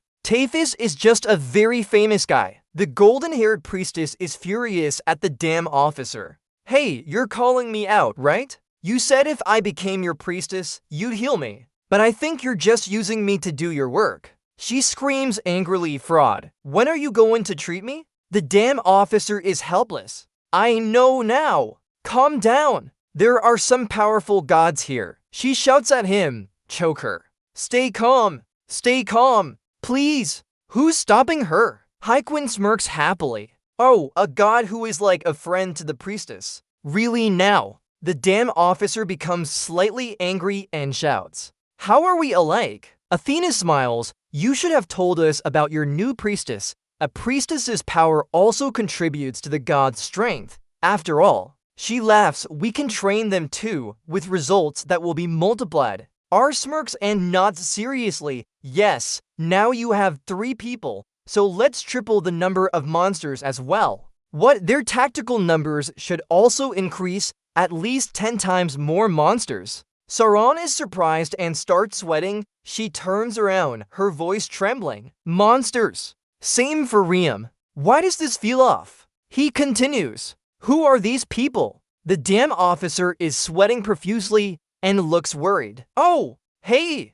what's going on? Oh, two of you. Athena snaps her fingers. Now, red-eyed stone monsters surround the three of them. Athena smiles, fight to survive. Someone screams and curses, that cheeky face, DC pants, shoulderless. A month passed, they struggled through a harsh training designed by Ars, Athena, and Hai Quinn. A girl steps forward, it's time. Ju Su-yun walks calmly towards them, preparing for her battle with Hades. Duke stands on a pile of rocks, looking at her. Do you think you can win? His face full of confident smirk. Don't worry, I won't lose. The large arena covered in sand is surrounded by high white walls. Many people are cheering and shouting encouragement from above, completely different from the tense atmosphere below. Duke stands with Hades, a green-haired special angel with a blindfolded cloth standing between them. Hades puts his hands in his pockets and mocks, so you dare stay instead of running away. If you didn't come today, I would have hunted you down across all worlds, but since you had the guts to show up, I'll give you a peaceful death. Duke listens silently. The angel spreads her wings and flies close to the ground, declaring, Now, Nai, I announce the start of this holy war between two gods. Nai smiles and says, This battle will not use divine power. As she raises her hand, she calls for the wreath of moonlight that emits golden light binding them. This moon wreath will seal their divine powers. The battle will end only when one falls, as she says. Both Duke and Hades have identical moon wreaths above their heads. Both are staring intently at their opponent with serious faces. Duke is fully engaged, holding his sword ready to charge into battle. Hades has relaxed his grip and prepared for combat as well. Here goes, good luck. Nai's words serve as the signal to start the fight. As soon as she finishes speaking, Duke gains momentum, activating his wind gliding skill and rushing straight towards Hades' torso. He swings his sword with precision, splitting the air in one clean cut. After landing, dust from the arena is kicked up by his movement. Glancing briefly behind him, Duke thinks to himself that Ares' training has paid off. His sword skills are now at level or even higher, even against Hades. Before he can fully process this, a voice suddenly rings out from behind him. What a joke of a performer. He opens his eyes wide in surprise as a cut grazes his neck before he could dodge it. Duke clutches his throat with one hand to stop the bleeding while Hades stands there silently, having been there all along. Hades says, That's all you've got, mocking himself as a sword god yet possessing such mediocre skills. With a smug smile, he adds, I'll send you straight down to hell. Both then engage in intense combat. Spectators on the stands begin to discuss. One with long blue hair expresses concern. Oh my god, that guy is done for. Of course, his opponent is a low-level deity who can't match up against a high-level god. The man next to him replies, Well, even though he looks like it, he won't lose. Ars suddenly appears out of nowhere, startling those discussing and turning their attention back. Ars, why are you here watching this dull match? That one is a disciple I personally trained. Of course, I had to come to Sam. Ars calmly responds. Those around him are surprised. Disciple, did Ars just accept his own disciple arrogantly? He's been observing the match as he speaks. What comes must come. Basically, I was curious to see how he'll learn in this battle. Down below, Duke is still seriously dodging Hades' attacks. He thinks, I've seen the movements of Hades before, but something feels off. I can't put my finger on it. Hades' desperate cry cuts through his thoughts. He continues to shout, Die already, and leaps towards him. Duke simply dodges the attack and continues to think, realizing that what he saw in training was even more advanced. His eyes light up. Duke starts recalling, noticing various sword techniques, but focusing on the blade's path. Activating his invisible sword skill, this technique causes Duke's sword to create a graceful, winding path, slicing through Hades. He gets hit and grunts, collapsing onto the ground. The entire arena witnesses Damduke's victory and looks at each other in surprise. Then they cheer loudly. Damduke sighs in relief. Jumping up from nowhere to the ring floor, he laughs joyfully. Ha ha ha ha! It's been a long time since I've felt this happy. He invites Damduke to join him. Next time we have a party, you're definitely invited. At that point, it'll be fun. Hearing this, Damduke politely replies, "Thank you, sir." But he's secretly excited inside. Last time I came here was to serve. This time, I get to participate as a god. It's amazing. Hades' cry echoes again. Who gave you permission to invite him? Fall down. Never before has a low-level deity been allowed to host a party. At the very least, it should be a mid-level god. Damduke responds, Hades, don't cling to those useless rules anymore. Hades continues to shout, what about our oath on the Styx River? Are you planning to break it? Hearing this, Damduke looks confused and replies, Ahem, this is quite an unlucky chance. Hades heard a satisfactory answer and couldn't help smiling. A notice suddenly appeared in front of Damon. Congratulations, your name has been recognized by the gods on Mount Olympus. Damon read it with surprise and laughed. Huh? In a spacious hall, colorful flags decorate the ceiling. A lavish party is taking place with various delicacies. White tables are set with drinks. All the dishes on the table shine and look delicious. People around are chatting amiably. Many people gather in groups, discussing enthusiastically. Damon stands with his hands resting on a wine glass that spilled onto the table. He raises his hand and says, I drank too much, looking tired. Suddenly, from behind a pillar, a girl with long golden hair and big red eyes peeks out, smiling and calling, Lord Damon, you seem curious as you glance back. Long time no see. The girl runs out while gently brushing her hair. Smiling, Damon looks surprised. Miss Persephone, I watched the match. You've definitely gotten stronger since we last met. Persephone steps in front of Damon and claps her hands. Laughing, Damon blushes. Oh, did you watch it? I don't know what to say either. I'm sorry if anything unpleasant happened to you. Damon sighs. Oh my! There's nothing wrong. Borfin laughs. I actually found it quite fun too. You don't know how many times I've told my husband to change his ways, but he never listens. HMPH. Borfin pouts in a huffy manner. She suddenly bends down and picks up a wooden box, saying, "Oh right, take this. It's from my mother, a golden apple." Borfin opens the box. Inside is a glowing golden apple. She said all the pent-up anger over hundreds of years vanished in one note. She praised him so much it almost made his throat hurt. Ahaha. Damon blushes and says, but this gift is very valuable. I have to go now. Goodbye. Persephone says, yes, goodbye.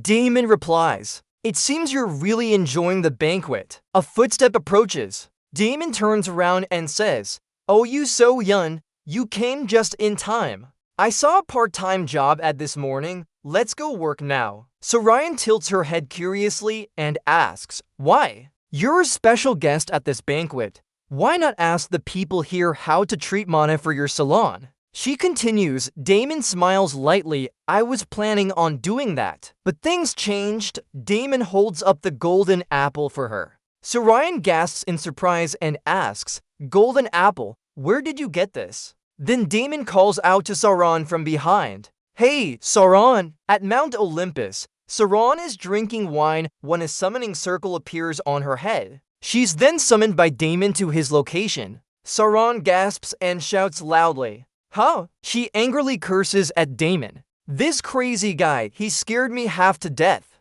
I'm right in front of you. Why did you summon me for this? Hey, Damon suddenly shoves the whole golden apple into Saren's mouth while she's cursing him. She jumps back in surprise. Oh, crazy guy. Speaking, Sauron paused. She chewed a piece of apple in her mouth and asked, what is it? The notice board appeared. Your Priesto del Salon has been affected by the golden apple. Her dry mana eggs have been cured. I feel a warm and gentle energy flowing through me. What's this strange feeling? Sauron wondered aloud. Damduke smiled to explain. It's the sensation of mana circulating.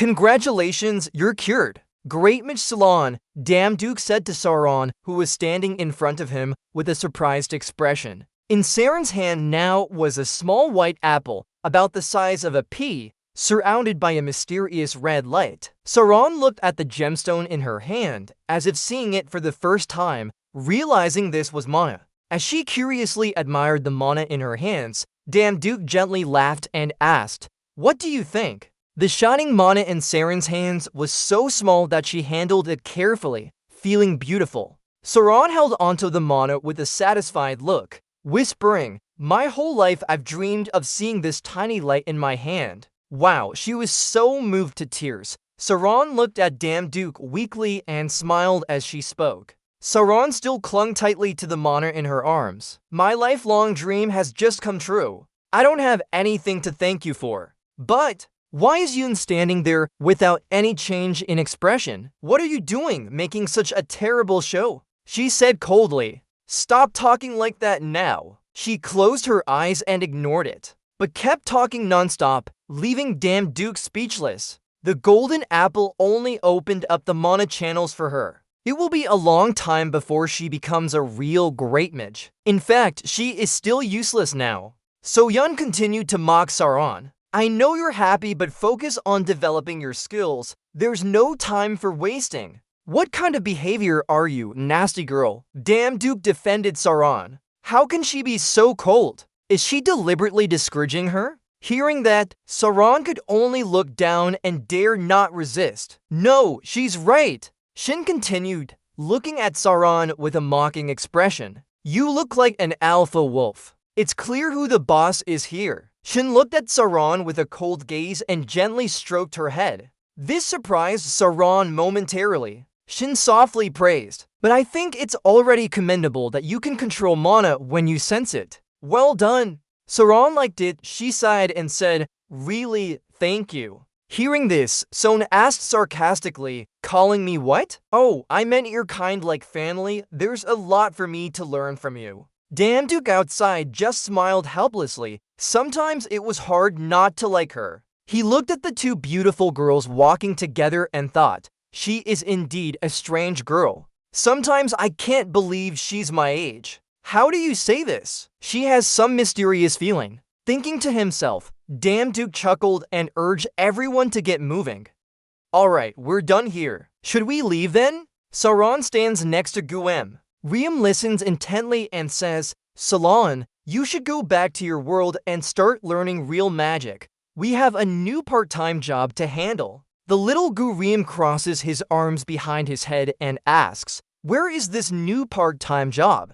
Duke chuckles as if he's been hit by lightning. Hell, the daily labor recruitment board appears for the Inferno Furnace. Employer: Demon Lord Rukabin. Divine power over 100,000. Information: just follow what is requested and then work until the furnace closes down. Always random. Demonic authority. Note from the boss: the incompetent angelic reconnaissance troops will be ground to dust in the Hell Grinder. Below Riem is a sealed-off area with many people gathered around, or doing something we don't know. Within this enclosed area, there's a strange water seepage on the ground. The pink light emanating from it seems like a portal. Duke has put on his divine armor and is ready to fight at any moment. His younger brother Gurium stands nervously nearby. Below is a mysterious portal leading to another dimension. That's how I guess. Duke looks slightly worried and confused. Strange, usually the system would instantly teleport workers to their work location.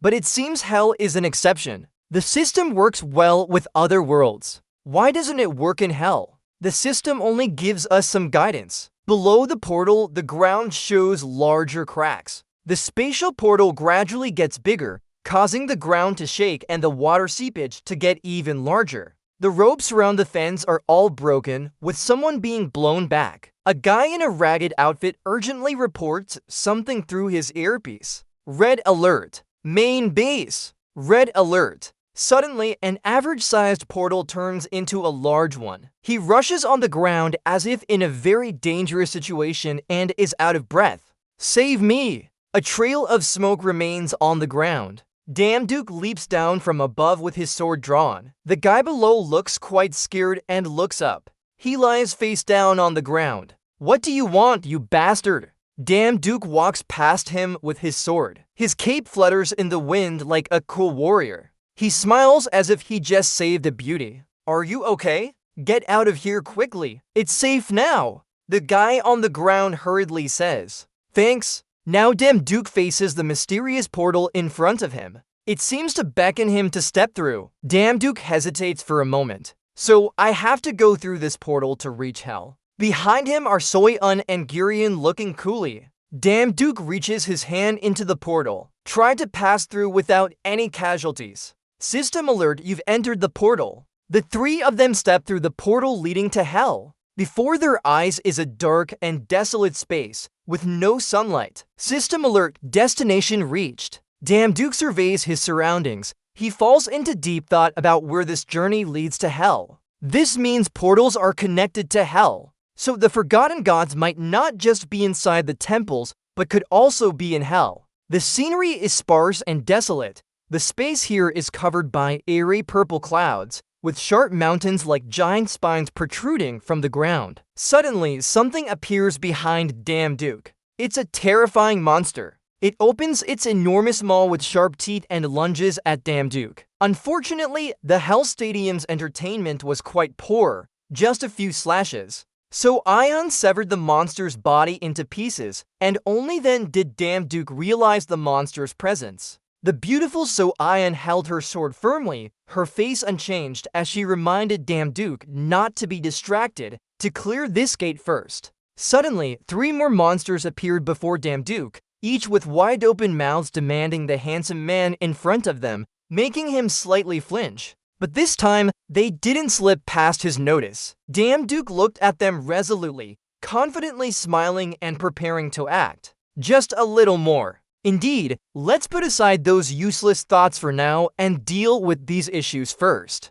After a while, the ground was littered with monster corpses. Weak ones died like cowards, quickly shooting up onto his shoes. Damduke stood amidst the pile of monster corpses, celebrating himself and his team. "Great job, we've sent all those monsters away." Damduke coldly continued, "Now only one thing remains." He looked up, seeing a huge shield. No, it's more accurately described as a barrier. It seemed to be made of magic and was incredibly sturdy. Damduke said, "Tell me about the barrier on the other side of this gate." He reached out his hand to touch that shield. "This is quite interesting. Every time we've arrived at a gate, there's been a barrier like this." From his fingers, a golden orange flame began to glow, Damduke's face still smiling like a sociopath. But those eyes were incredibly confident. "Not long ago, I wasn't even strong enough to get close to this barrier." Suddenly, his hand created a fireball that pressed against the barrier. The flames started emanating from there. His face remained authoritative. He shouted loudly, challenging. But now it's time to lift the curtain. The Hell System interface appeared with a message. "The Abyss is watching you." The barrier seemed unable to withstand Damduke's fireball attack and began breaking apart in large sections. His flames were about to engulf the entire protective layer. Damduke's eyes became more confident and decisive. "Alright, bring down the shield now." Finally, the barrier broke completely, leaving Damduke standing before the threshold of hell. He turned back to address the grumpy So-Ion behind him. She just held her hand silently. "Hey So-Ion, I think we're on the right path." Suddenly, So-Ion's face looked heavy with impending diarrhea. Worried, she stammered, I have a bad feeling. We should probably go back." Damduke paid no attention to this. He stubbornly disagreed. "What? But we've come this far already. When will we get another chance for demonic authority?" So-Ion was still panicking. Hell is full of demons and beasts. The three stood tall in the airy wilderness, talking nonsense. "Look round you. There's nothing here. Do you know what this means?" "It means this is someone's territory higher up on the food chain." She continued, something no one dares to say. Before she could finish, So-Ion and Damduke noticed something behind them. Just as So-Ion predicted, she turned around to check. King Trong called out for Damduke to break the gate. "It's too late now." EU Damduke, destroy the core of the gate immediately. Suddenly, a huge red eye appeared under Damduck's feet. He widened his eyes and stared at him. Who dares? Damduck realized the danger. His face was pale with fear, trembling in terror. The monster stood up behind him, towering and terrifying, its teeth long and sharp, its body black and sticky. Its huge, glowing eyes were right between its face.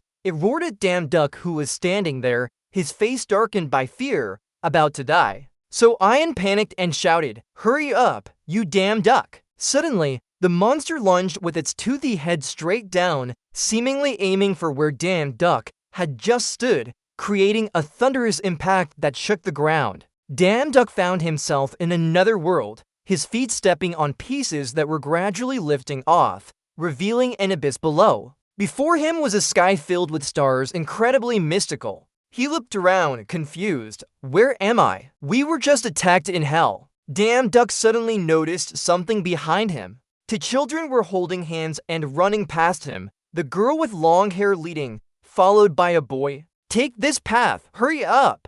Damduck watched them run, thinking he might use their help to find out where they are. He hurriedly wanted to chase after them, reaching out to call them back. Wait for me. Damn that boy, his foot slipped into an empty piece. His entire body fell freely, green-black smoke from below began to envelop him, and he fell with one eye closed in surprise. He landed softly, but this place was completely different from the space he had entered earlier. Everything was dark, thick smoke filled the air, and the surrounding fog hadn't dissipated yet. Before his eyes was a strange place. He felt dizzy, just questioning everything. Where am I? How is this world? Suddenly, he stepped on something on the ground. Thinking it might be someone or something, he said, "Oh, sorry, I didn't notice the body underneath." Here, you recognize it now. Damduck's eyes widened in surprise. The corpse looked exactly like him. It lay in a pool of blood.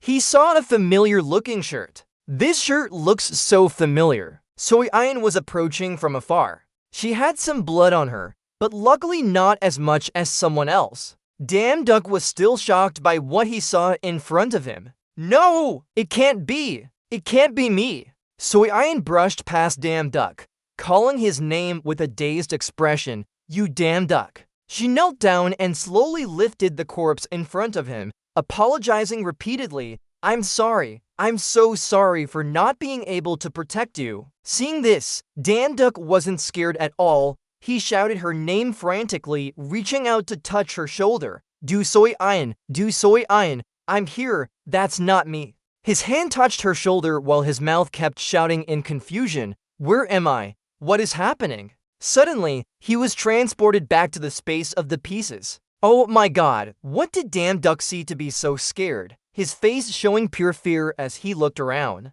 The pieces from below gradually separated and rose up. Each piece was an image of him, pierced through by 3 swords from behind. His bloody face appeared on one of the pieces. Soyeon sat beside him crying. Damduck was shocked, stuttering without words. "Girl, what's going on?" The tree photos hanging them all day, his face wrinkled in confusion. He shouted in frustration because he didn't understand anything. What the heck is happening? The pieces continued to rise slowly. More and more kept coming.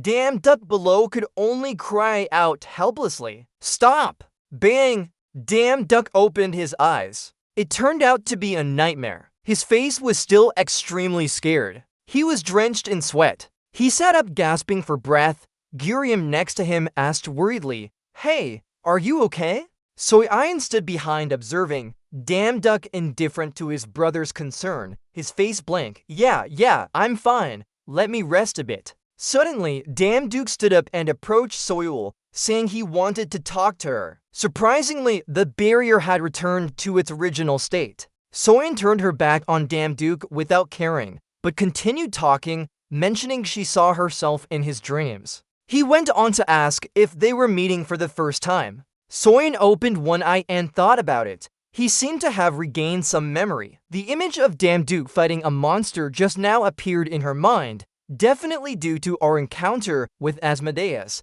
one of the 72 demons of hell and the Sword King.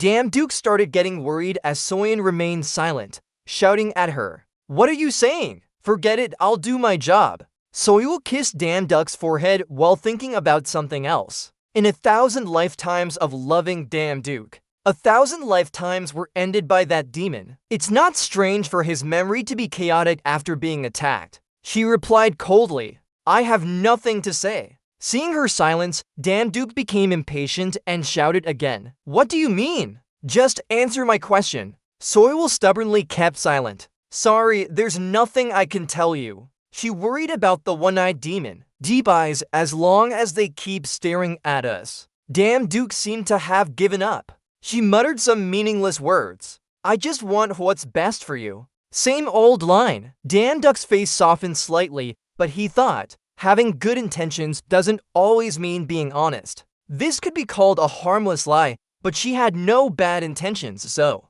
With that said, Damn Duke coldly stated, fine, I won't ask any more. You must have a reason for saying this. Soyeon was quite surprised and turned around to look. Seeing her expression, Damn Duke asked with a wide face, What? Are you surprised that I easily let it go? Soyeon returned to her emotionless state. Yeah, a little. Damn Duke closed his eyes and softly said, Well, if I say I don't want to know what she's hiding from me, that would be lying. But there is something certain in the dream, now and possibly the future. Damn Duke looked at Soyeon with a playful expression, saying, Even though you hide things from me, you will always be by my side, right? Soyeon's face showed no emotion. Did she? The system notification kept appearing, showing someone with good intentions towards him. The protective barrier was still there. They started changing the subject. Alright, what now? It will take a lot of power to defeat the 3 guardians. Soyeon fell into deep thought. Should we go back to hell?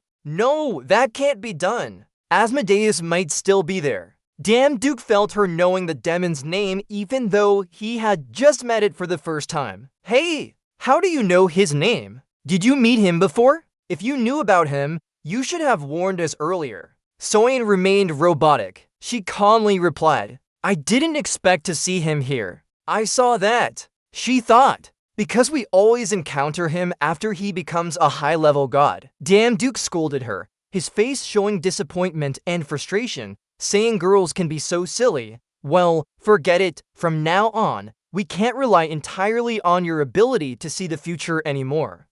We need to find other ways. Back in the modern city, clear blue skies. The camera was working. Someone shouted, Cut. Damn Duke is currently at a film studio, looking like an actor working. Line 60. The red-haired man, despite being fully grown up, seems to be the director. Love Damn Duck. Follow the script. The director looks super pissed off. He turns to Damn Duck, who is still calmly smiling, and yells loudly. The shield from the company opened. The hunter who blocked the truck's attack according to the script. Damn Duck just shrugs it off, responding calmly, but I followed what was written on the paper. A big hole was made in the ghost's eye. The director's scolding can still be heard. This is not in the script. Can't you see that hole? If it were a person, they would have died right there. We're trying to showcase the performance of the special device developed by the company. The director waves his script wildly, as if begging Damn Duck not to overact. Just do it gently, okay? Damn Duck's face shows a dog stance, saying, I won't do it. It would be misleading. The director's face turns pale with shock. He asks, What? Misleading? Forget about it. You want everyone to see the truth, right? Alright, don't regret it. A group of black-clad people enter as directed by the director, starting the action scene. They look like gangsters who only talk with fists, the director says. They are top-notch hunters from the company. Since you want to see reality so much, we'll film without rehearsing. The director shouts act, and as he finishes, the hunters rush towards Damn Duck. They bring weapons and charge at him, but Damn Duck remains calm. He takes a deep breath, smiling, saying these guys don't need my help. A tall building stands in an open area. Damn Duck thinks about the fake program designed by Midas Company and Iris Club. To deceive new hunters for money, I'm sorry, but I decided to use you for my next plan. Damn Duck smirks, looking like a boss who has everything under control. The director's face suddenly turns pale with sweat pouring down. Suddenly, someone shouts, "Cut!" Ja-yul appears unexpectedly. A few reporters suddenly approach to interview Damn Duck. EU Hunter Damn Duck, do you think teamwork is a necessary skill for hunters? He answers calmly, "No! I believe the value of a hunter is determined by their individual strength." EU Damn Duck continues answering reporters while other actors prepare to change costumes. You've seen it yourself. No matter how good teamwork skills are, a team with weak hunters will always lose to a stronger individual. That's the truth. Ja Dung answers confidently, looking at the red-haired director who is holding his head in frustration. If you call yourself a hunter to protect civilians, isn't it natural to get stronger? Teamwork is just secondary. He adds more explanation. His face shows a hint of sarcasm. What I mean is that people say companies promoting teamwork are useless. Only an independent individual can become strong enough to protect the country and its people. After long answers, the reporter leaves, commenting on his views. Ahaha, thank you for sharing your clear perspective on this issue. Next hunter, behind the bustling reporters is a suspicious-looking white-haired man talking on the phone with someone. Shortly after Damn Duck steps out of the building, that strange man approaches him from nearby. The man praises Damn Duck, saying it was an impressive interview, EU Hunter Damn Duck, while looking at him. The white-haired man politely introduces himself. "I'm the head of Midas Company's Korean branch. Our chairman wants to meet you. If you don't mind, I'd like to take you to see him." At the Midas Company office, the chairman is a foreigner with golden hair and a suit, smiling widely. "It's an honor to meet you, the most talked about event recently, the only person who ever entered the gate in human history." Damn Duck sits down and compliments, "Your Korean is great. Why do you want to see me?" The chairman smirks, "Let's get straight to the point. Please retract what you said in the interview." Damn Duck looks disdainfully, thinking in his head, this guy, just like rumors say, should I agree or not? He thinks to himself, in America, there are many like him poor hunters who don't care about the government. Or others, they might call themselves hunters, but they're no different from immature kids cutting down trees. The chairman adds, "If you agree to do this, we'll support you without keeping any resources back." Meanwhile, Damn Duke continues his thoughts, as long as they offer something worth considering. Finally, he asks the chairman carefully, "Really, chairman, just retract your words and that's enough. Just give me a script, I'll handle marketing. Don't worry about it." The chairman secretly chuckles. Hunters are all easy to deal with. Damn Duke expresses, "Recently, I've been keeping an eye on a weapon. It's a sword from England. Its name has been passed down since ancient times." Chairman Midas sips his tea and asks, "Interesting. What's the name of that wonderful sword?" Han thinks to himself, "We own dozens of 5-star weapons or more, but he only asked for one." After a long pause, Damn Duke speaks up. "It's called Excalibur," making the chairman spit out his just-taken sip of tea. "What did you say?" Damn Duke laughs. "He said he would give me anything. Am I asking too much?" Excalibur is the strongest sword on this planet. It's surrounded by legends because no one has ever found it. No one has seen it, and it's the legendary sword of King Arthur. The chairman grimaces, "Damn it, he must be crazy. Or does he know we have Excalibur? No, this information can't be leaked. Yes, he's just boasting." He hastily wipes his sweat with a handkerchief. "Ha, I don't know what you're talking about." Damn Duke stands proudly with folded hands. "I'm only telling you that I know everything. My condition is Excalibur. Think it over carefully." The chairman looks scared. "I really don't understand what you're saying. How can you claim to know everything?" His eyes narrow in a threatening manner. "I'm not just talking about Excalibur. I also know the methods you use to obtain it." The black chairman loses his composure, slams his hand on the table and shouts, "You're being very disrespectful. If you insist like this, you won't get anything." Damn Duke looks startled, retracts his gaze, and behaves politely again. All right, calm down. I didn't say you had to give it to me. I just want to see it. 5 minutes. How's that? If you let me see it, I'll retract everything I said and promote your training program as much as possible, while Chairman Midas looks at him worriedly. The black chairman stands up, turns away, and says, "Go back. Talking nonsense like this won't get us anywhere." He sighs in relief, glancing back at Duke. I almost fell for it, even if he knew we had that sword. I'll never accept it. Then he says, "I can't range for Excalibur, but if you want another weapon, contact me." A while later, on the rooftop of a building amidst other skyscrapers in the city, Duke talks to Du Sui-un with no success. What now? I predicted he would refuse to hand it over. It's impossible for him to show me Excalibur like that. Du Sui-un looks at Duke and then Excalibur. She asks, "What is it? You want Excalibur? Didn't you think it had disappeared long ago?" Beside her is Duke sending a message. "I thought so too, but Thor told me something interesting at the party on Olympus. He said that a group called Midas had killed countless people to get a certain sword, and he was glad King Arthur wasn't there to witness it." Zuyu thought, but such an unreasonable request is typical of him. "I'll run away for now. After all, we have some dungeons in the underworld to visit while we wait." She asked him why he couldn't be stronger just by using ordinary dungeons at his current level. Dunk replied that was why he had to go, and she could wait for him in the guild. A month later, in his office, Midas Company's chairman was extremely angry, gritting his teeth as he shouted. He heard the news of the large dungeon KN-203ST on Jeju Island being conquered today.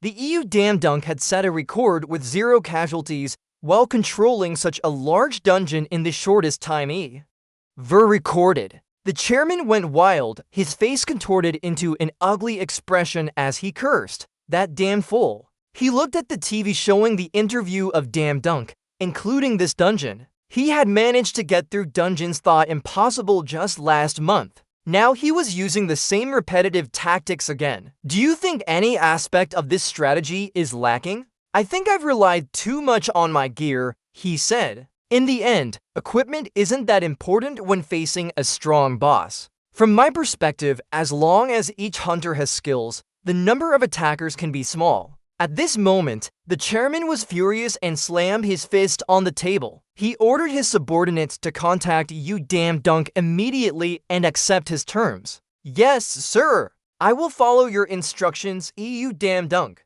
In a desolate wilderness of mountains and forests, the Midas Company chairman led Dunk and Du Sui-un into a dark cave. "I'll give you 5 minutes as we agreed." He turned to look at Dunk behind him. He was extremely surprised by the dungeon and exclaimed in amazement, "What is this?" The three of them stepped into the sword's hiding place. Take another step, and Excalibur glows brighter, embedded in a mountain of gold. Dunk gasped, "This is legendary." Excalibur, legendary, boosts the user's combat spirit. When used, all stats double for 10 minutes. Luck characteristic. Luck characteristic. Dunk turned to ask his pet, "What do you think?" "Snow White." It let out a howl. Kept 2. Yuhuo is copying it. Excalibur, legendary. Meanwhile, the chairman stood outside the sword's hiding place. He schemed to find something with a sinister face. "Found it." He laughed loudly. Ha ha, ha ha, ha ha.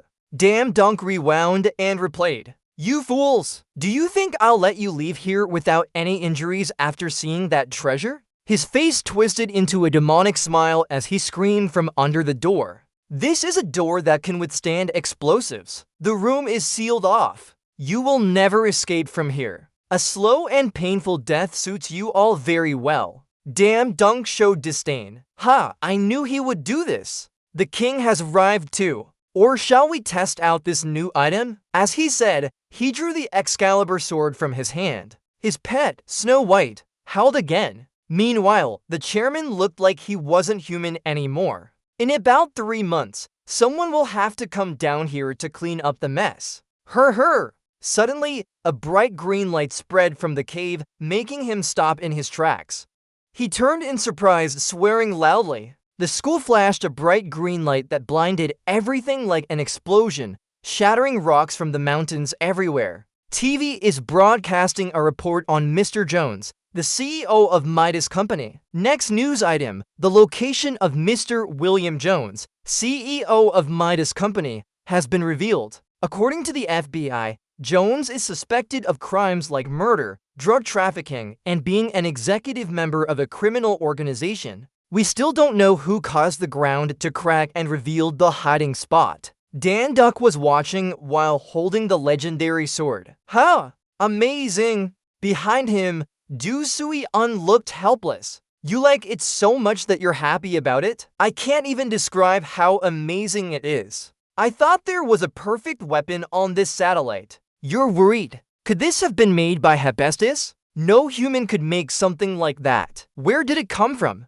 North Gurion grumbled and cursed at Dan Duck. What are you up to these days? Why do I see you on TV so often? You didn't even visit me. Dan Duck stood looking out the window. Did you arrive already? Gurion suddenly noticed something. Wait, you've seen the trembling of Excalibur. Which sword is this? Dan Duck pushed Gurion away quickly. You don't need to know. Stay away from it. It's dirty now. Old Gurion felt extremely resentful and demanded justice. I'm your disciple, you know. Let me see it. This is unfair.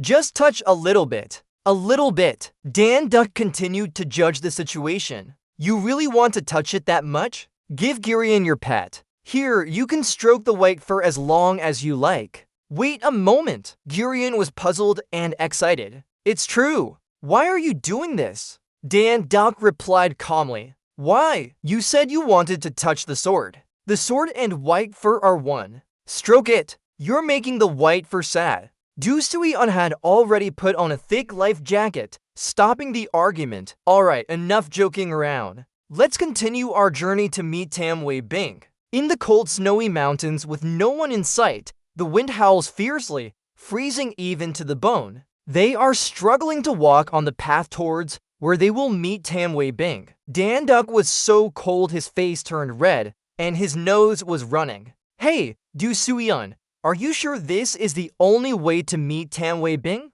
She turned her head indifferently. Tam Wei Bing lives between the 3 rivers and 4 rivers. If we hurry, we can get there tonight. Saran followed and had to exclaim, who lives in such a place? Gurion hugged himself tightly. She's lying. I'm sick of this. Yusu asked coldly again. Do you want to go back? Let's stop here. Even if we return now, the world will be destroyed. She told the 3 people standing shivering and looking unsatisfied at Yusu. Dan Duck accepted. There's no need to say it like that. We'll go. Overcoming the deep snow underfoot and howling winds, Yusu announced they were close. After crossing that mountain, we'll meet the guards. Gurion jumped up excitedly. Hands raised to the sky, legs in midair. Our pain is about to end. Let's go. Hurry up, everyone. From behind, Dan Duck suddenly sensed something was wrong. Gurion turned back quickly. Oh, right. Bang! A sharp ice block like 1,000 daggers exploded into hundreds of pieces, towering like a mountain. Tumbling snow from the impact created an extremely chaotic scene in the snowy forest. All 4 were terrified. Dan Duck shouted and ran. The ice continued to splinter, rocks scattering, pine trees blocking their path, sending snowflakes falling ahead. Everyone screamed as if pursued by a terrifying creature at night. They barely escaped the strange event. At the end of the road appeared another path, leading to an endless black abyss. Follow this path. Wait, no, it's too narrow. Dan Duck didn't argue, drew Excalibur, and ordered Snow White. We just need to widen it. Snow White! W-I-E. They were still running from the sharp ice block breaking through the old forest. No one dared to stop for a moment. After some time, they found a place of refuge. Yuzu lit up the narrow path with magic. The entrance was covered in snow. It took several days to clear this area completely. Saran from afar was still wiping sweat.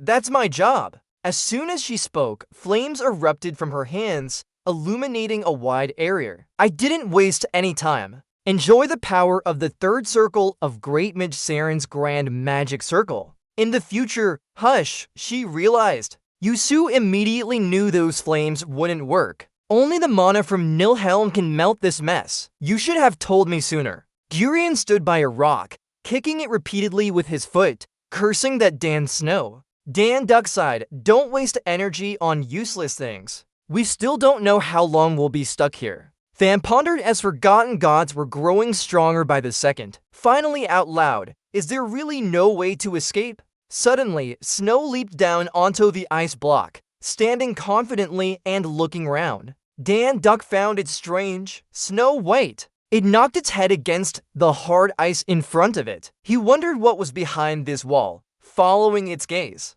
He pressed his hand against the icy wall, hearing a strange sound. Huh? What kind of noise is that? The ice wall shattered right now, leaving him unable to react and showing a shocked expression. He immediately saw the small fairies hiding behind the large block of ice, his eyes wide as he stared at them. There were 3 fairies in total. Loki is here, they said with great fear on their faces. Not Loki, but one of his minions. What do we do now? Danju was curious and leaned close to speak. They are fairies looking like they stepped out of a fairy tale. When he's evil, he'll eat us. No, they scream in terror. He smiled reassuringly at the fairies. Calm down, I'm not an enemy. Snowflakes appeared from behind Dan-ju and looked at the fairies. They screamed loudly again. A dangerous beast. That's Sororibat. We'll be eaten alive. Another fairy over there. It's Cerberus,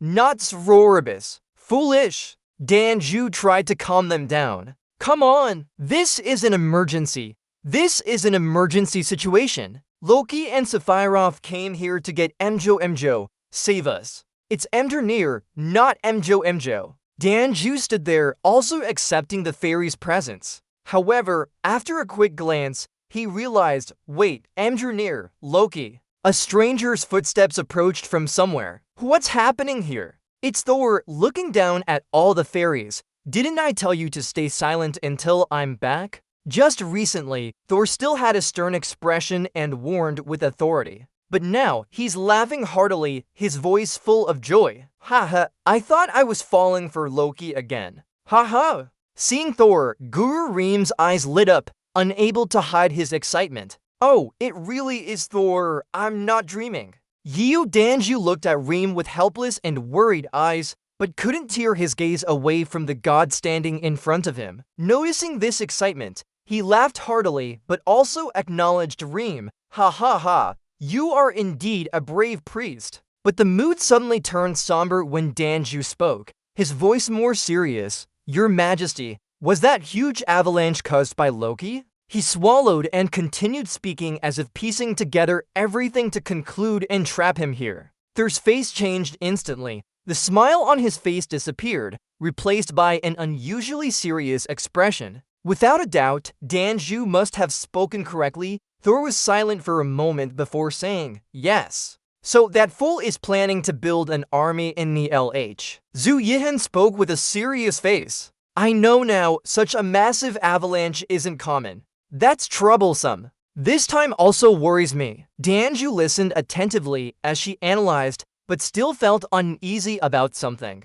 Noticing the issue, he turned to Thor and questioned him. Hold on, what about you? Why haven't you escaped yet? Thor was startled, as if his heart had been pricked. He scratched his head and forced a smile. Well, I tried, but it didn't work. The snow in the LH is quite special. My hammer can't break through it. He stiffened as he looked at the ice wall, seriously reconsidering the problem. That snow could withstand Thor's hammer attacks. Danju felt a sense of unease. If Jonir's hammer destroyed everything but was useless against that, we have to stay here until the snow melts on its own. Seeing his hesitation, Thor laughed loudly as if trying to dispel the mood. Ha ha! Why are you so worried? Don't worry too much. With those words, Thor pointed at the 3 small creatures. They have skin like they've been frostbitten, wings and horns that sparkle like precious gems. Mr. Tan spoke with certainty to help calm him down. These tiny ones will handle our food, so just be patient until the snow melts. But those creatures looked furious. The long-haired one gritted its teeth, angrily cursing at the turtle. Those intruders wanted to steal our food. The next one immediately chimed in. Right. What are they? Beggars? Let the other to finish first. The last one finally spoke up. In a small, aggrieved voice, we had to work hard to find food and keep it safe. They didn't get to say more. Damn Duck softly snapped. Hey! They instantly fell silent, eyes wide, bodies trembling, sweat pouring as if caught in the act. All three were completely quiet, waiting to see what Damn Duck would do with them. The long-haired one stood up for all of them and addressed him. Despite this, it still didn't dare look directly, only cautiously declaring, "We will never agree." Damn Duck looked at the creature with half an eye. Indifferent. Interrupted it immediately. "I don't care. Just tell us how to get out of here." Perhaps feeling oppressed, like slaves, it quickly straightened its face, showing dissatisfaction. It looked him in the eye and said, "But why should we tell you? You're the ones who entered without permission." Seeing his firm stance, Damn Duck didn't seem to care. Annoyed, he snapped, "Listen, kid, prepare a big meal for us so our bellies can explode with hunger." Despite being furious, he probably didn't hear anything. So said, "Well then, we'll live here until the snow melts." Hearing this, it shouted loudly, clearly not wanting to accept reality. There, his words worked. They gathered together, forming a circle and debating. The most timid one spoke first. "How are we supposed to survive now?" The next one chimed in too. "Even if the gods were here, they would starve." The long-haired one proposed a solution for everyone. "We should tell them and drive them out." As they talked, beads of sweat formed from their worry over the food supply. This time, they agreed to his terms. The long-haired one stood up again, pointing at him and clearly declaring, "All right, I'll tell you. But promise me something." Damn Duck probably knew the outcome. He smiled satisfiedly at it. It continued, "Once we're out, don't ever come back here again." Damn Duck still wore a smug expression with his confident smile. He confidently replied, "Okay, I promise." Getting the answer he wanted, it smiled and clapped its hands as if praising a horse. "Good job." Then it took a stance, though only about the size of Damn Duck's shoe. Anyone could see to be cautious. It told him to step back. It was dangerous. Then it threw a punch, which was surrounded by a thin layer of ice. It charged at the wall. The strength of that fist quickly destroyed it. The ice shattered into tiny pieces like sand in the air. Damn Duck was surprised. His eyes widened. "Impossible. You must have been shocked to say that." Hearing this, it puffed up proudly, boasting confidently. "See, if someone uses an ice attack, the snow would shatter like that. But because of its limited size, the destructive power is reduced, leaving only a small hole in the snow." Damn Duke must have been so disappointed to say this. "Yeah, just breaking such tiny pieces of ice won't help us get out." Hearing him say that, his proud expression immediately vanished, replaced by a blank look. Damn Duke, frowning and annoyed, said, in one go, "Shatter everything. Can you not do it?" Saran raised her chin in analysis. "We could get out if we keep breaking the ice all night." Hearing that, its face turned pale. "What nonsense are you talking? We'll run out of magic doing that." It countered again, asking back, "The gods have never done anything for us. Why should we sacrifice ourselves for you?" In response to its question, he calmly replied, "As I said, I will help you get out." As if finding an alternative solution, it immediately cheered up and responded, "I've shown them the way. You can do the rest by learning ice-based attacks." Urium was elated. "Oh, so that means I can also perform water wave techniques like Damn Duke?" Sauron was delighted too, grinning mischievously. "Great, High Priest Odell won't miss this opportunity." Thor chimed in, Wurzel expressing doubt. "But kid, only creatures from Niflheim can use ice abilities." Hearing that, it pointed at him accusingly, "You ignorant cowards. That's because the gods consider mana to be low and have no intention of learning it." Then it continued, folding its arms with a knowing look. "Now, if you can just produce even a tiny bit of ice or water mana, that will do." Everyone was speechless after hearing this, unsure what to say. Seeing no one raising their hand, it awkwardly asked, "No one?" Sauron spoke first. "I haven't learned the water attribute." Riem chimed in too, from the start. "I couldn't use magic at all." Soo-yeon remained silent, glancing to her right. Hearing them say this, it asked loudly, "What do you mean?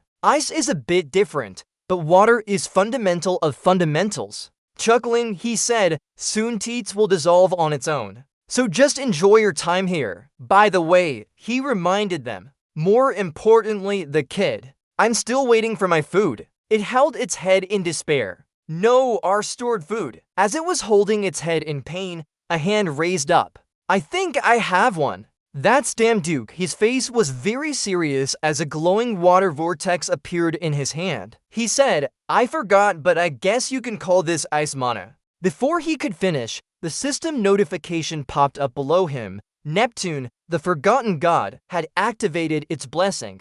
Seeing what it wanted, its eyes narrowed. "Oh, pure water mana? Good, that's enough." While Damduke was diligently practicing in the midst of snow, he still focused on condensing the mana. Right, slowly condense the mana. He looked intently at the water ball in his hand. "We will use this water attribute mana as a scent to attract mana from Niflheim." Immediately after that, Damduke successfully condensed it into a glowing sphere with a small vortex in the center. That vortex must be the focal point of the sphere's power, he thought, easier than expected. The system notification appeared again, informing him of discovering the principle of ice attributes and gaining 10% knowledge about ice attributes. He had successfully transformed that ball into an ice block. Its strength created a gust of wind that blew his hair up, surrounding the ice block. Seeing this, the long-haired one was surprised. "What? He did it!" The one beside him also exclaimed in admiration. "Ah!"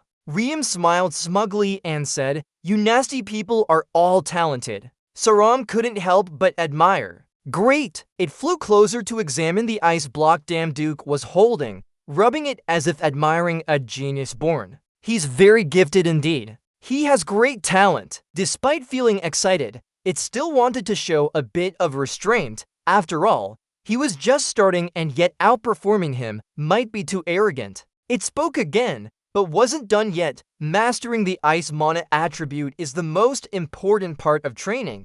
Ignoring everything, it slowly approached. His hand held a golden-handled sword, with a flowing golden aura surrounding the blade like a dragon's body. Regardless of everything, he gradually moved closer. Then he raised his head and said proudly, "I think I know how to do it now." His eyes shone with intense determination. Suddenly, there was a loud explosion, snow flying everywhere. The sturdy ice wall had turned into fine sand. The group stepped onto the broken snow, still cold and covered in frost outside. Before he could do anything, something terrifying appeared. His eyes widened at the sight before him. A huge foot appeared right in front of his eyes. The rough black skin and long, sharp claws. Its body was covered with thick white fur. Damduke gasped, "What is this?" In front of him stood a giant creature. He stood there, witnessing the appearance of these giant creatures. He tightly gripped his sword, but couldn't help trembling. Looking at their sharp teeth, Damduke wondered, what kind of giant beasts are these? What happened in the short time we were distracted? Thor appeared behind Damduke with a furious expression. "Loki, that scoundrel, had brought us into this while we were distracted." Soo-yeon stood beside him, looking calm but slightly worried. She sensed the presence of the guardian deity. Hearing this, Damduke became more afraid and asked again, "What?" Soo-yeon's voice was steady as she continued, "The king of giants. I believe he is near." On top of the huge snow mountain, thousands upon thousands of ice creatures appeared, moving in one direction. A large foot appeared, surely that of a mother giant. The black foot was surprisingly elegant and stylish. Snow covered around it as the creature gradually emerged, looking like a monkey but with white fur like a polar bear. They moved in groups, huge and towering, 5 times bigger than normal people, long limbs. Moving casually, Damduke stood beside them, stunned. Don't be scared to zoom into its face. Its teeth are sharp enough to kill you with one bite. Its mouth isn't pretty, just small. Behind him, Thor, the god with six-pack abs, shielded him from the snow and kept warning. "Loki, that scoundrel, had gathered them while we were distracted." Soo-yeon added to his fear. sensing the presence of the guardian deity. As expected, Duke was startled. Sister Ju-yun, you mean the third guardian deity is one of them? Her cold expression confirmed it. The third guardian deity, Eden, is the king of ice giants. They discuss these creatures from a high vantage point. Despite Zu-yun's explanations, the ice giants had close ties with each other, so Eden might be watching from somewhere. Her cold expression confirmed it. The third guardian deity, Eden, is the king of ice giants. They continued to discuss these creatures. Despite Zu-yun's explanations, the ice giants had close ties with each other, so Eden might be watching from somewhere. Duke was left with countless unspoken questions. Not only is the third guardian deity not human, but why does he hate Thor so much? Seeing the sweat on his face, she felt powerless too. Eden would never side with a god like Loki. It's likely that Loki manipulated us during this time. That's Loki's specialty. Loki, it drives me crazy. Duke looked ahead, seemingly mulling over what Ju-yun had told him. Seeing Thor struggling with the creatures below made him doubt life. Feeling manipulated, he watched as Thor fought them alone. Truly a lone hero. Thor's eyes reached their peak of fury, white and ghastly like a ghost. He shouted, "I will kill you, Loki." It's hard to escape from Krat's psychological manipulation. On the high ice plateau, a man with blonde hair sat like a leader, surveying the surroundings. He cursed loudly from afar, "Don't hide anymore. Come out here quickly, you coward." This guy grew 2 horns on his head. Oh, it looks like a white deer, but probably not because of horned affairs. Red eyes, sharp ears. His face suddenly looks good with that devilish grin. His face is cocky, looking down on life. He's still as foolish as always. He sits there with one leg crossed, a mocking expression on his face. Look, see those people being killed. Hurry and save them. Hey, you're shaking like that again, right? Of course, the leader of those beasts isn't going to get angry or shoot anything.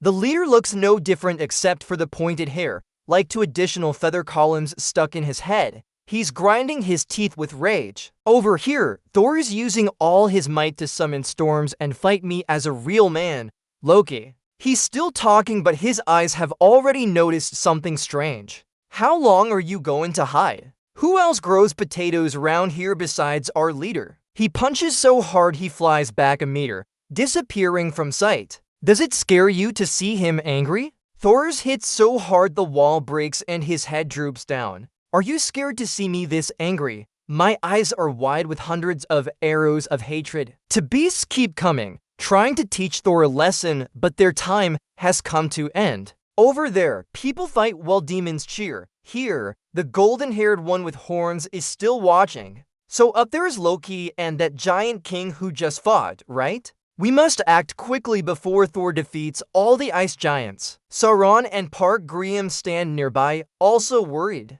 Her face shows clear panic. Don't tell me you're going to fight him. Park Grimm grits his teeth too.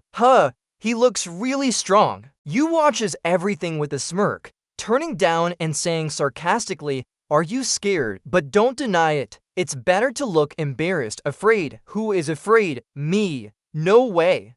I'm not scared at all. Impressive, right? Fighting now, but acting like you're scared." Zu-yun, with a kind face, suddenly looks intimidating. Their voices give her some comfort. We'll crush anyone in our path, even if it's Loki. It seems everything happened according to your plan. A victorious smile appears on his lips. Alright, let's fight then. The snow keeps thickly covering the surroundings. You runs through the snow. As a real superhero, I don't know what Loki used to control the giant, but such a level of mind wiping requires a lot of concentration. The blonde-haired guy was right in front, holding his sword and running fast towards him. It seemed he only wanted to kill him now. Controlling the giant would be loose if I distracted him even for a second. Snow kept falling, but there was no strength or determination in his eyes. But suddenly, a powerful punch appeared from above. We don't need much explanation. It's definitely one of those monster's punches. The Atin won't stay still for me to approach him. A punch landed on him with a loud thud. Its strength was enough to shake the entire sky. Snow flew everywhere. He couldn't react in time and was thrown out of the rafters. This wasn't just an ordinary monster, it's their king. It seemed to be holding onto the blonde guy, protecting him. Damn Duke was taken aback by the scene. Loki kept advancing. His face was smug with a fake disdain for us. Sneaking up on me like that is useless anyway. He turned around and gently patted the angry monster. I've spent a lot of time and effort controlling this one. Even in this state, he's still revered as the strongest creature in Niflheim. His eyes were sharp with challenge, hinting at his confidence. I guess you're a god from another world, huh? Attacking from behind isn't their style. You're quite clever, aren't you? Damn Duke held back. He didn't know how to explain it so the horned one would understand, but it wasn't necessary anyway. Just get ready for battle. He put his hand up in a pose, thinking he was very attractive. Loki thought this meant silence, which showed his confidence and skill. What else can I say, Ma? Do you want me to answer something? He smiled brightly, placing his hand on his chest as if being friendly. Gods sometimes are hilariously naive. They don't realize that arrogance only harms themselves. By the way, my name is Loki. Should I have introduced myself earlier, bro? Loki raised a hand and spun it. A magic ball appeared. Our meeting here was destined, so let me show you something interesting. In this snowy sky, the ball lit up like a lamp on that day. Gods often underestimate mana. But did you know that mana is also a fruit from the thorny bush, just like divine power? No! The snow mountain stood before us. In this frozen land where Thor's powers are useless, I discovered countless abilities of attribute mana. Suddenly, the blonde guy went mad. The ball in his hand started producing thick black smoke. Loki shouted with joy, and that was when I realized it was the ultimate attribute mana. He continued shouting like a madman, unable to control himself. Look at this blazing fire, even it can melt Niflheim's snow. Damn Duke widened his eyes in surprise. That was the ultimate attribute mana. Loki looked high on something, his eyes glowing red, and he kept laughing maniacally. Isn't it beautiful? I haven't had a chance to test it in real battle yet. You'll be an excellent test subject. He stepped into the thick black smoke with no fear, challenging anyone. So what? Who dares say and gets their ass kicked?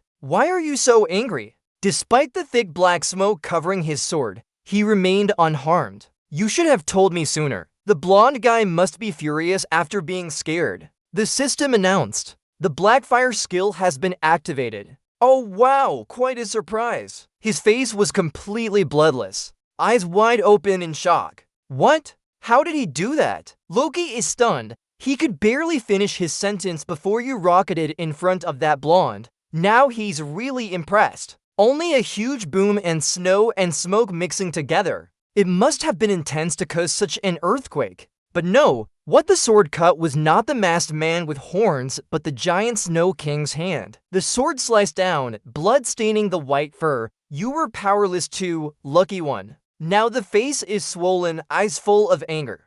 Damn Duke wiped his sword and pointed it forward. I restrained myself from cutting off his arm completely. Iduma cut through, severing the giant's hand with a single stroke. The sword aimed directly at Loki's face. Now he knows fear. Hold on, stop. I surrender. Wasn't it supposed to be faster from the start? Damn Duke seemed to easily let go too. Quickly remove your control over him and we'll let you go. Loki's face showed a fake pity. Alright, I understand now. Put away your sword. I need to focus to break the spell. Damn Duke seemed to comply. You slowly lowered your sword. Don't do anything foolish. He chuckled. I know, right? This attitude only means you're about to do something wrong. And as expected, a scream echoed. The monster rose again. Loki's eyes glowed with dark light. Contemptible, his face grimacing. This is my final order. Man, just saying that.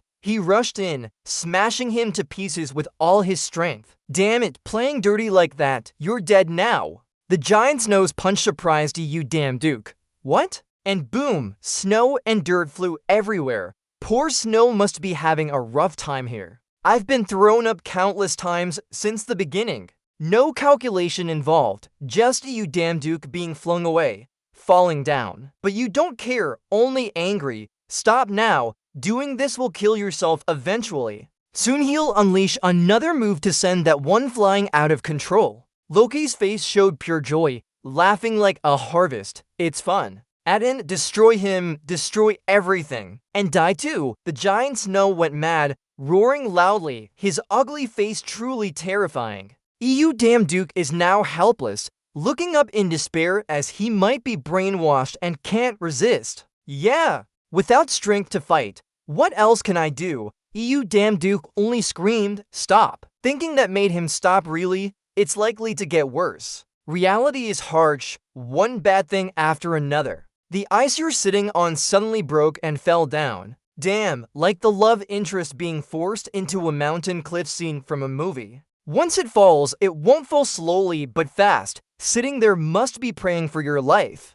But falling now is like a movie without an ending. Someone has to save us, no one else. That's Juseyun. She flew up and hugged him, turning into the damsel in distress saving the hero. Loki and Eden fell down but he seemed not afraid at all, laughing like a madman. Falling doesn't stop you from threatening others. Don't underestimate me. After saying that, Loki laughed again. This is madness, not a joke. EU damn Duck's voice was shaky as he was saved. Loki, the mad one. He probably thought he met the king. The four of them gathered and looked down at the deep snow wall. You almost went crazy too. Deceiver God. He's really lost it. Dr. Gurium looked down with some fear. I can't see the bottom. Is that big guy dead? Suddenly, a glint caught everyone's eye. Stop! You don't need to say who the mysterious factor is. While the snow still fell heavily, something appeared in that bottomless black pit.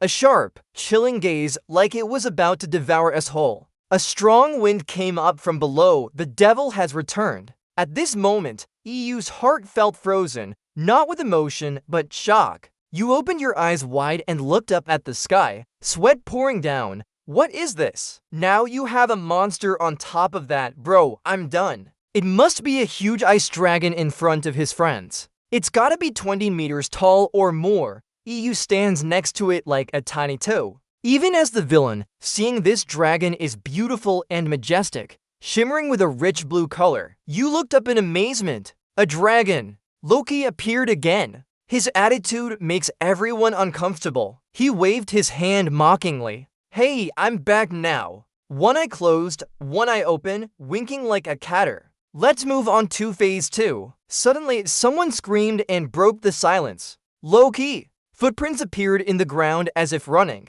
Who is this? Oh, hello. That familiar hammer. Our god of thunder has returned. Don't tell me you finished dealing with those 10 snow giants already, Mom. He raised his hand and flew straight towards Loki. This joke went too far. His expressionless face shows how confident he is. Suddenly, he was startled by something flying towards him. The dragon's tail swished, sending Thor flying like a rocket. You're dead for sure, you won't just fly away. The tail is huge too. He's no bigger than a blade of grass on that monster's tail. Loki stands on a spinning disc created by his power, playing with Thor like a yo-yo. Hey, what kind of name is Poppy for a dragon? It doesn't fit this crazy guy at all. He jumped down to the ground and landed with a dramatic flare, letting the dragon fly away. After the dragon, Loki snapped his fingers. Poppy, here. There are so many of them, I can't keep track. Girion looked up in surprise as a huge shadow appeared through the snowstorm. It landed and caused an earthquake, sending snow and dirt flying everywhere. Everyone had to hold on tight. EU was shocked as the creature's form became clearer. It's a giant snow wolf, its fur looking so green, with some ice or crystal on top that looks very beautiful. Wow, this one is gorgeous, guys. Villains can be so handsome. With Loki's dramatic introduction, Poppy, my ice wolf. It's one of the most precious pets I have, second only to Ian. Poor thing, though it looks beautiful, in my heart, you're just a backup vehicle. Loki laughed loudly. Wow, the last time I was this surprised was over 1,000 years ago. Who knew another god could use ice fire? Anyway, as a great person like me always has a plan B. Geez, it's so annoying, scratching all over me. If he faced REU at home, don't blame me too much. I really hate when unexpected things mess up my plans. I thought you'd be scared of us. EU, take those two and go. I'll handle this one. So cool. Full points, man. Loki doesn't care about such threats. He ordered the beast to attack. Poppy, get his tank. Koma likes tanks. Crushing people, huh? Why does everyone want that? The wolf eyes heard this and shot up like a rocket. In an instant, its claws were right in front of him. It stood there, its yellow eyes like pills, growling loudly, so loud it splashed water everywhere. Oh my, thought it was just grumbling. Turns out it bit straight into his mouth. Loki came back proudly. Poppy, the one I love. He placed a hand on its side, petting like they care for each other. All our hard work to tame him wasn't in vain. I like him a lot. Oh wow, his eyes are no longer cloudy. There's a human inside now. Could he have woken up? The arrow still jumped again. Now go find the ones with him and eat them all. We must kill them quickly, then help Yang. Loki's shadow appeared in its eyes. Huh? Why are you looking at me like that? Hurry up.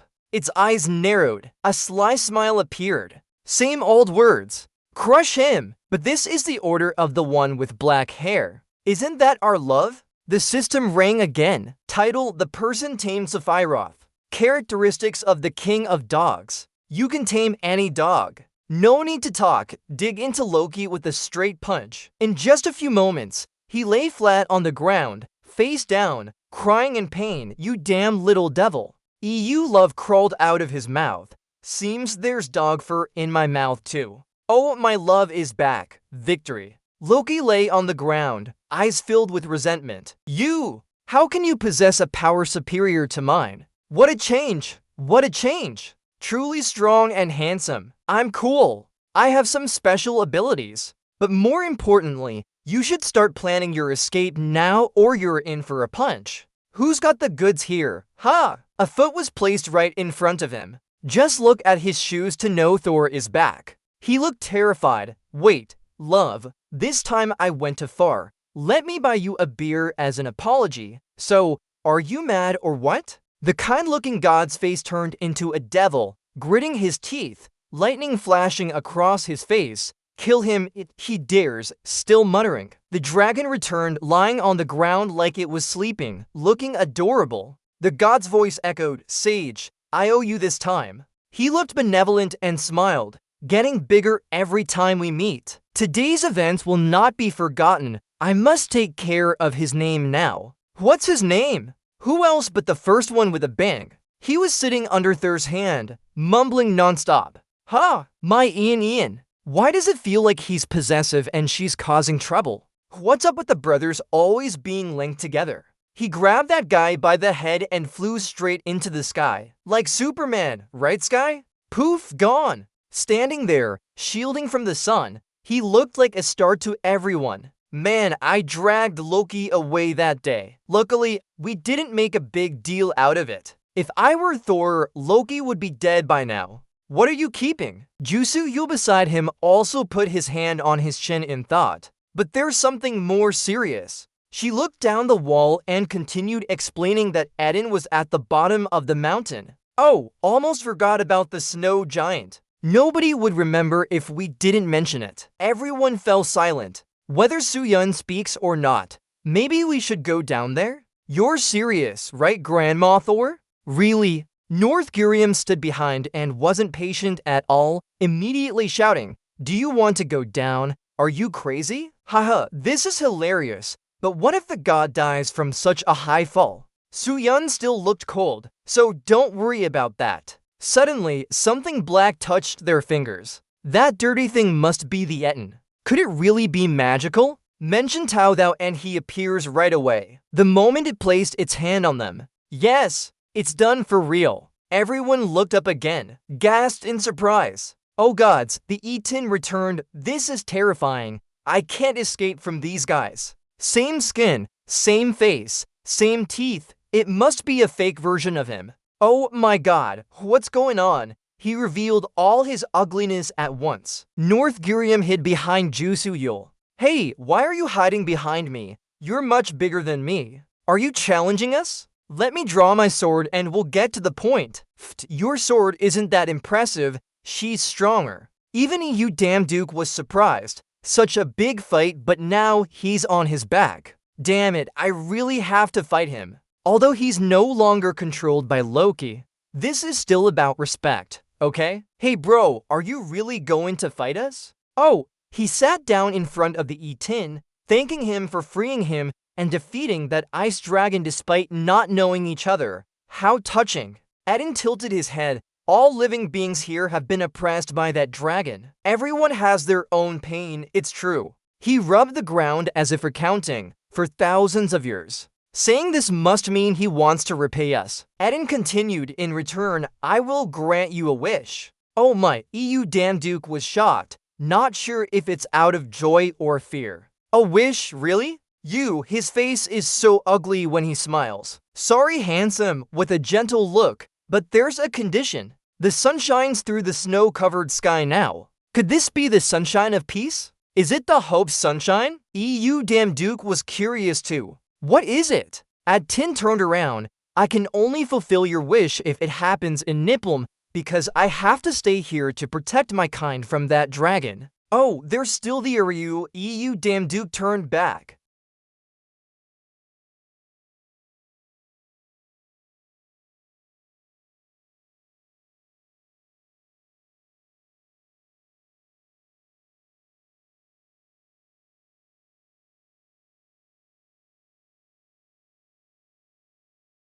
Hearing food, Juseyun leaned close to sniff. Hey, this little fairy isn't really interested. What? Juseyun needs a piece of fire tea candy to be passed over. That's just a candy. Do you want to try it? Just one bite and your eyes will light up like car headlights. Food! Another loud hoot. What's the big deal? This candy is as big as her face. Orange in color, looks so delicious, you can almost smell it. Her small green tongue licks a little to taste the flavor. Just one lick and she jumps with delight. It's so good. Eating gives you energy, flying everywhere. What is this? Is this like the golden apple from fairy tales? Oh my, what kind of apple is that? Just a little bit of magic. One piece isn't enough. Juseyun took all the candies. It fills both palms. I'll give you plenty if you help us with the dwarves. All these candies are full-sized. 7 magic circles worth of them. Seeing so many candies there. This little fairy isn't really interested. What? Not eating something delicious in front of you is a waste. You don't need to ask. She's not going to agree. So the tree cactus group got help. The training scene starts right away. She extends her hand forward as if controlling some power. The divine light. Divine light is when mana is compressed to its limit. For me, I can do it like this. It's a completely different level compared to 5 mana punches. Juseyun's face tightens as she speaks. The real challenge lies in controlling to streams of divine light with different attributes at the same time. Moreover, you'll need extraordinary natural talent if they are opposing attributes. That's basically impossible. Don't be scared, Eden adds some endurance tests too. Learning so quickly makes it harder. You can't learn in just a few days. It takes practice over time. Before she could finish speaking, Juseyun turned and glared at her. What the heck is that? This one's huge too, especially compared to Pegirium. So small but so intimidating. It's annoying, I'll give it a good beating. Eden looks dreamy, pointing her finger straight at Juseyun's face. He has big ambitions. A fine fellow. They argue, or maybe the little fairy will turn into a demon. He's a monster. I wouldn't have explained if I knew he couldn't do it. Eden is extremely calm and composed. Stay calm. The two of them keep talking, but Juseyun has thoughts in you damn Duke. Obstacles are certain. Raise your hand to recreate that great black fire. It's hard to control the mana reaction like this. Look at his hand. That power isn't small. It's just hidden. But we understand its main point. We have no choice. Just conquer it. Eden was shocked to see this. Sweat poured down like rain. Impossible. His aura is stable now. Old man, are you surprised? The little fairy next to him is proud. See that? I said it's only when perfect. The sword in his hand seems to be infused with dark energy. It looks slightly ominous. So, without hesitation, he went to the ice dragon and carefully examined him because he was a formidable monster. The dragon master is still sleeping like a pig. Wake up and fight for some spirit.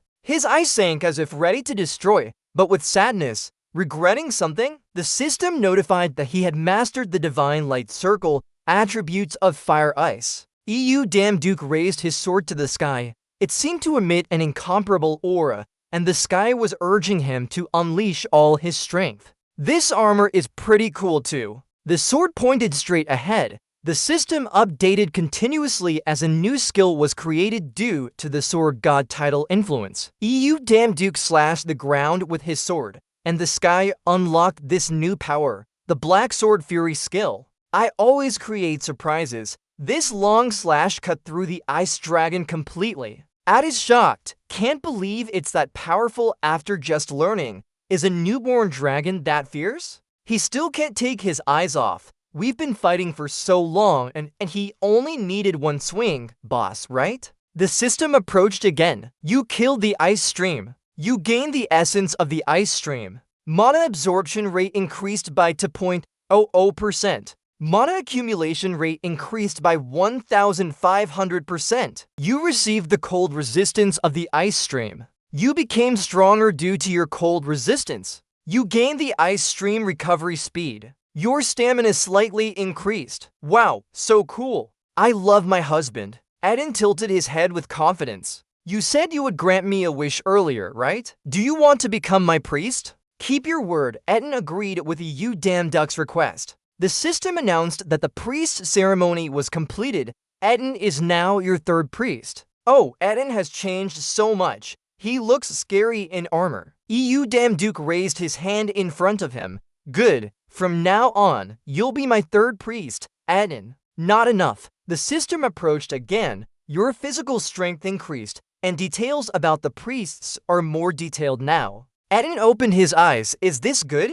More information is available now. Eden, Giant, Profession, Third Priest, Ice Giant's Power, Lord of the Ice Giants in Nylem for 68 years. You are currently 127 years old. He is known to care more about his people than anyone else. Damn Duke looked proudly and happily at him. It's even better. He was still laughing when Park Graham cut him off. It's so cold here. When are we going home? Suddenly, detailed information about Eden appeared. Oh, by Yun, human first priest, talent, Western swordsmanship praised as a genius swordsman. He considers himself the best in the world. Extremely arrogant and rebellious, causing trouble for those around him. The only good thing is that he's quite simple, so no long-term grudges. He laughed like a madman after reading this. Park Graham couldn't help but ask what was funny and why that face. It's strange. He kept laughing, knowing all these things is really cool. So interesting. Sauron also chimed in. Hey, he's still our god. Be careful with your words. Park Gurayam carried a whole sack of salt in, wrapping herself up like that. Oh my, goosebumps all over. Ridiculous, pointless. He always acts like he's the best no matter what. That guy sounds like a dad who never sees the ground. I'll beat him soon so it doesn't matter if I talk to him now. Matt Sharon showed a snobbish attitude right away. Just think that way. Your head hasn't won any battles yet. Park Gurayam should be an actor or carry Soul less awkwardly. The system is also showing Saren's information over here. Watching them still argue while I'm trying to focus. Brett. Oh, Del Salon. Human. Profession. Second priest. Talent through magic. Nodding along as he watched. Ah, I get it now. Finished watching. You snapped his fingers. Stop arguing.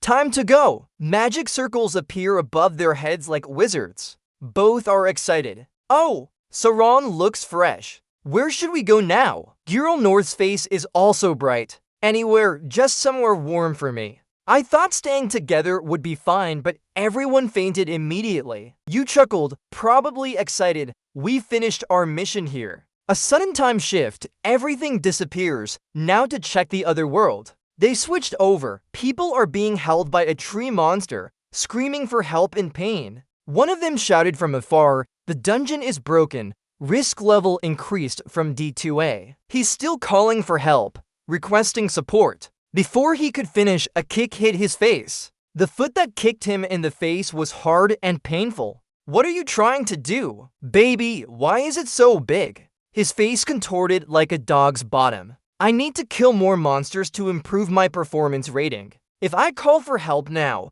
I'll have to share points with the others." "Hey, look how cool that is." He got pummeled but tried to explain anyway. "We can't let our group handle it on their own." He looks good and fun from this angle. "Dad, why are you so uncool? I brought you along to make it feasible." Suddenly, he looked behind him. A golden mist surrounded the area. The monster vanished into nothingness. Round eyes squinted. What's that?" Hand raised. Power retracted as usual. "There. That's Sauron." She stands in a red and orange haze. Cool and refreshing. "This is why fire magic is so fascinating." She raised her hand to the sky, always following. It was too cold though. The tree monster was eliminated before everyone's eyes. People started talking. She killed a mutant on her own. Who is she? Never seen her before. Could she be an overseas hunter? John Dong shouted loudly to his subordinates. "You fools! You guys came here to watch this happen? She's an unauthorized intruder. Throw her out right away." My subordinate immediately argued back. "But we can't handle it ourselves. Maybe ask her to help protect the people in the nearby area. Then we could." Before he could finish, John Dong couldn't take it and started cursing. "I paid you to follow my orders, not listen to them. Call the gate management team. Hurry up." Hearing that, his subordinate had no choice but to comply. "Yes, sir, or else she'll just keep talking nonsense." Her iPhone XS Max suddenly turned into a brick. North Korean held a sword in one hand and a pocket in the other, walking confidently. He was annoyed by her but reported that she caused trouble for us. "Chon Dung, you little thing," by Wanjin. "What are you doing here?" Seeing him, he realized something. "Hold on, if you're here, it means." Looking to the left, snap, "It's one of your tricks." Yu Damjuk stood beside him, one hand in his pocket and the other holding his coat. "Husband, so handsome, I can't take it anymore." Yu Damjuk turned to look at her with a scornful glance, almost wanting to bang his head against the wall. "You said you would never participate in another gate raid again. Why are you breaking your promise now?" He narrowed his eyes, looking sarcastic. "So hurry up. The casualties keep increasing. Because you refuse to accept your failure." Looking at him like that, he's a little thing, causing trouble but powerless, weak and pitiful. He's worse than a battle leaf, flipping his face so quickly it's scary. Using dirty power and daring to speak up. They're not talking nicely, thanks to those dirty tricks that made you rich. Looking at Yu Damjuk like he ordered a madman. "What are you saying now?" His face smiled maniacally, lowering it to pretend danger. "Do you think I don't know why you're so strong? How long do you think you can hide it? That abnormal strength of yours. It's quite impressive, isn't it?" Yu Damjuk was scared. "Impossible." Did he realize he's using divine power? "Hey bro, really? Just get out quickly." Give him a hard shove for effect. "You must know." "How could I possibly know that? I'm busy right now. Get out of my way. Move aside." Round-faced Dong chuckled to himself. I've been waiting for this day. Do you think I'll let you off that easily?" And then he was stopped. A group of people approached Yu Damjuk. "This is Area 44. I found Yu Damjuk, the one suspected to be a fire monster." So the team surrounded him if they were police officers on a mission. A man in long coat with his hand in his pocket, probably the captain. "Yu Damjuk, you're suspected of transforming into a threat level 1 monster. Currently, your personal issues will be monitored by the Hunter Inspection Bureau. If you don't cooperate, you'll be killed immediately." That old man's face is extremely serious. "I declare that the emergency protection procedure will begin right now. Hope you won't resist." Oh my god, what has come to this? John Dong stood there with a smirk, puffing out smoke from his cigarette. "You're done for. You damn Duke." That Han Chinese madman craves recognition. He wants to defeat you. You won't escape, boy. Everything has been prepared perfectly. Ah, really? Remember that time John Dung had to kneel before his father? Dad, we have to lock up that you damn Duke scumbag and stop him from obstructing our path. The chairman disagreed. Come on, son, why do you continue to envy him? Young man of the young continent. He's still trying to convince us. I think he's in the process of monsterization. No, I'm certain about that. Hearing this made him doubt too. Monsterization. Black Chong stood there gritting his teeth and said, yes, you remember last year's disaster. Our 5-star hunter turned into a monster. The Iris incident with 326 casualties? He heard that and slowly turned around. Dad remembers, we haven't recovered from that setback yet. That means we can't arbitrarily blame others for monsterization. He got angry at this point. No, I have evidence. EU damn Duke has no talent, but he changed overnight. There's never been a case of someone fully awakening like that before. Isn't it strange to you too? The power of that guy is incomprehensible. That's why the envy between us is so intense. This father is speechless with his son. But in this world, John Young Akla's twisted smile has been fulfilled. If you damn Duke really went through monsterization, then removing such a dangerous bomb before it explodes would be the right thing to do. He dialed directly and arranged a meeting with the Hunter Rehabilitation Bureau. And if possible, ask the Inspector General of the Hunter Inspection Bureau to join as well. Did you really go that far? Back to reality, EU damn Duck's face started showing concern. John Dung still smiled like a harvest. Did you hear me? If you don't want to die, just sit quietly. But it doesn't look much like worry. You turned around. We need to get Salong out of here first. They probably won't notice she's from another world. But we should be prepared for the worst case. His face was cold. A magic circle appeared under Saren's feet. You're in a hurry. Salong, go back first. Of course, she wouldn't agree either. Hold on, what about you? The outsiders have seen. Shout loudly and use instant teleportation. Don't let her escape. Hey bro, it's getting tense here. A tremor under the old man's feet made him jump. A black streak swept across the ground, stepping over that. It's Park Guriam. His face is possessed by a demon, and I will die with all of you. The Irish boy's father is furious, Harumph, his useless son.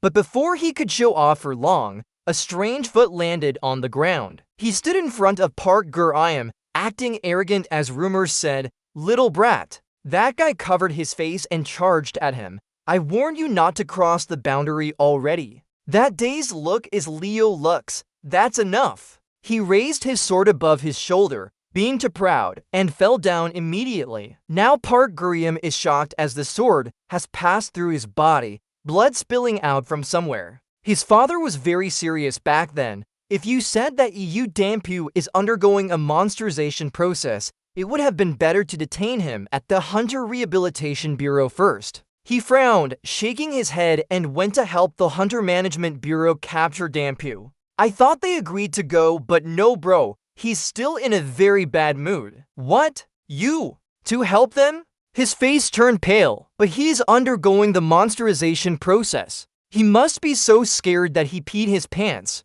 You little brat. Anyway, let dad handle it and just follow orders. Don't worry about it. Just go. Someone will take care of it soon. John's face is blank in shock.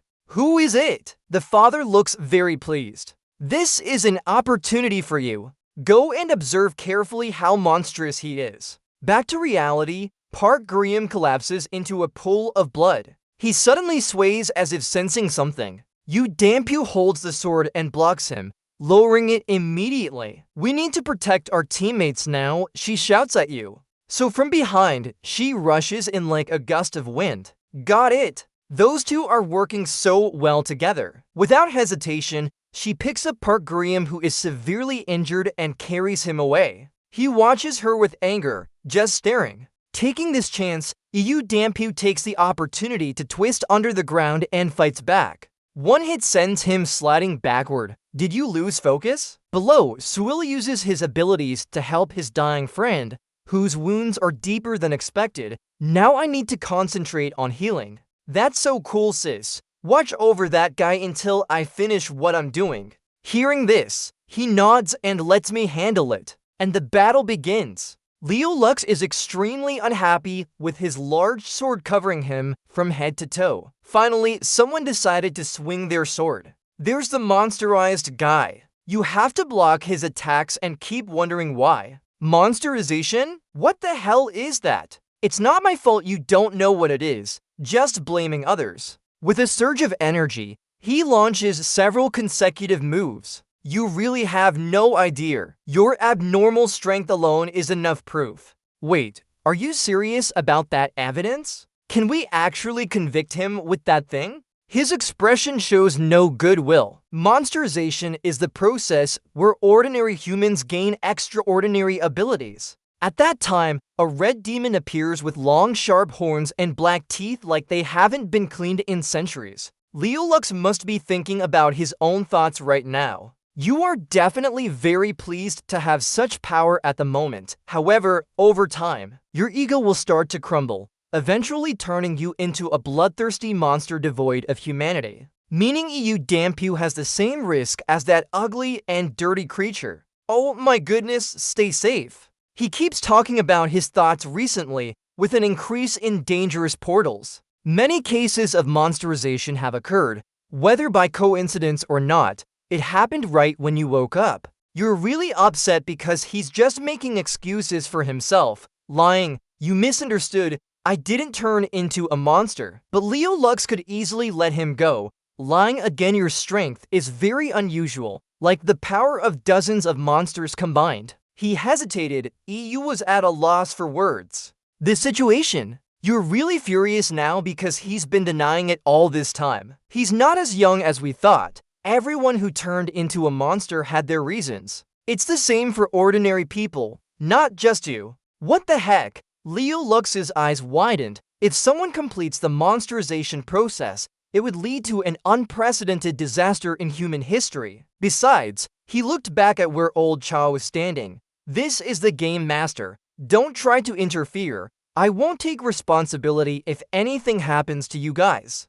That's enough. Retreat immediately. Everyone withdraw. The monster hunters will handle everything here. Yes, it feels so weak. You were intimidating just now, but now you're running away. Now he focuses on adjusting his strength. I'll help you. That monsterized guy. There's a bunch of wires. They crack and fly everywhere like the wind scattering everything.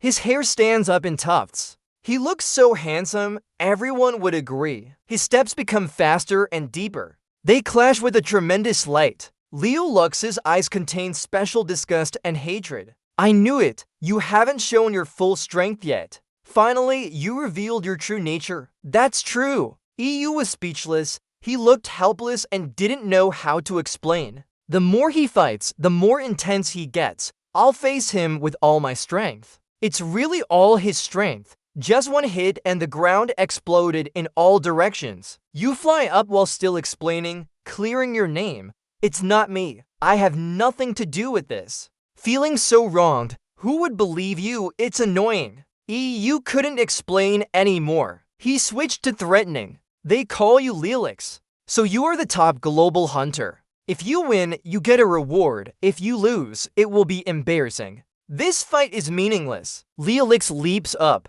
I don't need honor. I just want to protect the world. He looks sympathetic but doesn't know what to say. And he jumps up. Back to you, my love. They continue fighting with their swords. You tried to persuade him as if he didn't want this. I'll repeat again. This is the first time I heard about monsterization today. I don't want to continue this meaningless fight anymore. What are you saying? Those words won't get through to me. I've heard these excuses many times before. Lelix rushes forward and kills anyone who says that. It hurts. It's tiring. You must be losing patience too. Scoundrel, you didn't listen to me. Just use force to resist instead of thinking about solutions. Yes, we need to stay calm no matter how uncomfortable it is. We need strong hunters like him to prevent the collapse of the world. Leo Lux's face turns pale and his body enters a state of awakening. That's enough. The fight ends. A ball of light appeared, its glow enveloping everything.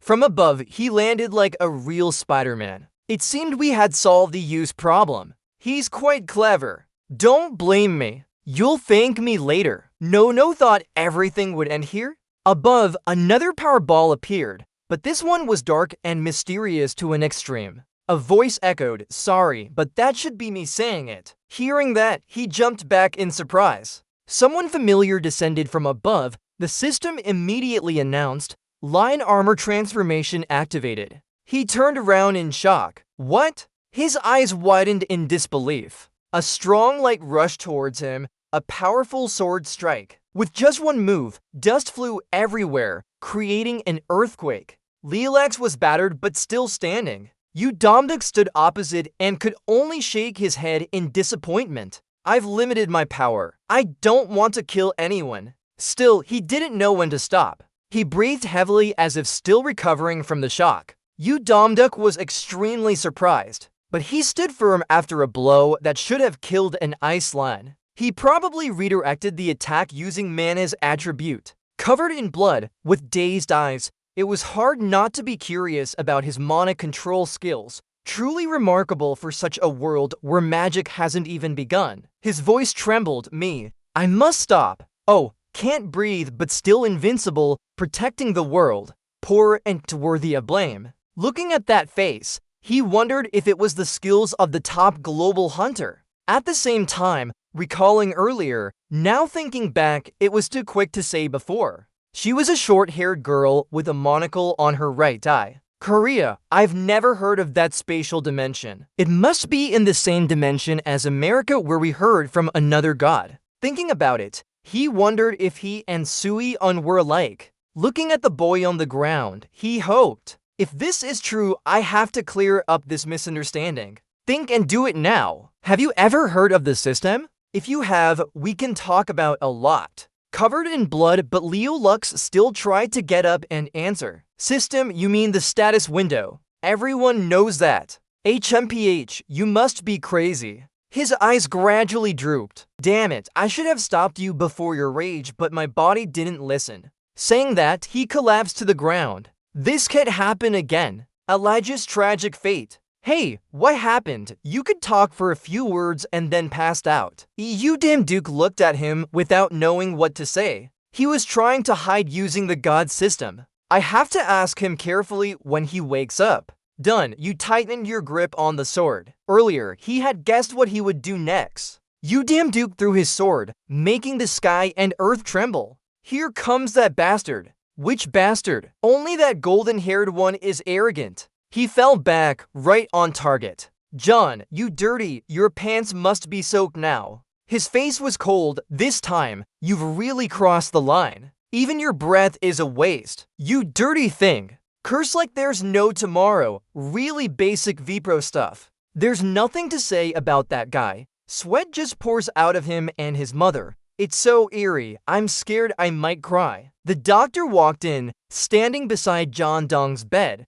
looking serious, broken bones, torn muscles, and a myriad of other injuries. The doctor continued, as if he had dodged some dangerous spots. But that bastard struck with such cruelty, his body is completely shattered, barely hanging on. The chairman asked widely, "Is he alright?" The doctor replied, "Yes, he's still alive." But it would take half a year to recover. He wanted to return as a hunter. As soon as the doctor finished speaking, the chairman's face changed instantly. His expression was surprised and his eyes widened. He frowned. Is this all our fate with that little brat? Or have I raised a tiger with wings? Bigurian sighed to Sauron. Really, I thought I was done for. Sauron laughed and gave him a hearty pat on the back, overacting much. What are you trying to prove? Oh my! Sauron continued laughing with praise. His indomitable fighting spirit is worth praising. We need to look at him differently now. Bigurium coughed, muttering under his breath. Cough, cough. Crazy. Insane. Udamduk called Yusuian from behind with a slightly stuttered voice. Hey, Yusuian, besides us, did you meet anyone like us? Yusuian was a bit confused and turned to ask, like us? What do you mean? Yu Duke replied, I mean, like you and me, working part-time for that deity, I had an idea. Could Lilacs, that guy, also be like us, working part-time for the gods? As soon as he said this, Ju Suyun was slightly surprised, but her expression didn't change much. She asked, why do you think so? Yu Duke answered, last time when we went to the magical world, it was at Lam. Bermude mentioned that another deity had arrived there before him. She asked curiously, then what?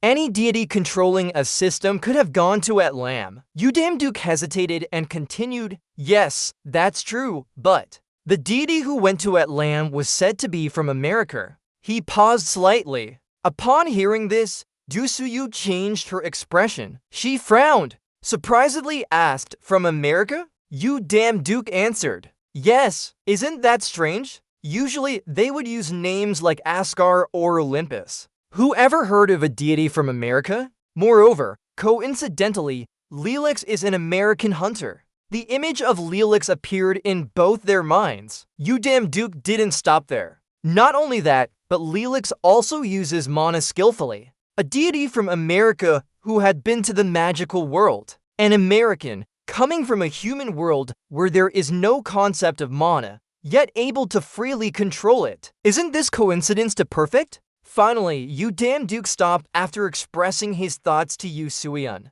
Despite Yun's slight agreement, she replied, I understand what you mean, but we can't conclude that Lelix is like us based on just that. She sighed and sat down on a nearby long chair, crossing her legs. Why? It seems very suspicious to me. Yun Duke was slightly puzzled. Listen carefully. I can't explain exactly why ordinary people like us can use the god system. Even if Zhu Yun explains, there's one thing I'm certain about. Only you and me can use the god system, just the two of us. She slowly lowered her head, facing Yu's intense gaze. Yu paused slightly, then asked curiously, wait a minute, how can you be so sure? It's impossible to be that certain. She looked down, and you'll understand soon, just trust me for now. Only we can use the system. Yu Duke sighed, scratched his head. Well, if she says so, it must be true. You thought deeply. I don't fully understand, but what else can we do except believe her?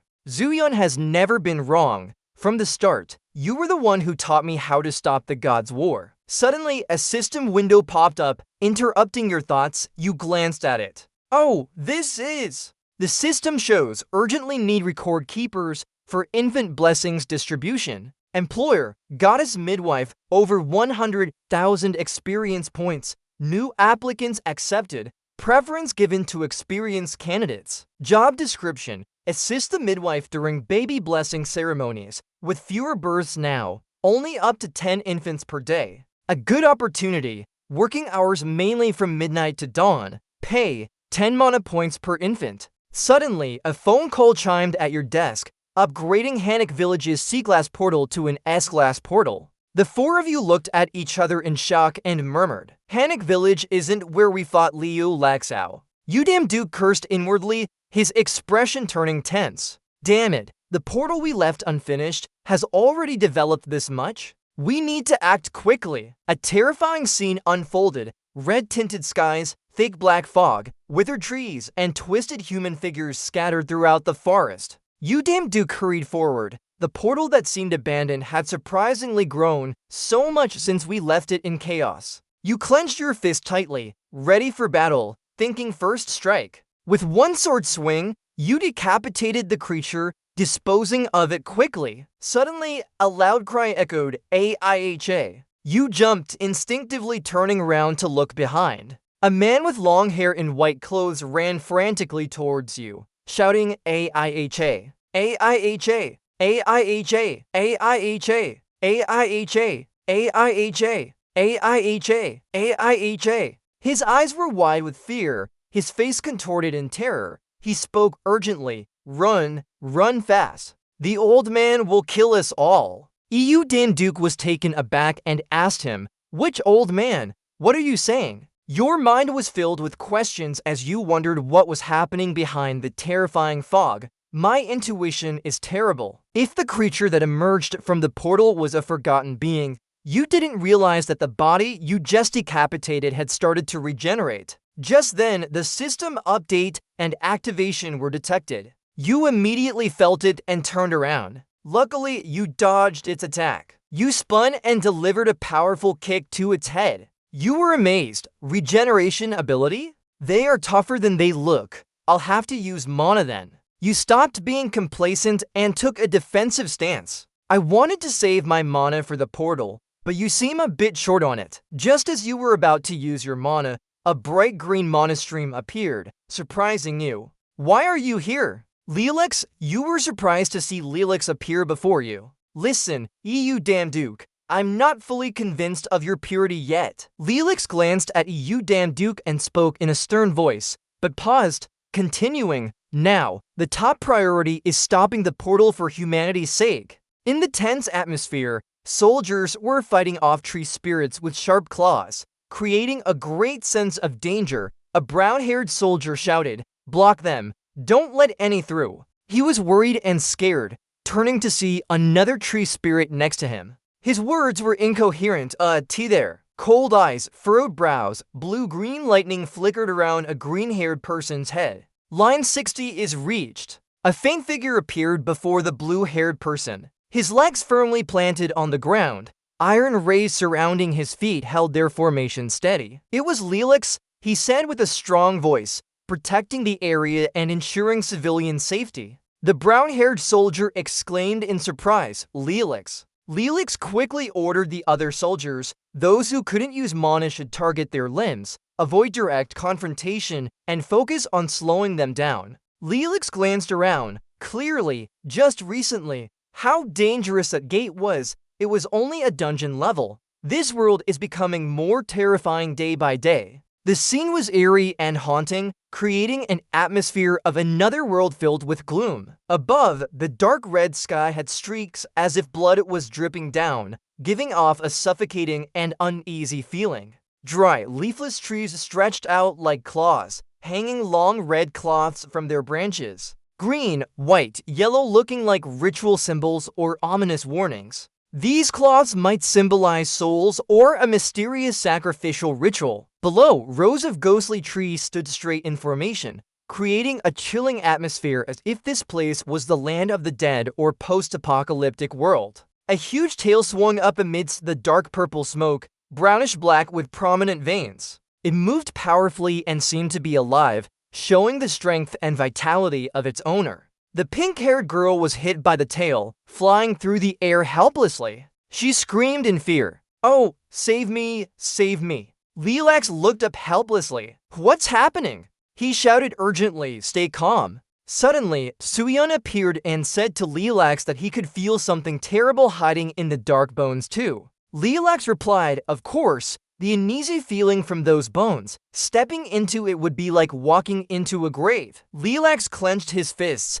but continued, let's go. Leelix widened his eyes in shock, facing black tentacles emerging from the dark purple ground. A crowd suddenly appeared, their sharp and angry gazes striking at those black tentacles with powerful punches. Suyeon and Leo staggered. She shouted, Yuzam crowd, that full. The crowd broke the black tentacles. The crowd saved the pink-haired girl. A voice echoed in the darkness, Yuzam crowd. A dark-colored boot landed on the ground. Greenish-purple light spread across it, creating a cold and unfamiliar feeling. A voice asked, where are we? Damduke stood in an eerie atmosphere surrounded by dry, leafless trees stretching like claws. He muttered to himself, this seems to be another spatial dimension connected with the mist, filled with despair and death. Drops of sweat fell from his face as if his vitality was being drained away. A grizzled woman's voice echoed, a cute child has come here, hasn't she? Damduke turned around in surprise. The woman's strange face said to him, come here, little one. A red warning sign appeared. A dangerous feeling was sensed. Damduke shivered, feeling his body stiffen. Suddenly, the tree where the old lady sat extended long branches towards him. With quick movements, he dodged and cut off one of the branches, gritting his teeth in pain. His face showed fear as he thought, that guy, could it be the old man the hunters saw? Even without fighting, I can feel how dangerous he is. The old lady pointed at him with her finger and laughed, a rude and impolite child. Another branch reached out to him, creating a whine-like sound. Just as Duke turned his head, the branch was mere centimeters from his face. He quickly dodged, cut off the branch, and gritted his teeth in pain. The old lady's eyes gleamed with a hint of ferocity. She praised him, good boy, different from the others, full of vitality. While the old lady was relaxed, Duck's situation was completely opposite. He struggled to slash at the branches that kept coming towards him without stopping, making them more numerous. His eyes glinted with a golden light as he shouted, "Ah!" Then he spun around and slashed beautifully, breaking the branches into pieces. Unexpectedly, new branches grew right where he landed after his attack. They wrapped tightly around Duke like octopus tentacles catching their prey. He was helpless. Those branches brought him towards the old lady, face to face. She stared at him and praised again. Great, that determined expression, different from the others. Her smile became more sinister. I want to see your true face. The surrounding branches seemed to have faces of their own, looking at him with wide-open mouths. She continued, a brave warrior, a child searching for his mother, a widow without her husband, a hunter begging for mercy. Then the old lady pointed at a nearby branch and laughed, her voice full of malice. Chicken, all these are amazing expressions. What expression will people have when they die? Her eyes widened as she easily saw the blood inside. I'm very curious about this. Suddenly a red warning sign appeared, stating that extreme fear was overwhelming, reducing speed, decreasing strength, and lowering morale. Though small, those words made both my mother and father sweat. He thought to himself, this feeling is exactly like facing Asmodeus. Seeing his appearance change made the old lady more interested. Her words became even more gruesome. That expression, yes, it's really good. Looking at the withered hand and branch growing from her sleeves reaching for my face, I felt panic inside. No. Just before the branch touched Duck's pupils, he silently shouted in his heart, this can happen. Fortunately, the family legacy might be working now. A green notification appeared. The job application was accepted. Seeing that notice, he was surprised and smiled, saying, haha, just in time. The content on the notification changed to show the workplace location. Thinking he had one, he said to her with a few arrogant tones, you'd better pray. Do you think I'll let you easily escape, foolish woman? She stretched out her hand and touched the notice, saying in a mocking tone, cheap trick. Next moment, the notification shattered into pieces, vanishing before his eyes. His path to escape was cut off. Duck's eyes glinted with tension. She continued speaking as a warning, don't even think about escaping. Then she grabbed his chin and brought her face close to his, introducing herself. Entering here, the one who already grasped death in their hands. I am Death, Lady Death One. You have already grasped death in your hands. Death too! She is Death, Lady Death. That strange thing continuously taunted Duke with its wrinkled face and deep-set eyes, only the whites of which were visible. It opened its mouth. Come on, show me your expression. Don't have any delusions, Duke rebutted. Do you think I'll give up that easily? Shouting at it with his face twisted by the tree's grip, his angry and hateful expression, the familiar green screen appeared, activating the Hellfire skill. Two vengeful eyes met, both feeling disdain for each other. As flames began to rise, they both lunged at once, neither giving way to the other. A chaotic yet strangely beautiful scene unfolded. Her eyes turned pitch black, no longer showing any whites, speaking with a condescending tone. Do you want to commit suicide with me, stubborn brat? But that only makes me more eager. Meanwhile, Duke was sitting on the ground, his body battered, still holding onto his sword. The sweet expression of hopelessness when someone gives up everything.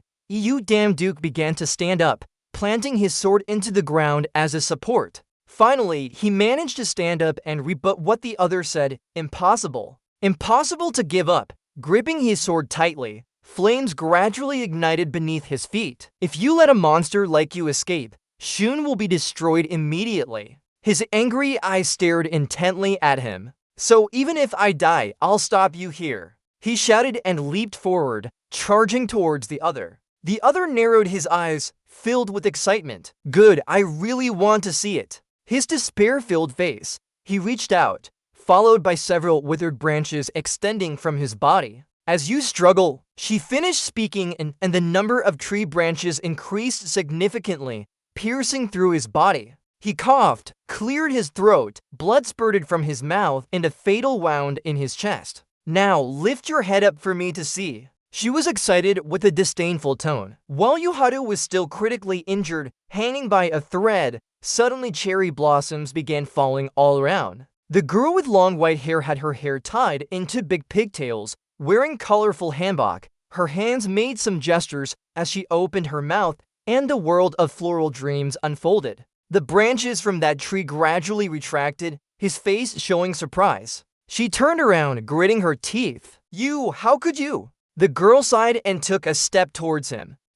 These kids nowadays are really unruly. The girl calmly smiled. It was already late for work. Behind them, Yuharu was gradually disappearing along with the cherry blossoms. Again, trying to snatch someone from me. She clearly looked furious, her eyes bulging out like a fish gasping for air, her branches and hair looking like a broom. Here you are, give him to me. She screamed crazily. The branches rushed towards the girl. Snatch what you snatch, go crazy, she said calmly as she glanced at them. It's Fire Dance Solar 10 Red. She cast some magic and the cherry blossoms fell again, along with the branches vanishing. I can't just stand by when karma is reversed. She looked down, standing there calmly. His body gradually became transparent. She was alarmed, her face showing unwillingness. Go back to hell obediently, she said, and her body disintegrated with the cherry blossoms. She widened her eyes, her wrinkled skin turning pale, dark circles under her eyes. She was furious, daring to obstruct me again. You will pay for it. The girl stood in the middle of the forest, her hair and colorful hanbok fluttering in the wind. Cherry blossoms danced like free butterflies. She sighed and frowned, too. I told you not to come here. She glanced behind, slightly tilting her head. Looking at the bloodied Yuharu with closed eyes, she sighed in relief. Thankfully, I arrived on time. She knelt beside his body and started treating him. Oh my god, such a serious wound. The poor boy has suffered enough. Suddenly, 3 people ran over. One of them shouted, zooming in. She smiled. It's time. She conjured a flower branch and held it in her hand. Then she placed the flower on his chest. See you later. The 3 who ran over were Jujuian, Saran, and Pegorium. As night fell, the sky was filled with stars named Jacques G. 97. The moon's bright light shining down on a high-rise apartment building. Yuharu lay on the bed. What?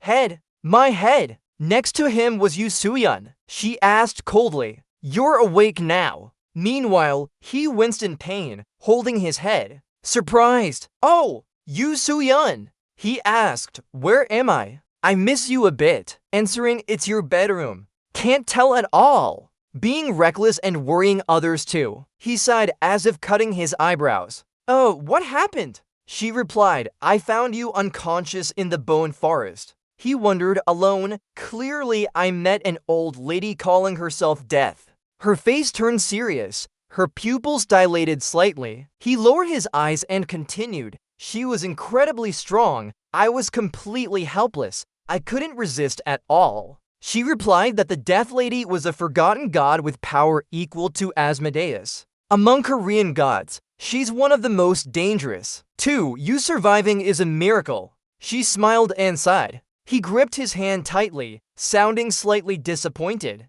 I'm sorry. It seems I was too complacent about my power, destroying the entire system interface. I never imagined that would happen. You just finished your sentence. Her expression turned astonished. What? Hold on. What did you destroy? She lived and hung straight up in his bed. Urgent tone. He was bewildered by her strong reaction. Oh. The Death Lady destroyed my system interface. He felt shy, blushing as she pressed her face close to his. She was surprised. What's going on? A system interface appeared, a black and green screen with cracks. System error. He responded, I was shocked too, but is this reaction really necessary? She frowned at the error message on the system interface, her voice serious. Do you know what a system is? A system is a protocol for connecting all things created by the primordial mother to maintain balance among dimensional spaces. The diamond-shaped monoblock glowed brightly. The system was destroyed. This has never happened before. She stood with one foot on the bed and one knee down, supporting herself with her hands. He was surprised. So, really, below them, Sauron and Pegorium were sleeping soundly. She got off the bed. Walk away, mumbling to herself. Fix it. It needs to be fixed immediately. But how? Magic? Or? Damn Duke spoke soothingly, calming her worries. Stay calm. She suddenly remembered Hephaestus, right? The godsmith, master of all mysterious artifacts. Maybe he could help. The system interface reported that Hephaestus was not present at his workshop. Please call back later. She was surprised. Huh? Why now? She hesitated. Damn Duke smiled reassuringly. Think, he does have moments like that too. The flower in the vase suddenly spoke. Are you awake now? Young man, he was amazed. Don't be surprised. I've transferred my thoughts into this flower. He didn't understand. What's going on again? If you help me take care of the garden, I'll help you fix the system interface. The branch continued. This is a mutually beneficial deal. This energy is exactly what I felt before being killed by the Death Lady. He opens his eyes wide, sweat pouring down. Du Suyun asks, What do you mean? Let's talk later. Be careful, you might feel a bit dizzy. As soon as he finishes speaking, the glowing flowers bind and flutter like a typhoon of flowers that hit Vietnam last year. He is bewildered. Hold on, you're also bound by this strong light. He gasps softly. North Gorium wakes up due to the same light, still half asleep with a dazed expression. What's going on? Darkness covers everything, the bright moonlight illuminating the night sky. In the high-rise apartment, a pink light shines brightly, lighting up the entire living room. The scenery changes. Before their eyes now is a lush green field with hundreds of colorful flowers blooming. White birds fly gracefully against the clear blue sky. Behind them are towering rocks reaching towards the sky, majestic and grand. Sauron blinks, looking around. Where am I? Damn Duke is surprised too. This is... The third god standing behind asks, Isn't this a beautiful place? Come here, my garden. The third god smiles and looks at him. He is surprised. Oh, this warm ability. Then he asks again, Are you the person I met in the mist? The third god smiles and answers, Yes. Yes, I am the third god. People call me Mother Mummy. Damn Duke is delighted. Plant it. Indeed. Thank you for that time. Before he could finish speaking, Park Gorium jumps in. Who's this kid? Damn Duke stiffens and is surprised. His mind is full of question marks. Still, Park Gorium continues. Who is she? Cosplay? North Gorium looks at the third god like a child, smiles, pats her head and says, This kid, let's play another game. We're busy. The third god stops, looks at him. Kid, I am the third god. The third god laughs again. Anyway, the kid I chose is indeed lively. North Gorium replies, Oh, she must have really thought it was true. Damn Duke quickly steps forward and pushes Pegorium down, sweat pouring from his face in panic. Yes, sir. Third god, sorry. He seems a bit silly. Pegorium complains. What's going on? Sauron doesn't fall behind either. She asks in surprise. Oh, this lovely woman. No, this wonderful woman is she really a deity? Really, Damn Duke panics, afraid of offending the god, quickly adds, and the girl behind her is Image. Ha, you're trying to smile. Oh, are you from another world? Though not blessed by me, you are indeed an amazing child. The third god strokes his head with approving eyes. Sauron is confused and her voice wavers. Thank you. The third god stops the conversation, looks at all four of them. Alright then, let's get to work now. He leads them to a flower garden and turns back to them. This is the garden for children about to be born. Your task is to water these flowers. Sauron marvels. Oh, how beautiful!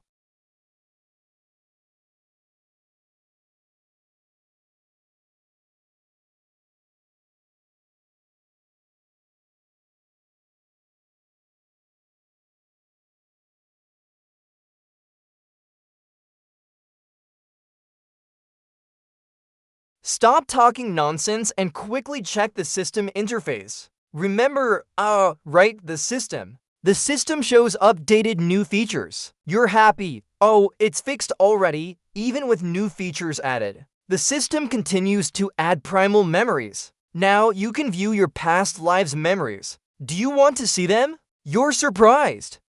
Primal memory. So what I just saw were my past life memories, right? Past life? What is that? Your finger touched the system interface. Looks like you agreed. The system starts running past life logs. Searching for past life logs. Found 1868 past lives. Optimizing. Only showing viewable records. Volume 01, Primal Memory, System Notification after optimization. Viewable, others not viewable. You're disappointed.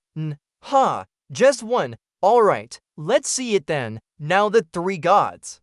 Thank you for saving my life and fixing the system interface. Truly grateful. You thank him. The 90-degree bow of the three gods smiles. You are truly a good child.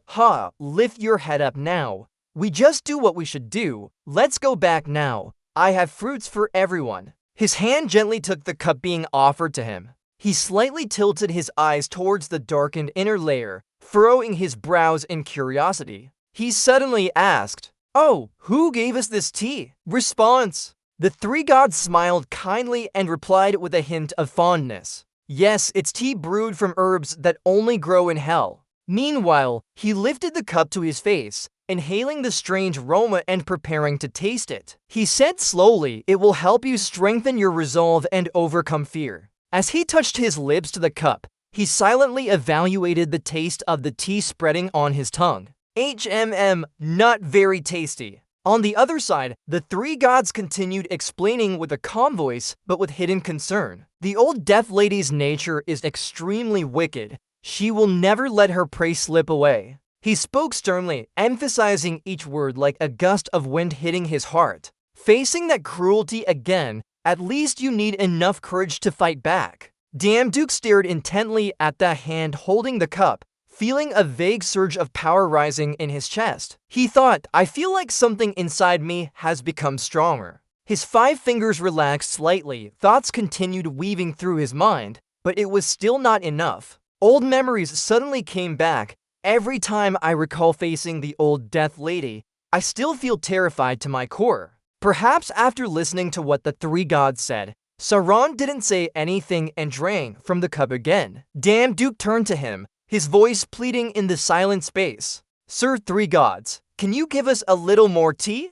The three gods looked at him, his face suddenly lowering with a touch of sentimentality. Heaven and earth, are your worries not enough? That's true. He sighed and continued speaking with regret in his voice. Regret that this herb only works on the first drink. He nodded slightly, then bowed his head to respond. I see. His face lowered, his eyebrows forming a sad line as he said slowly, Sorry, there's nothing else I can do. Not wanting him to feel regretful, Duke quickly replied sincerely, It's okay, you've helped us a lot already. Just then, he suddenly turned around, his eyes drawn to a soft green light appearing from behind. The light came from the system, shimmering in his eyes like a signal about to lead to something important. A green light suddenly appeared before Duke. The message from the system cut through his thoughts, announcing new part-time work. The system interface quickly switched to the mission screen,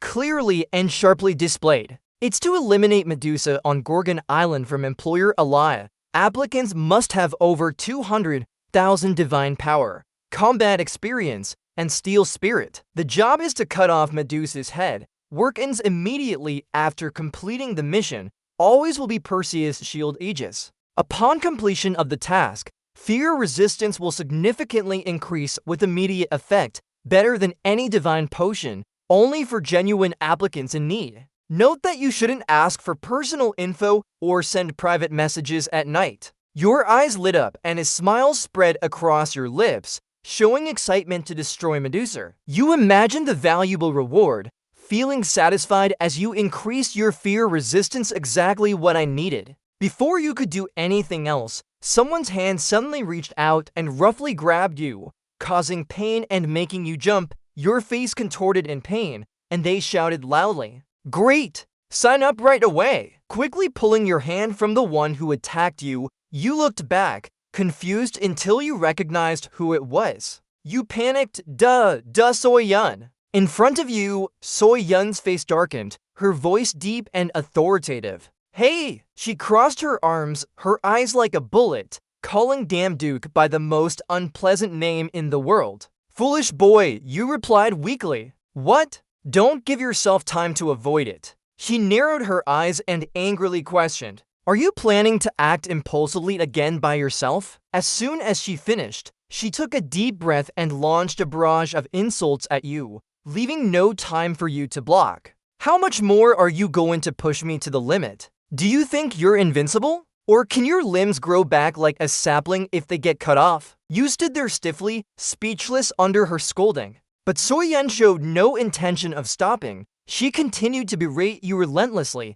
Even if your stomach was punctured, it could be patched up like a manhole cover. She had been beaten by the old woman of death and still wasn't done. Her anger rose higher, her voice steady and powerful like that of a professional rapper. "Don't you care about how worried people are for you? Just keep going like this. You'll die when you want to." Far away, Sauron and Gurion widened their eyes in shock, exclaiming in unison. Seeing Damduke still standing silently, So-yeon shouted at him, "Answer me. You've lost all your authority now." Stuttering, "Oh, I'm sorry." Sweat poured down your face like a bath, dripping in droplets. But So-yeon didn't stop. Her voice was relentless and sharp as a whip. "Is an apology enough? Or do you want to commit suicide?" Damduke was still dazed. Standing there dumbfounded, she continued to berate him non-stop. "Or are you not listening to what others say? Answer me." Unable to withstand the pressure from the angry goddess, Damduke fell to his knees on the ground, bowing down in apology like before a divine figure. He bowed his head, pleading with heartfelt sincerity, "I know my mistake. Please forgive me." Suddenly above, the sky became clear and bright, with green hues dotted by white clouds and faint stars. It seemed that even the heavens were anxiously watching the conflict just ended or preparing for a more turbulent chapter to come. Sewell calmed down, speaking slowly and soothingly. "First of all, the mission to destroy Medusa isn't bad, but we need to prepare thoroughly." In front of her, Sauron, Gurion, and Damduke knelt in a row like elementary school students before their teacher. Sauron seriously presented that to cut off Medusa's head, we need 3 things. Sauron hesitated. "Why me?" Without letting anyone interrupt, Sauron began listing them out. First, the winged shoes, Tamirs for travel to Gorgon Island. She continued. Second, an invisibility hat to approach Medusa without being detected. Finally, she clearly concluded. Third, a mirror shield to fight Medusa without looking directly into her eyes. She began outlining the plan for obtaining these items. The mirror shield I'll get by working extra hours. The invisibility hat is common in the magical world. Sauron will definitely have it. Sauron closed her eyes and smiled smugly. Her hand gently rested on her chest. She spoke with a refined tone, like a noble lady. "It's as easy as eating cake. Just leave it to me." As the atmosphere seemed favorable, Sewell suddenly turned her head. With cold eyes, she glanced sideways and then snapped her fingers unexpectedly. The remaining issue was the 2-meter-high shoes. The billing department is always short of staff. Adding one more person shouldn't be a problem. As soon as she finished speaking, the lighting in front of him suddenly brightened, momentarily leaving him stunned. Without giving him time to react, she continued her prearranged words, perhaps suggesting he should go there. The scene shifted to 2-meter-high billing. The atmosphere here was bustling and dizzying. Envelopes flew around like colorful birds in the air. A girl with long blue hair and deer antlers on her head wrote on long scrolls of paper with 6 hands working simultaneously. A three-eyed man with his hair styled backwards wrote colorful notes on a piece of paper, reading aloud, F-156, lost item here. A large red demon with broad wings, a sharp horn protruding from its forehead, deep eyes like abysses, and hands covered in scales. Hurry up!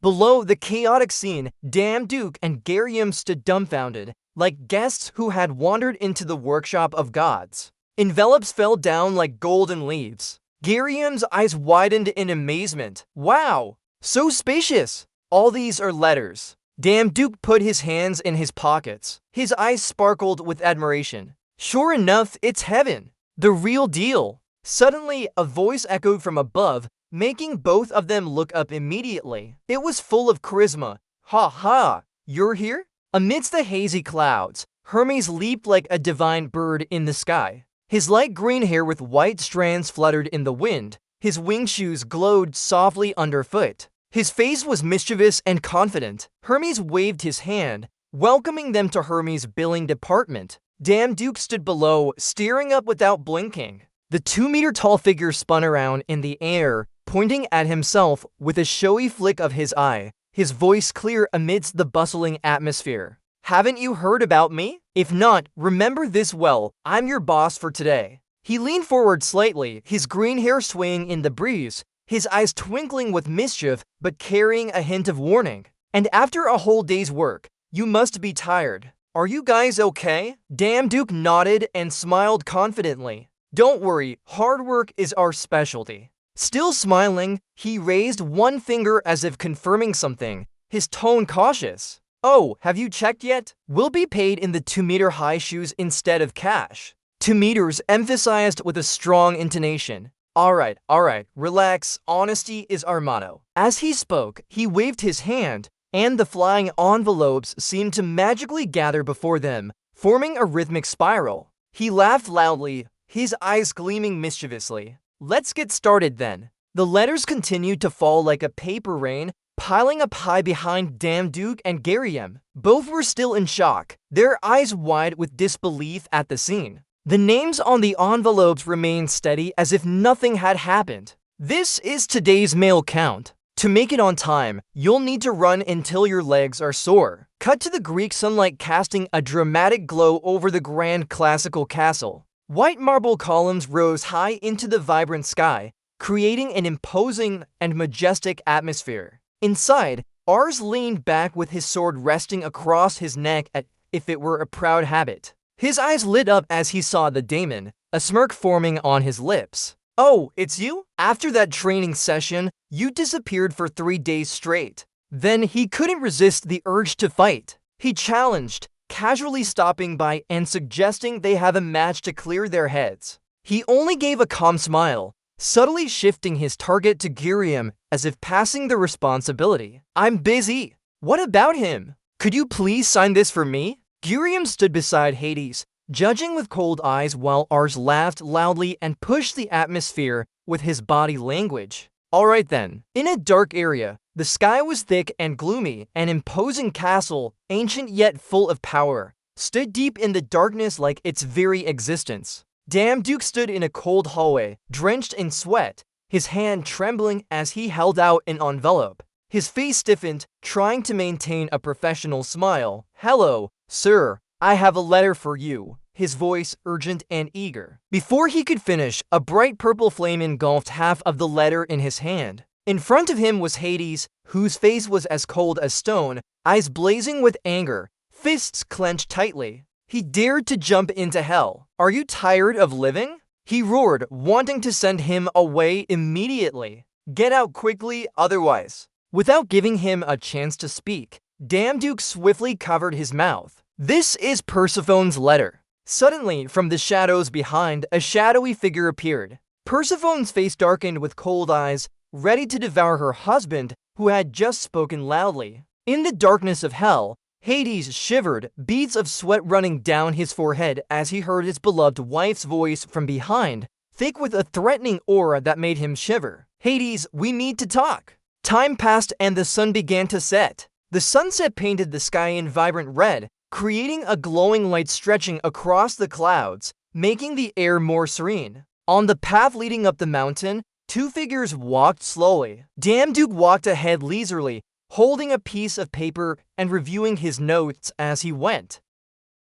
Then continued with Artemis, goddess of the moon, of trees, of rocks, and sand. He paused, eyes gleaming with determination, looking towards the distant peak still shrouded in mist. He confirmed, only one more person left now. The sun gradually sank behind thick clouds. In front was a towering mountain, sharp and solitary against the red evening sky. Clouds swirled around the peak like a mysterious veil. Damduke softly revealed, Prometheus, the prophet on the high peak. As he stepped onto the summit, he whispered, finally here, with a deep breath. From the lofty height, a huge eagle with cold eyes watched down as if overseeing their every step. Suddenly, the sky shook. A flock of eagles from all directions swooped out, their powerful wings creating gusts that circled around the peak. Feathers fell like meteorites, swirling in the air, and Damduke stood still, eyes wide with astonishment. At that moment, a system message appeared in cold green text, "New memory found." In front of him was Prometheus. He bowed his head, long hair covering his face as he was tightly bound to wooden posts by chains. He stood silently, not uttering a word. Girium writhed and panted heavily. He bent down trying to catch his breath. The system displayed a new message. Chapter 1.0002 Prometheus Prophecy. Prometheus slowly raised his head, one eye half open, reflecting the dim light of love and regret in his eyes as if lost in memory. His gaze stopped on the young man standing before him. A green light from the system suddenly flickered, characters sparkling into a magical message that began to replay the new memory. Damduke's eyes widened, reflecting the light from the system screen. The space dimmed and then recreated an old memory. A hoarse voice echoed in the ruined battlefield. I killed Asmodeus. I killed Asmodeus. A large sword was plunged into the ground. The voice continued to echo. I have been blessed with countless opportunities, defeating enemies that seemed unbeatable. A muscular figure emerged from the mist. He stood still, gazing into the distance silently. He spoke, his tone somber. I fought desperately, struggling for survival and achieving significant accomplishments. The wind blew, his hair swaying. He looked up, his voice softening but sadness shone in his eyes. The sky above mirrored the heavy mood, darkening as well. He closed his eyes, quietly saying, I have failed. His words fell like a heavy stone, weighing heavily on everyone's heart. The scene shifted to a blood-soaked land,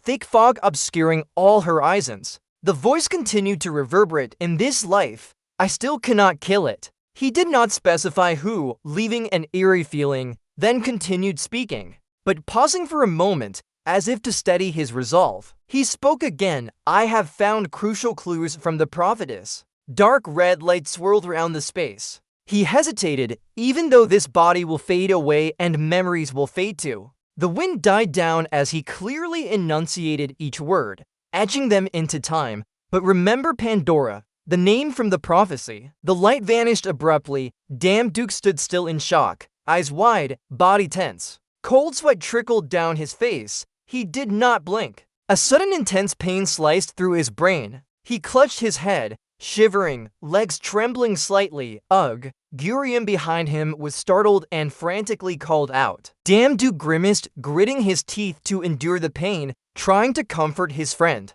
It's okay, just a headache. His mind raced like a tornado. Even in his previous life, he could have defeated Asmodeus. So what is this thing that still can't be killed after 1,000 to lifetimes? From above, he was still hunched over, eyes fixed on the ground. Girium stood behind him, worried. Damduke's mind continued to race with the prophecy of Prometheus. In front of them, the prophetess was still chained, her weakened form a symbol of eternal tragedy. Damduke took a deep breath. His eyes no longer showed shock, but clear calculation. First, we need to understand what Pandora is. Damduke approached the old man with bound hands. His long hair covered most of his body. Prometheus, he has this letter for you. His lips were dry and cracked, his face pale and lifeless. He requested, read it out loud. Damduke carefully looked at the paper. Hail to the proud and arrogant sinners who committed unforgivable sins.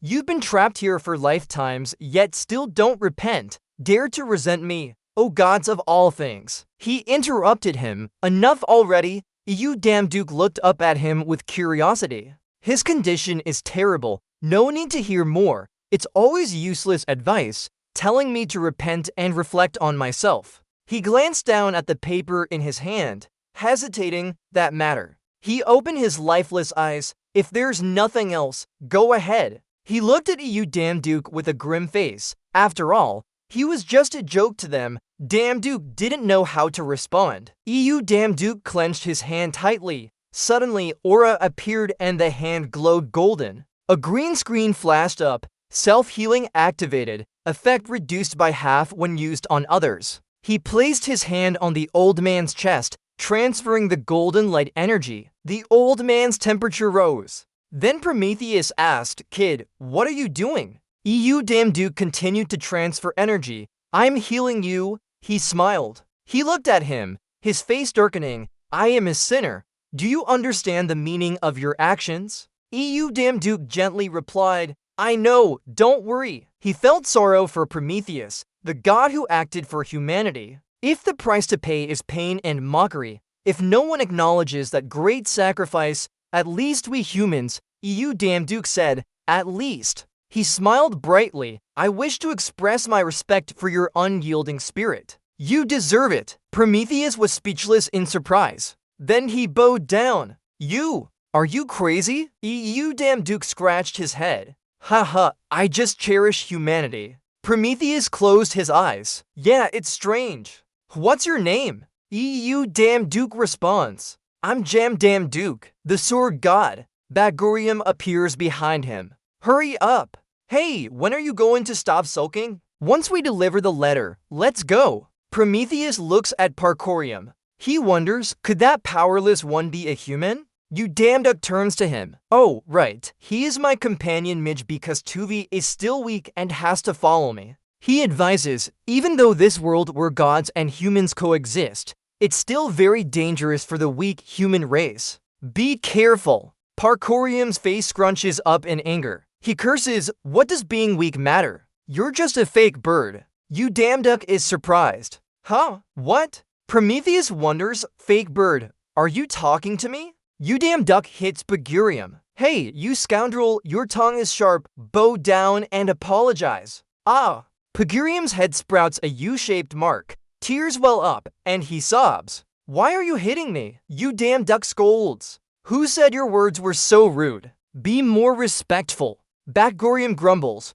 "What respect? I don't need to be respectful to a human." Yukimjuk is angry. "Oh heavens, you're ignorant. Have you read any books?" Prometheus looks at the two young men arguing and wonders, "Now, do all young gods get along with mages like brothers?" My TOC Dai's long hair falls over his old face as he lowers his eyes. The world has changed a lot. If she were born in this era, things might have been different. Yukimbuck looks at him, speechless. He asks her, "You mean Pandora?" Prometheus is surprised. He looks at her and wonders, "How do you know about her? Have you existed since the primordial times?" EU. Damn Duke responds, "The story of Pandora is well known." He smiles, "I doubt anyone in this world doesn't know it." Bagorium chimes in, "I've heard about Pandora's box too." Prometheus is surprised. He looks at him with soulless eyes at Pandora's box and asks, "What happened during the time I was imprisoned here?" EU damn Duke answers, "It seems you don't know." Prometheus looks at him earnestly. "So can you tell me that story? Please." EU damn Duke responds, "Of course, sir.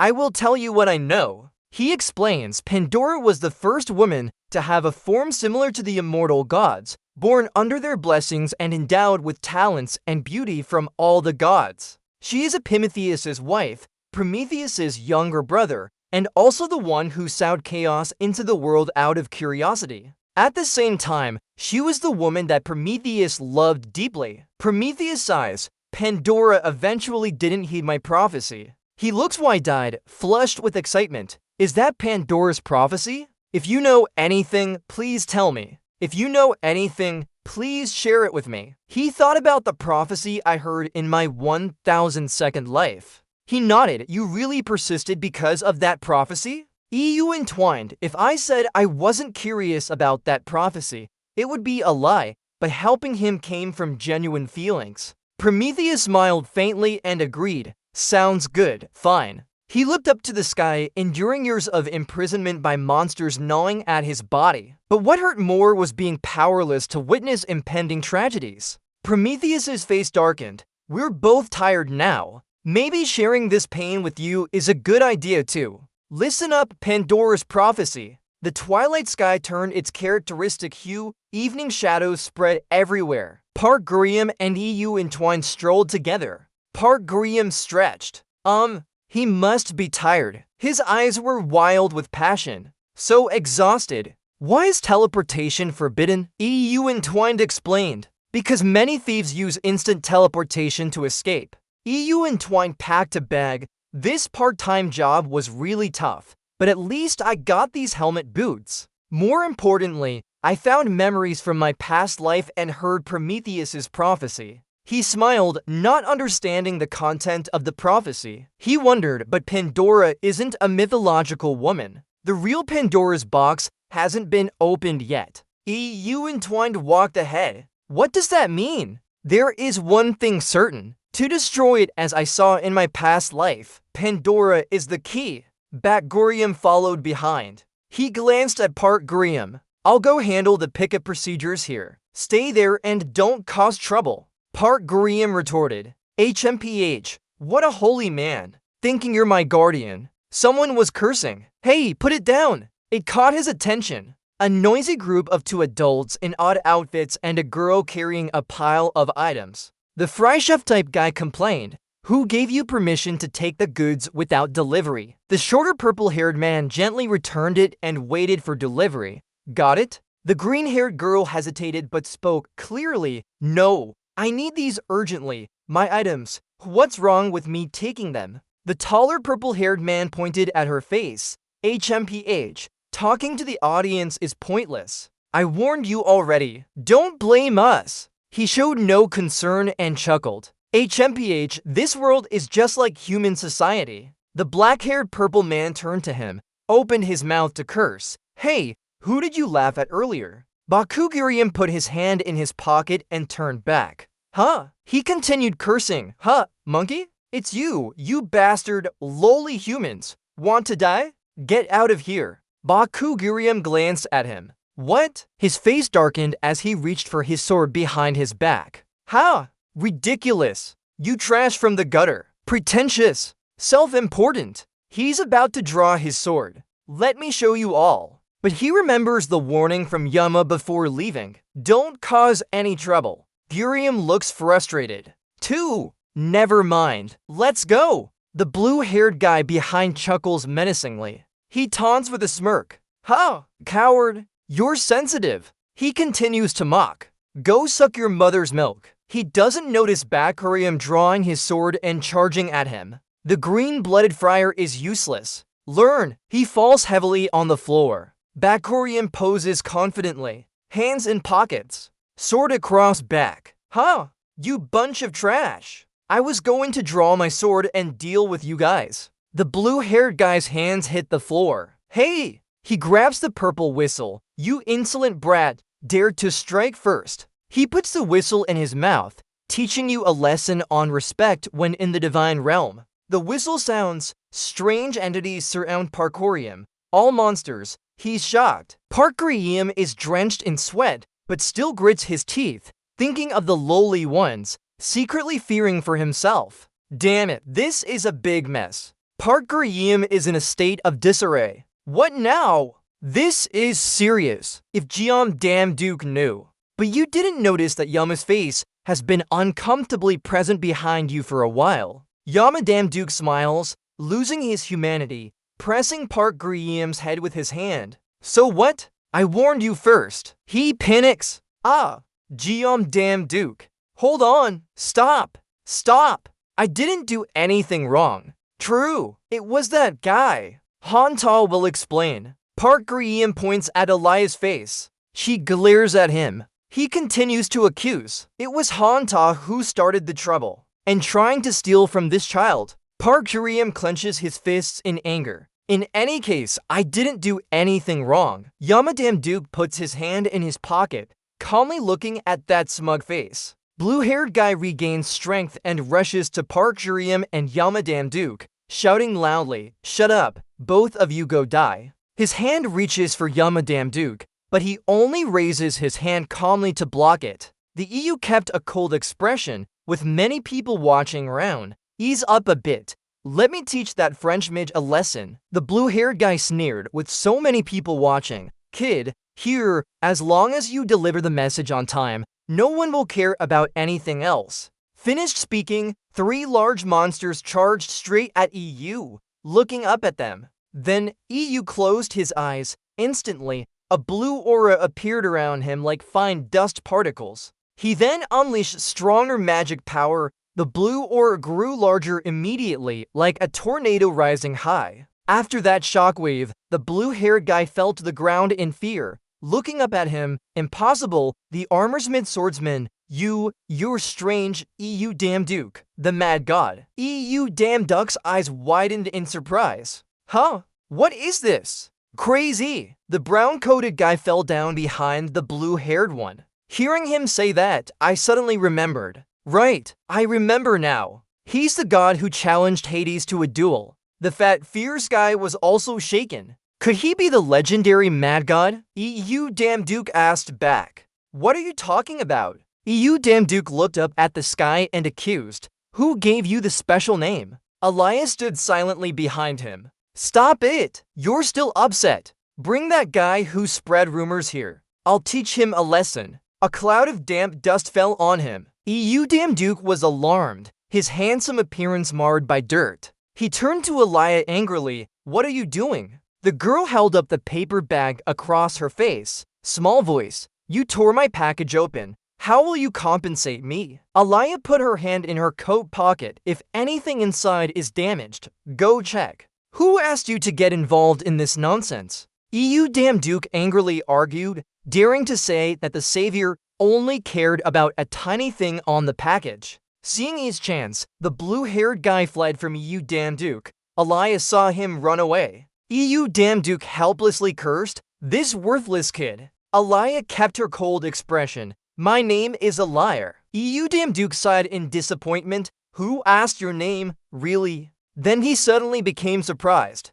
"Hold on, Elia." He looked at the green board showing information. "Eliminate Medusa on Gorgon Island. Employer, Elia." EU damn Duke was shocked. "This kid is the employer? Or should I quit my job?" Elias spoke up. "Anyway, I wanted to meet you once." EU damn Duke was surprised. "Someone wants to meet me. Why?" Elia looked at EU damn Duke. "Are you going to eliminate Medusa anymore?" EU damn Duke. He asked back. "How do you know? I haven't registered yet." "Ah, no!" "Why do you know?" Elia replied. "Let's talk somewhere else." The sky is beautiful and clear today, with fluffy white clouds. A castle peeking through the green leaves, majestic and grand inside. "You're looking at me, meaning you knew you'd be called a prophet, right?" Elias stands opposite. "Let's pretend it's like that." The EU drenched in sweat. "Prophets aren't common in this world.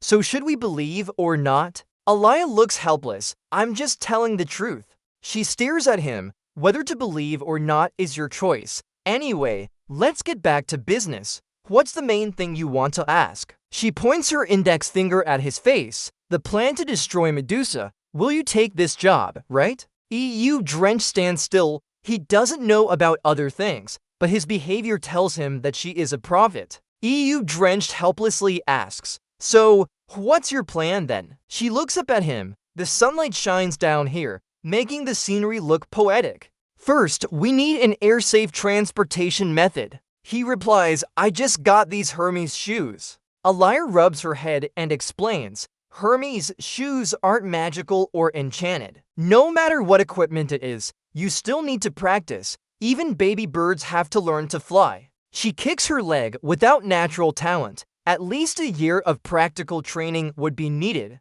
If not careful, you'll become dinner for the sirens before reaching Gorgon's Island." EU Drench wonders, "What should we do then?" Elia calmly says, "To fly safely." We need Icarus wings. EU drenched curiously asks. Icarus wings? How much are they? The sunlight still shines down on the trees. She explains further. HMMM. Converted to meters of divine power, it's about 2,200 meters. EU drenched looks worried. What? That's expensive. He exclaims. Damn it! What should we do? Suddenly, an idea pops into his head. He whispers, I have an idea. Alaya asks curiously, what's the idea? EU drenched smiles and looks straight at Alaya. Let me advance the payment first. I can fly without Icarus wings. Alaya questions. Payment? He replies. Sure, about 100. Alaya looks at EU drenched handsome face. Fine, that much isn't a problem. But I'm not a famous god. The payment won't be high. It's not enough to buy divine equipment. Alaya taps the green screen in space. Alright, here you go. If you dare offer money upfront, I'll cut your head off instead of Medusa's. The sky is still high and clear. Someone says, eh? The green screen shows the words, activate SA talent. EU drenched love shoes grow to tiny wings. He happily stands in the sky, not bad at all. He marvels, I don't understand why gods insist on using divine equipment when natural talent is so useful.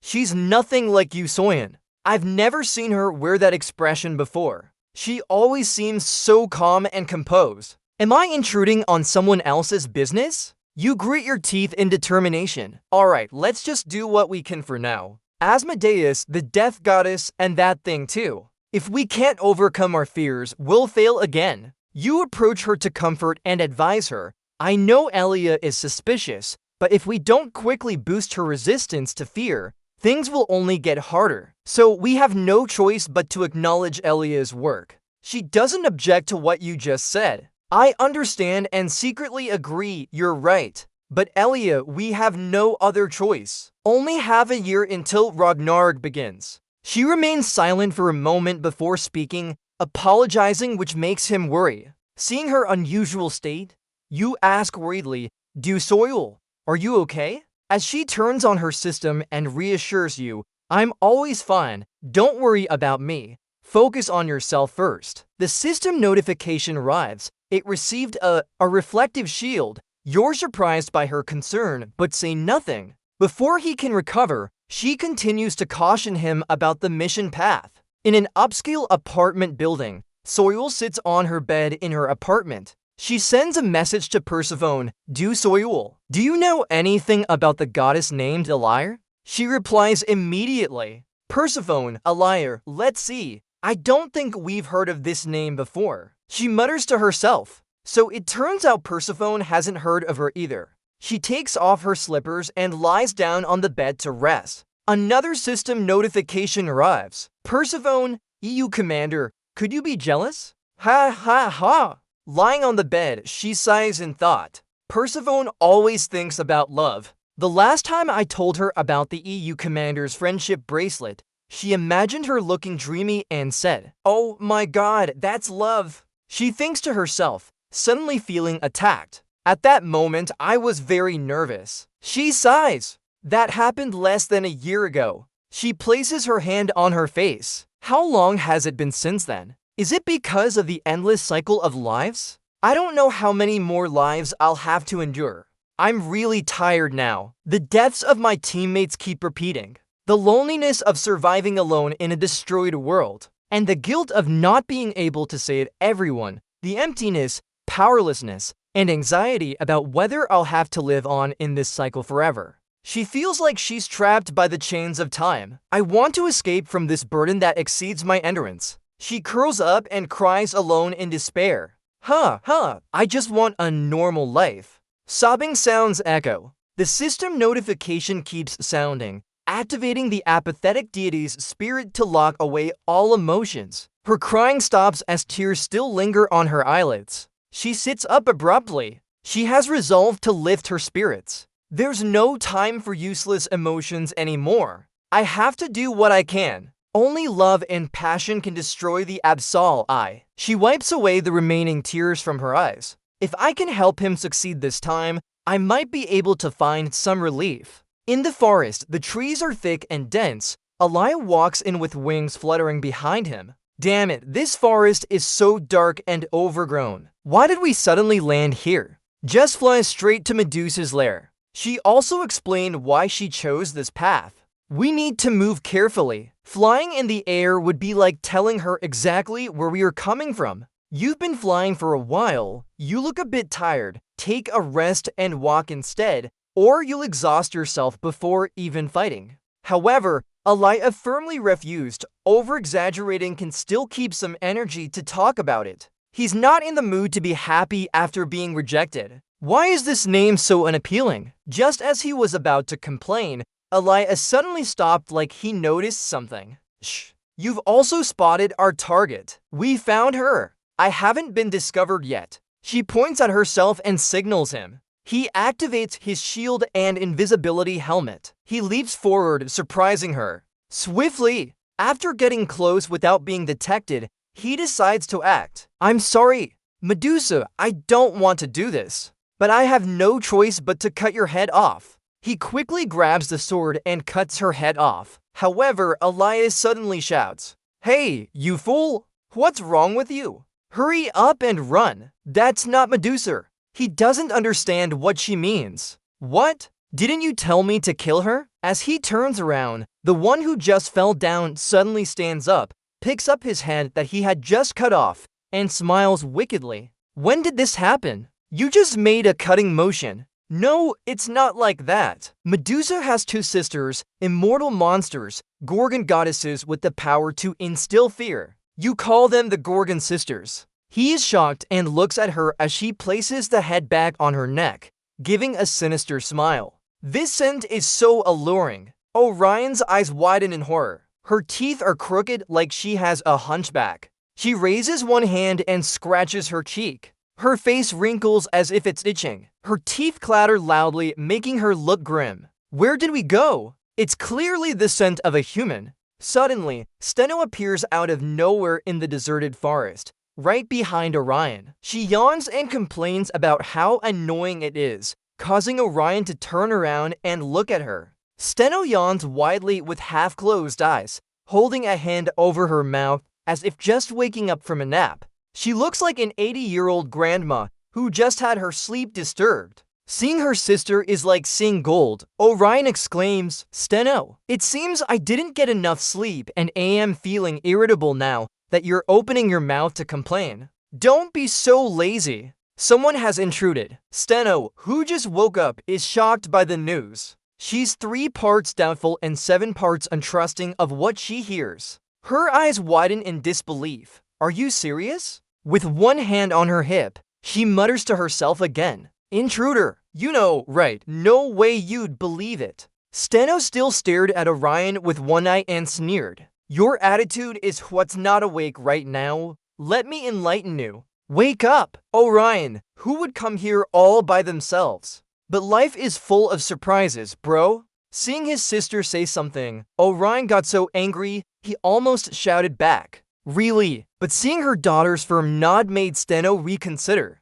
She glanced to the side but still had some doubt and asked again for confirmation. Really? Suddenly, Steno's eyes widened. A mysterious light flickered in her eyes. Steno continued using a casual tone as she spoke with Orion. Let me check it out. Damn, this is too intense. The area suddenly went dark, and Steno used her vibroscan ability. A marked human figure appeared in the shadows behind some trees. So, no hiding anymore. Steno was overjoyed. She glanced at the marked figure and showed a sly smile with her long tongue out. Surprised, Steno exclaimed, "There it is, found him." Her snakes on her head also stared intently at the ugly figure. System alert, EU jammed, target detected, cancel invisibility mode. Jammed was terrified to the bone. He nervously turned his head back, sweat dripping down his face. His dark eyes kept darting between Steno and Orion. Jammed gritted his teeth and cursed in his mind. F***CK, am I detected? Jam prepared to run as he activated his skill, Wind Vortex. He wasn't afraid of anything anymore, appearing before Orion and Steno with a grim face, charging forward. Steno and Orion were unprepared for this, staring blankly at Jam's sudden appearance. Seeing this, Steno smiled lecherously as she commented on Jam running like a scared rabbit. Her snakes also stared in the same direction. Suddenly, the snakes showed hostility, opening their mouths to reveal sharp fangs. Steno joined them, hiding behind the ladies, and asked, "Really brave, huh?" As she spoke sweetly, Steno suddenly changed her tone and ordered, "Go catch him." The snakes obediently followed Steno's command. They chased after Jammed like extensions of her arms. The snakes surrounded Jammed as if they were a net closing in on him. Jammed kept dodging the snakes, finding it increasingly difficult to escape. He managed to dodge, but it looked tough. While running and dodging, he shouted out of breath. Suddenly, a black hand appeared from nowhere and aimed for his face. It came from underground, ready to punch Jammed in the face, catching him off guard. Orion suddenly appeared like a god, delivering a magical punch from below. If Jammed didn't react quickly enough, he would be severely injured. Jammed gritted his teeth and dodged backward to avoid Orion's dangerous attack. Orion's eyes glowed as she stared at Jammed with a fierce smile showing her sharp teeth. Orion's eyes lit up seeing Jammed for the first time in years, like headlights. She grimaced and gazed intently at Jammed. Orion cleared her throat and shouted, "You look good." Suddenly, Orion disappeared, leaving only a giant snake tail heading towards Jammed. The loud scream echoed in the forest, "I'll tear you apart." But Jam's main character, Aura, wouldn't let him be defeated so easily. Damduke leaped high, kicking Orion's tail and sending him flying 300 meters with a loud thud. "Get out!" Orion was hit so hard he cried out in pain, sounding like he was about to die. Behind Damduke, Steno's blue snakes suddenly lunged forward, ready to attack as Damduke fought. He had to glance back, preparing for the next battle with his sister. Realizing the situation was tough, Damduke drew out his bright golden sword and cursed loudly. The blue snakes surrounded him, opening their mouths wide with sharp teeth, ready to attack. Damduke stood firm, bracing himself. Damduke's face darkened as he glanced back. Suddenly, a blue light appeared on his back. Damduke activated his sword wave skill and leaped up, using the blue power to cut several snakes and Steno in half. The snake parts fell to the ground at Steno's feet. A long trail of blood was visible between Steno's legs on the grass. She exclaimed, "What the hell? What happened?" Instead of pain or anger, Steno seemed elated, her face turning red with pleasure. She touched her face and stared in disbelief at what had just occurred. Steno's face was covered in a lewd smile. She showed her long tongue. "Did I get cut in half, did I?" More snake heads grew from the severed hair of Steno. It would take forever to cut them all off. Steno continued making lewd noises. "Wow, this is so interesting." Damduke was shocked by the never-ending growth of snakes and his face turned pale with horror. He stared at Steno intently. Sweat dripped down his face. Damduke was confused about what to do next, cursing inwardly. This crazy monster didn't even cause any injuries. Steno continued enjoying herself, still in a state of pleasure. She laughed loudly and hugged her face. Her mouth opened wide, showing sharp teeth. Her tongue was 3 times longer than before. Steno's hair seemed thicker now. She continued laughing and expressing joy. Since becoming immortal, this is the first time I feel this excited.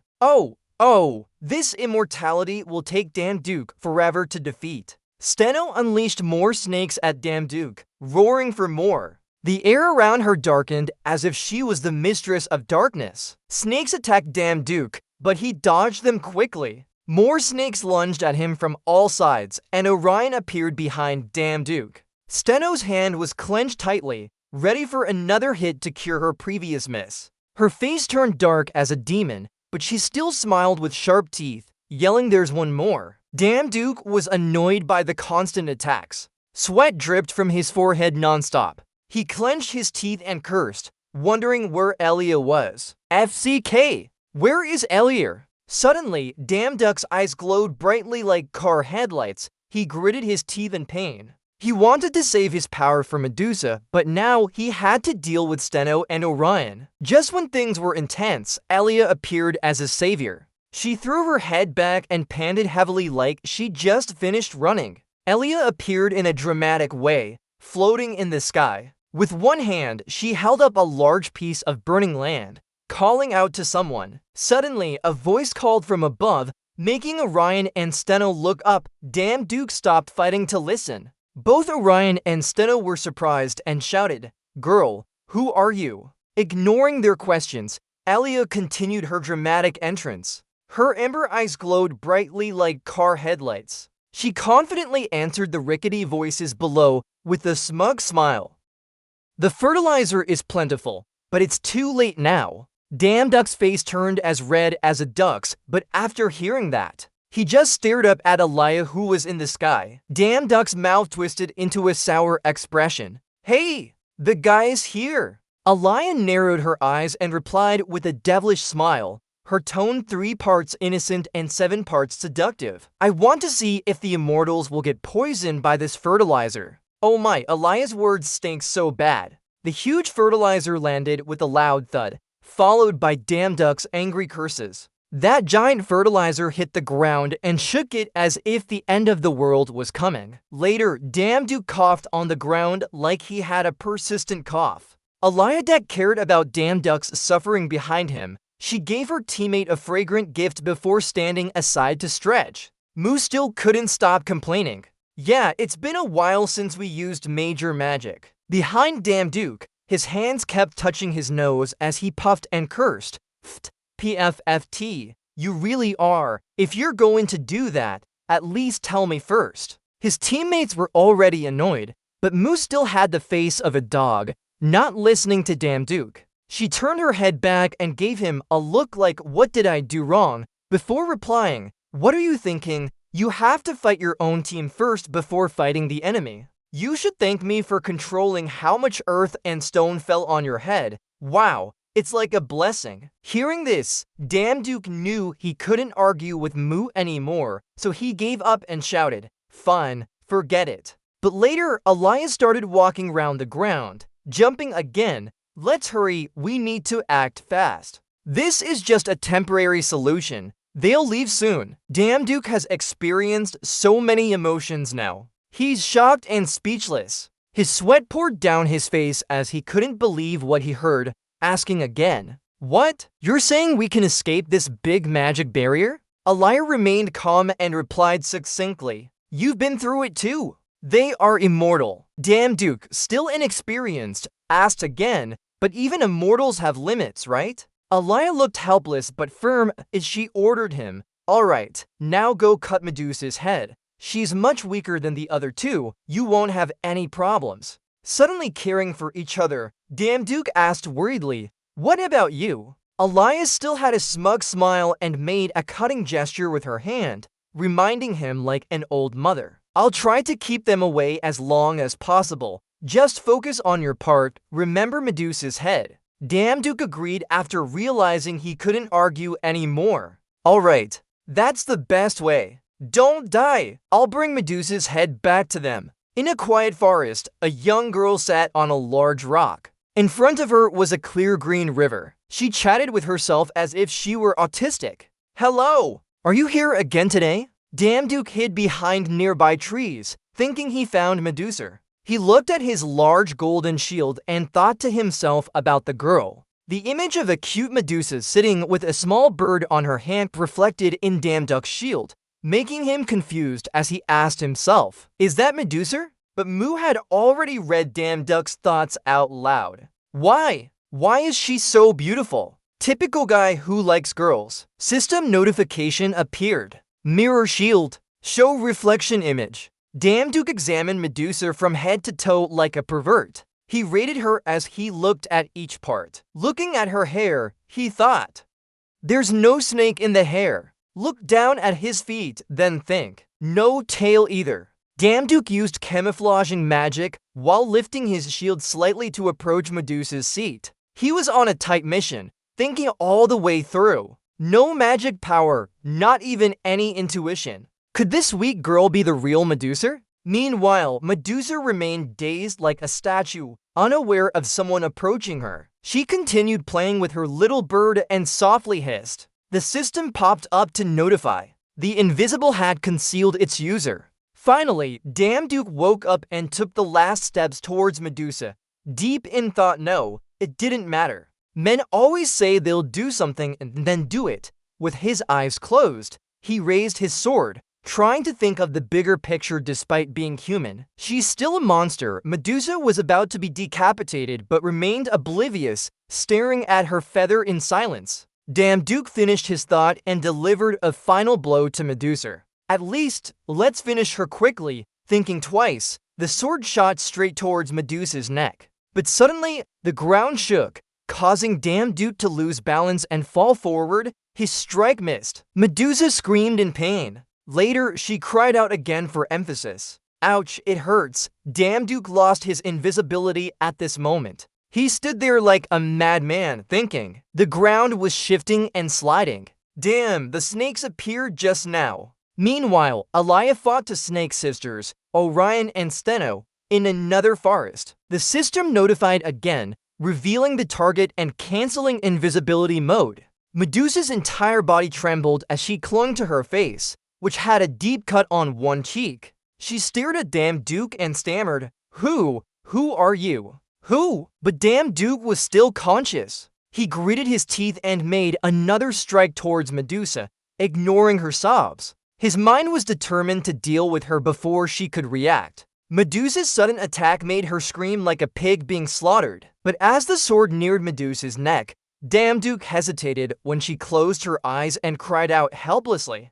Don't do it! While trying to look away, Duke heard Medusa's pleading cries. I'm sorry, hic. Please don't kill me. Duke grimaced like a monkey, cursing inwardly. Damn it! Medusa still trembled and pleaded, Oh, I don't know who you are, but please, hic, please spare me. Even after crying, Medusa continued to plead, Please spare me. Duke had been ignoring her pleas, but he was slightly shaken by them. He gritted his teeth and kept thinking, should I kill someone like this? Despite her pleas, Duke stood there, unsure if he should strike or not. The sword remained at Medusa's neck. His mind was still racing with thoughts. If so, we and the forgotten gods. What makes different groups of Vapnoric seekers unique? Aren't we just like them? Don't they bring neither good nor evil? As he pondered, Neptune's face flashed in his mind, making him reconsider.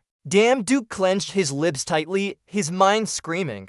Ah! The scene switched to a lyre, exhausted and panting like a cow, sweat dripping from her face. Orion, holding to skulls, crawled towards Alaya. She showed a sinister smile while threatening Alaya, but flexed at the same time. This wretch still knows how to use life force too. But do you think these bones can compare to my immortality?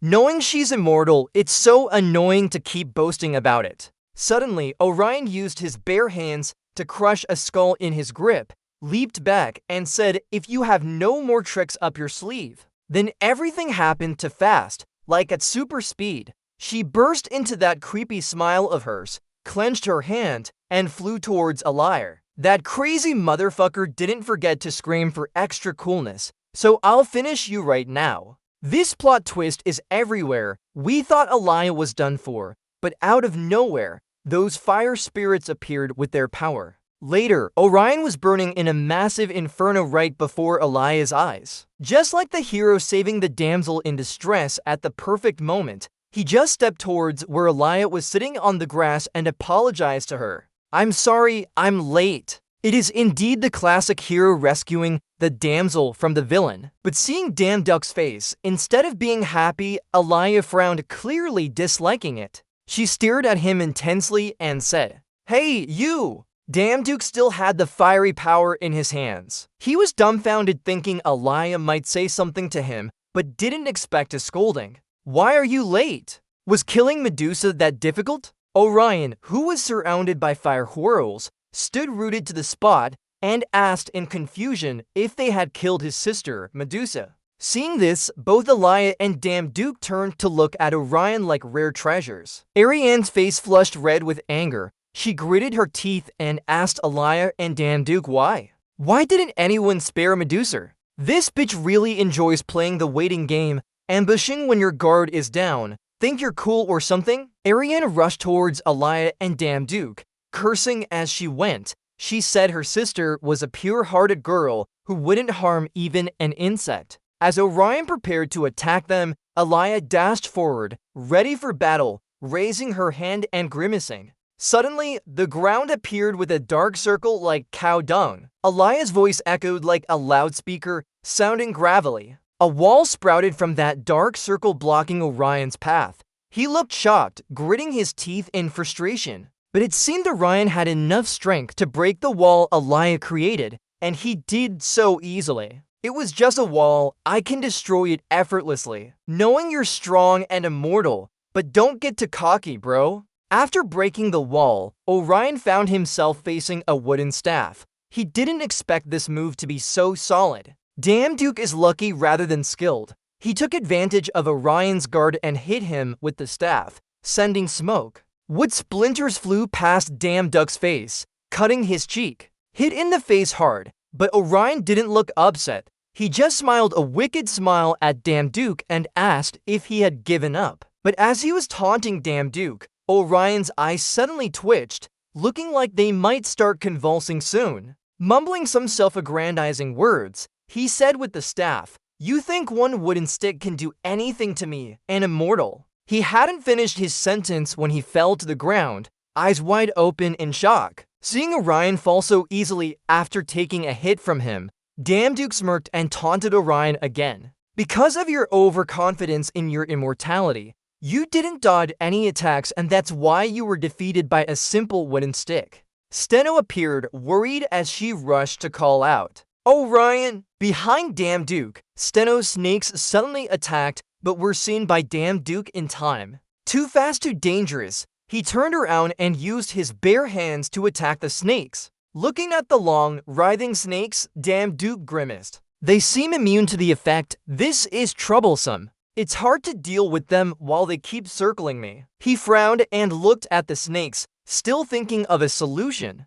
"I need another way." Using his magic power, Damn Duke created a blue magical arrow that looked beautiful. The system notified him to create a magic arrow. 2 more notifications appeared for Damn Duke. The first was about his magic research talent and the target, the magical arrow. The second said he successfully converted magic using mana storage. Then, countless power beams intertwined in the air like a giant magical spider web. The snakes that touched those power beams fell to the ground, severed. Damn Duck just stood there with a rotten face fixed in place, still holding his wooden cane tightly. Suddenly, green waves of magic appeared like an ocean, and many magical barriers floated along with them. He stood amidst them, grinning with 3 parts pride and 7 parts intimidation, like a toad boasting, "If you can replicate it, we'll overwhelm you in numbers." As soon as he finished talking, Damn Duck dashed over. Steno saw the magical spider net and Damn Duck charging towards the mother, who had been intimidating them all along, now cowering like a turtle. Steno widened his eyes and stepped back, shouting loudly like a radio, "Avoid, avoid." But life isn't always a dream. Damn Duck and the magical gourds suddenly flew in front of Steno, darkening his face, but brightening his eyes like car headlights. He raised his legendary wooden cane high, ready to strike both mother and daughter. Meanwhile, Damn Duck said something clearly, "It's useless. Why did you suddenly become so cool?" Another massive explosion shook the earth, blowing away all the trees. The ground around them trembled violently, as if the world had just ended. Steno was hit hard and fell face first onto the ground right in front of Damn Duck. "Oh dear, we're so poor, we both lost to a wooden cane." Suddenly, someone screamed near Damn Duck's ear, making him jump. "No!" Damn Duck glanced back, but before he could see anything, Medusa appeared from nowhere, her face contorted like an apple. "Stop! Please stop!" Then she revealed her innocent and guilty-looking face and asked, Why? Why are you treating us this way? We didn't do anything wrong. Alaya immediately closed her eyes upon seeing Mils's face. She raised both hands to hug her face tightly. Her mouth opened wide in confusion. Medusa, while Damduck was calmly leaning against the wall with his eyes shut to avoid petrification, Alaya's constant cursing echoed loudly, driving him crazy. I love you, Damduck. Why is Medusa still alive? Quickly finish her off. But Damduck's sad face reflected in his golden mirror made him think, her. He continued to question himself as he saw Medusa's frightened and worried face. I thought she had run away alone, but she came back to save us? When Medusa couldn't beg anyone, she turned to Damduck with a guilty-looking face. Sir, you're not bad, right? You spared my life, so please stop. Medusa's voice echoed, I don't want to see anyone hurt because of me anymore. Damduck, with no reservations, immediately darkened his face and mocked Alaya. Alaya, I've never asked before, but now I can't stay silent. As Alaya lowered her hands from her face, she hesitated as Damduck had discovered what she was hiding. You know Medusa's nature, right? Yet you still wanted to kill her? Alaya gently lowered her hands and muttered, It doesn't matter. She angrily glared at Damduck, her face darkening as if about to burst into tears. Just follow the job requirements. You've already been paid. Do you want to go back on your word now? Hearing this, Damduck turned his head. He stood there for a few seconds in silence. After a moment, Damduck quickly replied, Yes, but before that, Medusa, I want to ask you something. Damn it, this job has no credibility at all. I hate it so much.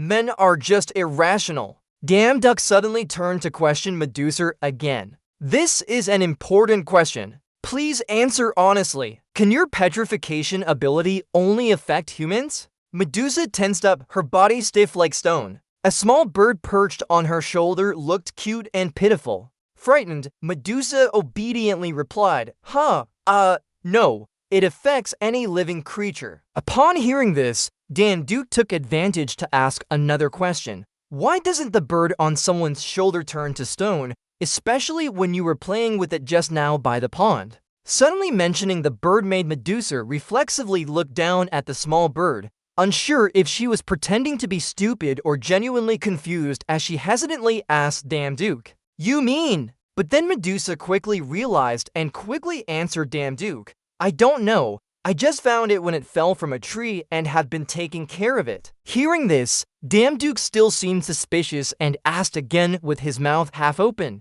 Is that all? As Medusa gently stroked the small bird on her shoulder, she continued to answer Damduck's confusing question. Yes, well, at that time, it was so scared that it bit my finger really hard, leaving a scar. Seeing the two of them talking nonstop and all nonsense, Waterford couldn't help but ask, What are you guys talking about? Alaya helplessly scratched his head and sighed deeply in frustration. Talking so boringly, what's the point? Are we here to chat up, girls? Then she stood behind Damduck and used her bossy tone to order him around. Don't waste any more time. You, Damduck, you need to improve your ability to resist fear as well. Quickly finish off that woman. Waterford had thought Damduck would spare Medusa, but suddenly changed his attitude. Damduck tightly held the wooden stick and replied tersely, Yes, right? His voice sounded guilty. I'm sorry, Medusa. As he spoke, the wooden stick flew to Medusa's face, surprising her so much that she was left speechless with wide eyes.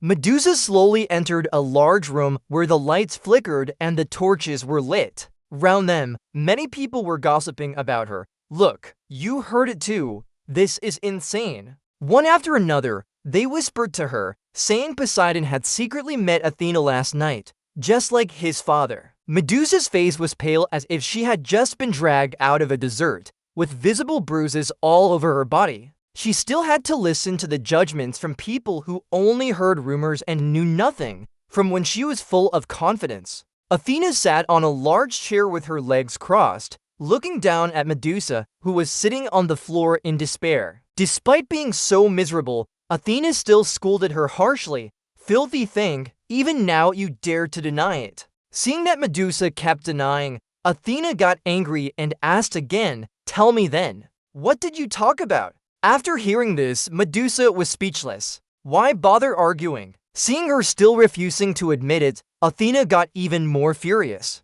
Then she asked, "So tell me now, what did you two talk about?" Hearing this, Medusa's eyes filled with tears. "The game is over, my tears fall." But as she cried, she stammered again. "What?" Athena still wouldn't let her off and angrily asked, "Are you going to deny it until the end?" "Fine then." Not knowing when she stood up, Athena suddenly raised a hand. Medusa's face showed discomfort as she shouted, "Medusa, descendant of Gorgon, I will punish you for your disrespect towards Athena." Seeing Medusa utterly helpless, she only knew to raise her eyebrows and cry as Athena delivered the heart-wrenching sentence. "From now on, anyone who looks into your eyes will turn to stone, and you can never hide again. If you dare take out your eyes, I'll curse your voice. If you dare cut your tongue, I'll curse your hands and feet." After saying these heart-wrenching words, Athena put on her armor and left, still shouting at Medusa, "Live in regret for your sins."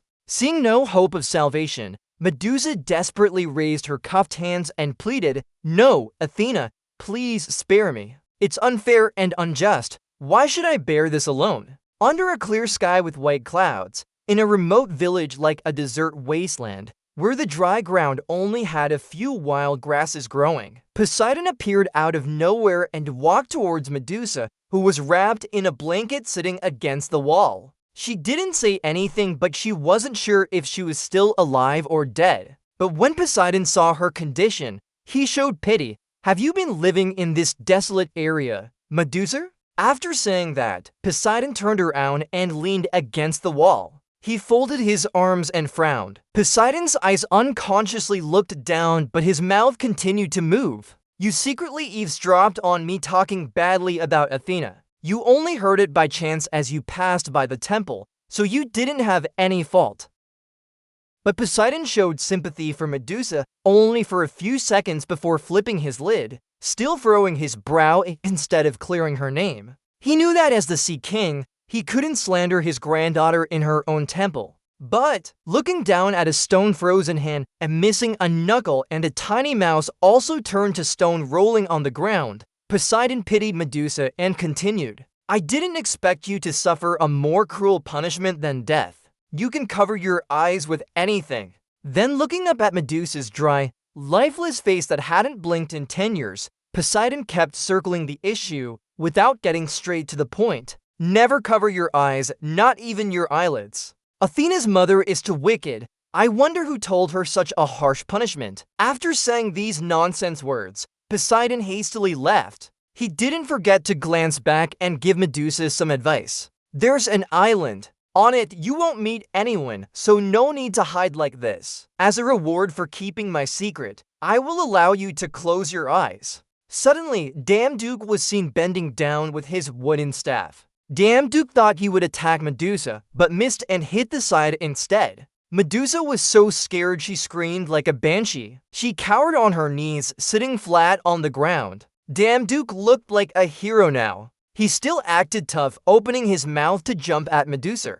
"Don't worry, I have no intention of killing you." Turning around, he saw Elias stealthily approaching Medusa with a knife, but was discovered by Damduke. He turned to scold Elias, startling her. "Sorry if you take another step. I will have to give up taking your head." Hearing that, Elias' face drooped like a deflated dog. She widened her eyes and sighed helplessly. Realizing she couldn't get Medusa's head anymore, Elias stood up, spitting out blood in frustration, cursing Damduke, the foolish bastard. Meanwhile, Medusa remained uncertain if she would be killed, sitting on the ground, looking at him bewilderedly. Elias was bitter but still regretted losing Medusa's head, trying to use a strategy to provoke her, only to be thwarted by Amar's fear resistance. Thinking Damduke might change his mind is wrong. "I am both kind and principled." Damduke remained calm and confident, not bitter. He turned his head slightly and explained with one eye, "I can't kill her for no reason.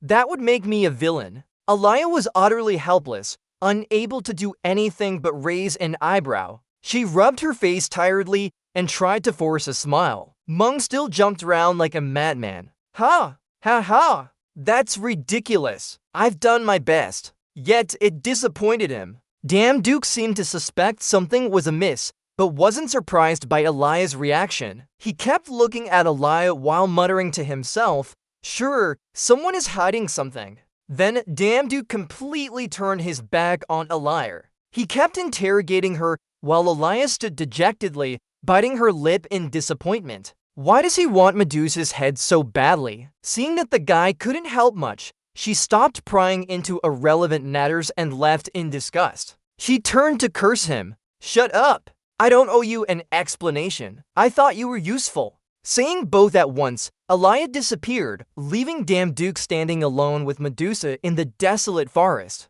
The weather was perfect, clear blue skies and bright sunshine, trees lush and green everywhere. Suddenly, Medusa's voice rang out. "Hey!" After calling, she boldly asked Damn Duke, "When are you going to close your eyes?" Hearing this, Damn Duke responded with a hand in front of his face. "Almost done." Damn Duke used natural healing combined with magic to treat Medusa's cheek wound, leaving her confused and covering her face like a monkey's bottom. While working, Damn Duke thought to himself that even gods couldn't escape the stone curse spell. So why weren't you and that green bird affected? The system also showed a notification activating self-healing, effectiveness reduced by half when used on others. Medusa's face wound was nearly healed, and she no longer looked constipated. After much consideration, Damn Duke concluded that Gorgon's blood must be the answer. Just as the wound was closing, Damn Duke wiped a drop of Medusa's blood with his finger.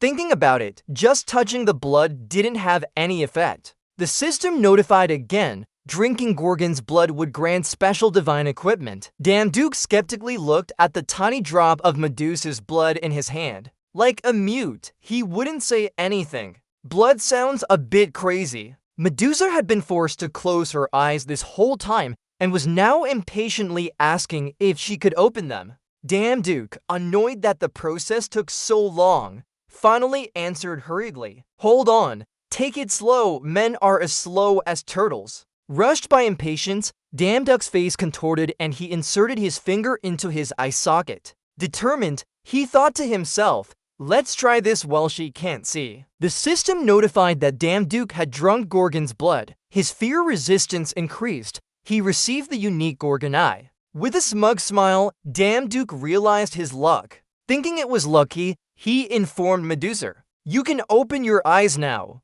Medusa opened her eyes slightly, and this is... Fully opening her eyes, she changed the subject. "Those eyes!" With Medusa's eyes open, Damn Duke was staring intently at her, smiling and marveling. "Oh, the blue color." Seeing that Damn Duke wasn't petrified, Medusa was shocked and widened her eyes in disbelief. Still stunned, Medusa kept asking questions. "I thought it would be red or more terrifying, but it's actually so beautiful." Medusa's clear blue eyes reflected Damn Duck's image. She asked again hesitantly, "Well, how are you?" Seeing the difficult question, Damn Duke pointed to the sky and gave a forced smile, launching into an explanation. "I found a way for you not to be cursed anymore. Yes, I apologize for disturbing your lives, so I will show you how to break the curse." A main character moment, kind and helpful. Hearing this, Medusa calmly replied that he had interrupted her curses. "But never mind, I don't blame you since you just wanted to survive." However, Medusa suddenly became emotional, crying uncontrollably in front of Damn Duke like a child. Mum still complained about the long-suppressed feelings. "Unfair, so unfair and miserable, me for all these years." In that situation, Damn Duke didn't know what to do. He just stared at Medusa blankly. "It's so unjust, hiccups, so unjust and sad. I have hiccups for so many years." Damn Duke was speechless in the face of this, his face frozen like a log as he awkwardly ate air with Medusa. "I will try to find a way to break your curse. This is a happy ending for a beautiful day." On a clear blue sky day, back at the city where towering buildings reached the clouds, Damn Duke thought about why Su-Yun wanted to meet him here. Suddenly, Damn Duke heard his phone call out his name and jumped in surprise. "EU Damn Duke, River Room number 32. Standing before the door of the River Room, Damduk's mind raced nonstop. This area is reserved for high-level hunters, transformed from part of a dungeon by the Hunters Association. It's said to restore mana and heal wounds very effectively. This was my first time here. After getting ready in the fancy room, Damduk smiled widely, clearly enjoying himself. He gently pushed open the door with a smile, but his joy lasted only a moment as he suddenly grimaced like seeing a pile of dung. He was so shocked that beads of sweat appeared on his forehead. Still wondering where Leo Lux was, Damduk opened the door to find Leo Lux sitting cross-legged in the middle of the room with his breath. The look on his face made Leo Lux uncomfortable and complain. "Who's that again? Korea really is." Though it was annoying, Damduk still felt a sense of duty to cautiously enter. He just lied and worried at the same time as he thought, "Hey, this guy even wears a mask in steam room rooms. Let's go!" Before meeting the liar. But they talked casually like nothing happened when sitting next to each other. Leelax proactively started talking to Damduk, but he didn't even bother turning his head to look at him. 3 days ago, a portal appeared and injured dozens of people. He seemed unhappy that Damduk had free time to go steam rooms, so he stormed in like an overbearing mother of 50. Why hasn't the hunter shown up? He just enjoys himself here. Hearing this, Damduk sighed deeply and closed his eyes tightly. Here we go again. Then he calmly stopped and explained to Leelax not to doubt him without reason. He had a lot of work to do these days. Suddenly the intercom announced, "A liar, steam room 32. Alaya walked in confidently with her eyes closed and hands in her pockets, shocking everyone. Damduk looked confused as Alaya entered. He furrowed his brows and stared blankly, wondering what was going on. Leelax's reaction was even worse. He rushed to her and shouted, "Hey, a liar, it really is a liar." Leelax kept staring, shaking like a machine, still shouting like a radio, "My sister, a liar, but why?" Just as Damduk was about to ask something, he saw Alaya's face and immediately dismissed his curiosity. He shouted loudly, "No, you're fine. You're still alive." Alaya stood stiffly like caught in the act, her face turned pale. Damduk couldn't believe what he was seeing and opened his mouth wide with 1,000 questions running through his mind. Why is Alaya here? Isn't she supposed to be a goddess? Wait, what's going on? Damduk frowned and looked at her suspiciously, still wondering what was happening. Leelax, who had been clean-shaven and well-groomed, now looked dirty. He was dripping with sweat like a pile of manure. He stammered, "Why didn't you say anything, a liar?" 1,000 questions raced through Damduk's mind as he glanced at the main character in the story. As he looked at a liar, he thought, why did Leelax call her his sister? Everyone was confused by Alaya's sudden appearance, but she just stood there silently with a grim face. Dech suddenly understood that Juseyun had appeared out of nowhere and was watching the scene from the wall. She stood outside room 3, shouting loudly while looking coldly inside, disrupting the conversation between two brothers. Seeing Juseyun appear like a ghost, Damduk was confused and asked, "Juseyun, what's going on?" Suayan stumbled into the room with her footsteps echoing. She approached Damduk, who looked confused and blankly stared at her. Suayan paid close attention to this foolish person. She looked into space but explained, "I investigated Elia because she seemed suspicious." Suayan's face turned serious as she continued. The result was that no god had ever heard of Elia. There were no records about her either. Suayan stood in the empty room, glancing at Elia, who still hadn't said a word. She kept moving around. "I began to suspect that if she doesn't exist anywhere, then she must be in Forgotten God, but I can't feel their energy." Damduk and Suayan chatted about Elia's private life shamelessly while she stood there. Hearing Suayan say this, Damduk was confused and replied, "No one knows why, that's the reason for her low pay." Suayan's words hit a nerve. She continued with another rap. "So I changed my thinking. If not in the divine realm, then maybe in the human realm." After gathering information from different dimensions, it was clear as day. Moving from the divine to the human and various realms, Suayan suddenly switched topics to Leelax, the top hunter in the world. Lilacs also has a missing sister with the same name. After confirming her appearance during the recent hunter mobilization to clean up portals, I was certain. Lilacs, who had been clean-shaven and well-groomed, asked in confusion, "What are you talking about?" But instead of answering his question, Suayan continued to look behind her at Elia, sarcastically noting that she worked tirelessly like a machine. The reason no one knows about her and why she doesn't do part-time work but isn't forgotten. While Elia stood there, trying to listen to Suayan's evaluation of herself, the voice kept echoing in her ears. Honestly, I never thought about this before.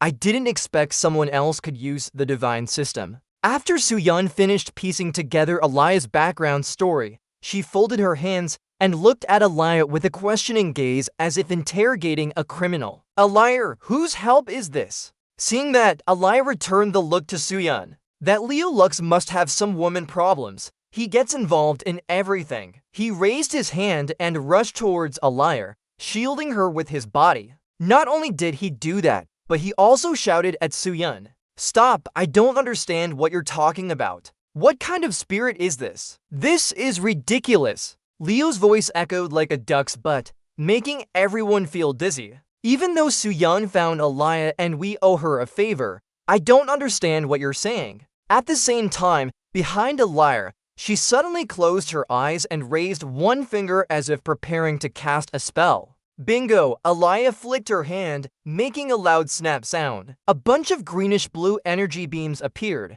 startling Leo Lux, who was arguing. His eyes widened in shock. He stood in the middle of all that magic and looked puzzled as he turned to stare at Elia with a confused expression. "Elia?" But Elia remained cold like an ice queen. She didn't care about her brother and just stared blankly, saying something heart-wrenching.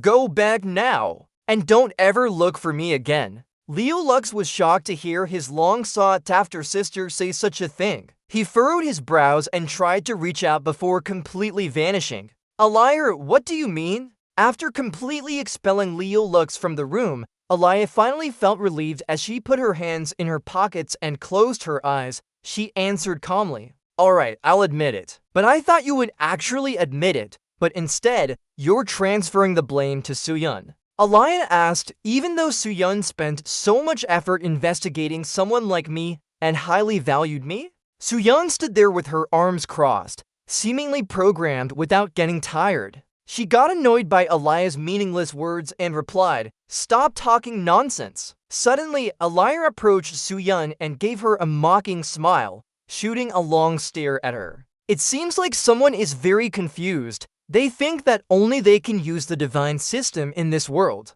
For some reason, Elia used a taunt to provoke Suyan, who looked like a cat's butt and then gave an eerie smile. She still acted casual, even though Suyan was pitiful and arrogant, thinking that only she knew the next move on this chessboard. Hearing Elia talk non-stop, Suyan suddenly interrupted her. "What are you talking about?" After achieving her goal, Elia turned her back on Suyan and walked away, leaving Suyan dumbfounded. She brushed past Suyan like a breeze but continued to curse at her. "Keep pretending to be the seer. I have more important things to do now." After saying that, Elia walked over and stood in front of Duke. She stared intently at him and then jumped up.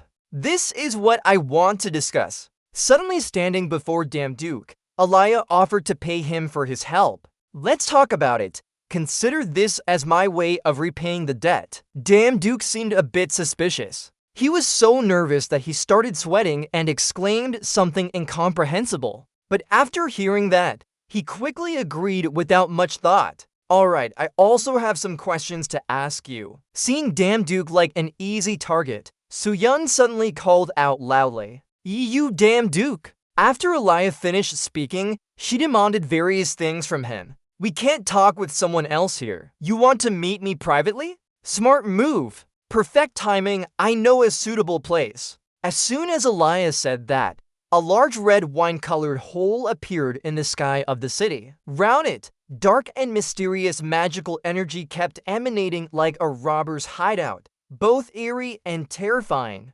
Suddenly, on the ground, a mud puddle formed, enveloping Elia's pristine white feet as if hugging them. After a while, some strange watermarks appeared in the sky, like wax breaking into pieces. A large hole suddenly appeared above the city, and now it's right over Elia's head for no reason. She was calm but kept her hands in her pockets, as if she expected this to happen. Yoon, on the other hand, was shocked and looked like the end of the world was coming. Her eyes widened, and she screamed like a loudspeaker. Together! A large sand column appeared out of nowhere, blowing everything away like a storm. Yoon had to cover her face with both hands. The cut went straight up through the building and into the sky. The city was now covered in a dark purple haze. The sky looked like a huge glass that was cracking, about to shatter completely. In the middle of it all, there was a large black hole. That strange cut went straight into that hole as if planned.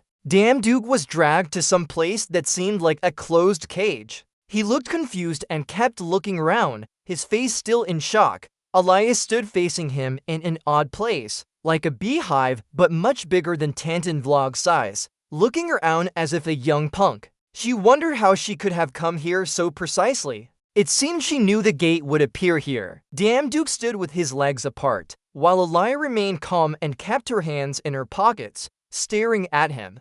Suddenly, Elia bent down. She bent down, her face darkened, and continued singing as if nothing happened. At first, we thought you were a god pretending to be human, but it turned out Elia just bent down to pick up a piece of stone. She still kept talking in a threatening tone. A capable person, like an unpolished gem rather than a pebble on the river bank, a useful mercenary. But that's all. No matter how precious the uncut gem is, a small pebble can't change the flow of a river. Duke didn't understand what Elia was saying. He seemed to sense something and asked, "What do you want to say?" Instead of answering, Elia acted mysterious. She kept her face dark as usual. She pinched the stone she picked up and continued mumbling. Something unbelievable happened. Then she looked at Duke with a scary look, as if he should answer or face consequences. Then she asked him again, "How did you avoid the prophecy? Who are you?" He didn't know how to explain it either. He was still confused about what Elia had been asking all along. He folded his arms and answered with difficulty. "What is this prophecy that everyone keeps talking about? I'm just a human trying to become divine. Like you, Yoon, and you, we can use the system." Hearing this, Elia was shocked. She stared at him wide-eyed and asked if humans could use the system. "Impossible," Duke replied, but then he believed her. Duke stood there feeling uncomfortable as Elia kept questioning him. Suddenly, stones on the ground rose up with Elia's voice from the prophecy, without anyone else around. Then Elia raised her hand and shattered a huge stone above her head. She was small, but had incredible strength. Elia stood there, looking dazed, as if in a trance, jumping and repeating the prophecy with absolute certainty. As she finished speaking, the giant stone flew towards Duke, who was unprepared and froze, waiting for it to hit him. Suddenly, Du Suyun appeared like a savior for Duke's life. She jumped down and cut the huge stone in half with her knife, slicing through it smoothly. Seeing Du Suyun, Duke was surprised and shouted, "Du Suyun!" Suyun saved Duke and looked coolly at Elia before asking arrogantly, "Do you think that foolish attack can do anything to me?" But Elia didn't seem too surprised. She acted mysterious, raised her hand again, and continued jumping. "I told you so. Du Suyun, the arrogant one. From the start, my target wasn't him. Turns out there were two cows Elia was leading." After Suyun entered that broken beehive-like structure, it got a big hole. But then Elia fixed it. The walls now looked like a large transparent mirror instead of the beehive pattern. Suyun realized she had been tricked and was shocked to the point of being speechless. Suyun cursed at Elia in frustration.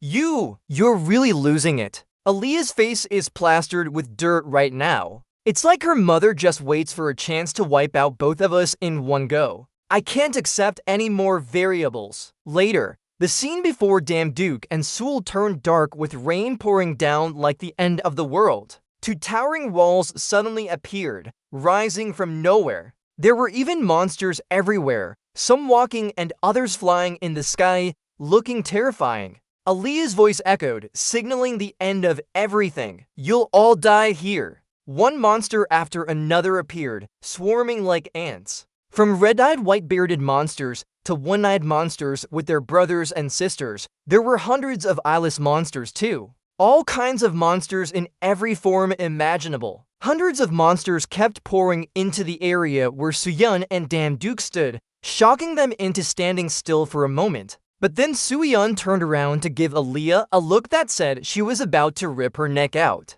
Soo-yeon asked angrily, "Aaliyah, do you know what you just did?" Before the question was finished, Aaliyah leaped up and grabbed a plant, preparing to decapitate her while shouting, "If this continues, all monsters from the underworld will flood into the earth. Do you want that to happen?" But instead of feeling guilty, Aaliyah smiled. She continued supporting several large pillars with both hands and gave Soo-yeon a provocative look. "So what? Are you trying to tease me, you little one?" Aaliyah crossed her arms as the pillars suddenly rushed towards Soo-yeon to attack. But Soo-yeon wasn't an easy target. She dodged the large pillars with ease, like a squirrel. Not only did Soo-yeon not struggle, but she also jumped from pillar to pillar, slicing Aaliyah's face with her knife in one swift motion. Aaliyah was taken aback for a moment. She saw Soo-yeon's knife slice through her cheek. Instead of getting angry and retaliating, Aaliyah turned around and gave Soo-yeon a sharp look before laughing and praising her opponent.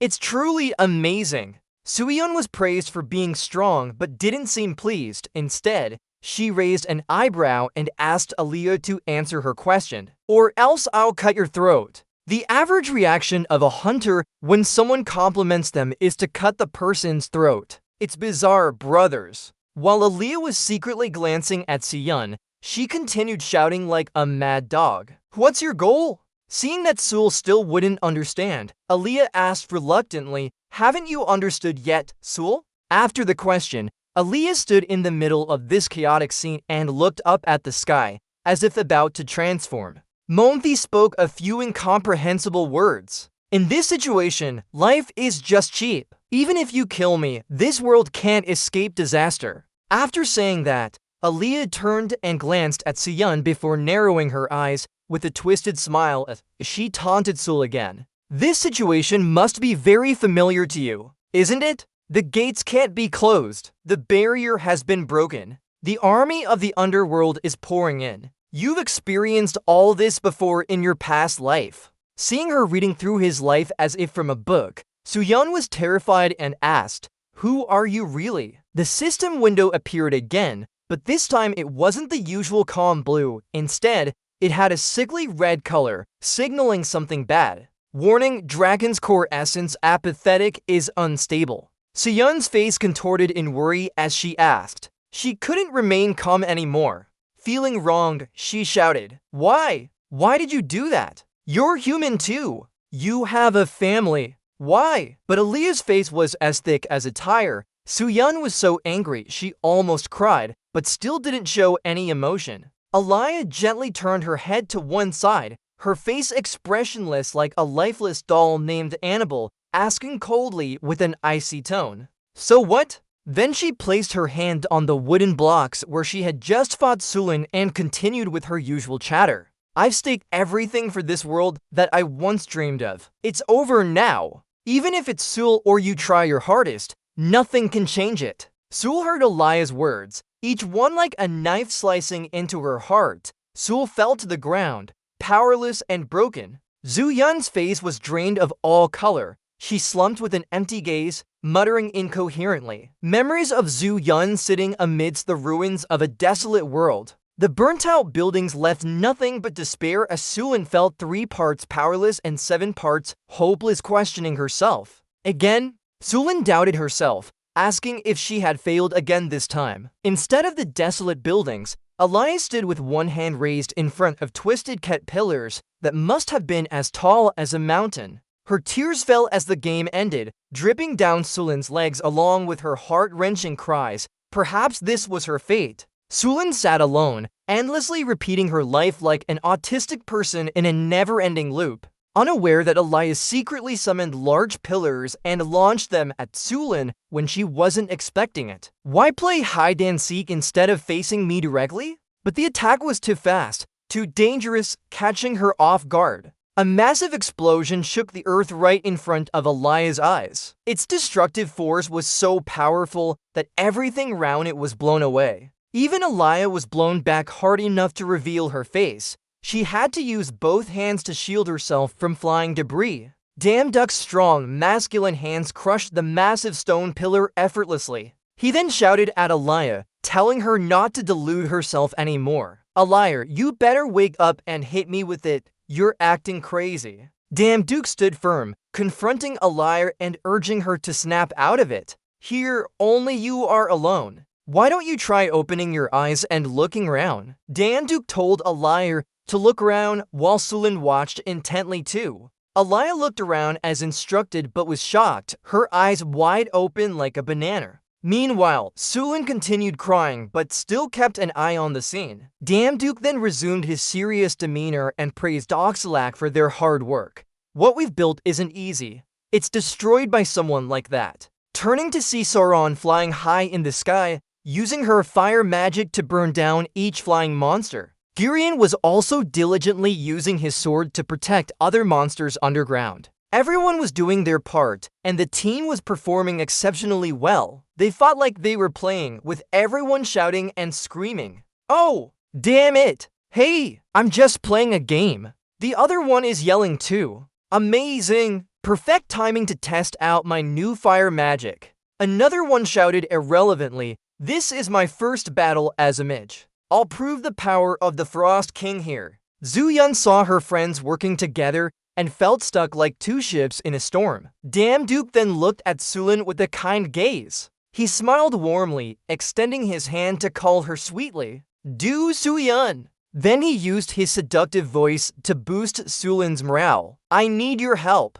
As always, only you can deal with her. While I search for the portal's flaw, you'll assist me, right?" She had been asked so earnestly, but Sulin still remained silent and expressionless. But then she wiped away her tears with one hand and grabbed Duke, O'Keelan-Hanny's hand to ask for his help. Sulin regained her composure. "Don't look at me like that," Sulin responded coolly as if nothing happened. "Just let me handle it. Move on quickly." Replacing the unbelievable scenes, Elia was stunned and speechless but managed to ask Duke for his secret. "Impossible. What's happening? What is going on?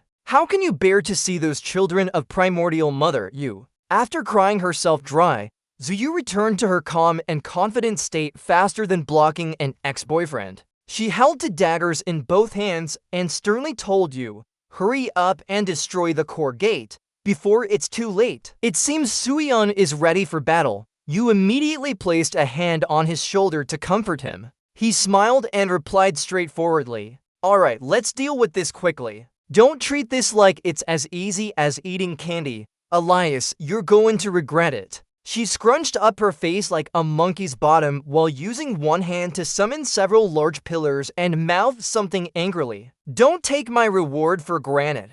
Elias screamed loudly in anger. "Damn you!" Then she pushed out her hands to send the large pillars flying forward, but Suyan moved like a demon's speed to rush towards Elias. She looked at Elias with an eye roll and asked disdainfully, "Are you only capable of doing this?" Not knowing when Sul suddenly rushed to her position, Elias was caught off guard, her eyes widening in surprise as she furrowed her brows and stared blankly at Sul. Blood splattered everywhere like a waterfall. Soon, Elias was kneeling on the ground in a pool of bright red blood. She pressed her entire body onto the ground. Blood continued to flow from her neck like a stream. Using one hand, she tried to support her body. Her mouth kept coughing uncontrollably. With no blood left on her face, she gritted her teeth and struggled to hold onto the deep wound on her neck with one hand. Her eyes still held hatred. Suion stood like a statue in front of Elias, looking fierce. She pointed the blade directly at Elias' face and ordered sternly,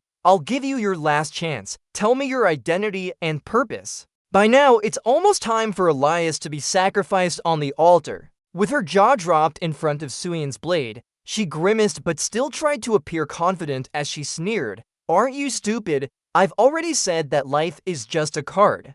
The voice of Elias still taunted Suyun, who couldn't kill her. Suyun couldn't do it, as she was watching this place. But Soohyun paid no mind to Elia's trash talk, keeping a calm expression and confidently saying she wanted to test things out. Suddenly, Elia broke into a straight smile as if she truly couldn't be killed. Her eyes also lit up like car headlights, showing her still enjoying taunting others. Try me. But the red system notification appeared, indicating that the deep abyss was watching everything. Both Soohyun and Damn Duck were shocked with wide eyes, their expressions of shock making them sweat profusely. The system notification showed another message. Fear from the abyss would seal all actions. Hearing this, Soohyun's face darkened as she frowned intensely, her eyes glued to Elia's. Mung screamed, unable to finish his sentence about the primordial power. Oh my god, could it be a person?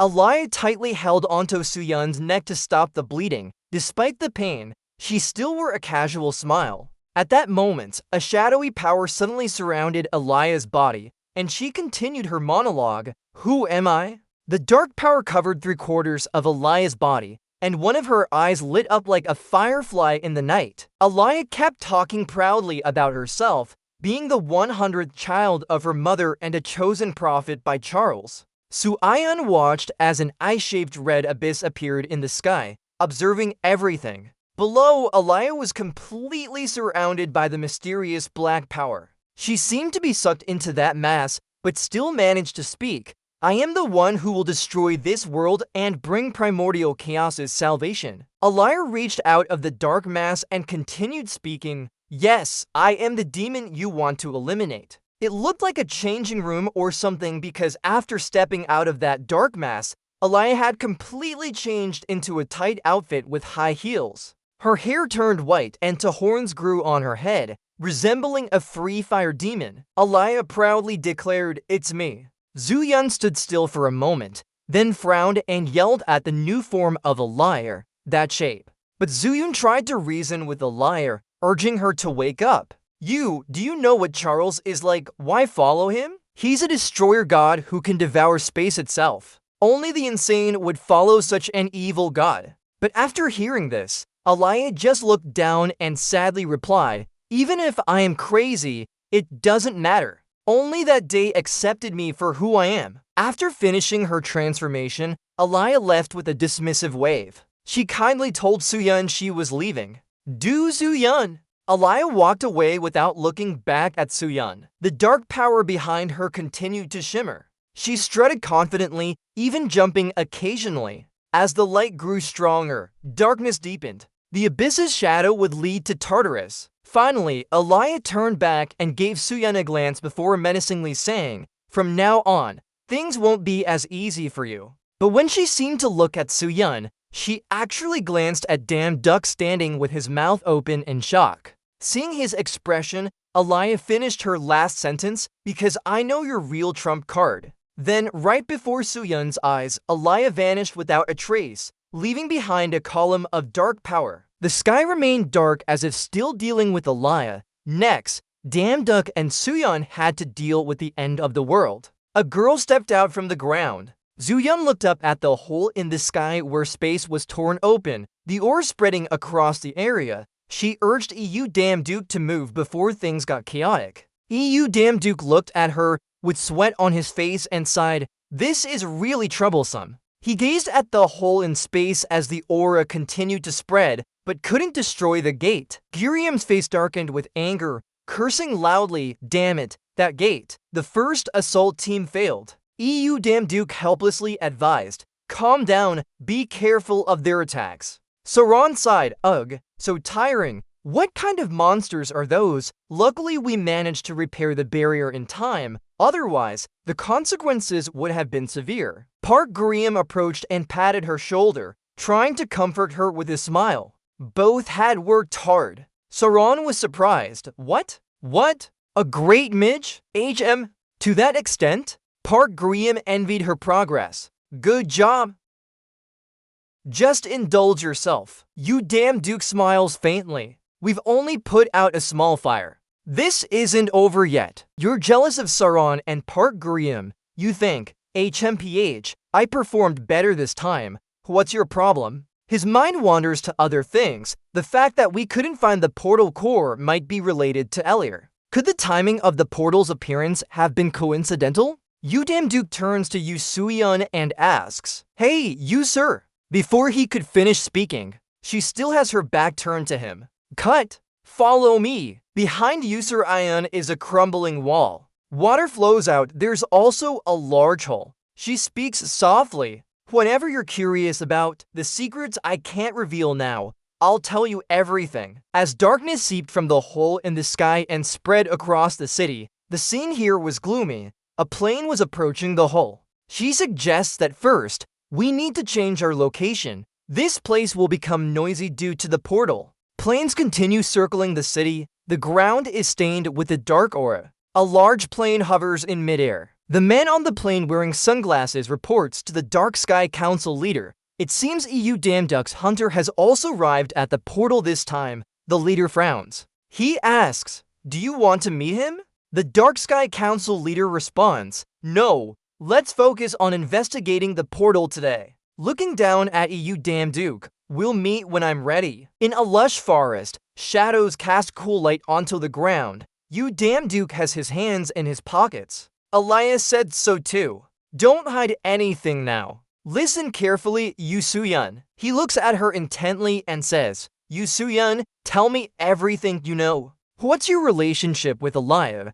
Who is the primordial child that Elia mentioned?" Yu Soo-yeon doesn't look at Duke. "The primordial child." Taeko holds a fallen leaf and explains how the first life forms were created by Mother Earth. Yu Soo-yeon begins to explain to Duke. Besides humans, there are giants, demons, and spirits. Despite their different appearances, they are all seeds of various species. The primordial child is a title for such souls, and the first child lived through 1869 lifetimes, fighting to prevent Ragnarok. Duke looks surprised. Could it be? Without letting him finish, Yu Soo-yeon continues. "Yes, that primordial child, the one who regressed in the 1869th lifetime, is me."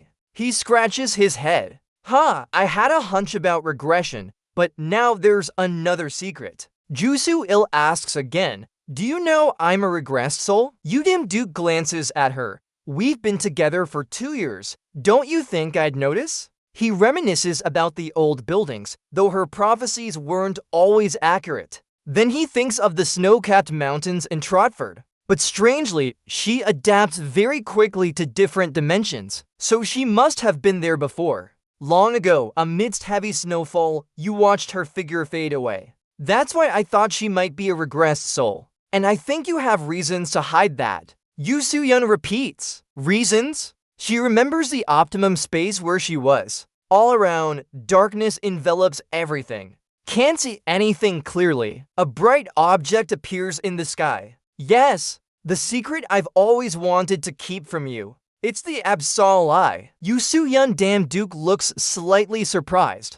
The eyes of the abyss occasionally appear as warnings when we enter the Stargate. She replied immediately. Yes. She explained that it created the Stargate and was also the cause of Ragnarok. The Eye of the Abyss, it's a subordinate, part of Charles. If our regressed identity is exposed, Charles might try to stop us in future lives, so I've hidden my true identity. She remembered Elia with a sinister expression until Elia revealed my secret. Her voice turned melancholic. I don't know why she knew that secret either. Her face darkened. But now, my secret might have reached Charles. Soo-yeon pursed his lips. Maybe this is our last chance. Duke smiled. So what's the next plan? He looked straight at her. After all, we will protect everyone. Right, nothing has changed. She smiled. Soo-yeon held a strange green vial in his hand, its beauty shining under the sun. She sighed, with him by my side. My worries seem so ridiculous now.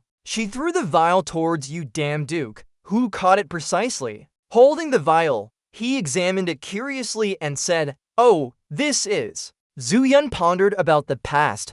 Do you remember? The potion we drank when defeating the fallen deity was still a demon. Duke recalled that memory. Do you remember? Such beautiful memories. He blinked.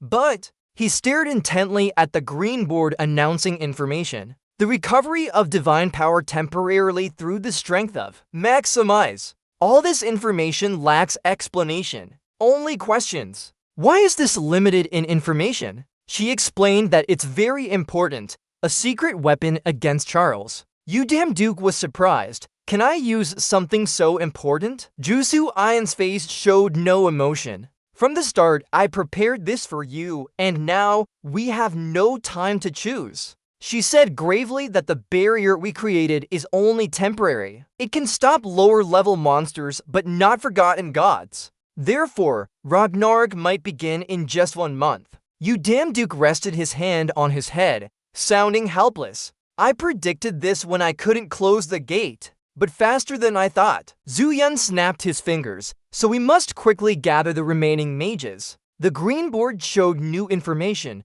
A job posting for goods handling at the pyramid. Employer. Divine power required. No experience needed. Job description. Deliver goods to secret rooms in the pyramid.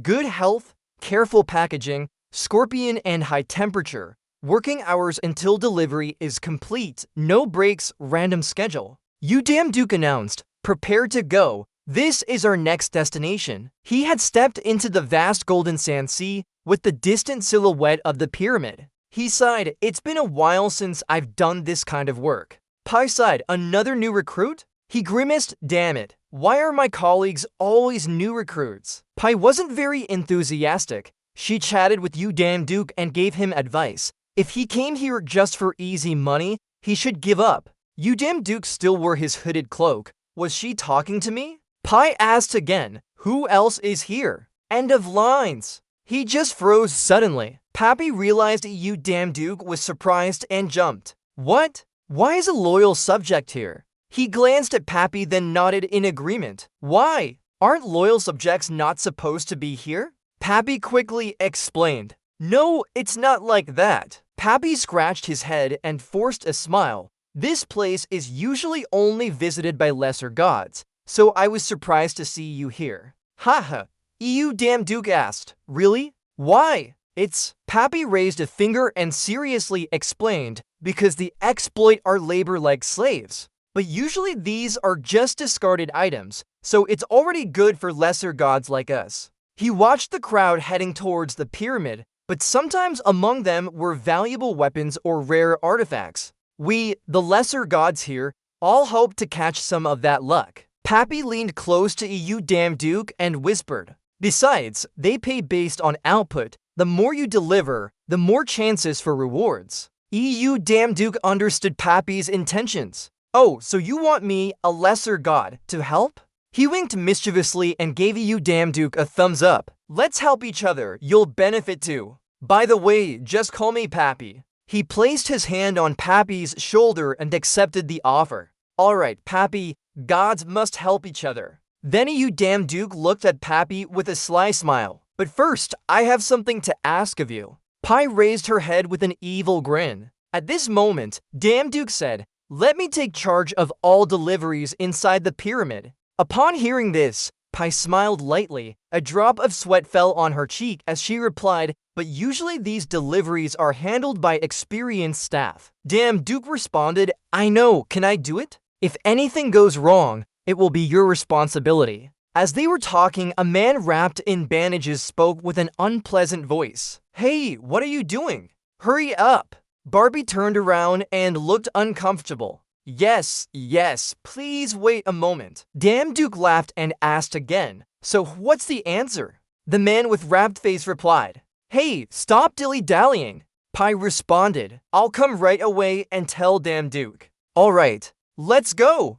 Damn Duke laughed. Got it. Under the large stacked crates, Pai said, yes. Sir, we will start by sorting the goods in that area over there. Looking at the large crates, damn Duke was amazed. Wow, all these are 2-meter thick batteries. Pai responded, yes. The pyramid is very complex, so all goods are brought here to be sorted before delivery. Pai instructed damn Duke to be careful when picking up items. If you drop anything, everything will collapse. Damn Duke forced a smile in response. Oh, it sounds difficult. Damn Duke glanced and said clearly, Hear me out. Be careful with the items. As Damn Duke finished speaking, large crates fell and crushed the green-haired boy. The green-haired boy stood tall, angry. Why did you dump all the work on me? Why do I always have to clean up after heavy tasks? Damn Duke replied straightforwardly that the other mages were busy. Eden was guarding the gate in case of an outbreak.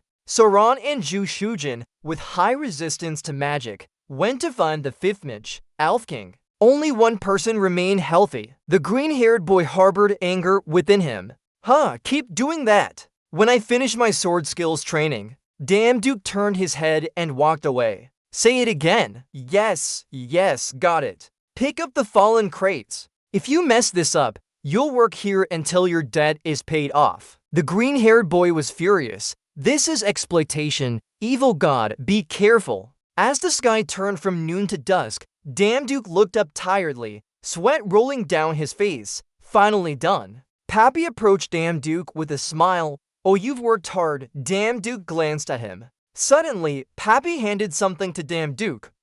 Here, take this. Damn Duke stretched out his hand and asked, is this horse's eye? Barbie replied, yes, it's a spatial artifact used for storage. You need it to enter the pyramid. It has no weight. Barbie hesitated again. Are you sure you're giving it to me? Damn Duke responded, yeah, just relax. I want to get this done quickly so we can rest. Damn Duke held Horse's eye up. A stream of magic pulled the large crates into it. Damn Duke smiled lightly. Okay, let's go then. The sky was gradually darkening. Damn Duke arrived at the massive pyramid where an old woman with long brown hair exclaimed, Greek gods live on Mount Olympus while Egyptian gods reside in this pyramid. Damn Duke was surprised. It looked big from afar, but not as large as he thought. Damn Duke and the green-haired boy stood below the massive pyramid. Suddenly, the green-haired boy asked, how do I open this door? Damn Duke smiled and replied, there's a magic spell. Damn Duke held Horus's eye to the door and shouted, come on in. The light from the eye illuminated the door. The door began to open. The green-haired boy exclaimed, oh! As the door opened, a bustling village appeared before them. The green-haired boy was surprised. What is this? A beam of light suddenly descended, covering Damn Duke in dust. He wondered what it was. Suddenly, a giant dog appeared and barked. Stop! You can't enter here. Damn Duke shivered with sweat. What's the problem? We're delivery staff from the pyramid. The giant dog growled menacingly. What's wrong is that this pyramid is a sacred place for gods and pharaohs. You're fine, but that human must sacrifice an arm to enter. Damn Duke was scared. But he's my mage. Is there no other way? The giant dog replied. No exceptions. Suddenly, the giant dog realized something. Hold on. Now I notice. Someone has entered the pyramid. The giant dog laughed maniacally. Ha ha ha ha. It's been a long time since I've tasted human flesh. As I said, sacrifice an arm. It raised its massive hand to grab the green-haired boy. The green-haired boy was terrified. Oh, damn it! You're trapping Damn Duke. Damn Duke shouted.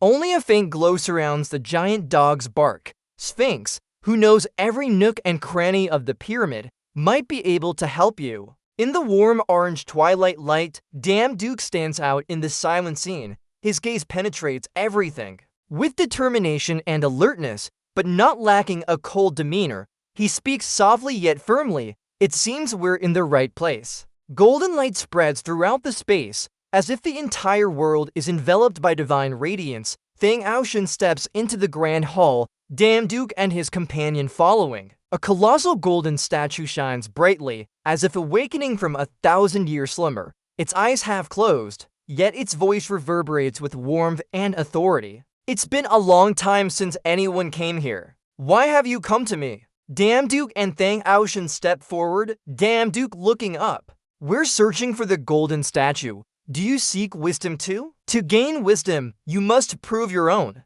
A paradox. Dan Duke smiles slightly. Good first sentence. I like it. In the golden light, a soft glow fills the room, creating an atmosphere that is both warm and hazy. A cat-like figure, possibly a talking intelligent creature, emerging from the shadows with a straightforward tone, but with a warning: it won't be easy. Dan Duke doesn't understand. 3 cat-like creatures appear from the light, standing together with an unpredictable air, each exuding its own aura. One speaks briefly and coldly. Let me introduce myself. I am S. The second one. This is the moment it's been waiting for. My name is Finn, and the last one hesitates to finish his sentence. I'm X. All 3 then say in unison, we are Sphins. Dan Duke is surprised. His eyes widen with a mix of shock when he sees 3 cat-like creatures before him. What cats? Los Fins. A question filled with doubt and disbelief at the strange situation. One of the black cats, standing upright like a human, speaks clearly. Yes. No more beating around the bush. First question. Dan Duke looks at the cats in front of him with a mix of surprise and a quick smile. In his mind, he thinks, what can I ask these cute cats? Boring. After a moment's silence, he tilts his head and gives a light smile.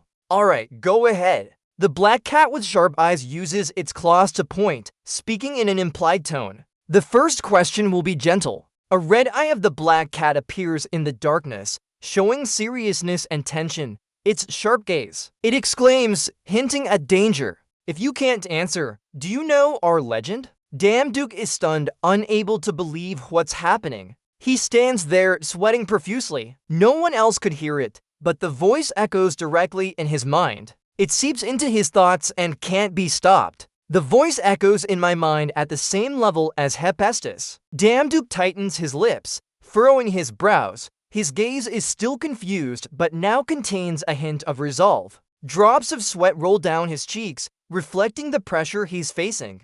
He thinks to himself, I was planning to run if things got bad, but now I have to take this seriously. Strange equations on the wall.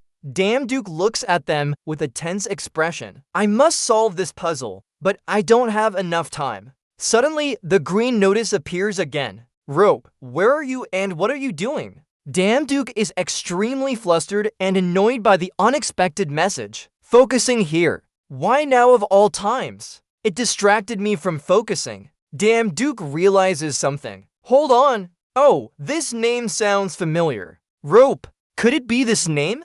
The cat's eyes are like a wise firefly. Its mouth slightly opens. It scratches its ear and sighs. Too slow. Only 5 seconds left. Home. The god cat glances, tilting its head to one side. Its mouth is slightly open. For seconds. The second cat continues counting. 3 seconds. The third cat's eyes narrow mischievously, smiling on one side showing excitement and joy. It keeps counting. 2 seconds. I'm going to enjoy this meal. She tilts her head, her hair gently falling over her eyes. You answer. 846. When Dan Duck speaks the number 846 calmly and confidently, the next scene immediately shows the god cat's shocked expression. It confirms that the correct answer is 846. Its face shows surprise with wide eyes and a droplet of sweat rolling down its cheek. It didn't expect Dan Duck to get it right. Dan Duck furrows his brows, smiling slightly, a bead of sweat rolling down his cheek. He's thinking internally, I never expected Pappy to be the mathematician Papyrus. He doesn't seem very smart. Dan Duck speaks up. Alright, did I answer correctly? Now tell us. The 3 cats stand together. Worried looks, sweat rolling down their cheeks. The god cat with the purple gem cries out, my. Suddenly, the god cat laughs in a mocking manner. Good, very good.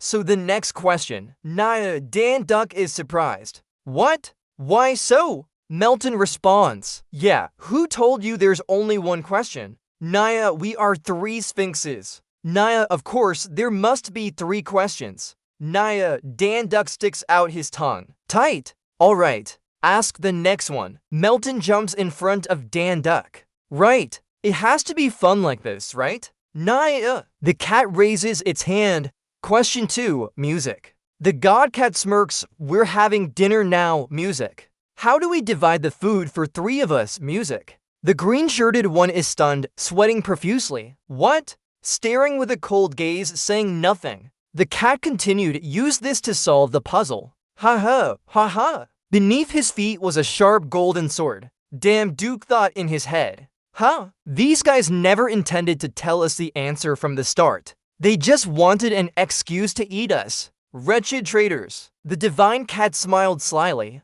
It pressed forward. It continued speaking. Heck. Good. Remember, you can only use the knife once. Ha ha. Just consider their weights to be equal. Then cut them up. Ha ha. Damn, Duke reached down to pick up the sword. Holding the sword, he thought in his head. Right, most gods are like this. Hand out the sword. In response. Correct. Damn, Duke laughed and stuffed his mouth. Keep talking. Take a bite out of it. The divine cat chuckled. You're. The cat's eyes suddenly turned purple, the gaze sharp and intimidating. It spoke. What are you doing? Home. Suddenly, everything blurred. The wind howled. The floor shook under heavy footsteps. Damn, Duke and the green-haired boy stood close together, eyes narrowed, determined. 3 black cats silently followed behind them. Their shadows glided over the red earth like living silhouettes. Bright streaks of light flashed ahead, tearing through space, signaling an unavoidable confrontation. The green-haired boy fell to his knees, crying out, ugh. The greensword pressed against one of the 3 cats from before. Damn, Duke laughed and said, want to fight? Come on over, little kittens. A young man in a hooded cloak swung his sword at the 3 black cats. At that moment, he asked, what? I only gave an answer. How could Sphinx not accept my answer just because it was rough? The sword now pressed against one of the 3 cats from before. It angrily cursed, you little brat. Then in a flash, the small, cute paws of the cat grew large. It aimed at the young man, challenging him to try and cut me. Ha ha! But just as its claws extended, a voice echoed, stop. The golden diamond-patterned cat approached with confidence but authority. The correct answer, ha ha ha. Seeing that, the purple-marked cat looked alarmed. To show his dissatisfaction with what that cat said, he waved his paws, revealing sharp claws. And we ask a question, and the challenger must give a reasonable answer. That's our unbreakable rule. HMPH. Do you want me to endure this chaos? In response to that anger, this cat is still very composed. No matter what happens, the puzzle starts and ends with a riddle. And it always ends with a riddle. HMPH. The cat with the purple mark hasn't calmed down completely yet. HMPH. We know, right? Tight. Turns out the young man in the face mask is Daming Dooku. He subtly listened to the conversation between those 2 cats. They were talking about him. It's been a long time since there was such a formidable challenger.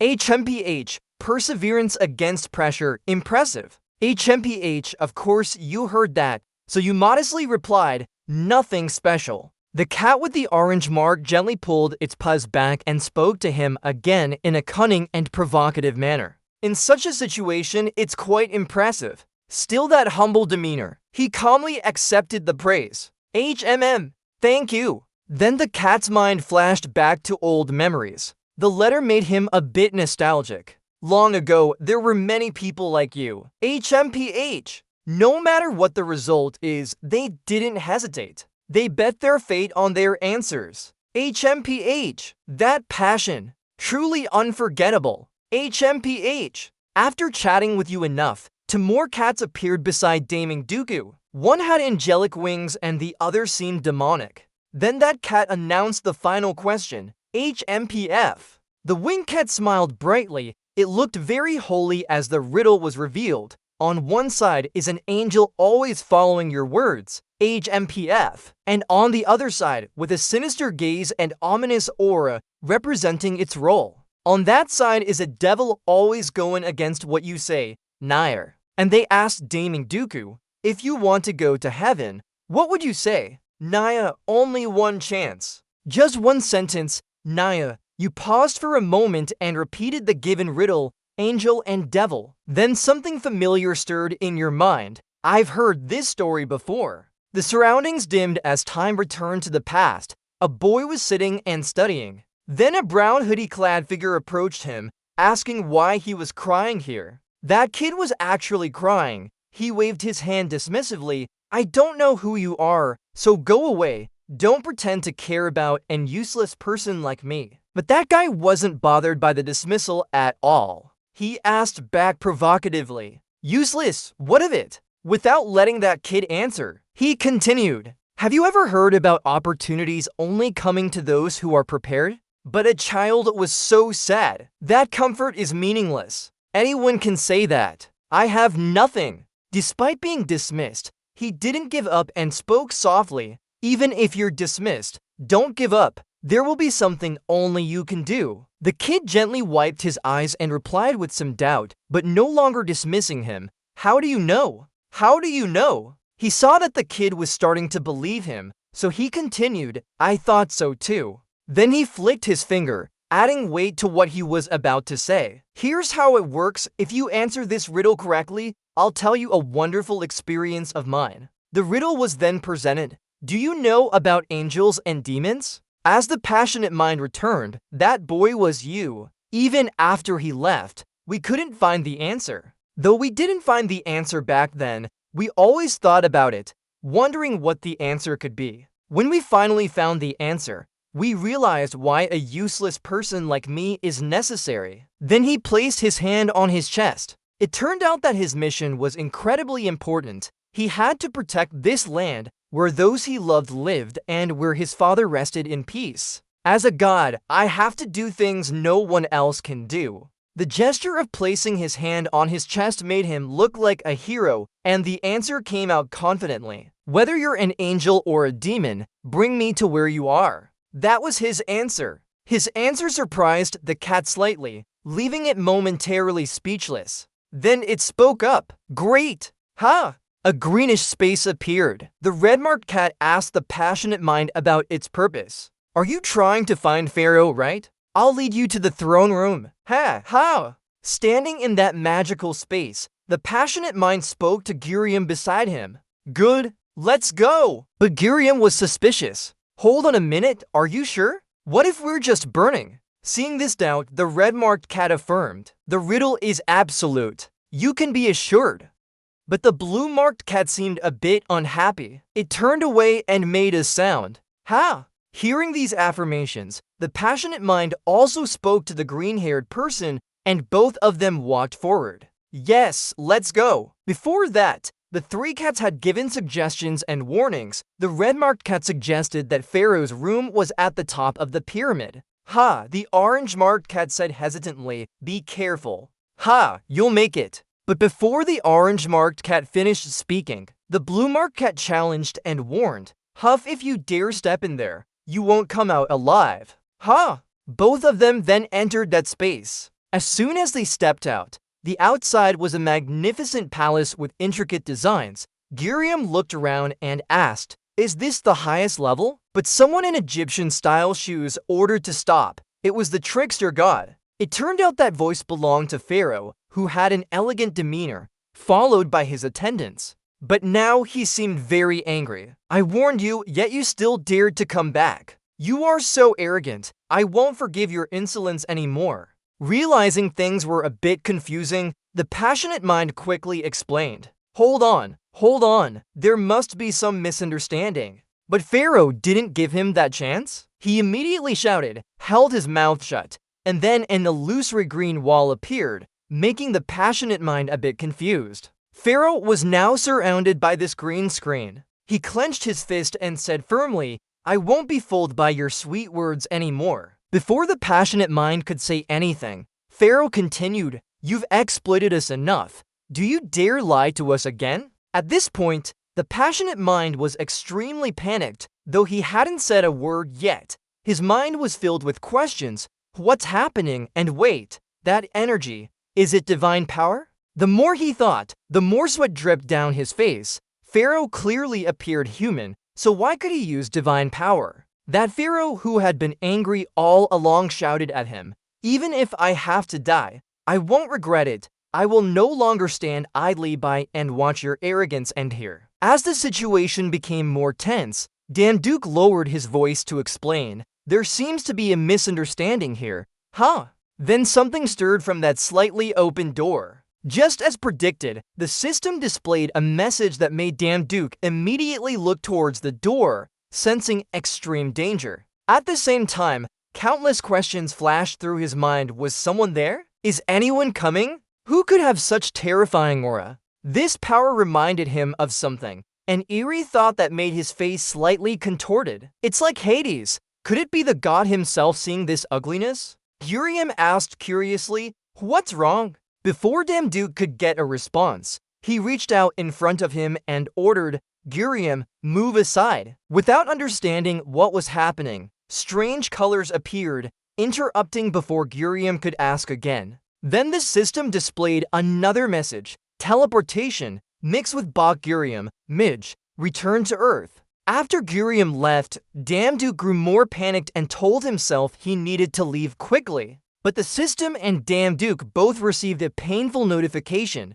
Teleportation failed due to insufficient divine power. Seeing that message, Damduke became even more alarmed. Insufficient divine power? Could it be I used too much divine power in the battle at the gate before? Worried, his face was drenched with sweat. I summoned all mages, even the wolves and bones. The finely decorated door creaked open slightly. A tall man wearing a mask stepped out, complaining about the noise. His eyes unintentionally or deliberately glanced in one direction before he spoke. Ajem. Then he looked at the pharaoh, but didn't seem to be asking him. Strange, I sensed another aura just now. Seeing this person, the pharaoh called out, examine! At this moment, Damduke was hiding on one side while they talked outside. I didn't expect someone to come here in person. The system screen also displayed a message. That's why Damduke could breathe a little easier now. Luckily, he hadn't noticed me yet,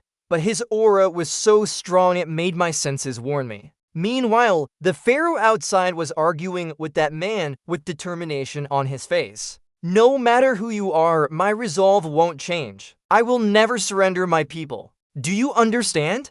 Go away! Then a strong aura hit the pharaoh from the other person. He roughly grabbed him, causing his body to shudder in pain. It seemed he was angry, making too much noise. The green aura around the pharaoh continued to emit, his face growing more contorted. This pleased the other man as he said, today I'll spare you because you're high quality. Seeing that terrifying scene, Damduke's expression changed slightly. He was absorbing divine power. That masked man, after satisfying himself with the divine energy, sternly reminded them, remember, you are just livestock providing divine power to me. He turned away decisively and ignored the fallen pharaoh on the ground. Before leaving, he said, next time, make sure to offer sacrifices on time or I'll waste my effort. The pharaoh's will gradually weakened as he cursed under his breath, damn it. His face now devoid of life. He thought bitterly, is this the end? All he saw were his loved ones kneeling and weeping round him, unable to do anything. He could only think in his head, I'm sorry, I wanted to protect those with pharaoh blood. Finally, when he regained strength, he sat up, holding his head and asked, what happened? How are you feeling now? Damduke cared as he asked, are you okay? Feeling fine? But pharaoh didn't answer. Instead, his face grew even more upset. You're that damned god just now. Damduke wasn't as relaxed as the bookish one. He was surrounded by children. Hearing pharaoh mock him, he felt a bit uncomfortable. I'm not that damn god, but you Damduke, the sword god. Seeing his brother's dislike for Damduke, she's a good person. A boy holding a round seed also joined in. Right, got it. He's a good guy. After saying that, the little brat proudly showed his brother what he was holding. Look at this. This is called Peru. Peru or something. It tastes great. He gave it to us too. But after hearing these words, pharaoh became even angrier. What? Phew. Spit it out right away. Do you know what this is? But he's just a kid.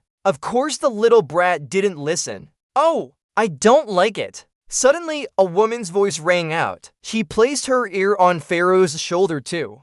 Come on, calm down. It turned out to be a girl with black hair wearing a bamboo screen over her mouth. She turned back to Pharaoh and said, "You almost died just now. Take deep breaths. It's a bit shocking." What? As if triggered by this, Pharaoh gradually recalled the final scene. Hold on, I remember being examined. You seem to be struggling to recall. The girl continued, right? You were drained of your life force and divine power by him. At first, I was skeptical, but pausing for a moment, she went on to describe Damduck's efforts to save Pharaoh when we couldn't do anything. He saved you himself when we were unable to help. Feeling a bit amused, he said, "Ha," and then refused the kindness from Damduck as if it didn't matter. Even humans don't do good deeds without a purpose. Only gods can. It seems Pharaoh has gradually lost faith in humanity like Damduck. He expressed his thoughts on that kind gesture. He surely wouldn't expect thanks from him. Probably because he saw you still had value to exploit, so he saved you. But Pharaoh wasn't listening to that explanation. He turned away and left with a few words. Forget it. Gods only do this much. The girl quickly followed him. Hold on. Don't move too fast. I think that name sounds familiar. Damduck quickly searched his memory. Hold on. Bow. Finally, he remembered the person with black hair. Turns out he's the fourth magician Duel mentioned. She seemed to say he was a preserved corpse. Maybe because we arrived early, he hasn't turned into a preserved corpse yet. Damduck quickly asked before this pharaoh left, "Hold on, are you Pow?" But this Pow only turned half his face and said angrily, "Don't call me by my name so casually. I have no intention of being friendly with your kind." Facing Pow's discomfort, Damduck's question seemed to hesitate. "Why do you?" Angrier than before, Pharaoh gritted his teeth and asked, "Why isn't it true that your kind always pretend to save people in their hour of need only to push them into hell later?" Memories of the starving people lying on the ground came back to him. This was the scariest time.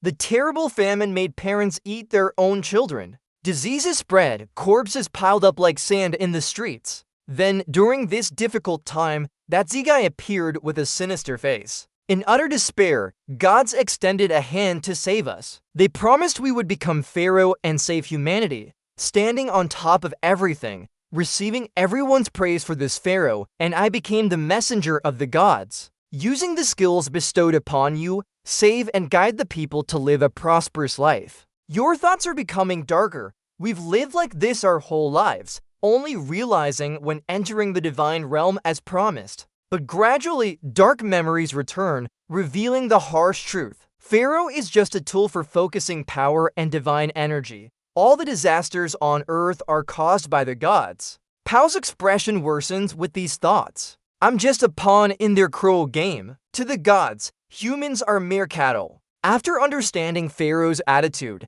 Dazu feels a bit remorseful. I never expected this to happen. Pow's attitude didn't change because of it. Frowning in discomfort, you now understand why I hate your kind so much. With that said, he left with a final, cold statement, "Go and don't come back." Despite Dazu's departure, he left a firm word, "No, I will return." Exiting the door, he paused, gesturing into it as if speaking to someone inside. "Let's say next month. By then, I'll try to earn your trust." It is now a month later. Pharaoh's palace remains unchanged. Zikir still stands tall, his arrogant demeanor intact. He opened both doors wide. Upon entering, he immediately stated his purpose. "I came here for. This time, I hope there won't be any feudal resistance." Then from the other side, Dazu rushed in with the sword drawn. But this examiner was faster than Dazu. He immediately swung his arm out.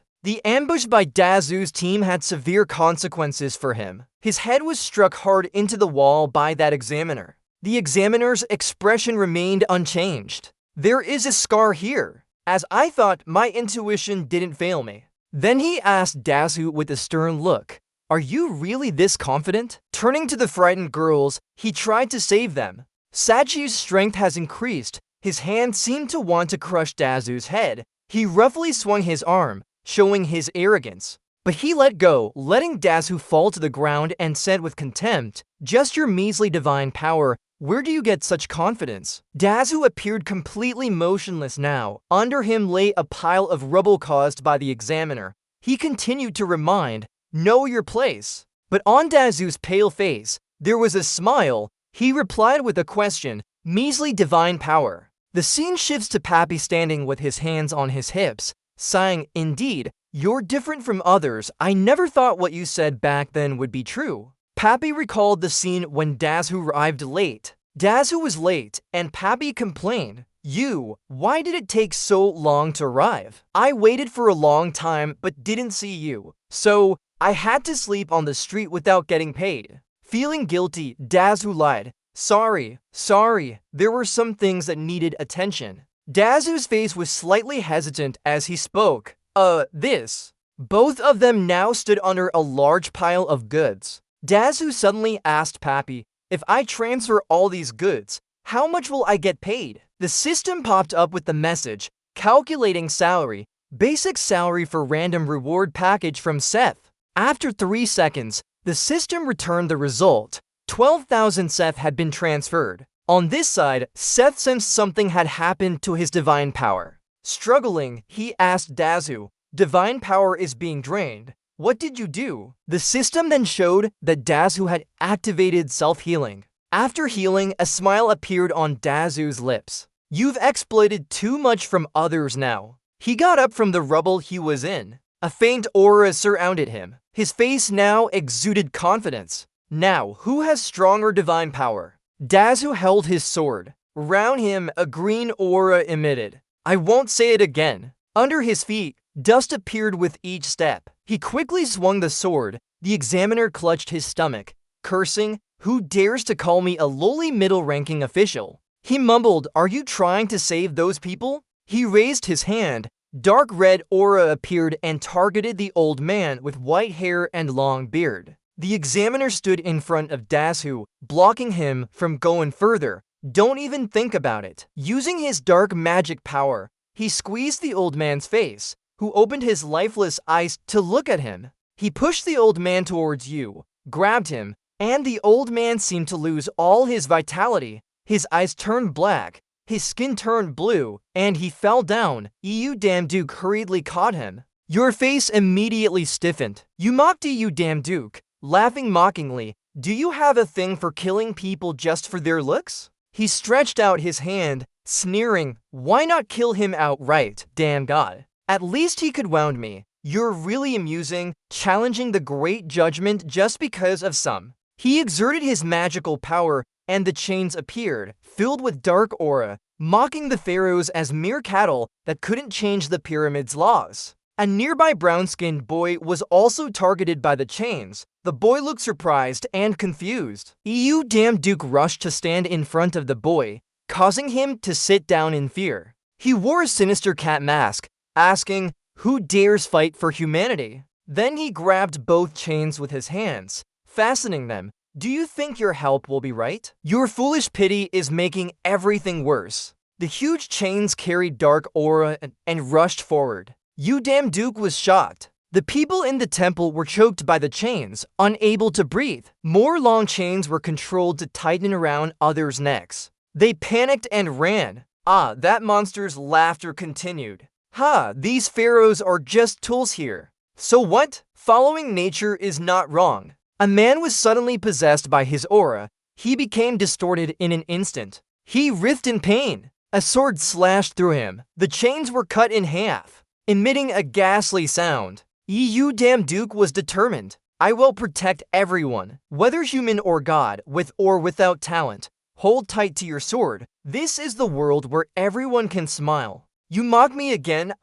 You're really foolish." His next move was even more bizarre. He moved so fast that only a loud boom and dust could be seen. He rushed towards Damn Duke, never to achieve great success. Then he attacked quickly. Only when you give up everything can you become strong. The chains in his hand continued to target the people still confused in the temple. Damn Duke glanced around. Seizing the opportunity, he delivered a golden cheek punch, making the boy's face twist. Damn Duke was thrown back, spitting out blood profusely. His back had hit the wall too. He arrogantly looked at the damaged boy and said, "Look." His attacks continued to injure you damn Duke, distracted by those insects. "Keep hitting you damn Duke, you can't even take care of yourself. You're in a bad position, unable to retaliate, only gritting your teeth and enduring." Yeah. The pharaohs watched from afar as everything unfolded. He clenched his fists, feeling angry inside.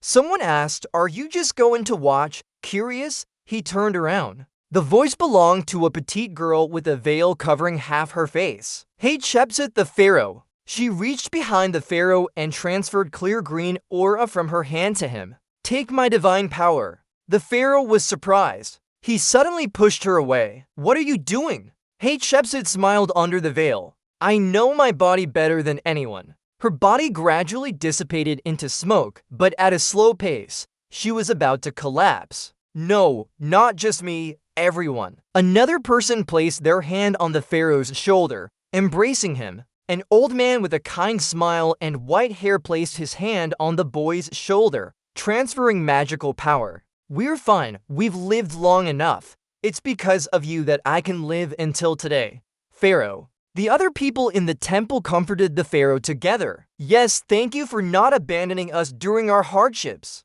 "That's right, brother. Thank you for not leaving us when we needed you." "Bow, because of you, we've come this far." "Bow, you must survive. Clench your jaw, pull in your body." Pharaoh cried, his face showing deep affection. "Everyone, I'm sorry." He clenched his hand into a fist, still shivering. "I am too weak, unable to protect everyone." Pharaoh Hatshepsut's left arm had vanished. She stepped forward to stroke Pharaoh's cheek with her remaining arm. "And bow, my friend, don't cry, your face is so somber." Pharaoh Hatshepsut, built a 1,000-year kingdom, enjoyed wealth and luxury, endured 1,000 years of suffering to understand love. She stroked the tear-stained face of the pharaoh. "I have experienced all the joys of life. Now it's time for me to go. May our pain be soothed by your smile." Her body vanished quickly. Her arm turned to dust. Even her beautiful face crumbled into dust, disappearing into nothingness. But that smile still graced her lips, and our happiness will endure. The priests in the temple turned to dust, returning to eternity. Before vanishing, Pharaoh Hatshepsut left a message, returning with a teardrop. Pharaoh Hatshepsut stood silently, feeling pain gnawing at his heart bit by bit. Dust swirls in the air. The temple lost many people. Now only passion remains in the battle. He fell to his knees. Wearing that mask made no difference. Zhang stood tall. He continued taunting, "You maggots, you're quite something. I haven't felt this old sensation for a long time." Instantly, a dark aura enveloped him. He looked at the passionate one and said, "Here's your end, die and disappear." Pharaoh appeared, his body now filled with rage. His power significantly increased after receiving everyone's strength. "No, it should be you who dies." A deafening explosion echoed from the temple. The scene was now white, dust swirling. Pharaoh's fury subsided. The pyramid was affected by the strike, losing its ancient beauty. Countless dust particles obscured vision. Rocks and debris flew everywhere. Everything seemed to change instantly. The architecture crumbled. Bricks fell onto the floor. The boss fell into a deep pit in the pyramid. Pharaoh stood high above, looking down. Cow clenched his fists, angrily questioning, "How does it feel to fall from the pinnacle of pride you always boasted about?" The boss gritted his teeth furiously. You dare." He slowly rose, his anger flaring up, a thick aura emanating. "You've crossed the limit." Duke looked down in surprise. Indeed, he was the chief god. "Are you still hiding your power?" Pharaoh calmly rebutted. "No, this is the end." Looking up from the pit, Pharaoh's voice echoed, "That will be your grave." The boss nodded in approval. "For you, today the pyramid will bleed. I'll turn everything to dust." 3 black cats appeared behind Zet. They can be distinguished by their differently colored triangular marks on their heads. "Where are you going?" Zet glanced. "Sphinx, I'll dodge." "Move aside, I'm busy." The black cat remained in the shadows. "If you're here, you must solve the riddle." "How?" "This is the immutable law of the pyramid.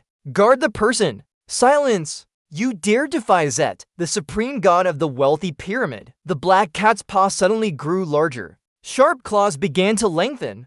Crush Zet. We've said this before. Hey, step forward. Only those who solve the puzzle can leave. Hey, that's the rule. Already angry, his head held by the sharp claws of the cat. Sphinx, do you want to die? The cat continued to taunt. You spoke so loudly, but it seems your divine power has run out. Hey, with that little bit of divine power, you couldn't possibly defeat all three of us. Hey, the black cat with the golden eyes grew larger. Stand before me and be judged. Begin the trial. Tell us all the sins you've committed. Hey, he's furious but can't do anything about it. The black cat looked at him disdainfully. 30 seconds might be too short to recount your crimes over thousands of years. Hey, we won't limit the time. Hey, if you can't answer, you'll be stuck here until this blood-drenched pyramid turns to dust. Hey, the pyramid cracked into large pieces, no longer in its original shape.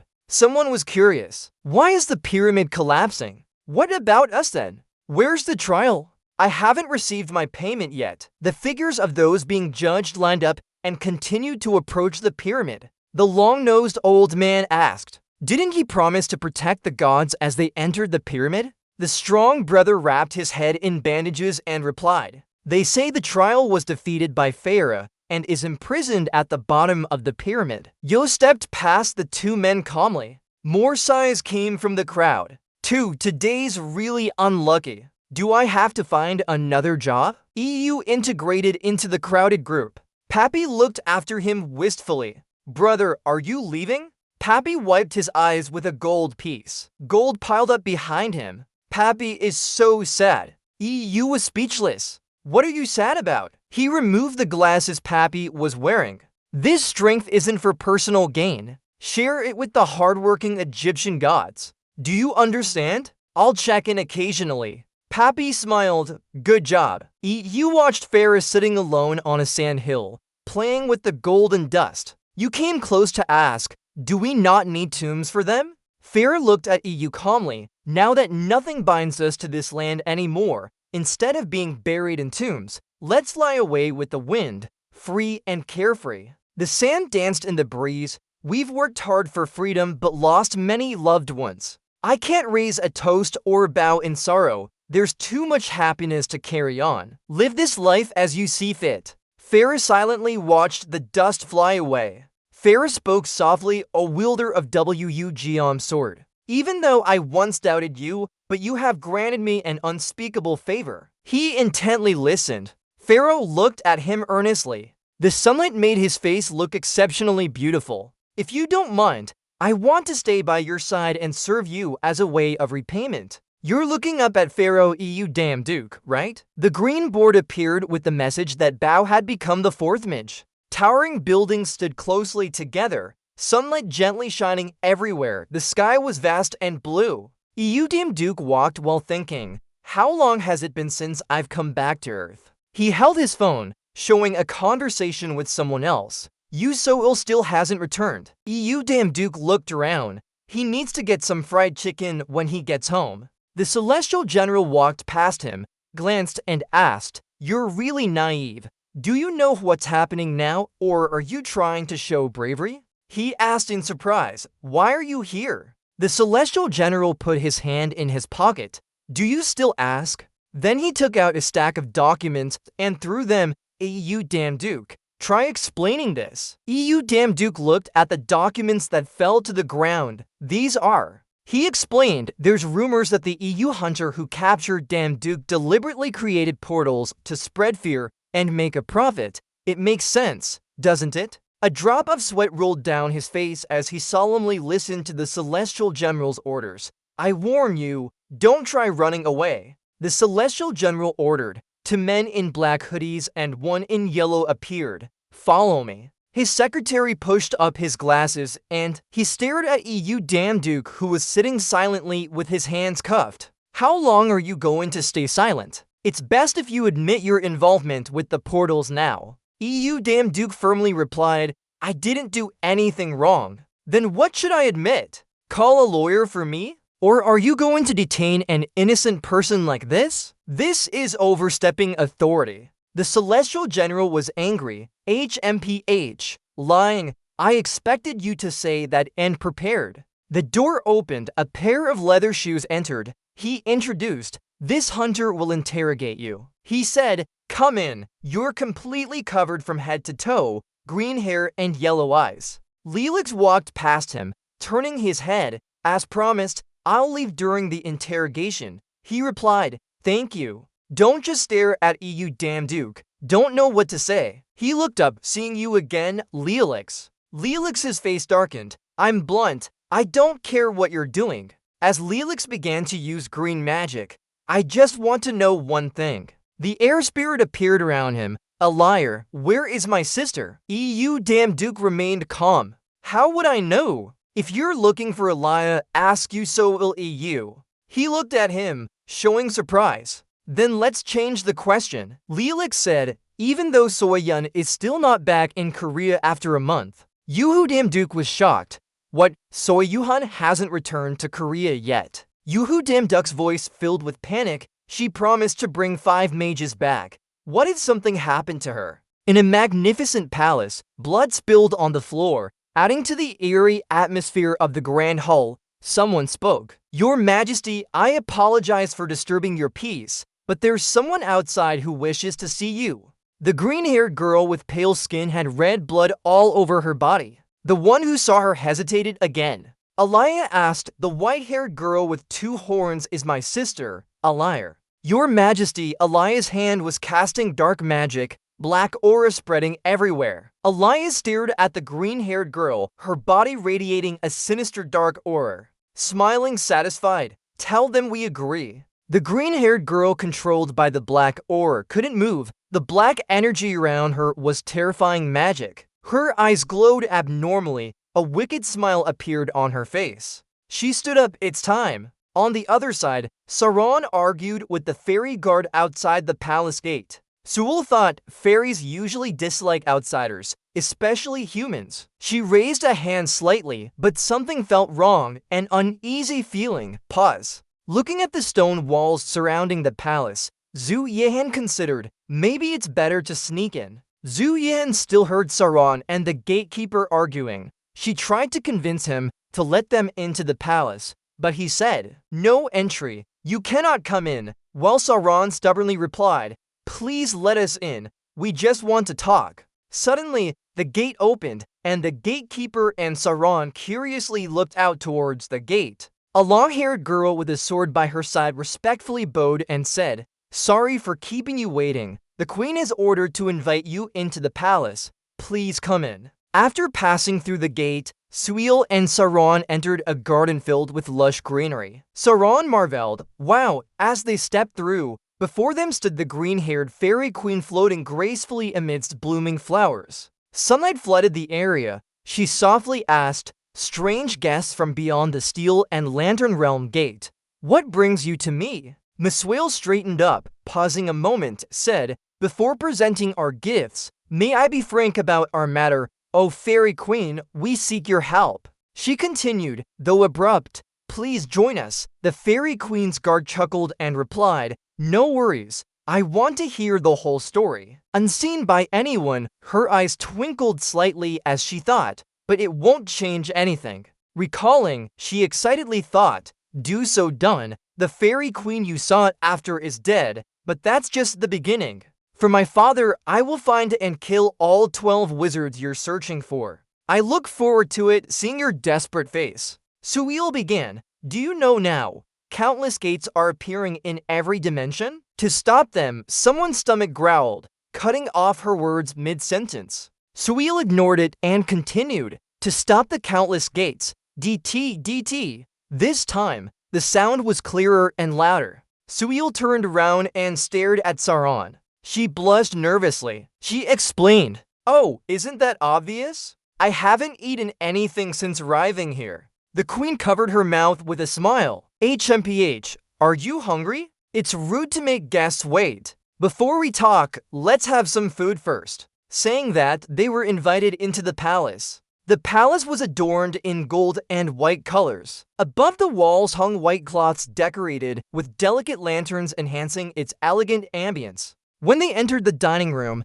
Soo-yeon and Sauron saw people in white robes setting up beautifully and delicious-looking dishes on the table. Sauron exclaimed with delight, "Wow!" She covered her mouth as she said, "This is heaven, right? Everything looks so delicious." Soo-yeon replied, "The fairy race's cuisine is famous throughout the divine realm." Hearing this, Sauron wiped her drooling mouth and said, "I'm such a glutton." Then Soo-yeon bowed respectfully to the queen and said, "We thank you for your warm welcome. We arrived without prior notice." The queen listened as Soo-yeon's voice was deep. "I am still lacking in knowledge. I do not know how to pray according to the fairy race's ritual. Could your majesty please pray before we eat?" The queen laughed and replied, "HMPH, you are an outsider but very well versed in our culture. So may I pray for the original fairies and ancestors? The source language differs." As soon as the queen finished praying, Soo-yeon's face darkened. She asked, "I have a question. Where is the queen?" Before she could finish speaking, the queen suddenly tilted her head and pretended to be asleep, not even finishing her sentence. A sharp red blade suddenly flew towards her and stopped in front of her. Despite the speed at which Soo-yeon's blade cut, the queen's face remained calm, even as her hair fell down. Everything scattered, the dining table was split into by Soo-yeon. Soo-yeon stabbed Dae's hand hard, causing a loud sound and making the wall behind collapse. Her eyes lit up as she said, "The fairy language is multi-layered with clear distinctions between classes. You just used honorifics." The fake queen was stabbed in her hand by Soo-yeon's blade, but instead of bleeding, a black smoke emerged from the wound. Her face remained calm and unafraid as she said with a sly voice, "HMPH, I've changed my appearance already." The fake queen suddenly emitted a mystical black smoke. After being launched away, her form destroyed everything around it. Dust settled, the shape of the fake queen gradually appeared. It was a small girl with white hair tinged with blue at the ends, golden eyes, and two sharp horns on her head. She laughed and said, "Ha! I hope to cause some damage to that person. But it seems there's still strength left in me." Hearing this, Soo-yeon stepped out of the smoke with a cold look. "Elia," she said, "what are you plotting here?" Elia sighed and replied, "Well, nothing big. Just one of the original children, the fairy queen. I killed her before." Elia continued, "Because I knew you were gathering the original children around you saw him," she said as she secretly gathered power in her arm. Then she launched several blades and shouted, "So there's no reason for me to let you have your way." Sauron caught one of the blades and grimaced, what happened?" As those blades approached Soo-yeon, she remained silent. Suddenly, Soo-yeon's eyes lit up as she picked up her two blades. Her feet moved lightly, her black-green hair flying with each step. While Sauron was still struggling against the blades launched by Elia, Soo-yeon had run to Soo-ilun and landed gracefully. Elia was cut by Soo-ilun's blade and fell to the ground bleeding heavily. Elia bled, but she was still laughing. "Indeed, you are still too strong for me." Her wounds began to heal. Elia said with a corner of her mouth, "If not for your body, I would have died. But it's a pity, it doesn't matter. When the wound fully healed," she said with an evil smile, "I've had enough time." Soo-ilun was surprised. "Huh? You couldn't close the gate in your country, right?" Elia widened her eyes and gave a strange smile. "Why did I waste my time here with you?" Hearing this, Soo-yeon's expression changed. Could it be? On the Korean side, the sky turned dark. A drop of water gradually expanded across the sky. You all looked up curiously at that place. Elia's voice continued to echo. "The seam in your patched armor has been torn for a long time, and through this gap, the great demon has arrived." From the water gap in the sky, a man wearing a devil mask slowly appeared and raised his hand. Suddenly, an immense power descended directly onto the city, making Elia on the other side mock. "I'm curious. How long can you Jim-dandik hold out against death? The one who has regained all their strength, is it here?" The once peaceful city was now in ruins. Amidst the chaos, the man wearing a devil mask folded his hands behind his back and landed on the ground with a calm demeanor. Even as Soo-yeon widened her eyes and opened her mouth, she became increasingly agitated. Sweat dripped from her forehead. Panic swirled in her mind. Chaotic thoughts raced through her mind. No, no way, it can't be. A glowing control panel appears in midair, strange characters sparkling across the screen as if waiting for a choice. Even though Ian rewinds a few seconds, her eyes fix on the glowing squares, certain that Aliyah is lying to escape. No more pretense. She reaches out with her finger, swiping smoothly over familiar words with practiced ease. A prominent line of text in the middle, below to brightly lit squares. One side shows certainty, the other clear denial. As soon as her fingertip touches the screen, the surrounding space shudders. The whole world holds its breath with that decision. The moment her finger touches the screen, the control panel instantly turns red, emitting a blinding warning sound. The text becomes clearly visible on the screen. Unmovable zones. Soo-yeon narrows her eyes, holding the person in place for an instant, her heart skipping a beat as if plummeting into abyss. Suddenly, Aliyah speaks from nearby, her voice cold and smug. She slowly steps closer, the corner of her mouth curling up into a sneer. Ha, what's wrong? Is something amiss? She slightly bends down, clearly teasing as if looking at a pitiful failure, disdain evident in every gesture. At this moment, your world, Earth, lies beyond the system's influence because the old death goddess has directly received power from Charles.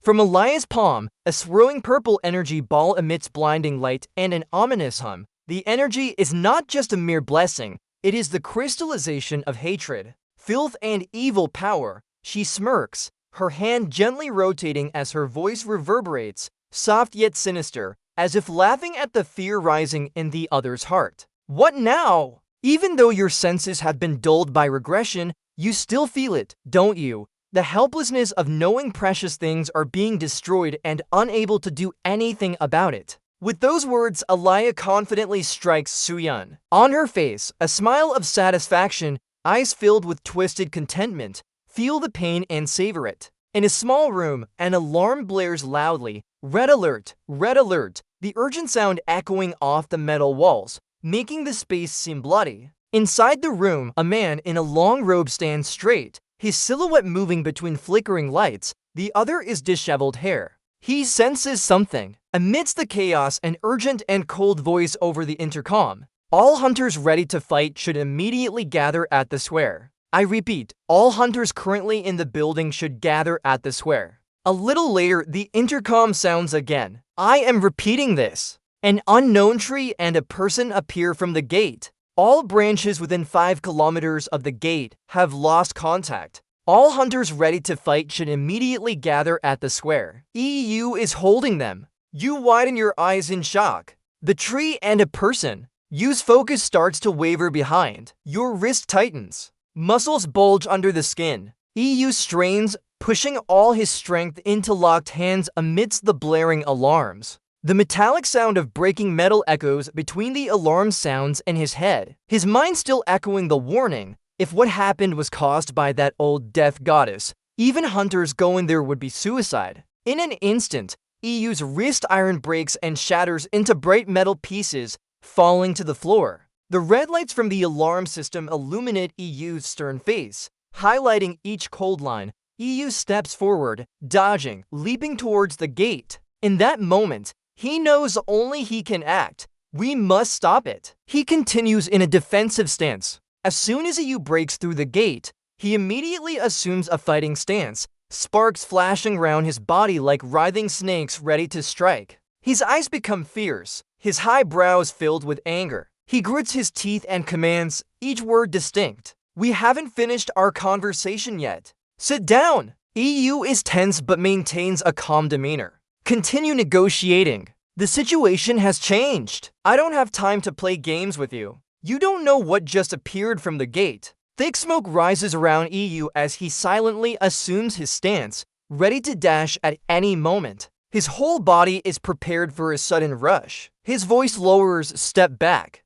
EU sprints past Leo Lux, so fast that the wind whips through his vision with a rustling sound. He glances briefly at the other. There's no longer confrontation, but only intense worry and determination to fight. We don't have time to waste anymore. Leolux stepped out of the brightest blue light, surrounded by electric sparks. The wind from Damduck's swipe was still lingering, and his silver hair gently swayed as I knew. His words hadn't even faded in the air when a green beam tore through the space, Leolux's aura darkening as he pointed at Damduke, readying his weapon. Just run, and the strike will land without hesitation. Leolix frowned. The blue light from the electric sparks made him look more dignified. He lowered his voice, saying that the monster had appeared through the gate. And just by looking at your worry, you've directly witnessed it. You can understand how much worse this time is compared to before. Leolix narrowed his eyes. He was tense.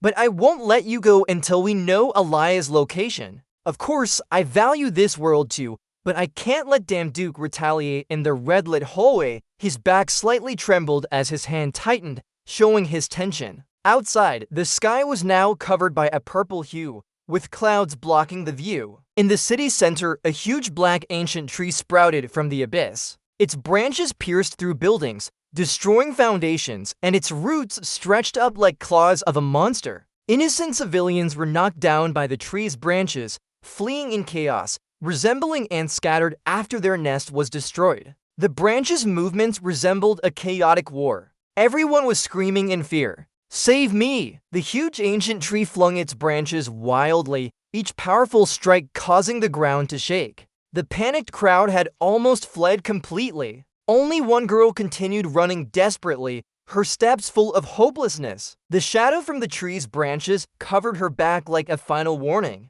She ran and turned her head, eyes wide with fear, as if her life was about to end. Sadly, she hadn't even become a rich woman yet to support young men. Despair flickered in her eyes. Suddenly, a red streak cut through the air like lightning. Park Gur-Ion leaped up and severed the chaotic branches with his sharp sword. He moved aside, his red eyes briefly glanced at the girl before him. Luckily, he paused, gritted his teeth, and shouted loudly. His voice was as cold as steel. "Why is Sen still lingering? Thank you," then ran away from the place where she narrowly escaped death. Gurium stood in front, his eyes narrowed, looking round. This is a crucial moment indeed. The ancient monster tree continued its madness, continuously releasing dark energy waves outward. Dark spirals of energy swirled around it. Echoing like cries from hell, the air was heavy with fear, making anyone feel dread. Directly in front of the tree stood an old woman blocking the path.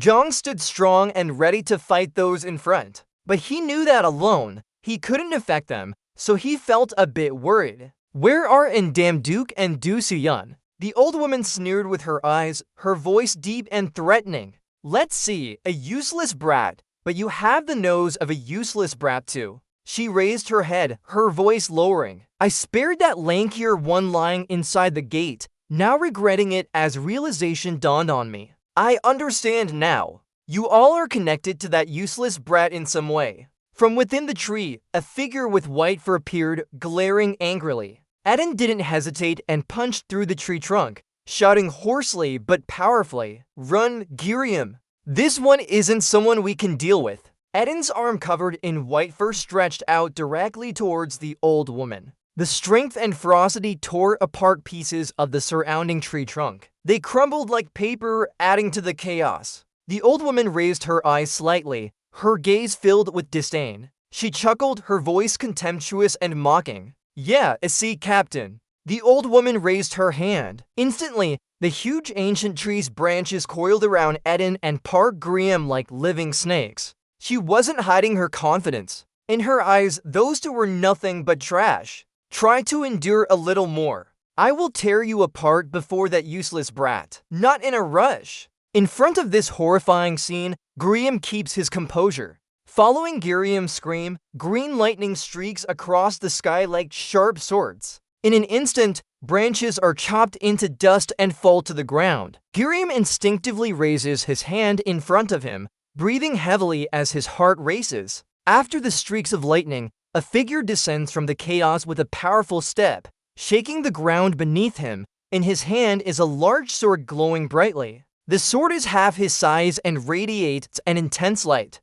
The green lightning is Leelix. He's covered in aura, his eyes fixed on the target before him. He sighs with relief. Thankfully, I arrived just in time. Leelix glances at Giryong, his gaze softening for a moment as he reassures, "You did well, Giryong." Giryong is startled. "Leelix, why are you here?" He lands on the ground. Green smoke still lingers around. Leelix nods, his voice firm and confident.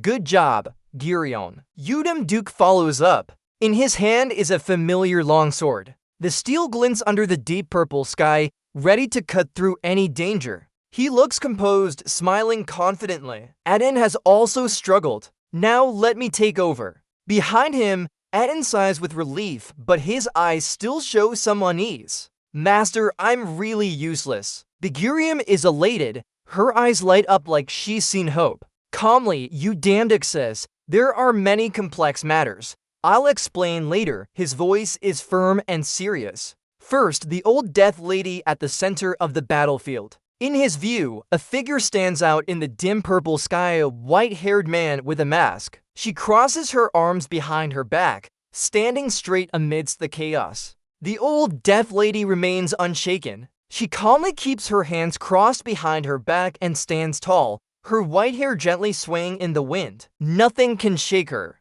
Beneath the mask is an absolute arrogance of one who knows what they hold. Amidst the chaos of the earthquake, Udamdik taunts, "Got you again, little brat. You came here on your own. What good are you now?" The ground rumbles as waves of destruction engulf the city. He boasts, "Fine, I'll reward you by stripping you and your students to offer them to the three gods." Udamdik is no pushover. His physical strength has kept him standing against the attacks, facing death bravely. "If you think this will be easy like last time, you're in for a surprise, old lady." Each step he takes is firm and steady. He moves like a ship in a storm, with mysterious blue lightning slicing through the darkness. It's like divine whips splitting time, creating glowing slashes that cut through the darkness. The light from his sword glows like shooting stars, cutting through the space. The wind begins to howl, and the ground starts to rumble. Udamdik stands heroically against the gale, his sword glowing with power and energy.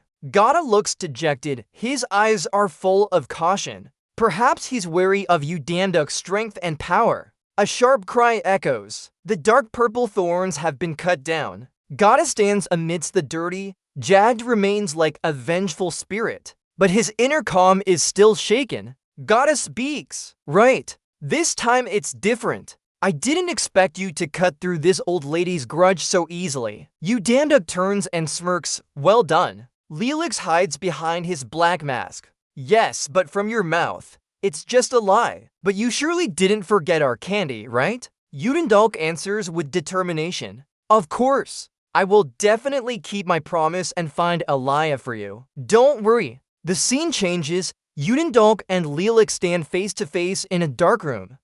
The four walls are red. Dandalk was furious and stepped back immediately. By the time they stood up to argue, the city might already be destroyed. Leelix looked at him seriously. It no longer mattered. Just find Alaya and he would do anything. Udendalk stared at Leelix with a serious expression. "If I have a way to find Alaya, you said you'd do anything, right?" Going back to the time when Udendalk was fighting the old death lady, he ran quickly forward. Of course, with this omnipotent power, tearing apart those dark waves would be easy. The battle erupted. The old death lady radiated savagery with long, threatening tentacles ready to devour everything in the misty space. A powerful explosion echoed. The giant tentacles couldn't save Udendalk in this life or death moment. The old death lady must fight to the death this time. With his gray-white hair hanging down and white eyes staring into nothingness, his long, twisted body causing chaos,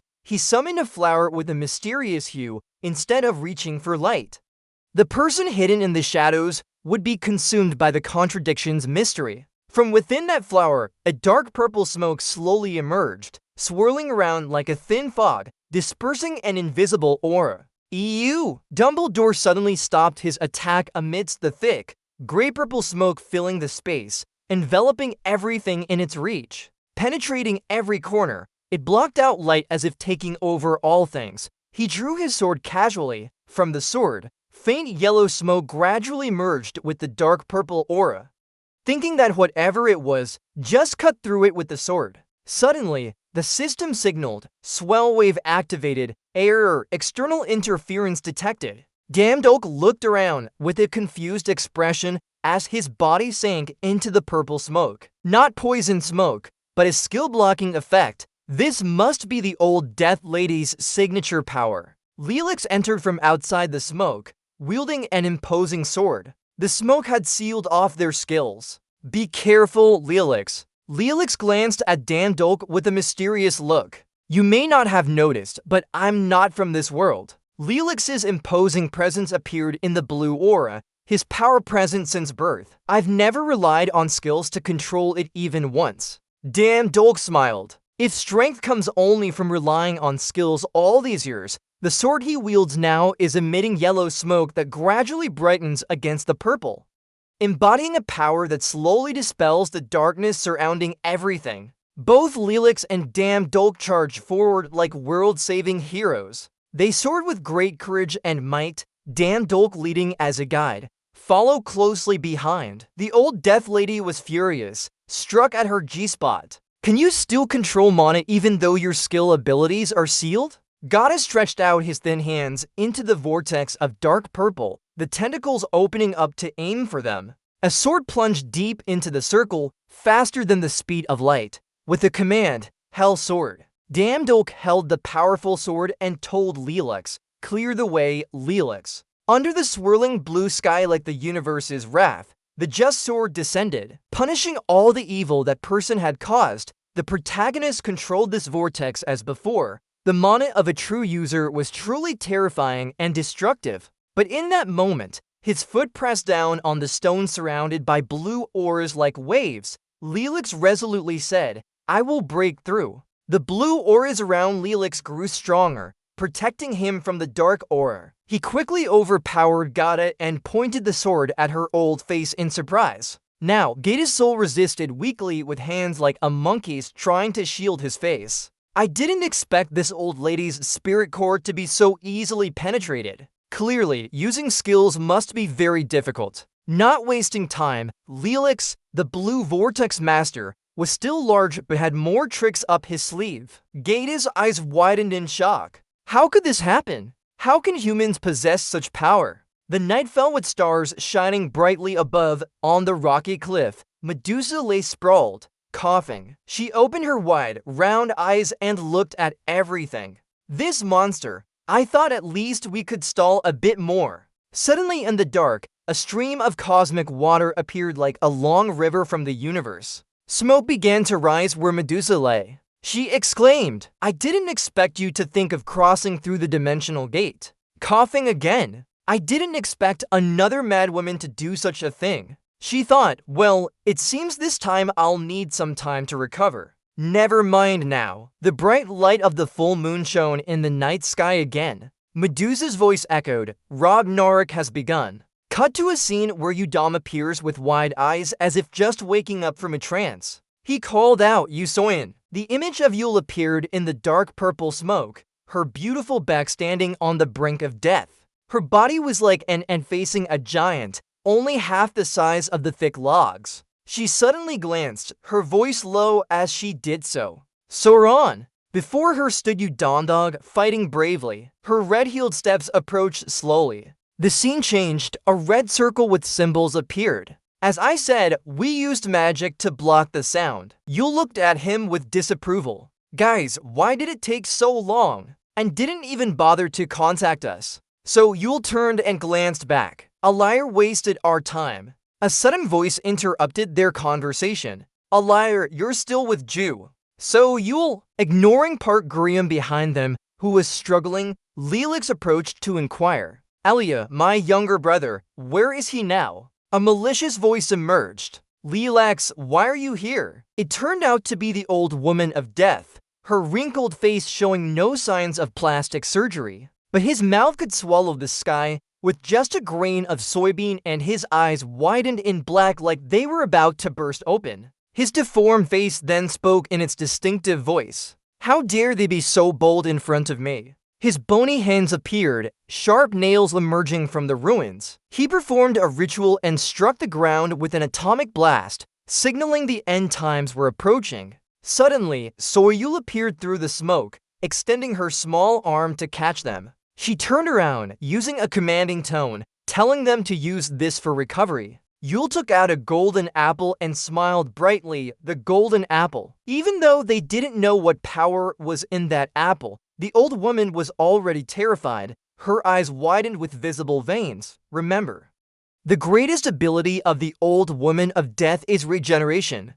We need strong firepower to overpower it. He's too big, arrogant brats. I used my hand to scoop up the earth, if wanting to swallow an entire city. They shouted loudly. The old woman? Heaven and earth, who knows what will happen next? Even though we were cautious, if this turned into we would definitely lose. So you ran forward, ignoring Damn Duke standing there like a foolish child. I'll hold her back. Think of a plan. Damn Duke looked blankly, and Ko clenched his teeth tightly. First of all, it's easy to say think of a plan. We used black inflammation bandages, our strongest attack so far, and still didn't work. How can we do this? Damn Duke looked at the severed arm of the old woman. Hold on, how could they be intact after that hit? Clearly just now, Jusoyan's normal slash cut off her finger, he thought, which shows her body isn't as solid as we thought.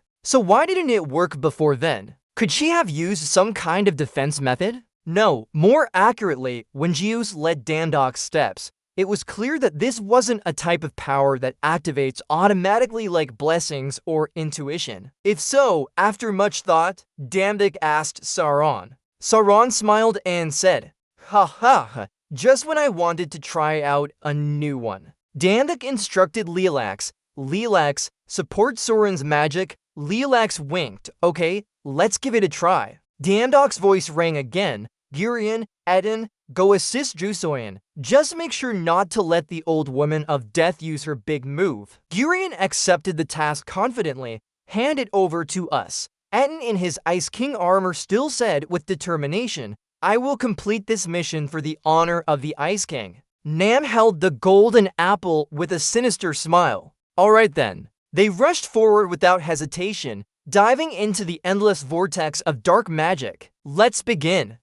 Gaeta's efforts were in vain. The hat-wearing gang is doomed. Sauron ascended like a sorceress, casting spells with golden beams preparing to attack Gaeta, but she continued speaking resolutely. Fine, I'll personally teach you your place. You puny creatures! Lilax was worried. The mana flow was terrifying. A voice rose up. At that moment, Sauron was casting a spell. Her black hair danced in the wind as she murmured an incantation only she could understand. Sauron opened her eyes to hide her fear. Indeed, casting spells without preparation is extremely difficult. Eden fought fiercely. 90% of his body was strength. 19110 against the old woman. Lilac stood below as a signal receiver. Everything was ready. Send the signal down. Lucky us, they're weakening down there too. The Yun shield bearer suddenly turned his back, blocking magic from thin arms, noticing something. While fighting, a warning voice interrupted. Begirium, Eden, retreat now. Sauron soared like an angel amidst the golden spellwork, taking her to a strange circle. Her power spread, overwhelming the old woman who gasped in surprise. She was huge and authoritative. Did you wait long? Eat this! Monster! Crunchy! Blood spattered all over Sulin's body. Her body lay limp on the ground. She no longer reacted. Her pale face! Her eyes closed, sinking into darkness. In panic, she screamed desperately. Sulin, wake up! Cold sweat dripped down his cheeks. His eyes showed clear fear. He tried to use a healing skill, but it was ineffective. Damn Duke was dazed. The system began activating. Green notifications appeared indicating spatial displacement is in progress. Target clear, initiating spatial displacement to Olympus. Immediately after, a red warning appeared. The process was interrupted due to refusal of destination.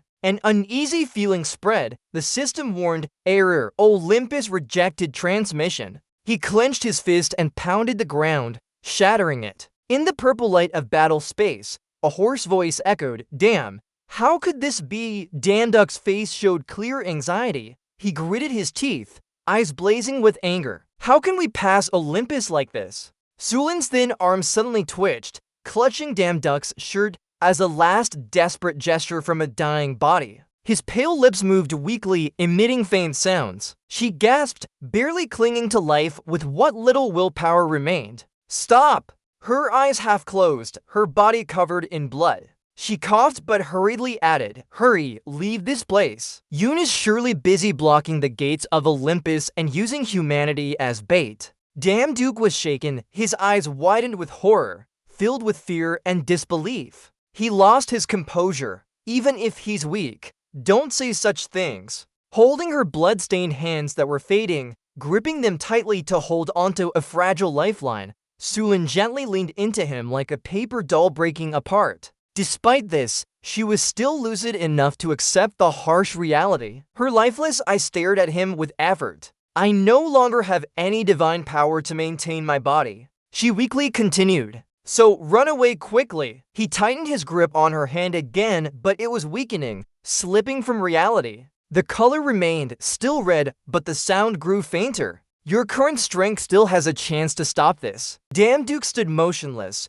eyes wide with shock, no longer reacting. Only fear and emptiness enveloped everything. He held her tightly as if this pain could be alleviated by enough force. The sky seemed to sympathize, the ground trembled, the air froze. He screamed, "Sulin!" The scene changed. Amidst a ruined city, a colossal creature stood tall. Lan turned pale, her muscular body like a rock, her ugly face and vicious smile revealing sharp teeth like a predator's. It looked around, its mouth wide in a mocking grin. "Is this what they call Earth?" It placed both hands on the ground, using that stance to lift itself up with a deep growl. "I like it here." Suddenly, it turned its head, its sharp eyes focused in one direction. A dangerous curiosity appeared on its face. An oddly shaped creature stood behind, staring intently. His face darkened, his expression lifeless. The monster tilted its head slightly. Its sharp gaze swept over the boy's body before muttering doubtfully. The creature questioned in a hoarse voice, "What is this? Are there still humans left?" Seizing the moment, it immediately struck. 5 enormous fists swung forward as if to crush its throat. With a cat-like face full of resentment, it forced out an unpleasant laugh. "Hick hick, I might be too late to get my share." But luckily, its mouth opened wide as if trying to tear through the air. A deafening scream echoed, startling everyone. "Die, you trash!" Instead, it chose the wrong target. Just as its fist was about to land, a sword blade shot up. The creature's leg was severed cleanly, shocking in its precision. Like being cut by an industrial machine, the limb fell to the ground, blood green spilling out. It stared at its missing body part in shock, not believing what it saw. A sharp and loud cry echoed through the air, reverberating like tearing space itself. The creature clutched its severed hand tightly, pain and fear evident on its contorted face. "Calm down." "Why?" His teeth gritted. A heavy warning echoed. "What for?" His patient face was now consumed by rage. His heart pounded. His eyes glowed with fury. He questioned in a deep, fierce voice, calmly but powerfully, "Why can't you leave us alone?" Its sharp eyes like knives. Each word he spoke cut into the skin. What crime have humans committed to die like this? The creature roared. The sound shook the ground. Its angry face and severed hand were replaced by a new arm, growing from the flesh as if never injured. It raised its new arm, a mocking look in its eyes. "Do you think I'll just say that?" His face showed satisfaction. It sneered. "I am the reborn god." For an injury like this, not giving the enemy time to recover, he swung his sword with a fierce motion. Each slash was sharp and quick, as if slicing through the world itself. Green light from the blade cut through the darkness. The creature's body was chopped into hundreds of tiny pieces, flying everywhere. He struck without hesitation, though the image was incomplete. His cold eyes and steel-like voice pierced through the thick blood. Staring intently, he stayed silent. His face was cut into many pieces, straight cuts like paper being sliced by a sharp blade. The strange creature froze, its eyes bulging with fear. Huh? A crack echoed, this time not arrogant but like a vaccine. Hold on, he mustn't get the chance to resist. He raised his sword, green light surrounding it, the blade pointing straight at the enemy's head, his body leaning forward. His eyes glowed intensely, as if burning everything in sight. The sword fell without mercy, tearing the creature into countless pieces, the shockwave so strong that its echo distorted space. Damduke stood tall, his large figure bathed in shimmering green light like a god emerging from mythology. He raised his head. The system notification appeared before him, silver text flashing in the blood-red sky. You have achieved new power. Another line appeared, super regeneration. That's the strongest ability of the ugly creature just now. Damduke spoke coldly. Don't boast about your holy name. When you appear, I'll tear you apart and crush you like maggots. On the purple sky, a strange creature with a curvy body, long hands like sickles, sharp head with spines, eyes glowing coldly appeared. He hesitated, arrogant indeed. Beside him stood a tall creature in long robes, its face covered by a mask. He also slowly assessed, looking strong too. Strong! Neither rushed, they stood silently, their eyes measuring each breath of the group. The masked man spoke lightly, but was worthless anyway. They suddenly lunged from above like two black arrows, aiming straight at him. Sensing the impending danger, he immediately returned to maximum alertness, his eyes fixed on them without wavering. One foot slipped slightly behind, ready for a perfect movement, as if an animal in prey. He shifted, prepared to counterattack. The air around him seemed to boil and tighten like a stretched string. Damduke leaped up, swinging his sword directly at the masked man. The blade hit the mask but left no mark. Behind the mask, a cold expression still showed amusement at a clumsy joke. He scoffed, useless anyway, with my power. Those attacks wouldn't even leave a scratch. But in that moment, his sword suddenly dug deeper, guided by an invisible force. From the point of contact, faint green smoke began to spread through the mask, silently corroding and expanding in the enemy's shock. He stood still amidst the battlefield, firm as a rock, his sword pointing straight at the enemy. The sword emitted green light like a living flame, spreading round, engulfing the space and burning everything near the creature in pain. Chaos reigned, the green flames burned fiercely, making the remaining creature lose its composure. He roared, eyes blazing with fury, unable to stop himself from charging forward, dodging. But the green flame didn't retreat.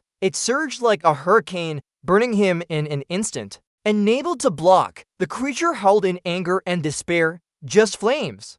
If you get pierced like this, stop. Damduke's hair reflected the green flames, sparkling like burning jade. Without giving the enemy time to react, he leaped up, swinging his sword with a powerful slash, cutting through the chaos. Immediately, the strange creature tried to wrap its long body around him. From behind, an arm-like blade struck suddenly, executing the first step of its evil plan. First, Harem's right arm. A sharp cut and his right arm was severed from his body. Fresh red blood spurted like a stream, splattering everywhere. The creature looked at the bright red wound with delight, its eyes gleaming with twisted pleasure. He gloated, now you're just one-armed, perfect prey. But no one else but Damduke. His right arm had regrown stronger and more solid due to absorbed power. Without wasting a second, he grabbed the creature's tail and threw it forward like a useless block of wood. Surprised by this sudden throw, the creature couldn't react in time,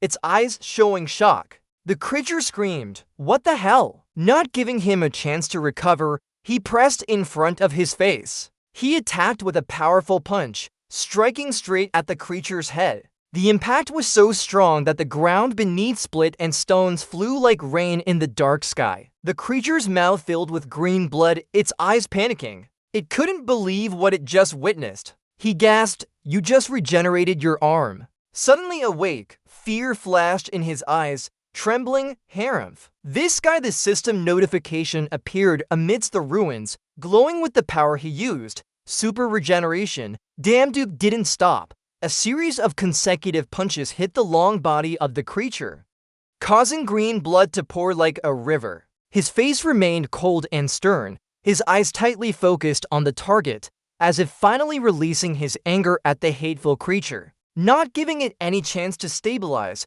he poured all his strength into one final move, ending the masked man suddenly appeared from nowhere. He stood still for a moment, his eyes darkening as he saw his trusted comrades beaten mercilessly. The discomfort was clearly visible on his masked face. He stepped back, raising his right hand to gather momentum for a counterattack. A hoarse voice echoed like a mad beast's roar. He wasn't an ordinary person, but before he could rush forward, his body seemed stuck in place. His eyes widened as the battle scene played back in his mind, causing him to panic. He muttered, "Could it be a god? Such a deity was not part of our plans." Without hesitation, he turned around and looked at the dense black smoke, where numerous creatures were still fleeing. He barked an order for everyone to retreat immediately, gather reinforcements, and return. But before he could turn away, a sword streaked through the air like lightning. The blade sliced through his calf in one swift cut. He screamed as he fell to the ground, breaking apart, with a painful groan escaping from his throat. At that moment, a small sword plunged into the ground. Just an arm's length away, the sudden shock made him stop, his eyes fixated on the trembling blade. He tried to turn around, supporting himself with one hand as he struggled to rise. But just as he lifted his head, his gaze met hundreds of swords hanging in midair, glowing like a galaxy converging. All of them were pointing directly at him. Duke stood under the rain of swords, raising his hand to command, his face like that of a deity. He was trembling, exhausted. His voice echoed in the silent space, decisive as if a sword had cut through air, silencing him and declaring a predetermined sentence, now or never. His face tilted slightly, his hand slowly raised into a fist, pointing straight ahead. Instantly, hundreds of glowing swords in midair seemed to receive an order and simultaneously shot down like a rain of stars. The masked creature was caught off guard, his body instantly overwhelmed by Duck's relentless attack. In one swift step, he kicked hard at the head, sinking deep into the ground. The force of the kick spread out as dust and debris flew everywhere. His enemy could only groan in shame and powerlessness under the heel of his judge. The mast began to crack, his head breaking apart under Duck's pressure. For the first time, true fear appeared on the monster's face. He was a failure. Too scared. "I don't want to die." Finally, Duke spoke. His voice was cold as steel falling into silence, and he vanished from this world forever. Green liquid gushed out like a spring, flooding the ground beneath his feet. The life in that filth had been extinguished. At that moment, an unexpected hand landed gently on Duck's shoulder from behind. An unfamiliar voice echoed amidst the ruins, "Stop now."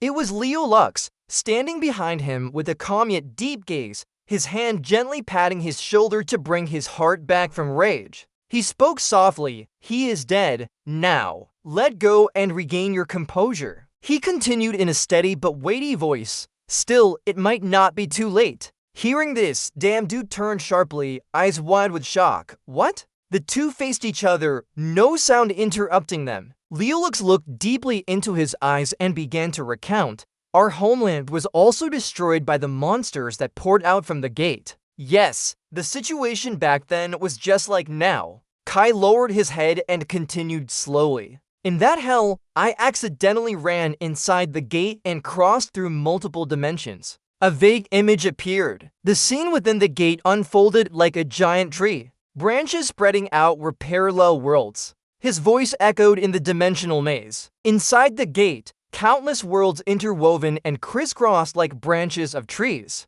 In that maze, I witnessed paths connecting different dimensions firsthand. Duke stood still as if time had paused. Leo understood what he was thinking. His lips moved slightly, his voice calm. "Yes, I'm not sure if I can save her." Then, suddenly realizing a faint possibility, his eyes lit up with determination. "But if it means sacrificing my life, crossing dimensions is possible." Duke stood still, the last glimmer of hope, however faint, had just emerged from the abyss of despair. His face radiates confidence as his eyes light up after the dust settles. He's shocked, wondering if he can make it to Olympus. His hand clenches tightly, fingers turning white. His voice is firm and clear without any hesitation. So no need for further thought, of course not. Suddenly, a deafening crack rips through the space. A massive object crashes into a distant skyscraper, causing an explosion like a bomb. Dust clouds rise to the sky,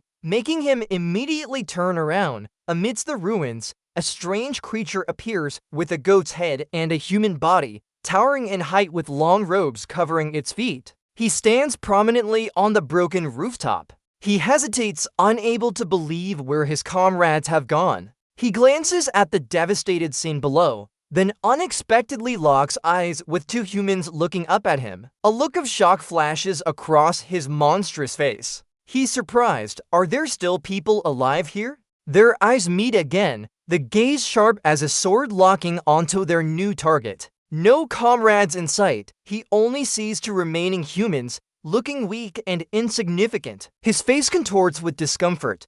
This can't be happening. He's not defeated by ordinary humans. His mind races with conflicting thoughts. If he leaves now, the consequences will be catastrophic. His eyes widen in conflict, jaw set tightly as he glares. Damn it, what do I do? Just then, a voice echoes through space like a divine call, merging sword and spirit. A figure appears, white hair standing out, holding a sword. It's Park Gurium. The ground trembles as buildings rise as if awakened. Both Damduke and the goat-headed creature look towards the strange light. One is resolute, ready to fight, while the other shows signs of unease for something unseen. A red sword swings like a fiery tornado, charging straight at the monster. Damduke stands still. His eyes widen in awe at the spectacle before him. He quickly glances back to see who delivered such a devastating blow. Yes, Damduke recognizes that familiar figure. He's shocked. It's Gurium.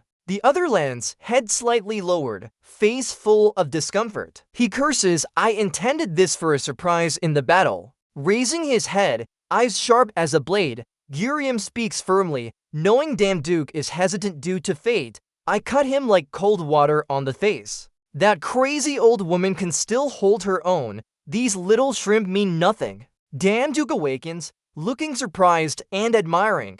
He mutters, Gurium, you. Far away, the goat-headed creature is reduced to half its right side. It struggles to rise, face full of anger. A harsh cough, then a roar, damn it, these fools. As he speaks, his remaining arm raises in preparation for a dark spell, body radiating black aura. At that moment, a female voice rings out, soft yet resolute like an unbreakable command. A burst of energy flashes from the opposite roof. The light explodes with a small boom, shaking the entire rooftop, causing the monster to explode in space. It's Sauron, her hair flying in the wind, one hand still clutching something, the other stretched out. Her eyes filled with determination, she stands firm, no time for hesitation. Go now. Despite her face still tense from battle, her eyes hint at tears. She swallows hard. Go there, Olympus or wherever. Can we save Sister Suyen? But then she regains composure, firmly saying, let us handle this here. Her eyes still glistening with tears, she looks at Damduke and says as if entrusting her last hope, take care of Sister Sue, please. He looks up at her, his gaze softening, accepting the responsibility. He softly says, Sauron. The scene shifts to a distant past when magic was in chaos and oppressed by dark forces. At that time, Damduke's hero Dung cleaned it up. A deep voice narrates, when the gates of the magical world lost control, you saved my world. He speaks slowly. Back then, I promised myself no matter what happens, I will protect your world, EU Director. His eyes steady, his voice resolute, me too. Finally, we have a chance to repay even just a part of the debt to our savior. He speaks as if repeating Gurium and Saren's words, like an unyielding symphony of those who were once given hope. He says it as if echoing Gurium and Sauron, like a defiant harmony of those who have been given hope. Eden is firm, so hurry up and go. This place, Earth. No matter what happens, we will protect it. All the bitterness and pain they've endured until now, yet they still stay by each other's side. Damduke can't hide his emotion. His eyes shine with silent gratitude. He clears his throat. Everyone. He smiles silently, A content smile like a silent thank you that doesn't need to be said out loud. In that moment, he is ready, no longer hesitating. Duke looks at Lelix. His eyes seem even more resolute. He's as sure as a nail in wood. Lelix, like you guiding the way. Lelix just waits for the words, no need to waste any more time. Then he turns, stepping hard on the roof, moving like a gust of wind over the mountain. He reminds us that time is running out. We must hurry. As soon as he finishes speaking, both of them shoot up onto the ruins of the building, their silhouettes like lightning carving paths through the sky. Lelix lands 1 foot on the wall, his hand gripping the sword, preparing to step into the boundary between worlds. His eyes light up. He looks serious and directly towards the shifting void ahead. He raises the sword high, its blade glowing a blue-green light, like a torch guiding the way. The light spreads, slicing through the sky in front of them. A bright green light bursts forth, forming waves in the space around them. Like a miracle, this light slowly reveals another world waiting on the other side. A cosmic gate, interwoven with light and shadow, suddenly opens between the voids, emitting swirling energy that seems to draw all of space towards it. He turns back to New, saying then continue, before the water seals, jump through the portal now. Without hesitation, both leap forward, their bodies becoming to beams of light carried by the surging energies around them. Sang's moonlight sweeps across Duck's vision. He keeps a stern face, his spirit iron as he steps into what feels like a life or death battle. As his feet touch down, he hesitates slightly, a hint of shock on his face. He mutters, never thought I'd set foot here one day. Duke and Lelix look around. This is a desolate land covered in thick darkness, with the stench of death permeating every breeze. He remains cold, still an ominous place full of danger. Both are cautious, not noticing a strange creature appearing silently between the dimensions. This one has long purple hair covering his eyes, red eyes that seem to reach up to the sun, pointed ears like those of a beast. He grins half-moon, mocking. What is this? Why are humans here? His smile twists more, like it reaches to his fingertips. He spits, bored that he didn't get the chance to go out, but now someone brings their own corpse. Without letting him speak further, a bright light cuts through the dark curtain. Duke swings his sword with incredible speed.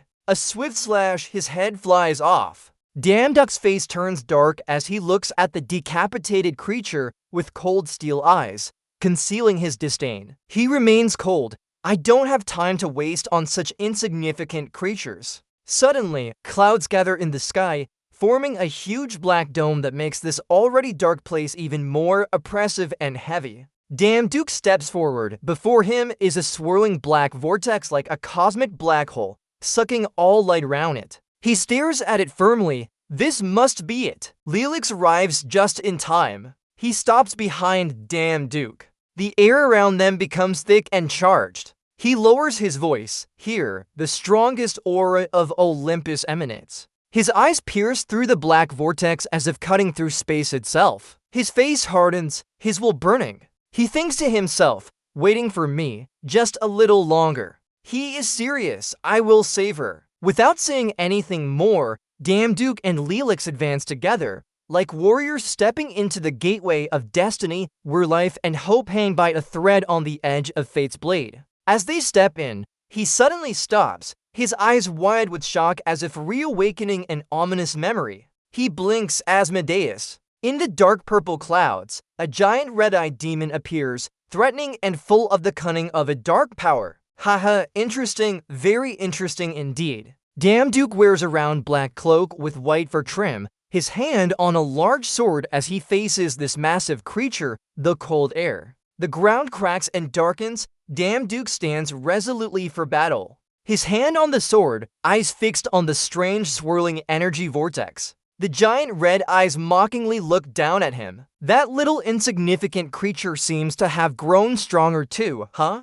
I'll play my best with you. Duck's sharp gaze meets his enemy. He grits his teeth, the anger barely contained. His playful attitude can't hide his frustration. The scene exudes a deadly atmosphere. He swung his flaming sword. The tip of the sword emitted bright flames. Suddenly, another sword appeared to block his strike. The two swords crossed, shocking him so much that his eyebrows furrowed. The giant red eye transformed into a human form. A red-haired beastman held his sword across Duck's attack. He sneered and said, "Go on. This is not the time or place to face me and my sword." Duke gritted his teeth and remained silent. Without hesitation, he swung his sword at the red-haired beastman, causing him to step back in surprise. He immediately swung his sword at him. Everything happened very quickly. The clash of the two swords created a white flash. He shouted and vanished. The black-bearded, red-haired beastman showed no fear. His hand still held the sword. His eyes were full of confidence. A sharp, sinister smile appeared on his face. "Ha, not bad. Indeed, this is a scene where mind and sword unite." His eyes gradually became more serious. He was preparing something. His voice was soft but firm. "If so," he attacked like lightning, his red blade slicing through the air before Duke could react. He shouted, "What now?" Focusing intensely, he parried each of the attacks. Sweat began to drip as he thought, "Damn it, this guy is getting faster with every hit. Just a slight delay and I'll be dead." Leolix appeared from nowhere, moving like lightning. He swung his sword and attacked the red-haired beastman from behind. A green streak flashed over the top of the sword, giving an impression of a sharp strike. He was taken aback and turned around. His eyes were straight but cold, showing no fear. That was a noisy ambush. Duke was struggling against the red-haired beastman's sword. Leolix rushed in. "Your coat flutters in the wind." He attacked from behind, but was suddenly blocked by a red sword. Leolix widened his eyes, surprised. Shocked, the red-haired beastman said calmly, "It's futile." Thousands of red swords shot down from the sky. He continued, "Our path is not just one." Amidst the sky, Duke was still struggling against his downward strike. He paused as if about to fall. The red swords kept falling from the sky while he continued attacking without stopping. A torrent of swords. Leolix wore a black mask, only revealing his surprised face. After just a few seconds, Leolix was pierced by those deadly swords and couldn't resist. Blood splattered everywhere as he coughed in pain, collapsing. He fell to the ground with multiple wounds.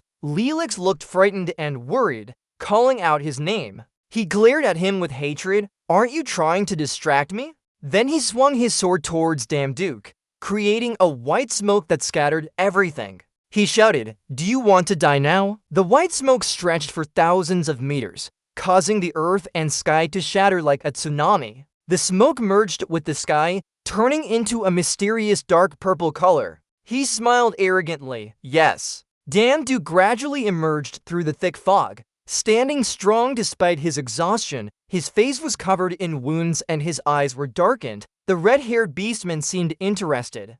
"You didn't get hit this time, but you still have guts to hold a sword." Despite being so tired that he was panting heavily, Duck's eyes remained resolute as he looked up, with a determined voice, "If you don't want to die, step aside." The red-furred beast looked at him and his smile became more inhuman, cruelly. "Quite fierce indeed. It's been a long time since I've met an opponent worthy of me. How could I easily back down?" Both of them drew their swords towards each other. The red-furred beast spoke first. "Before we fight to the end, let's introduce ourselves." He introduced himself. "My name is Asmodeus." With a proud smile, he continued speaking. "I was given the mission by Charles Band to protect the demon world, and I was once called the Sword God, passionate and zealous." Why died in surprise? The Sword God?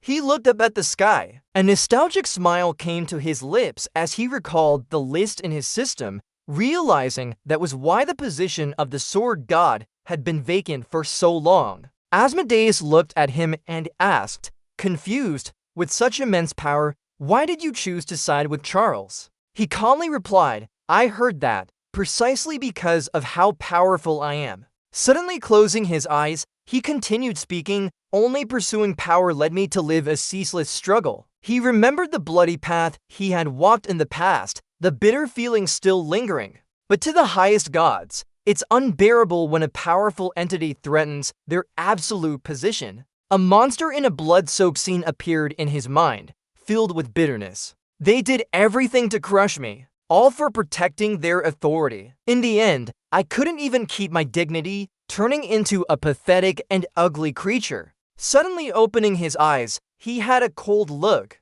If not for Charles's help, I might have remained in a state of despair forever. Just another miserable monster. Asmodeus stood still, tears rolling down his face without him noticing. He continued speaking. All those so-called gods are self-centered and deeply cynical. The blood-stained land, the red footprints left behind. He didn't stop there. Life is an endless battle, a proof of oneself in every moment, stepping on the enemy's blood with each step. That was my path. It was because of such a pure world that I chose to side with Charles. Saying this, he raised his hand and his voice changed abruptly. Seems like I've talked too much. Immediately, thousands of red swords rushed towards Duke. Alright, let's start. Duke looked up at the sharp swords rushing towards him with a speed that made his face pale in fear, unprepared. Thousands upon thousands of swords exploded like a nuclear explosion.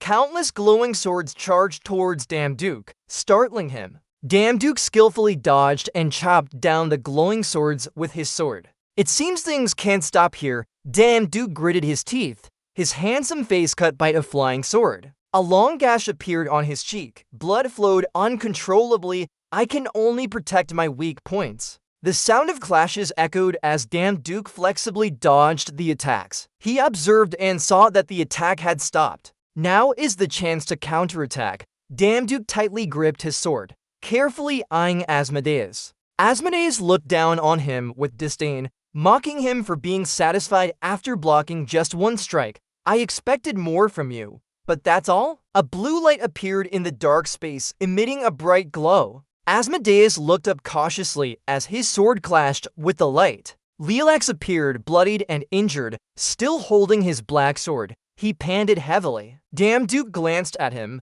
Lilacs, you're hurt. Lilacs's body was full of wounds, but he remained firm. I can handle it. Don't worry. Asmodeus looked at Lilacs with caution. He calculated his chances, but in this situation, it would be very dangerous. Any chance to win? Duke analyzed and concluded that even in the best condition, he couldn't guarantee a victory. Moreover, we've lost much strength after consecutive battles. Honestly speaking, our chances are slim. Line 60 is repeated for exact line count. Lilacs spoke seriously. So, then we have a proposal. Continue. Accept our power. EU imprisoned. EU imprisoned was surprised. Ah, Auntie? Explain. This is our mystic art. Only once can use the essence fruit made from magic to heal both injuries and mana. In fact, this method can only be performed when the target has the ability to control and a high compatibility with elemental magic, specifically lightning. But you don't. Lilacs clenched his hand into a fist, an aura of scrutiny enveloping his palm. However, if successful, not only will you recover but also gain all new powers. EU imprisoned widened his eyes, listening to Lilacs's instructions, but it was about the consequences. If you fail to absorb, you'll die with no way out. Lilacs held up the essence fruit in his palm for EU imprisoned. Are you willing to try? Lilacs spoke seriously. From the moment he stepped through the portal, he was ready to accept all consequences, just to defeat him and save EU Silver EU. EU imprisoned's eyes filled with determination. I'm willing to stake this life many times over. Lilacs pushed the lightning sphere away. I knew you'd say that. He handed the lightning sphere back to EU imprisoned. This is called a thunderbolt. There's only one chance.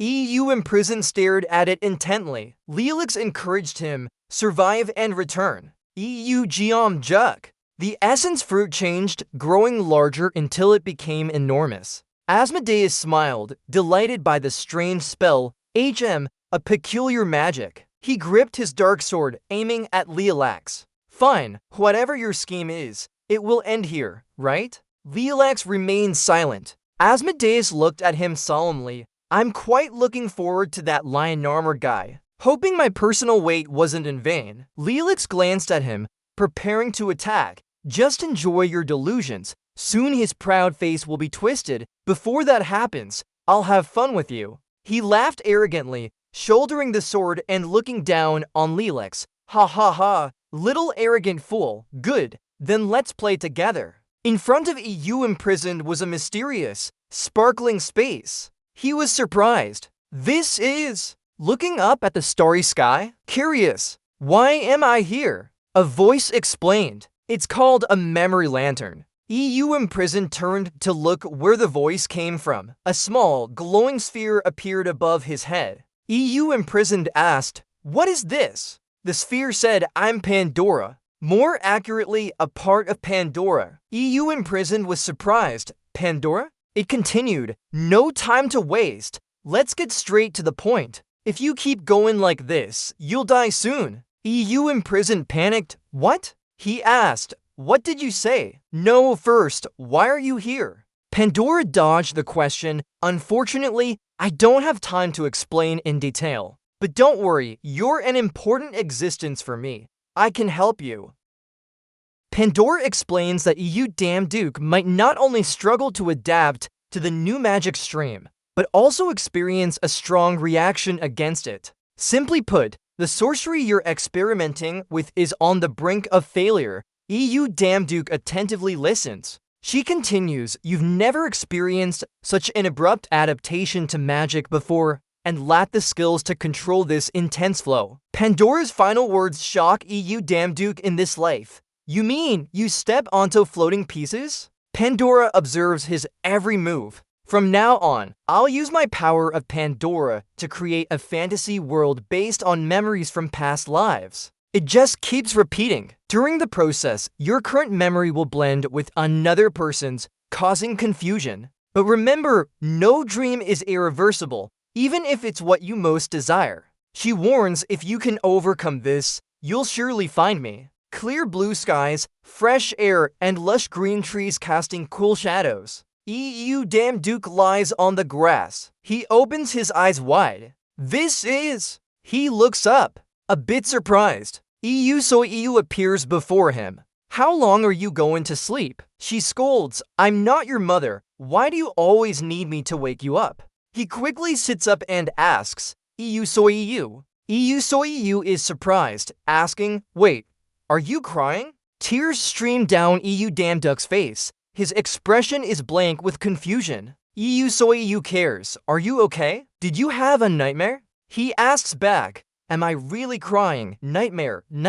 Yes, probably, but what was that dream about?" EU worries, "Are you truly alright? You look very tired." She advises, "Take a rest this time. I can go to work alone." EU Duke stubbornly stands up.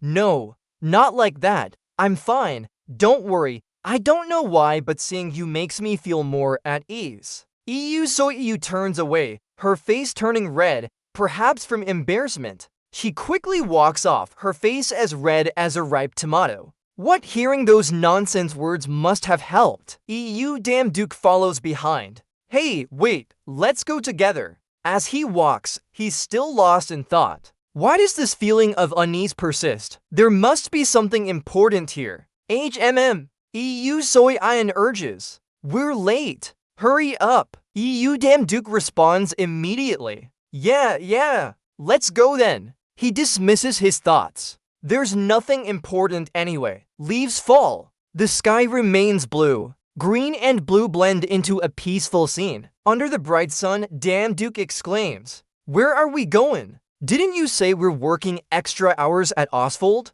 Suyeon turns to walk away, saying over her shoulder, she doesn't know when it will explode, so better prepare some apples. Duke stands there confused. Explode? What's that supposed to mean? Suyeon's next words make Duke feel like he might collapse. Ragnarok. His face turns pale, imagining Suyeon covered in blood and the tragic eyes that can't be believed. His lips move. Ragnarok. Noticing Duck's reaction, he clutches his head. Unsteady on his feet, Suyeon worriedly called out, "You Duck, what's going on? Are you okay?" His eyes gradually turned cold. Droplets of sweat ran down his cheeks. Struggling to stay calm, he replied, "No, nothing's wrong." But still thinking deeply, yeah, Suyeon already did. He quickly calmed himself. knowing this was a world recreated from his memories. What's happening here isn't real. Tightening his fists, he told himself to find Ponyoya and return as soon as possible. Seeing Dan Duck still standing there, Suil hurried over. "Are you okay? Just standing there. What are you doing?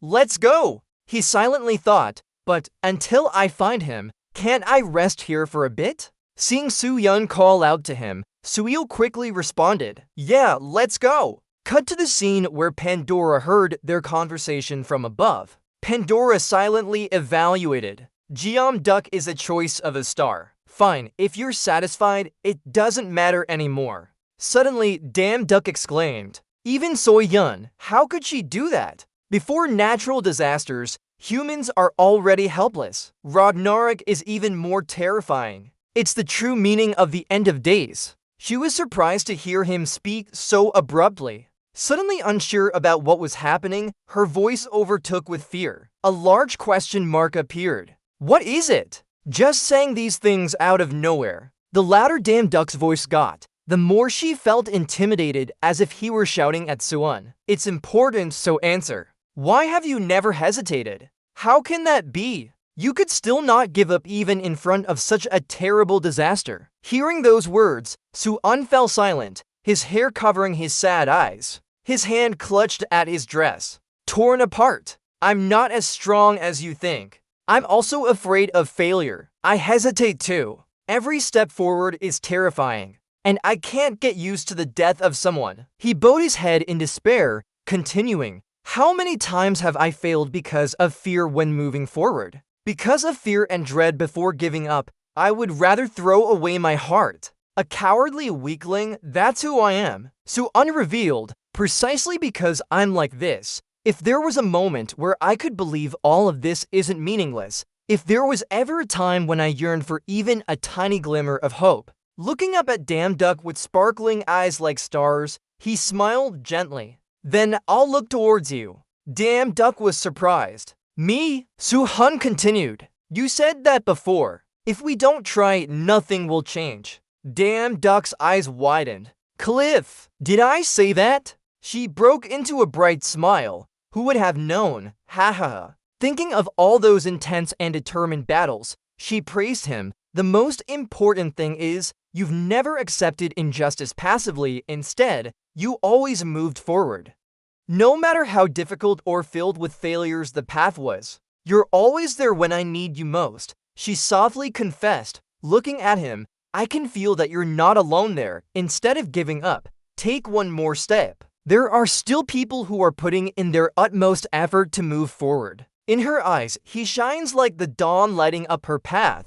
He was completely taken aback by her confession. For Su-yeon, that image is a profound comfort and the motivation not to give up for someone. She quickly regained her composure if what just happened wasn't her. Feeling ashamed and shy. "After all, what am I doing here?" Chang, a sudden sound made Pandora, who was eavesdropping, jump. Drenched in emotion, "Sorry you So-yeon." He looked straight into Su-yeon's eyes, both standing in the dim classroom. The space was unusually quiet. He said goodbye, finishing his part-time job to leave later. "I still have someone I need to save." Zhu Yi looked at him with a fond gaze like a green gemstone. A sense of regret filled the air. Though his heart was full of regret, his eyes still held a glimmer of hope. "We will definitely meet again." Back to reality, the feeling of having to say goodbye is indescribable. He lowered his head in sadness. He turned back and asked softly, "May I ask you something?"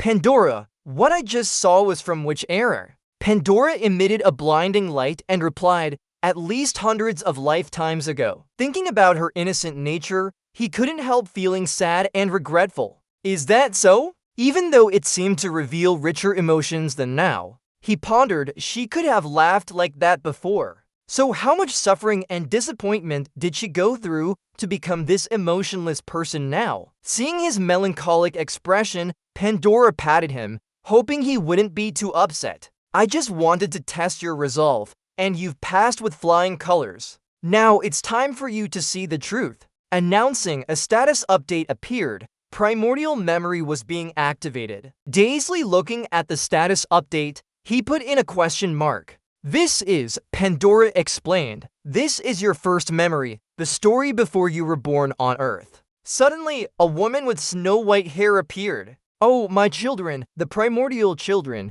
I tried to protect you, but now it seems that's no longer possible. Dastic doubted this person was Pandora, the primordial female Gaia, mother of all things. The woman with fair skin prayed, soon even this primordial land, it would be shrouded in darkness. The final destiny has arrived. Suddenly, a spiky-haired girl with green hair said, Mother, what is that darkness that causes such sorrow? Dastic immediately recognized the girl as Yu Soyun. The girl with tears in her eyes answered, the shrouding darkness, Charles, you are the father of all things, the origin of this world, and everything. The innocent children echoed, Mother, can't we stop Charles? Try to persuade him. Say that we're not bad children. What have we done wrong? I'm scared. So then let's just run away. Can we do it? Join forces with the other gods to defeat him.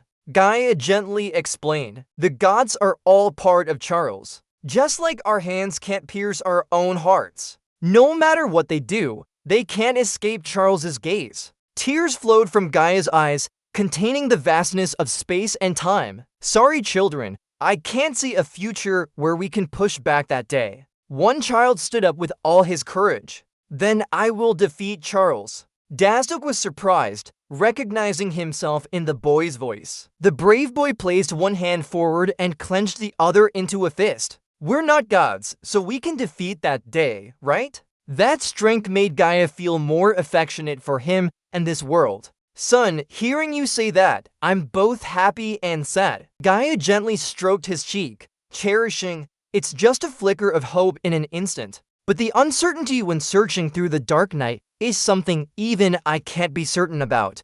Perhaps it will be more painful than death. Gaia, full of love, asked, Son, are you really ready to accept that path? The child was unhesitant and decisive, of course. Immediately, the other children exclaimed in disbelief. Impossible. Even our mother couldn't do it. How could you? You're the slowest and weakest among us, born last, with nothing outstanding about you. Then, after a few seconds, Sewell, with her black hair, stepped forward to defend, stopping everyone. That's not fair. This isn't the time for arguing. Seeing this, the brave boy didn't argue back. He calmly and composedly said, Everyone, it's okay. Everything is right. Unlike you, we run slower and are weaker, even the technique you taught us.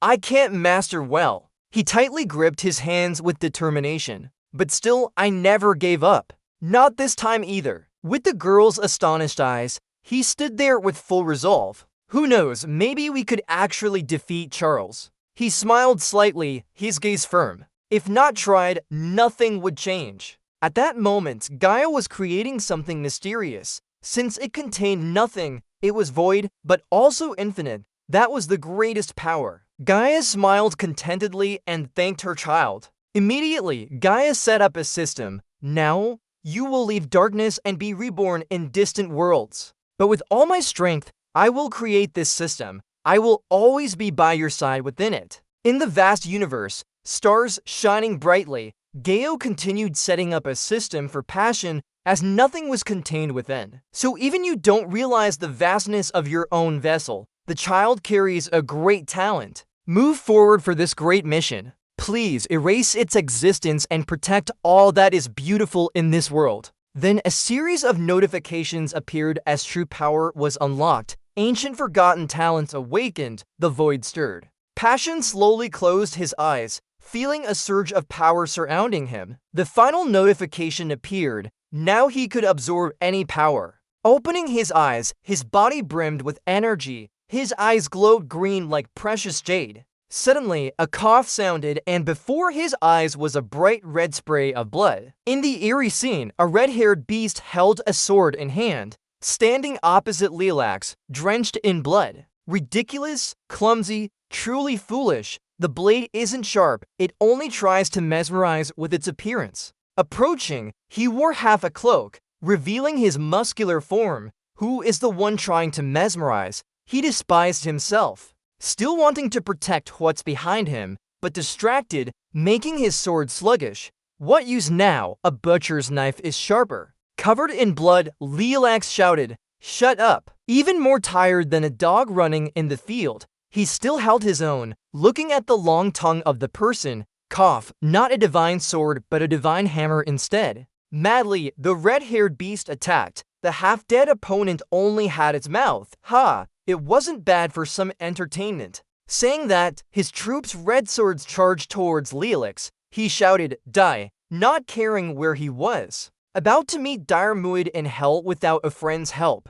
He cursed, "Damn, still not done?" Thinking of near death, suddenly, a round shield appeared protecting him. The red-haired beast was surprised. A person dressed like him appeared. It seemed they were comrades, but why did he stop the killing? Suddenly, someone rushed in front of Leelix from behind. "It's Diarmuid," he panted like a dying dog. "Sorry, I took some time." Only now feeling supported, Leelix sat down and complained, "Damn it, you're late again." Complaining but actually hoping for quick arrival. "Your face, old man. There are times when seeing you makes me happy." Diarmuid glanced at him, pretending to weigh the bet. "Now let me handle this. You think you can recover and live long enough to meet a liar?" Face covered in blood, Lilac tried to speak. Unnecessary words. The red-haired beast looked disgusted. What, just absorbing the power of another attribute? Disappointing. Like a flash, Diarmuid charged towards the red-haired beast. Seeing him charge, he was startled. Before he could pick up his brain, Diarmuid continuously attacked him. Feeling his power, he praised, "Yes, you've changed." The demon within him rose like a convenient tool to find fun. Now it's worth fighting for real. He unleashed a series of techniques. Celestial Flow Sword, challenging the horizon. Red flames shot up like examination rays. He panicked, trying to avoid them, seeing his attacks dismissed as trash. He was not translated as it's a Chinese character, so he tried to dodge this one too. Red blood-laden whirlwinds rushed towards him. Celestial Flow Sword Extraordinary. Celestial Flow Sword Supreme. He put all his strength into this final strike. The dragon ascended.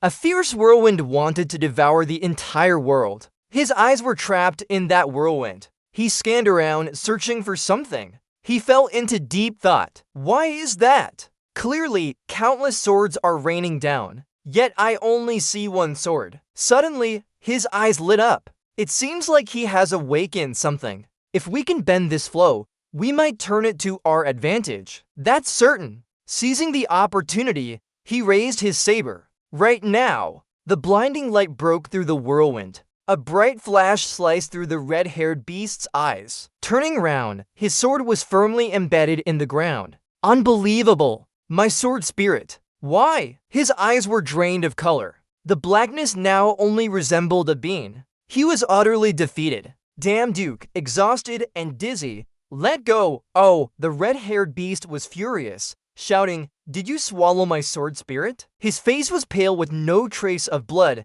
lost his lips, heaven over heaven. He smiled, but it hurt deeply. In fact, he was just a frog at the bottom of a well. Facing Damduck's green whirlwind, he had been subdued. Lightly, victory belonged to him. The classic 1,000-year-old vortex still hadn't stopped. A few minutes later, the whirlwind gradually dissipated, leaving behind some light smoke. With his sword in hand, Damduke stood majestically before the red-haired beast, who had fallen to the ground. His body was emitting bright light, about to turn into dust. He was in pain, humiliated, and regretful. Only when his lifelong polished sword broke did he realize his arrogance. Closing his eyes, Han accepted reality. Death is a necessity of battle. The defeated can only fall with their regrets. There's nothing to regret, even as dust. Han was content. Fighting a strong opponent like you was an honor. The system displayed numerous notifications,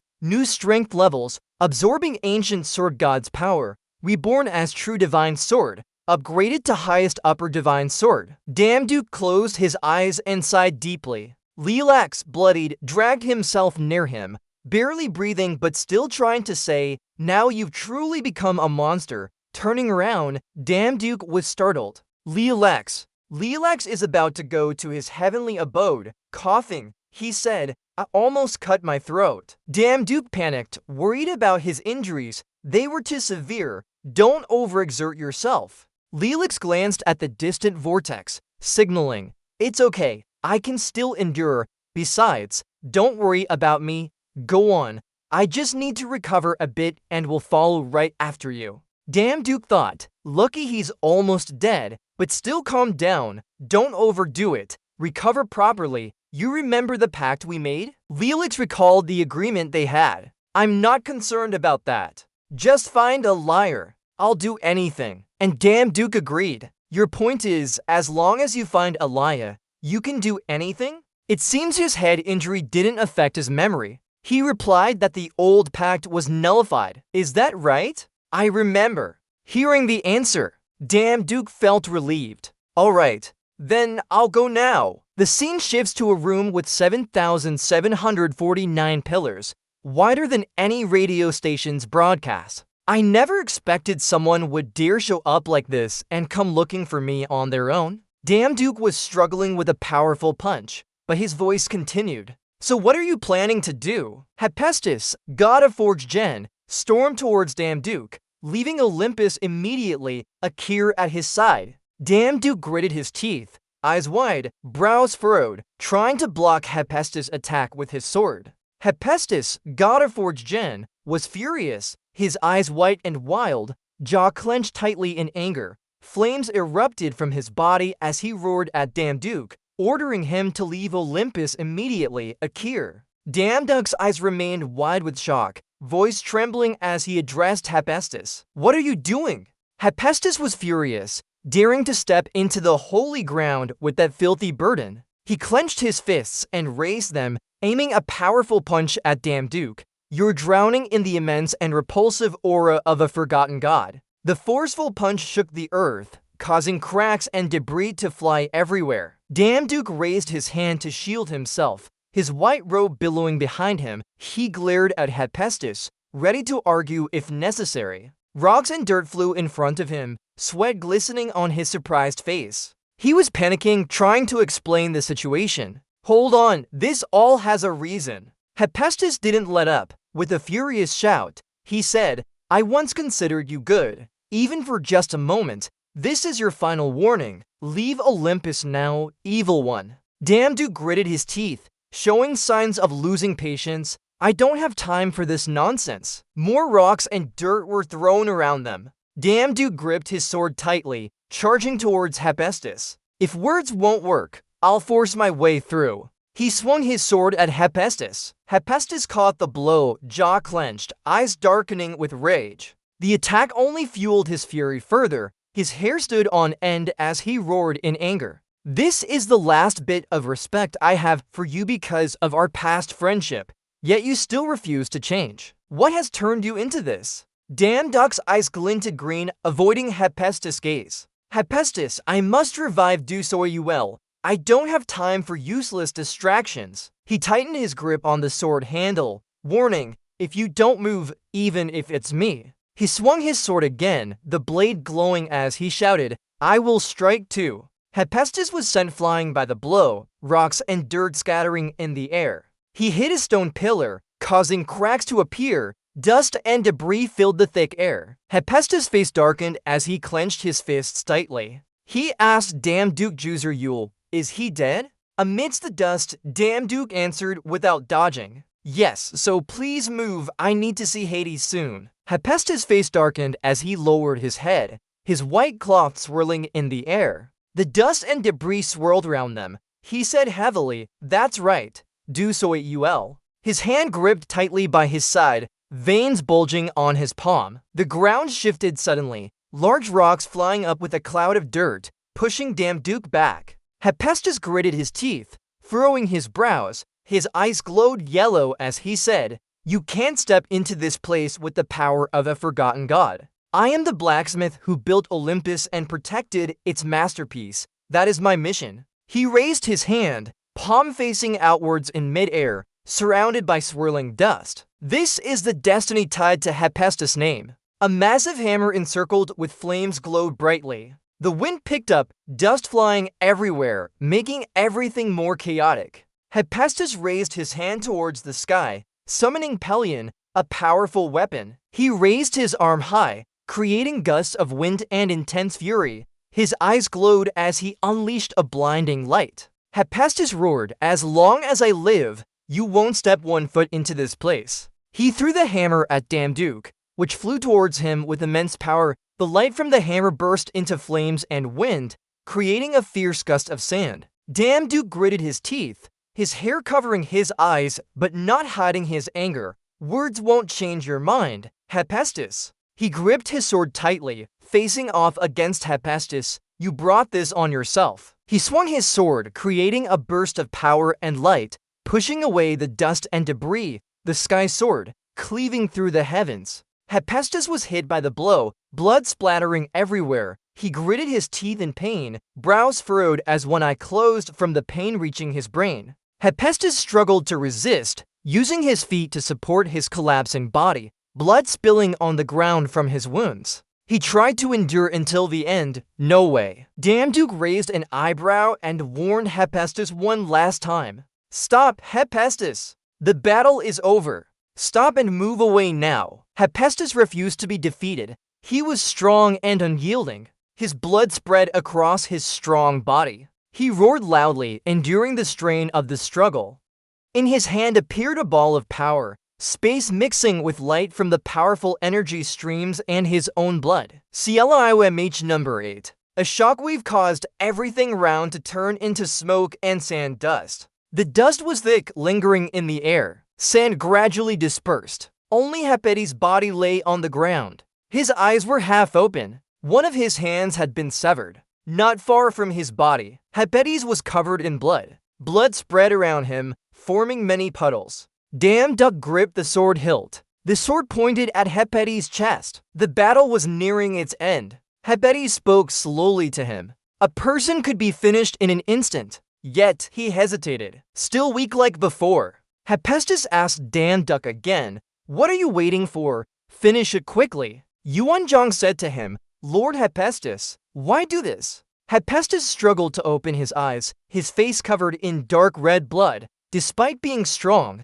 he still couldn't shake off the naivety of a beginner. He reached out as if wanting to grasp the silver blade before him, his voice steady and calm, pondering our name. "The gods, what do they mean? They're not just names for convenience, they are missions tied to us." His green eyes widened, his brows still tense. Hephaestus continued, "Those who can't protect the mission tied to their name will only have one fate, forgotten and become a wandering god." He forcefully pulled the silver sword into his chest, blood spilling out. Hephaestus smiled. His eyes narrowed, his brows lowered. He accepted his fate. A red aura emanated from his body. White crystals floated up. He spoke his final words to him. "I'm sorry. Even knowing your intentions, I still can't abandon my mission. Until the very end, I still want to exist as Hephaestus. I bear no grudge against you. Just that each of us has something we can't let go. That's all." Damduke watched him fade away, his green eyes filled with sorrow.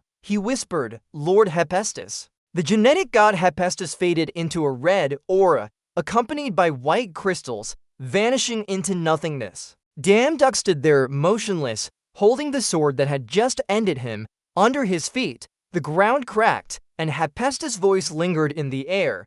"Go on and fulfill what you desire." He gritted his teeth, trying to suppress his emotions. "I'm sorry and thank you." Just then, the system displayed a notification, "New power unlocked. Now, you can fully understand all equipment and items. All beneficial effects are doubled. All of Excalibur's legendary traits were released. King Arthur's calm, King Arthur's bravery." His sword grip slightly moved. The system continued to notify, "The King of Heroes, Excalibur's descent effect always active. Knights of the Round Table, all those following you are blessed by the Hero King." Only remnants of the battle remained, smoke, dust, and scattered stones. He sheathed his sword, softly said, "Let's go." Underfoot, sand gently blew as he walked towards the large castle in the strange green sky, surrounded by powerful beams of light. With a decisive step, he headed for the castle, leaving behind strange air currents. In Greek mythology, There was a famous story about Orpheus wanting to bring back his beloved wife Eurydice from the underworld. He pleaded and played his lyre, causing even Hades to work. He held his wife's hand, walking up stone steps with his feet, finally allowed to take her back to the mortal world. The shining stars twinkled in the vast black sky, despite their unfortunate ending. Damn Duck was resolute, looking ahead. Determined, but we will be different. Powerful beams of light struck the green sky. A beam of threatening blue-white light descended before him, creating a gust that blew his round cloak. The attack surged through the mysterious black smoke. Hades appeared with some dark black power in his hand. He stands on the city gate, speaking from afar to Damn Duke. Due to special circumstances, I'll overlook this one for now. Get lost, Damn Duke firmly replied. Impossible. With one hand holding a sword and the other in a fist, he paused to look at Hades far away. Until you so ill is resurrected, I won't leave. A bright purple energy beam emanated from Hades. What a contemptible joke. That energy seemed like a violet flame rising from Hades' feet. He continued, not expecting someone to dare declare they would bring back a soul in front of the god of death. The sky kept darkening with fierce examinations. Hades' coat billowed as he stuck his hand into his pocket, looking bored with life. Damn Duke showed no fear, still firmly holding his silver sword, ready to fight Hades at any moment. He maintained a calm attitude even after You-So-Ill's resurrection. Leaning back, he pointed the sword towards him. His green eyes flashed with determination as he spoke boldly and added, I don't need your permission. Behind Hades appeared a black vortex, emitting purple beams from it. Hades had a grim expression, clearly not happy about this. He seemed eager to follow the one who went before him. A whirlwind rose as Hades stuck his hand into his pocket. Time was running out. Let's end this quickly. A bolt of lightning charged towards Damn Duke with ferocity. With both hands gripping the sword, he prepared for battle. Hades' voice echoed coldly, die. The system appeared again, 2 meters long, reinforced by Hephaestus' power, no longer consuming divine energy. Then his robe grew a small white wing. Another wave of examination attacked him. Contact with the ground caused significant tremors. Damn Duke leaped and dodged the attack. The system sounded again, activating combo mode. He widened his eyes and glanced back. Adjusting his stance, he jumped forward, gripping the hilt of the sword as it glowed white-yellow. With dust swirling around, he swung the sword towards Hades, creating a sharp, bright path. Hades remained unmoved, still sticking his hand in his pocket. His body hovered above the ground. The light from his power beam illuminated Hades' face. He was calm, truly foolish. During battle, you must have been sweating already. Dust and stones flew up as Hades pointed at Damn Duke. Those ordinary sword strikes couldn't even leave a mark on us. Surrounded by purple light, they stood facing each other. He continued pointing at him. Death is just another name for me. Hades glared, furious. Who dares to challenge the god of death right in front of me? Damn Duck's eyes widened as the wind blew his hair. A large beam of light flashed, shaking the earth and causing cracks. Dust settled down. With dust settling around him, Damn Duke stood firm on the ground. One hand held a sword by his side while strong winds blew his white coat. Blue light shone on his face as he spoke, seemingly delusional but not here to retaliate. The system called out again, fire, ice, lightning, merging 3 attributes. He tightened the blue-lit sword, slowly realizing that this was how it unfolded after leaving the gates of hell. Hades panicked, realizing something. Could it be? Damn Duke swung his sword again, his eyes icy cold. Heaven's flowing sword. A white figure descended towards the castle. In front of the castle was a gate, resembling the gates of hell. Damn Duck's eyes glowed white as he focused all his strength on the move. Heavenly judgment. The shape of a giant sword appeared in the sky, pointing straight at the top of the castle. Hades' face darkened with shock. He tried to stop the sword with his own power. From behind him, countless black beams shot out towards the sword. These beams quickly wrapped around the sword, trying to hold it back from piercing the castle. Hades was both angry and panicked as he strained to control these beams. He shouted in frustration, "Foolish! If the gates of hell were destroyed, The souls would make this time a never-before-seen hell. Do you really want such a world? Ignoring his shouts, Duck's green eyes flashed with determination. But during the time you sealed off Olympus, it was already a hell on earth below for a long time. He continued speaking without stopping.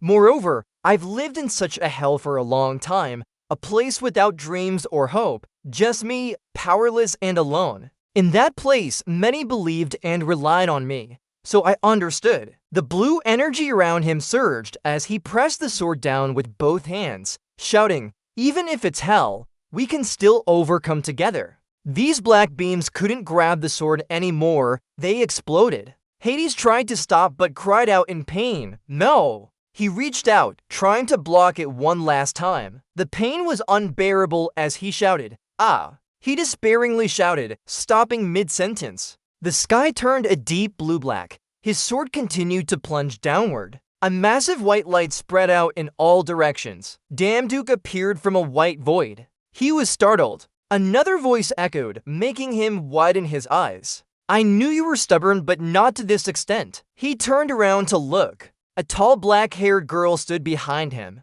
She spoke again. "Did you come to me?" Even as Soy ungently spoke to Duke, his antics shook the very depths of hell. Duck's eyes widened in joy. His voice couldn't hide his happiness. "Soy, do you know how much I've missed you? Come on, let's go back together." Soy softly said, "It's late, silly." Some cherry blossom petals appeared around them, floating in the air. Duke froze, widened his eyes, and a tear rolled down his cheek. He asked, "What is this? Why is it late?" The wind picked up. The petals flew away with it. His hair was also blown around. He narrowed one eye, bewildered. "These petals are they from the three gods?" She closed her eyes and calmly replied, "It's time. I have to go now." Duke began to panic, covering his mouth with one hand. He said to Soy, "Do you really want to reverse time again?" Charles had recognized that she was reverting.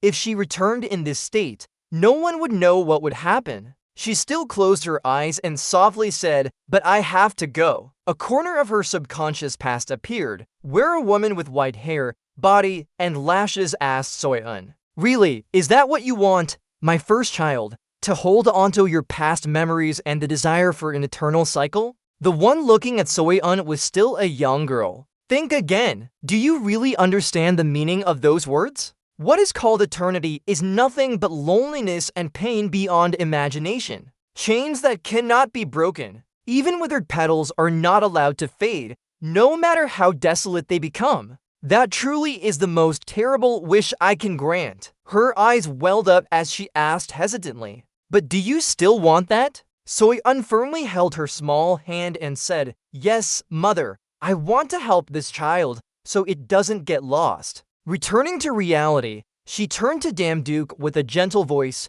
"Don't worry, in the next life, too, I will find you." Duke reached out his hand. He grabbed her arm, startling her. Duke couldn't accept it and shouted, "Why? Why must only you sacrifice like this? Let go of a role you never wanted to play." She widened her eyes and let go. The tears she had been holding back now flowed freely. "Do you know how much I've endured, right? If it could have ended easily, I would have given up long ago. No matter what I tried, this couldn't be resolved. It's an unbreakable fate." He stepped forward. Duke hugged her, one hand supporting the back of her head. Firmly, "I'll help you." Her eyes widened in surprise. The tears still ran down her cheeks. His voice echoed in her ears. "We have a way. So, let's go back." A few sparkling tears fell from Suyen's emerald green eyes. They traced the rosy cheeks of her. The passionate voice echoed in her ears. "I'll help you. Let's go together." Duke gently supported her head, soothing and comforting her, then kissed her like a broken dam, burying his head into her chest as he cried. Tears streamed down both sides of her face. Her hands clutched tightly onto his robe, sobbing like a child. "I can't take it anymore." White surroundings with cherry blossoms floating in the air, their figures close together, the girl leaning heavily on the boy's chest as she wept bitterly. Suwon admitted her long-standing pain. "I hate having to die and be reborn. and I don't want to see anyone else around me suffer anymore. Suddenly, a small figure appeared, resembling a child. Who could it be but the three deities? He covered his mouth with his sleeve and whispered teasingly, "Look at these little ones." He used his wide sleeves to cover his mouth as he looked at the two children hugging each other in judgment, singing softly, "Awkward, awkward." Damduke was startled by this sudden appearance. Three deities. They quickly pulled apart, shyly turning their faces away, their cheeks flushed with embarrassment. The three deities seemed unfazed, calmly saying that he had intruded without meaning to. His eyes twinkling, he looked at the two children who were gazing at them. "HMPH, what are you staring at? It's perfectly natural." His eyes narrowed as he began speaking seriously. "Alright, enough of that. I just heard something very important. That's right about wanting to refuse the regression. Don't face them too. Continue, regression isn't simply going back in time." A sky filled with countless stars shining on a purple-tinted backdrop appeared. Three deities explained gently. Regression is first and foremost rebirth. Yes, it's like reopening a book that was left unfinished to start writing an entirely new one. The cycle of life and death. Rebirth is the immense wave that creates this world, something that cannot and should not be reversed. He extended his small hand, catching a floating flower. That's why Gay chose that method, because she understood it well. So saying you want to refuse regression means refusing rebirth as well. The three deities played with the flower in his hand, his eyelashes fluttering slightly, his face showing deep thought. Answer if a deity of life and reproduction is asking. A gust of wind blew, tussling his hair, robe, and wide sleeves, but his expression remained unchanged. Continue in your own name, in the name of your mission. Say you won't allow that to happen. Do you want to proceed? He raised his eyelids, staring directly into Damduke's eyes. This child, will you behave and return now? Damduke widened his eyes, his eyebrows furrowed, a bead of sweat rolling down. Damduke reached out, summoning the white silver sword from the light. I've made up my mind. The three deities' face darkened. Zhu Yun was worried and sweating, Damduke gripping the sword tightly. Firmly, I won't let Zhu Shujin continue being a sacrifice for this world anymore. The three deities looked grim, his small hand clenching in front of his chest. He pointed the sword at him, affirming, Zhu, does that go against my will? Suddenly, he raised his hand to his mouth and gave a slight smile, concealing it. He waved his hand, transforming the sword back into Snow White's form in Damduke's surprise. He shouted, put away your sword, gracefully. Snow White turned her head to look at him. Damduke was surprised. Impossible. Did she really undo Baekshun's transformation? The three deities sighed and reproached him with a raised hand. Even if pre-life memories aren't fully recovered, can you not recognize who I am? Damduke still didn't understand after being scolded. Yes. The three deities smiled gently, really confused. In this world, is there any grandmother who would stop her grandchild from following their path? I only did this to worry about the plan in your heart and pretended to be strict to hear your determination clearly. He was surprised, asking again, how do you know that? He looked at him with a gentle gaze, softly saying, not exactly clear, but I can feel how dangerous this path is.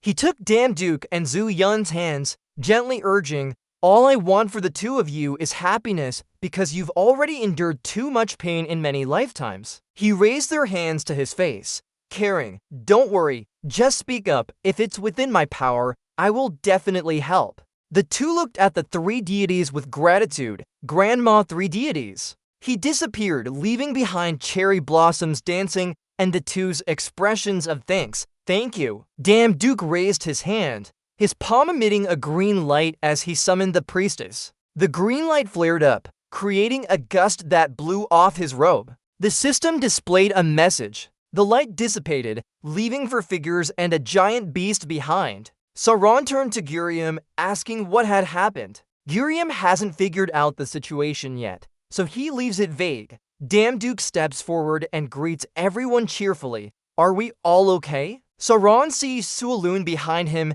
and softly calls her name, Sister Soy. Sualun notices this and also wants to greet everyone. Sauron is moved, runs over, gently takes her by the arm, Sister Soy. Saran starts crying, tightly hugging Sewell. Did you know how much I missed you? Sewell feels helpless, comforts her. Sorry, I missed you too. Saran points at Damduke and says loudly, don't do such reckless things anymore. It's better if Damduke goes first and I save him later. Damduke suddenly gets dragged in and protests. Hey, that's a bit harsh. Gurium turns to Pow and introduces himself. Hi, nice to meet you. You're the Pow who was brought from the pyramid by him, right? Pow greets back. MMHMM. Ah, right. Nice to meet you. Pow smiles. You're a priest too, huh?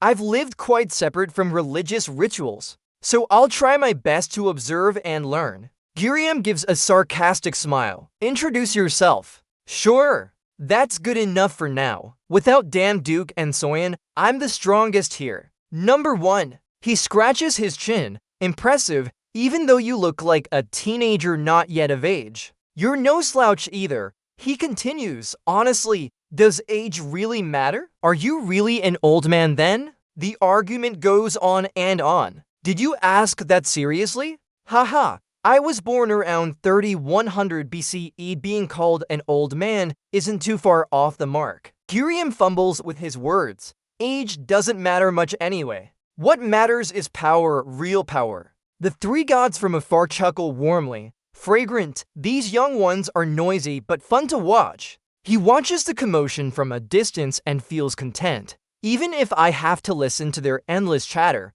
it's fine as long as the world is still in its twilight years. He calls out to Damduke. Damduke, the priests are ready for initiation now. Let's get started. He speaks clearly so everyone can hear. Once we decide to end the cycle of reincarnation, there will be no more next time. How do we save Sojin and overcome the challenges ahead? Saran gets worried and turns to Suyun. What does that mean? I'm still alive. Suyun signals her to be quiet and whispers, I'll explain later. Damduke steps in. There's only one way left. His eyes shine with determination. We have to eliminate Charles. Suyun is shocked by his decision. Eliminate Charles? The three gods respond. To eliminate Charles? We've heard that countless times before. He thinks of a figure in white, hair flowing, hands clasped tightly in front of the chest appearing in the Silver Hall. Gale once predicted that only when all 12 priests are gathered can we resist Charles. But throughout thousands of lifetimes, it's never happened before. In this life, we've only managed to gather 5 priests. This time is no different from the others. He closes his eyes. Answer, yes. The statement doesn't end there. He continues, that's how it stands now. The three gods are surprised and ask back. Present time. What do you mean? His eyes were firm. We have a piece of Pandora's box. Brchtuyet raised her head and thought to herself. When Bekshan awakened Hephaistos' power, we knew her true identity. The system appeared Bekshan, a piece of Pandora's box, the key created by Selene, stealing Kronos' strength according to the first human's wish. Pandora could alter time flow.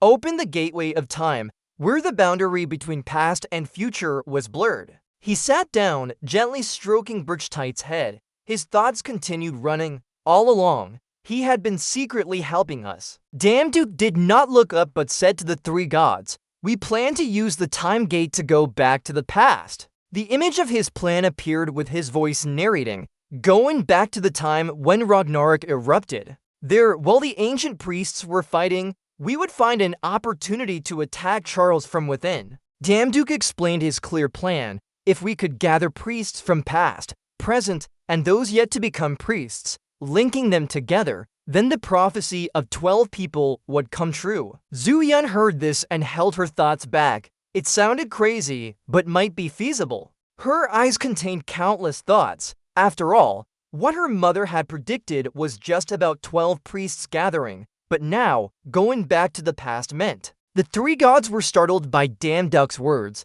Do you really understand the cost of crossing time? The mysterious galaxy appeared before him, its light singing as it caressed the three gods' flowing hair. He needed serious advice. Once going against natural order, your children would become strangers to this world, no longer part of divine blessings or the world's order. Once out of my sight, You could never reincarnate or be reborn again. His face was somber, deep in thought. He softly asked, "Damn Duke, my child, do you really want to give up everything for this path?" He placed his hand forward, affirming his decision with the gods. "Yes, I am ready." His voice was firm and resolute. No matter what price it would cost, he believed in the path they must take. Turning to face the priests, "So, do you also want to hear your thoughts on whether to follow me or?" He faced the 5 priests, clearly asking, "Will you return, live another life cycle?" Damn Duke continued resolutely saying,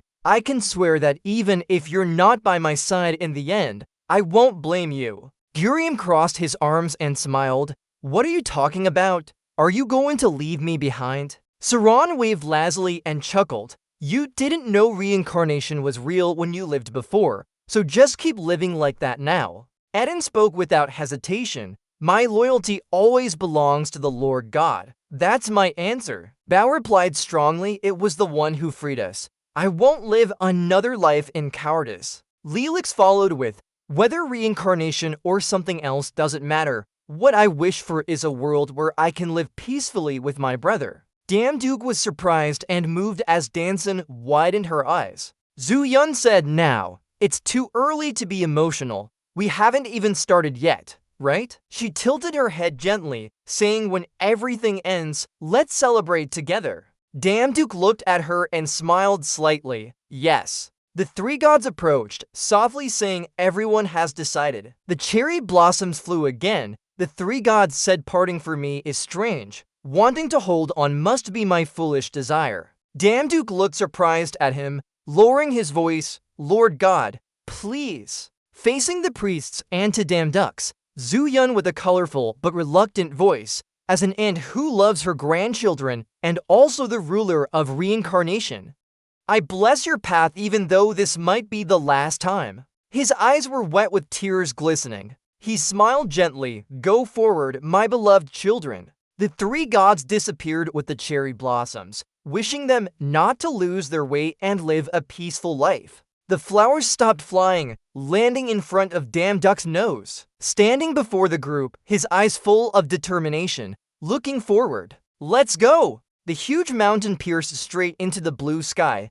Clouds surrounded it as his voice echoed across the region, heading to the Temple of Rot. In front of the Royal Battle Arena gate, massive stone pillars were receiving a fierce attack with bright blue light spreading, causing stones and dust to fly everywhere. The helmeted soldier hurriedly ran in, reporting, "Rot seems unaware of what's happening." Sitting comfortably, Lord Rot, the sword has already attacked right before the Royal Battle Arena gate. Outside the gate, Sauron and Gurion continued attacking the temple, causing it to explode with golden light blinding everyone. The soldier was still in shock. The priests he led were recklessly destroying the temple without any hesitation. On the other side, Lelix and his team were determinedly breaking down the massive stone pillars, causing stones to fly everywhere. His reporting voice grew anxious. "With current forces, we can't stop them. If this continues..." Boom! Before he could finish,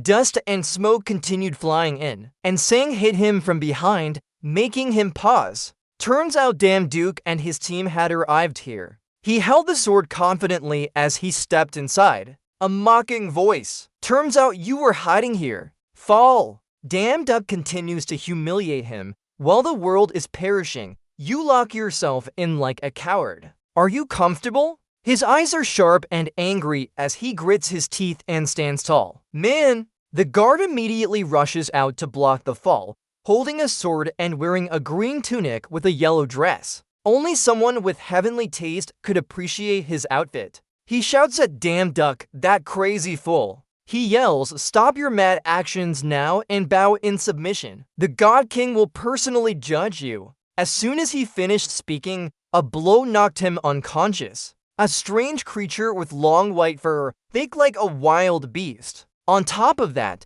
there are some green spines which are eaten and gave the guy a punch, making his heart stop. Lying on the ground, with a fierce face and bared teeth, you should be the one to bow down.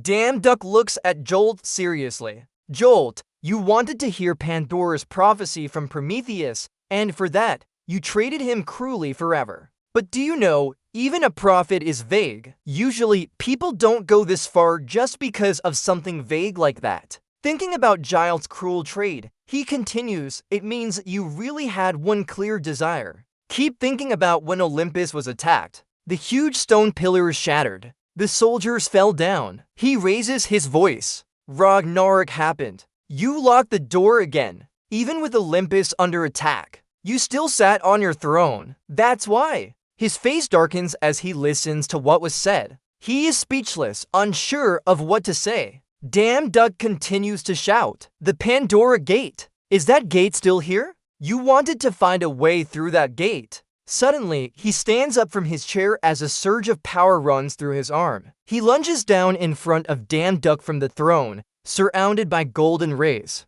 My face darkens as I rush towards him and jump. You will die here. A straight punch to Damn Duck's face catches him off guard, leaving him stunned. But it won't be that easy. Damn Duck didn't come alone. Just now, his fist was cut by a beam of light from his arm, causing pain and shock. Suiyun frantically runs over, glances at him with disgust, leaving behind a reminder, this will not happen. In pain, he looks after Suiyun, shouting, that bastard, daring to do such a thing, my arm. He still watches Suiyun, but he has to prepare for a punch from Bao in front of him. While Sauron jumps onto his head, creating a bright orange circle of magic. Mad Scientist yells, the one who called her a bastard just now? Shame on you. The system notification appears immediately. Blessings of King Arthur. Followers' abilities are greatly enhanced. Bao glares with hatred. Ha! He throws a punch that knocks his jaw off and grits his teeth in pain.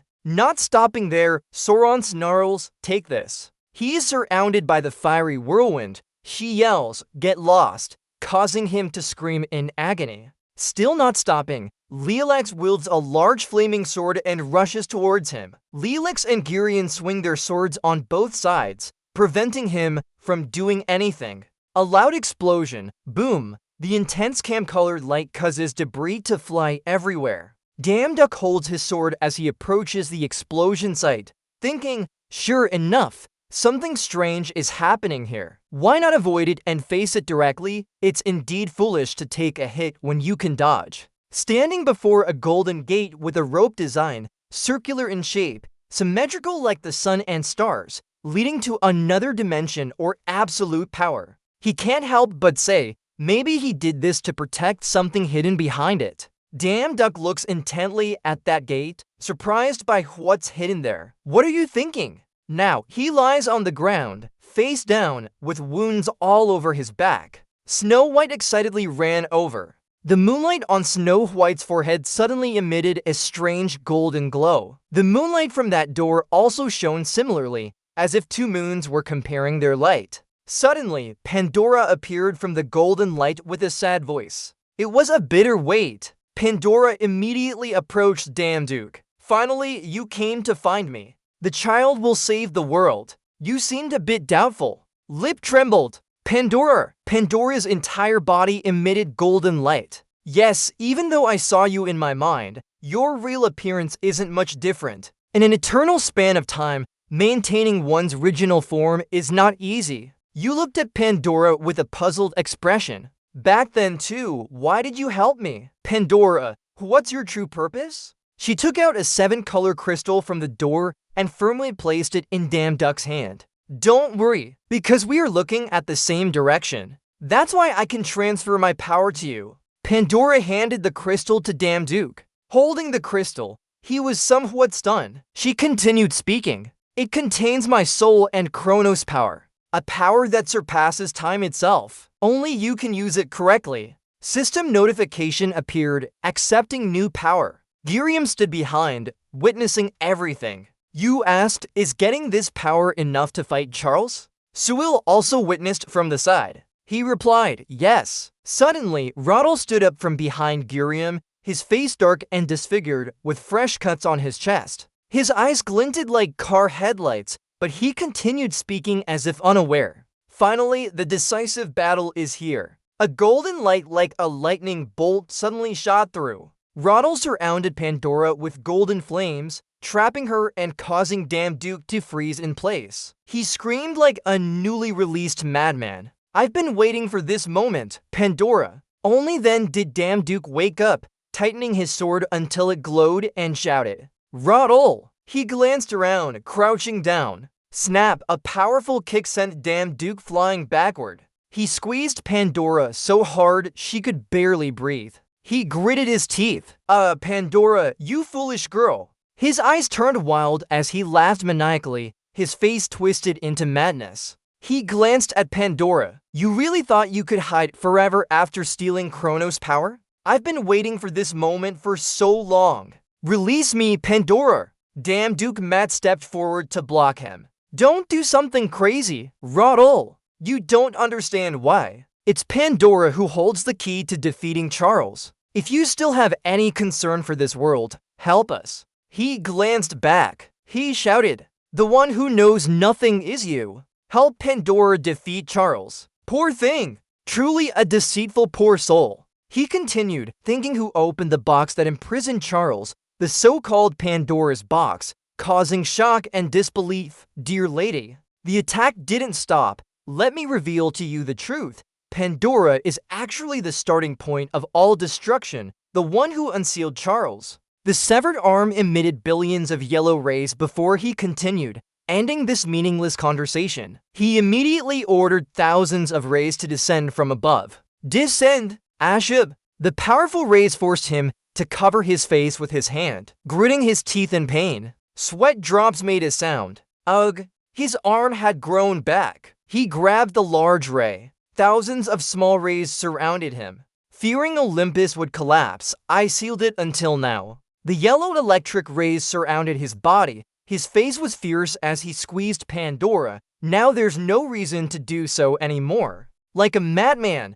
he charged forward, eyes white and frothing at the mouth, disappearing without leaving a trace. Pandora easily screamed, "No!" Immediately, colorful seven-rayed light surrounded Damn Duke and his comrades. Everyone's eyes widened in shock. A blinding golden light emitted. The high mountains in front were encircled by rays and exploded. The mountains exploded, leaving a huge pit. The surface of the pit cracked like spider silk. The tremor spread outward from the center, showing the aftermath of the explosion. A small figure stood at the center of the pit. That was Ryle. He still tightly held Pandora in his hand. He glanced around. The power of time has been used. Tight. An absurd effort. He opened wide his mouth. It doesn't matter anyway. After all, if he disappears, they will disappear with him too. Cut to a park in the city. That day was sunny and beautiful. The sky was clear blue. Damn Duke sat on the ground, looking up at the sky. Where are they? He pondered. Before Ryle's attack hit, I clearly felt Pandora's power. She saved us, but Ryle's words don't seem to be a lie. Thinking of what Ryle said, Pandora is the starting point of all destruction and unsealed Charles. He was confused. Moreover, what's that familiar yet strange feeling when I see Ashtab? Suddenly, someone broke his thoughts with a voice, startling him. "Hey, why are you making such a fuss?" Curious, he turned around to find a boy being bullied. The bullies continuously kicked the boy and shouted, "Stop it now. If you don't want to get hit again, enough already. Let that useless thing die once. That damn useless head." Damn Duke was startled, recognizing the child as Damn Duke returned to his teenage years, standing against the wall in thought, still remembering that day. Suddenly, two students from the science department laughed and mocked behind him. The one in front said with a mocking tone, "Foul thing, beggar, my shoes will be thrown into the trash over there. Go find them yourself, haha." The one next to him chimed in immediately, with no talent and nothing in hand. "Lucky if I die, nobody will care anyway, haha." He recalled how he barely passed into a private school with top marks from the written exam, directly confronting the boy spreading rumors about his admission. Lack of talent led to all this. In the late evening on the street corner, sobs echoed, hoo-hoo. Continuing EU's memory, Damn Duke, images of his shoes in a trash can, while his efforts were denied by others. Streetlights casting down, memories continued, feeling that the world of talent was blocking his path. Strange comfort words kept haunting him. EU. Damn Duke from the past hesitantly leaned against the wall, shame following him for a long time after that day, making even small failures seem due to lack of talent. But when he truly had talent, he realized something. In moments of happiness, having or not having talent doesn't matter.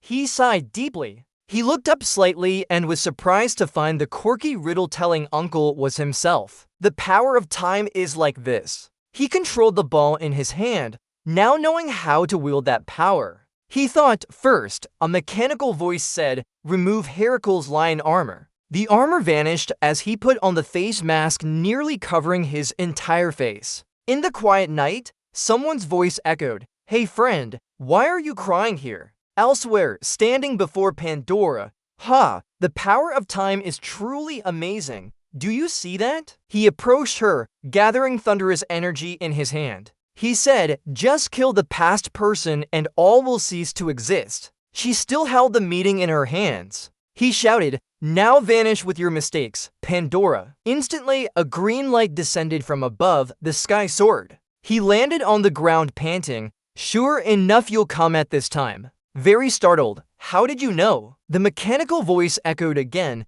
activating Horako's lion armor. Just as he spoke, the armor appeared, holding a sword, clearly declaring, "If your target is also Charles, don't block my path." He angrily replied, "So why stop me? That Pandora girl must die." He gathered strength in his arm saying, "If our goal is to eliminate Charles, don't obstruct my way." Thunderous rays descended. He used his hand to block all of them. Firmly looking at him, Charles must disappear. But if Pandora dies, everything related to me will be off course. If the start of everything is because of Pandora, then whether I like it or not, my existence in this present is due to her. The past you want to erase lightly becomes the present. A present someone has built with effort and another person has accumulated bit by bit. Through that journey, we met people, saved them, and saved the world where humans live. All those precious things. He rushed to him and almost shouted, "I can't forgive such an action, wanting to erase everything as if it never happened." Dropping his hand behind to prepare for a counterattack, "You fool, who would weigh a few of these against the whole world? Even if I have to destroy all gods, I will get what I want," he countered. He unleashed a sharp. A tornado of thunder surrounded him. Both Pandora and Olympus would be engulfed in destruction. His terrifying power shattered the ground around, rocks flying everywhere, making him use both hands to stand firm. Standing before Pandora, that must be a path for self-protection. Feeling an emotion surge, he pondered, feeling a familiar strange sensation. Why is it so? Behind Pandora, Damn Duke heard and turned to check the situation. Reason reminded him, "Snap out of it. Not the time for idle thoughts. Can't protect Pandora while fighting. Need to change location." Damn Duke thought, a place that could withstand thunder explosions if in the sky.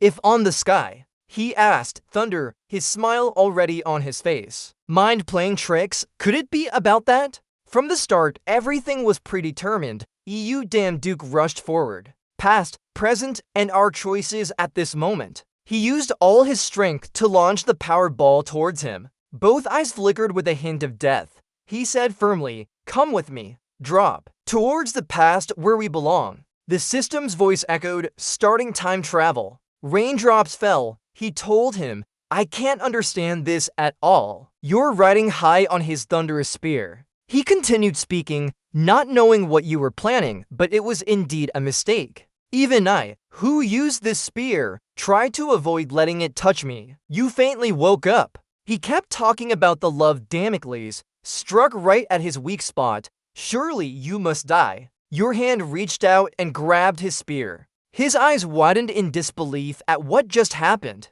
Damn Duke clung to the spear, saying, "Actually, I've always wondered something. We have to be hit by which Z-type to activate this state?" Now he could see your eyes. They contained a Z-ray. You replied, "Of course, after experiencing this. Opening up is understandable, right?" Very impressive. Impossible. What trick did you use? How can you still survive normally?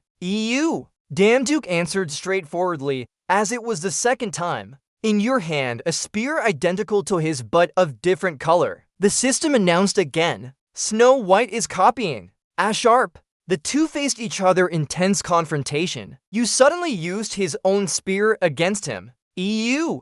Damn, Duke was cunning. You hit me with your examination. Together, you and he soared into the air amidst the stormy sky. Now thunder has become a towering vortex. Fall up to the sky, take this. Suddenly, the storm struck him directly. Back, clear blue skies, white clouds. A strange light descended onto that forest. As the light faded, EU Damn Duke returned and Pandora stood waiting. You glanced at her. You spoke to her, Pandora. If you were behind all this, I want to ask, did you really break Charles's seal? You continued asking, what is your true purpose? Pandora replied, yes, I broke Charles's seal, but it was inevitable. She continued, because everything was to free humanity from the god's dominion. The polite red-haired girl introduced herself as Pandora, the first human and child of the Earth creator. She opened her sparkling eyes and gently recounted, on my birthday, flowers fell like rain from the sky. Recalling that scene amidst cheers and joy, all gods blessed and loved me for my rival. Pandora remembered herself before. Back then, she was a naive girl always holding beautiful bouquets of flowers. She bitterly continued her story. I've cried and laughed with them at times. I believe all that love is genuine. She blamed herself. How naive. But reality wasn't as rosy. Pandora discovered their secret. But soon, I realized she exposed their true nature from the moment of my birth. In the song Divine Love by Gross, what they gave isn't parental love, cheeky's friendship, or the affection of a lover. She remembered those who used to talk and laugh with her. But deep down, they were beasts, always restraining me, the pink-haired girl. They only valued pets that would bring them prosperity as long as someone obeyed them. She explained why they treated her well before because their true goal was to gain power through me. Pandora looked at the box in her hand and told you damn Duke, knowing everything, I acted to change this tragic reality and planned to open Pandora's box. He angrily asked, but what good is it if the world becomes like this? He blamed her. Did you know what Charles did after opening that box? Ignoring his scolding, she calmly replied, yes, I heard everything from Prometheus. Looking at EU Damn Duke in front of her, she continued, regardless of the future or fate, why I opened the box was to protect humanity. She hugged the box tightly and explained it's the only way to stop her. EU Damn Duke asked confusedly, knowing what will happen, still stopping, who is she? To hide that person's identity, Pandora could only say, I can't tell you. She continued with vague words, as long as the system exists, because she's listening to everything through it. He asked surprisedly, the system, what do you mean? Pandora calmly replied, sorry, are you feeling frustrated? I'm just sad that I can't explain clearly. But I did all this to protect humanity. Yes, just that. Hope you understand. The sky was clear and the forest peaceful as they continued their conversation. EU Damn Duke asked, claiming to save humans from gods yet causing the world's destruction. He sarcastically asked, what does that mean? Looking seriously at Pandora, he said honestly, even if called selfish, we have a reason to keep you alive. You're the one who made this happen. EU Damn Duke picked up his sword and said, don't expect me to understand, because I'll never understand, especially since I can't kill you as part of your plan. He brought the sword close to Pandora's neck, so maybe what he said was right. She closed her eyes waiting for death. Seeing him hesitate, she opened her eyes slightly. He paused and said, well then. Suddenly, the system appeared with a message, let's make a pact with Pandora. EU Damn Duke coldly advised her to let go of everything here, plans, beliefs, or destiny. She was surprised by his next words and handed over, that's my only choice now. They stood facing each other in silence for a moment. He lowered the sword and she said, I understand, realizing it wasn't clear enough. She repeated, no, I got it. The system appeared again after the pact was made. Pandora bowed her head softly. O child of salvation, hope you can end all this. The system announced that Kronos' power had been fully received and time would be moved once the summoner's ritual was complete. Damduke dismissed along with a command, "Alright, leave it to me." The system announced they'd transfer to the realm of immortals after Ragnarok. He suddenly stopped and said, "Oh yeah, next time don't do that again." Pandora didn't understand what he meant by that. He smiled sarcastically. "Anything else? I have no interest in hearing a young person use formal language with someone old like me." With that, he disappeared, leaving only his words echoing. "Alright then, see you later." Pandora stood still holding the box. It was dark at a ruined castle where pieces of stone kept falling. Inside the castle, there was an injured girl. She weakly said, "Healing is too slow." In her soft voice, a large wall fell down immediately. Her eyes filled with frustration, not fully recovered yet. Fortunately, that wall fell right next to her, and she lay still. She was surprised by her fate. "This is wrong, I have no strength left." But as larger walls started falling, the girl felt her life was ending. But at this point, it's enough to settle the score. Alright, damn those gods for ever watching our world perish. That huge veil fell down with her words, right, Mom? Oh, it's about to fall and kill her, but she has no strength left.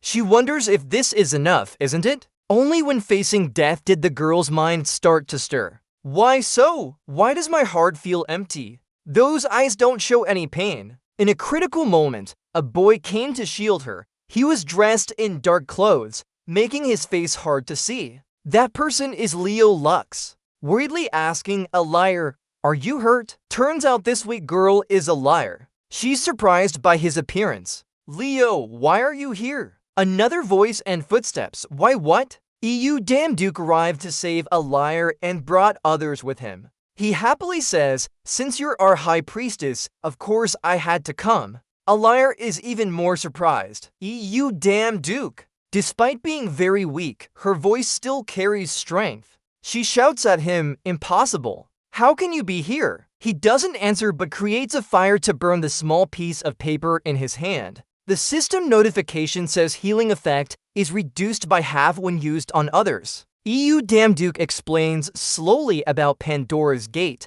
They used it to come from the future and treat her body with the system. Hearing him, Alaya's expression changes. Could Pandora be what Charles mentioned? Her mind is gradually being stirred. No way, not like that. She becomes increasingly frantic, shouting at him. Why? Why are you still living so peacefully in a new world? All the efforts I've made till now for what? Lelix puts his hand on her shoulder from behind to calm her down. Alaya. He gently reassures her. You've gone through too much alone already. Before he could finish, she interrupted. I'm sorry, but now I have you here. Alaya forcefully pushes his hand off her shoulder. She looks at Leo with a resentful glare. Be quiet. Don't pretend to be worried. I don't consider you family. She dumps all the years of resentment on him. You can't understand. After our homeland was destroyed, only we two survived and escaped. How miserable I've been. Everyone we knew is dead. Friends, grandparents, even mom and dad.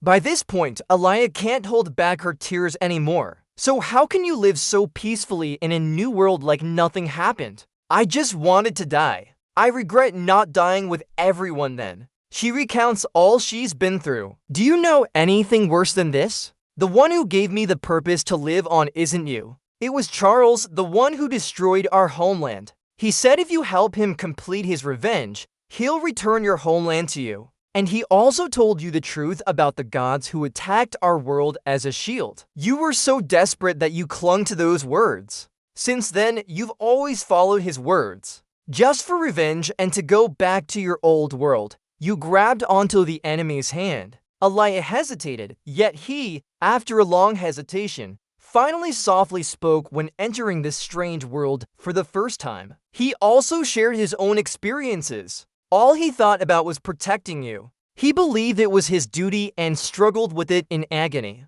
His eyes were filled with unspoken pain. You said that living like this would bring no trouble. But that's not true. Hita felt sad, hurt, and very afraid. Hearing him speak, Alaya lowered her head to look at him. Leelax continued, When searching for safety and building a life, under the pretense of protecting you, he remained indifferent to you. He remembered the pain from that day when she turned away, leaving in that form the pain of losing the last family member. He couldn't bear it, the pain you must have felt long ago, which he didn't understand at the time. Lilac sat down and said he only wanted to make amends but didn't know what was wrong or how to fix it. He just kept searching for you, leaving everything behind when hearing someone turn into a monster. He recounted their first meeting with you deep in thought, and then he saw people who, though not blood-related, were as close as family. He sadly told the liar. Only then did he realize his mistake. Family isn't just a responsibility, it's where we can truly rely on each other and trust one another. Late as it is, I'm sorry. Aliyah, her eyes looked at him in surprise. Her emotions surged, tears like drops over the edge of a cup. Aliyah choked with blame. Why? Why now are you telling me this? It's too late. Your hands have been stained with blood to the point where there's no turning back. You approached, saying if they wanted to make amends, there was still one last chance. He mentioned a strange space, an ominous sky that could crack, and a large tree piercing through a building. Continuing, you know where Charles is, and you have the ability to open a portal through artificial dimensional travel. You extended his hand towards Aliyah. We'll catch Charles, and for that, Aliyah, we definitely need your help. She was moved by his words. Let's defeat Charles together and fix everything. Aliyah hesitated. What I've done can't be forgiven. But she agreed with his plan if these blood-stained hands could still do something. Aliyah opened her heart, took the demon's hand. He was happy too. Let's go then. Catch Charles together. In a different scene, the sky was red, but many stars shone like a real world. A water crack appeared in the sky leading to where they just were, EU. EU asked, this is where Charles is. So EU beside him spoke, sensing it, though different from memory. This place is the original land where we were born. He looked ahead and affirmed, if so, then surely on the other side. In that sky, three red eyes stared at someone below with long white hair, Charles and Gale. Charles approached Gale when asked, Gale, who thought sealing me would end everything? She raised her hand to shield against his dark powers, her voice weak and fading. Charles, I can't end things like this. Dark forces tightened around her arm. Charles implied she understood best that all would follow the natural course. He tried to persuade, give up, and go together. Gale struggled to resist. She spoke very difficultly. Customer. A flying weapon sliced through rocks and debris. It severed the dark energy streams around Gale. A hand reached out to catch her. Zuyu gently held her, worriedly calling, Mother. Charles widened his eyes in surprise. He recognized who she was, the child of Thunder Scythe. Then he fiercely controlled the black aura power towards them. Don't block my way. Suddenly, a voice echoed from somewhere. Stop here, Charles. A young man rushed forward to block her path, his sword splitting the black powers aimed at him. Charles stared intently at you. He mocked, little darling. He wanted to repeat Gaia's words. For Mom, stop Charles. His eyes filled with disdain as he looked at them. Gaia woke up in Suyeon's arms. Ugh. Suyeon lowered her head worriedly. Mom, are you okay? She struggled to speak each word. Darling. She looked at her with pleading eyes. Hurry up. If we can't do that, everything will be sealed away and vanish forever. EU Damon noticed the situation was unstable and quickly retreated. EU Damon drew his spear back. He used his strength to leap towards Charles. He used the technique, Celestial Flow Sword, slicing the horizon decisively in two. Even though he was split in half, he wasn't affected at all. Instead, he taunted him, it's useless. He continued mocking, all power originates from me. As he spoke, his form reconnected, making EU Damon grit his teeth in surprise. Charles used his strength to create terrifying human-like monsters in the air. Even the ordinary powers you're using originally came from me. The first Epstein with a wrinkled face warned, give up. The second one was similar, cut ties. The third one followed, accept it. Finally, the fourth one and merge with us. They all rushed towards him quickly. Damon clenched his teeth worriedly. One of them is already troublesome enough. A voice accompanied by a weapon-wielding hand said, "Sword body unity." Following that sound, each of his teammates rushed up to block them. Giriam turned towards him and shouted. Giriam held Damon back. "Let us handle this. While we stall for time, you go face Charles." Damon immediately rejected. "No way! You guys are too weak alone. We need to work together." The ground beneath him suddenly trembled. A voice said, "Hurry up, fool." Alaya appeared in front of him and said, "Isn't the master used for such times?" Damon was surprised when she stepped forward. "Alaya!" She gently smiled to reassure him. "They are just weak copies of the original. Stalling a bit is no problem at all. We have Charles's former underlings here. What's there to worry about? Hurry up and go. Only you can defeat him, and we will have a chance to live." Damon paused momentarily. "My dear." He tightly gripped his sword. Alaya had convinced him. He was determined to face Charles. "All right. Rely on all of you." Alaya looked down and cheered loudly. "Go! Give him a decisive blow." Damon's eyes were filled with determination. He used his strength to rush forward, creating an incredibly powerful gust of wind that gradually enveloped his body. The sword in his hand began to glow. The notification system is consolidating all acquired attributes. Rushes forward, facing Charles, and uses a technique again,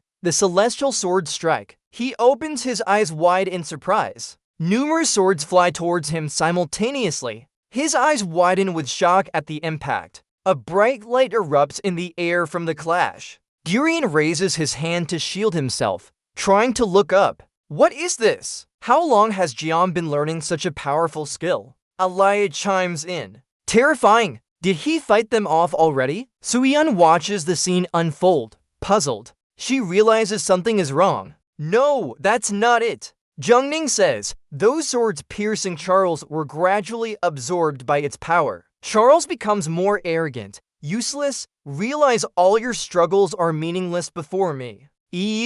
Is stunned, unable to believe his eyes. He panics and quickly turns around, warning everyone, "Danger." Not in time to finish his words, fragments of stone brush past his face. The ground simultaneously cracks, pieces of earth and stone scatter everywhere. Others fall down due to the sudden shock, gradually breaking apart under the force. Sewell clutches the thorn tightly in her hand. A strong force hits her, making her gasp. Charles grabs the thorn from Sewell's hand. His voice rises, finally bringing Gale before him. "Come with me, Gale." He quickly pulls her closer. Gale cries out in pain. "No, don't." Suyun watches the scene unfold, unable to believe what she sees. "This can't be happening," she despairingly says. "Without all 12 archmages, we can't face Charles. We can't rely on luck like this." Suyun collapses in helplessness. Now everything is over. Rushes to the crumbling cliff edge and stands there. He holds onto an object in his hand and speaks, thanking those who have worked hard for us. Bixie Huo. He gently looks at it. "Thanks to you, we could make it this far." Baizu thinks, "What kind of willpower?" slowly stands up. "From now on, hand it over to me." It tries to hold him back. A figure leaps over the scattered rocks. Suyul quickly approaches and calls out, "Yul Jiam." She questions in confusion. "Wait, what are you thinking?" Yul calmly answers, "I will go to Charles." His eyes filled with determination. He looks at Charles and whispers, "Use my power to absorb him. That's the only way left now." Suyun asks in shock, "What?" He turns to her, a smile on his lips, bidding farewell gently. "Farewell, do so, Yuan. Take care of everyone well." Yul rushes towards Charles. She shouts, "No, Yul Jiam." He tries to rush towards Charles. Quickly, faces Charles. The system reappeared, unable to activate its abilities. He reached out for it and began absorbing Charles. Charles looked at him with disdain, finding this amusing. "My power is not something a person like you can bear." Gradually, it started invading his body. "Come on, stop resisting and merge with me." Damduke laughed mockingly. "How would you know unless you try?" He tightly grasped the hand absorbing Charles. There's only one thing I finally understand now. Damduke loudly affirmed that his existence with the power of the unskilled was meant for this moment. Sangin struggled to hold him down, trying to swallow him whole. A loud explosion occurred, shaking the ground and breaking windows. Damduke dazedly woke up, confused about what was happening around him.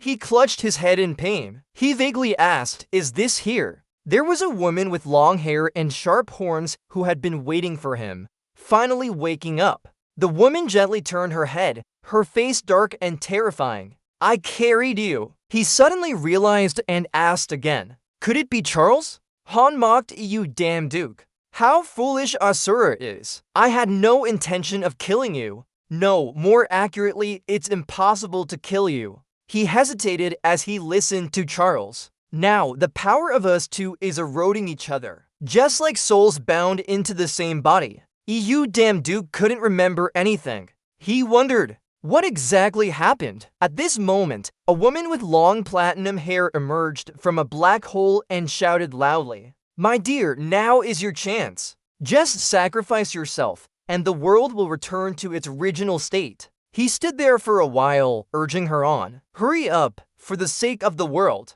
Defeat Charles. Hurry up." Damduke observed her for a long time, trying to recall her name, Gale. Charles showed clear disdain, judging her as he looked at her, that crazy old woman, and raised his hand as if to do something. She was writhing in pain as dark powers enveloped her, causing Damduke to flinch too. He rushed forward to stop him but paused. He coldly raised his hand ready to attack. "If you want to commit suicide, go ahead and kill me. I won't stop you." Charles's sudden words made him pause. "But before that, let me tell everyone why Pandora called me here. This is the truth. Black energy surrounds you." Damduke still couldn't believe it. Going back to the past, he approached Gair and asked, "Gair, what are you doing here? Do you know what you're touching?" She replied straightforwardly, "Of course I do. I'm adjusting the rules of this world. To create a world more suitable for us, I'll establish a system." Gair continued softly, "From now on, all gods will have to go through this system to obtain powers crafted with their own strength. Children who experience these powers will be immersed in that power and crave more, making the system indispensable." Hearing Gale's thoughts, Charles's face showed disbelief. Isn't it like raising livestock? Seeing her about to change the world's rules, he quickly tried to stop her. "Isn't it like raising livestock? Stop now! Life is unpredictable. You must know they don't follow our will." Gale ignored his attempts to stop her. She asked, "So if they believe it's their own will, what then?" She placed her hand on the system and confirmed that it would become a control device to do so. "If we, the creators, were to disappear from the surface, then the gods, the forbidden fruit-carousing vehicle called power, would willingly bring its people into a cage named the system." In her words appeared a figure proudly holding a ball containing humanity.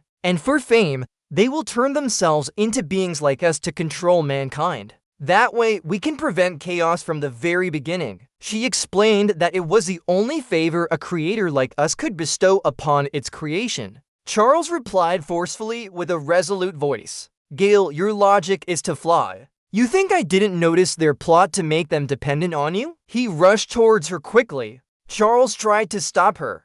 Gale remained cold and indifferent to Charles' words. He shouted loudly, "Don't you just fear being forgotten forever?" She confidently acknowledged, "That's right," as she gently touched the mysterious box. She ordered him to throw the box towards Charles, "So don't stop me." He was amazed at the glowing box in front of him. He recognized it, a sealed coffin, but it was too late. Charles was overwhelmed by the terrifying power inside the box and coughed. Charles screamed at Gale in fear. Gale stopped. He continued to shout uncontrollably, "Their way is wrong. This won't achieve what they want." She merely said a word indifferently to him. "No! It will be remembered forever. That's certain." The passionate eyes widened in surprise at his story. He touched his head, unable to believe it. "What is this?" Charles replied seriously, "This is the truth Gair concealed." Han slowly turned away from him and said, "As you know now, we have failed. Sadness filled Charles' eyes as he said, Geyer prevented us when we were released. He couldn't handle the global situation. He divided the unified world into countless dimensions. With his hand, he created a dark purple form for EU Damduke to examine. To regain control in those separated dimensions, we created something called the Chaotic Portal. EU Damduke stood silently after hearing Charles' story. His unconscious fist clenched tightly as he thought, so that's what Pandora meant back then. Just because of a trivial power struggle, so many lives had to be sacrificed. Gale continued to speak, urging him not to be convinced. Come on, dear, what are you still hesitating about? He stood motionless as she kept prodding. No matter the reason, Charles had extinguished countless lives throughout his existence. She awkwardly defended herself. Come on, trust me. I'm not like them. I protect you, not control you. He remained silent. Gale kept talking. Just hand everything over to me as before. Thanks to your noble sacrifice, everything will return to its rightful place. That's your fate, EU. Damduke raised his hand to observe Charles' dark power and asked him, if we are now in a unified state with you. Charles replied unhappily, yes, I've ingested all dimensions, so the world is now made up of us and them. He raised his hand again to feel the power within. Is that so? The power surged fiercely, overwhelming Charles unexpectedly. EU Damduke looked amazed at him. He stared in shock. What are you doing? You created a sphere and gently placed it down. I'll fix this world to prevent those who think they're gods from interfering anymore.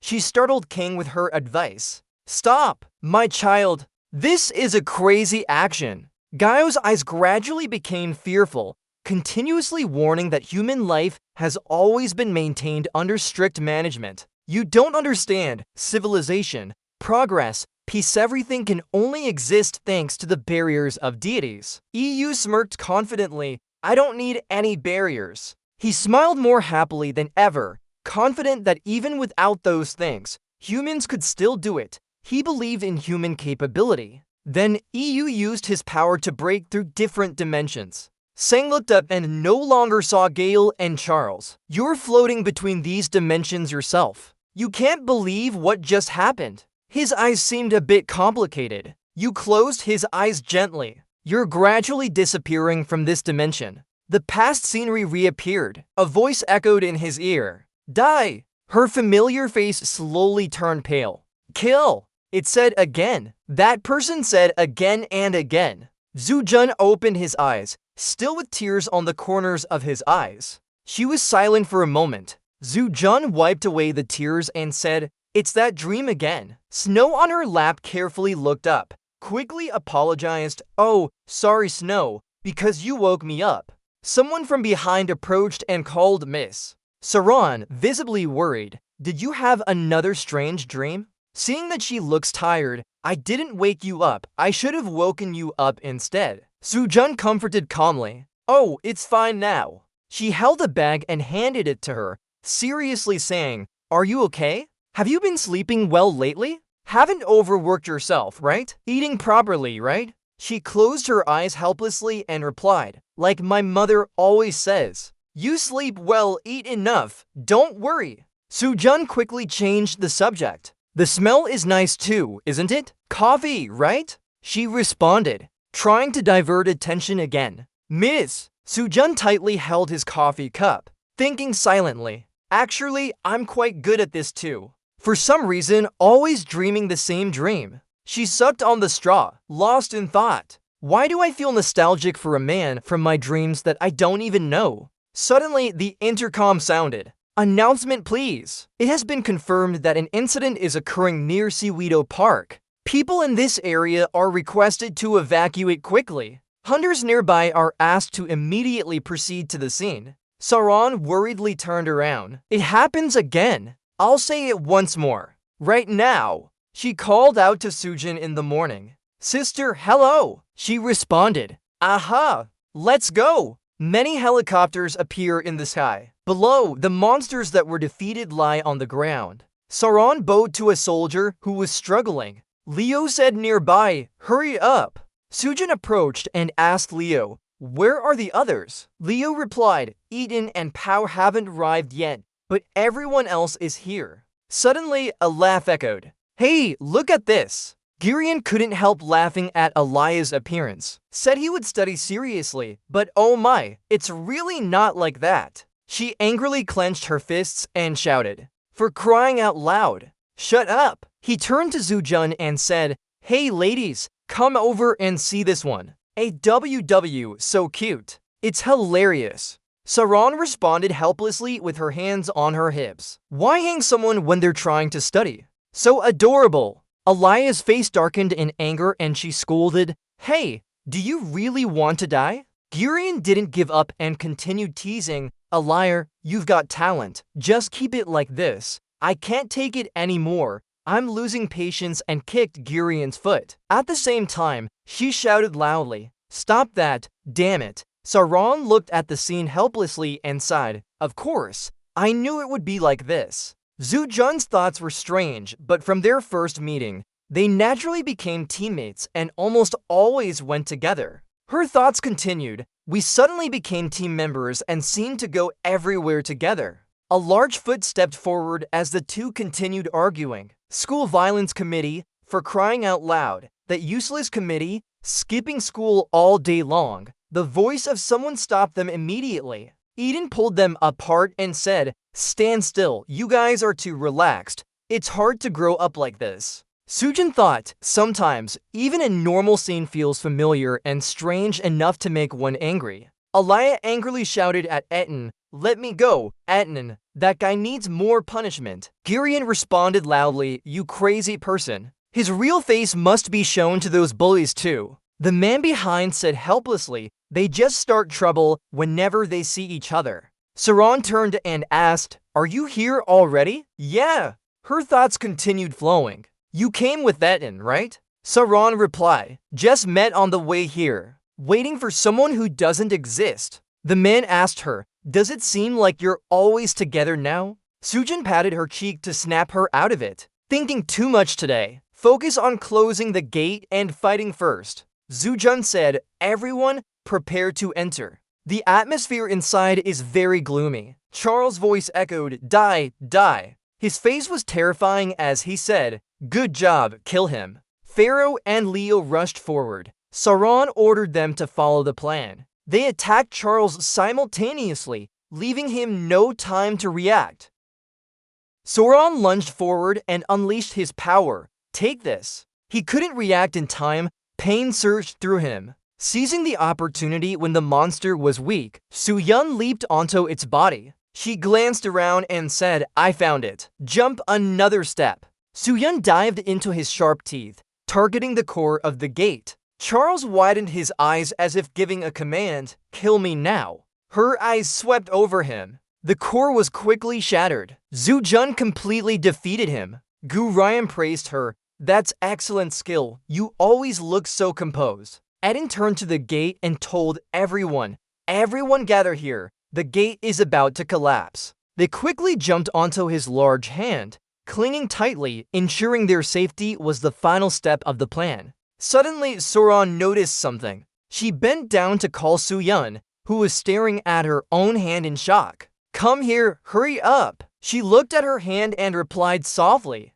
I need to confirm something. Her steps leaped forward. Su-Yun instructed Etten. Etten, as the team leader, I order you to lead everyone out first. I'll follow right away. He quickly replied, okay, confirmed. They anxiously shouted, Andy, Etten, wait. He immediately disagreed. It was not acceptable to remain here during the mission. The team leader's orders are top priority. He stood up and prepared to leave. Someone shouted loudly, wait a moment. Zhu-Jun ran forward quickly. Her tears kept falling. She wondered why. She clenched her hand tightly. Why did I forget that? Past memories resurfaced. Zhu-Jun gripped their hands firmly. A flower appeared on her hand. Someone softly called Ji Yushuyun's name. The face of the person became clear immediately. You called out to her, Yushuyun. Zhu-Jun looked at her own hand. Her tears flowed continuously. She ran towards Charles, and a voice said, just knowing that someone remembers you is enough for the gods to continue existing. Humans are not much different either, as they leave memories behind before departing. A hand raised the flower, which bloomed with miracles because of people like them, their final gift. Please continue connecting the destinies of your children. The white-haired girl closed her eyes and said, "The children are humans who once were gods, even though we can no longer watch over you now." Her steps slowly stopped. Soo-jun called out to Charles. "Yu-jim, Commander," he shouted. "Kill me." The monster roared fiercely. There will no longer be senile minds in this world now. Only when all others are eliminated can order be restored. Her face full of tears asked, "So that's why? That's why you sent me a signal through your dream?" Soo-jun continued, "How could I let go of you?" She reached out her hand to touch Aiden. "You must have suffered a lot. Sorry, from now on I won't leave you alone anymore." Her palm touched his body, causing small sparks to appear. "So don't leave me behind either." The light grew bigger. A hand suddenly reached out from the entity's body. Soo-jun immediately rushed over to comfort him gently. She said emotionally, "I've missed you so much." Yu suddenly called, "Why you?" Soo-jun greeted warmly, "Welcome back, Yu Jeomdam." He responded to her comfort and the greeting at the same time. "Okay, I'm back now.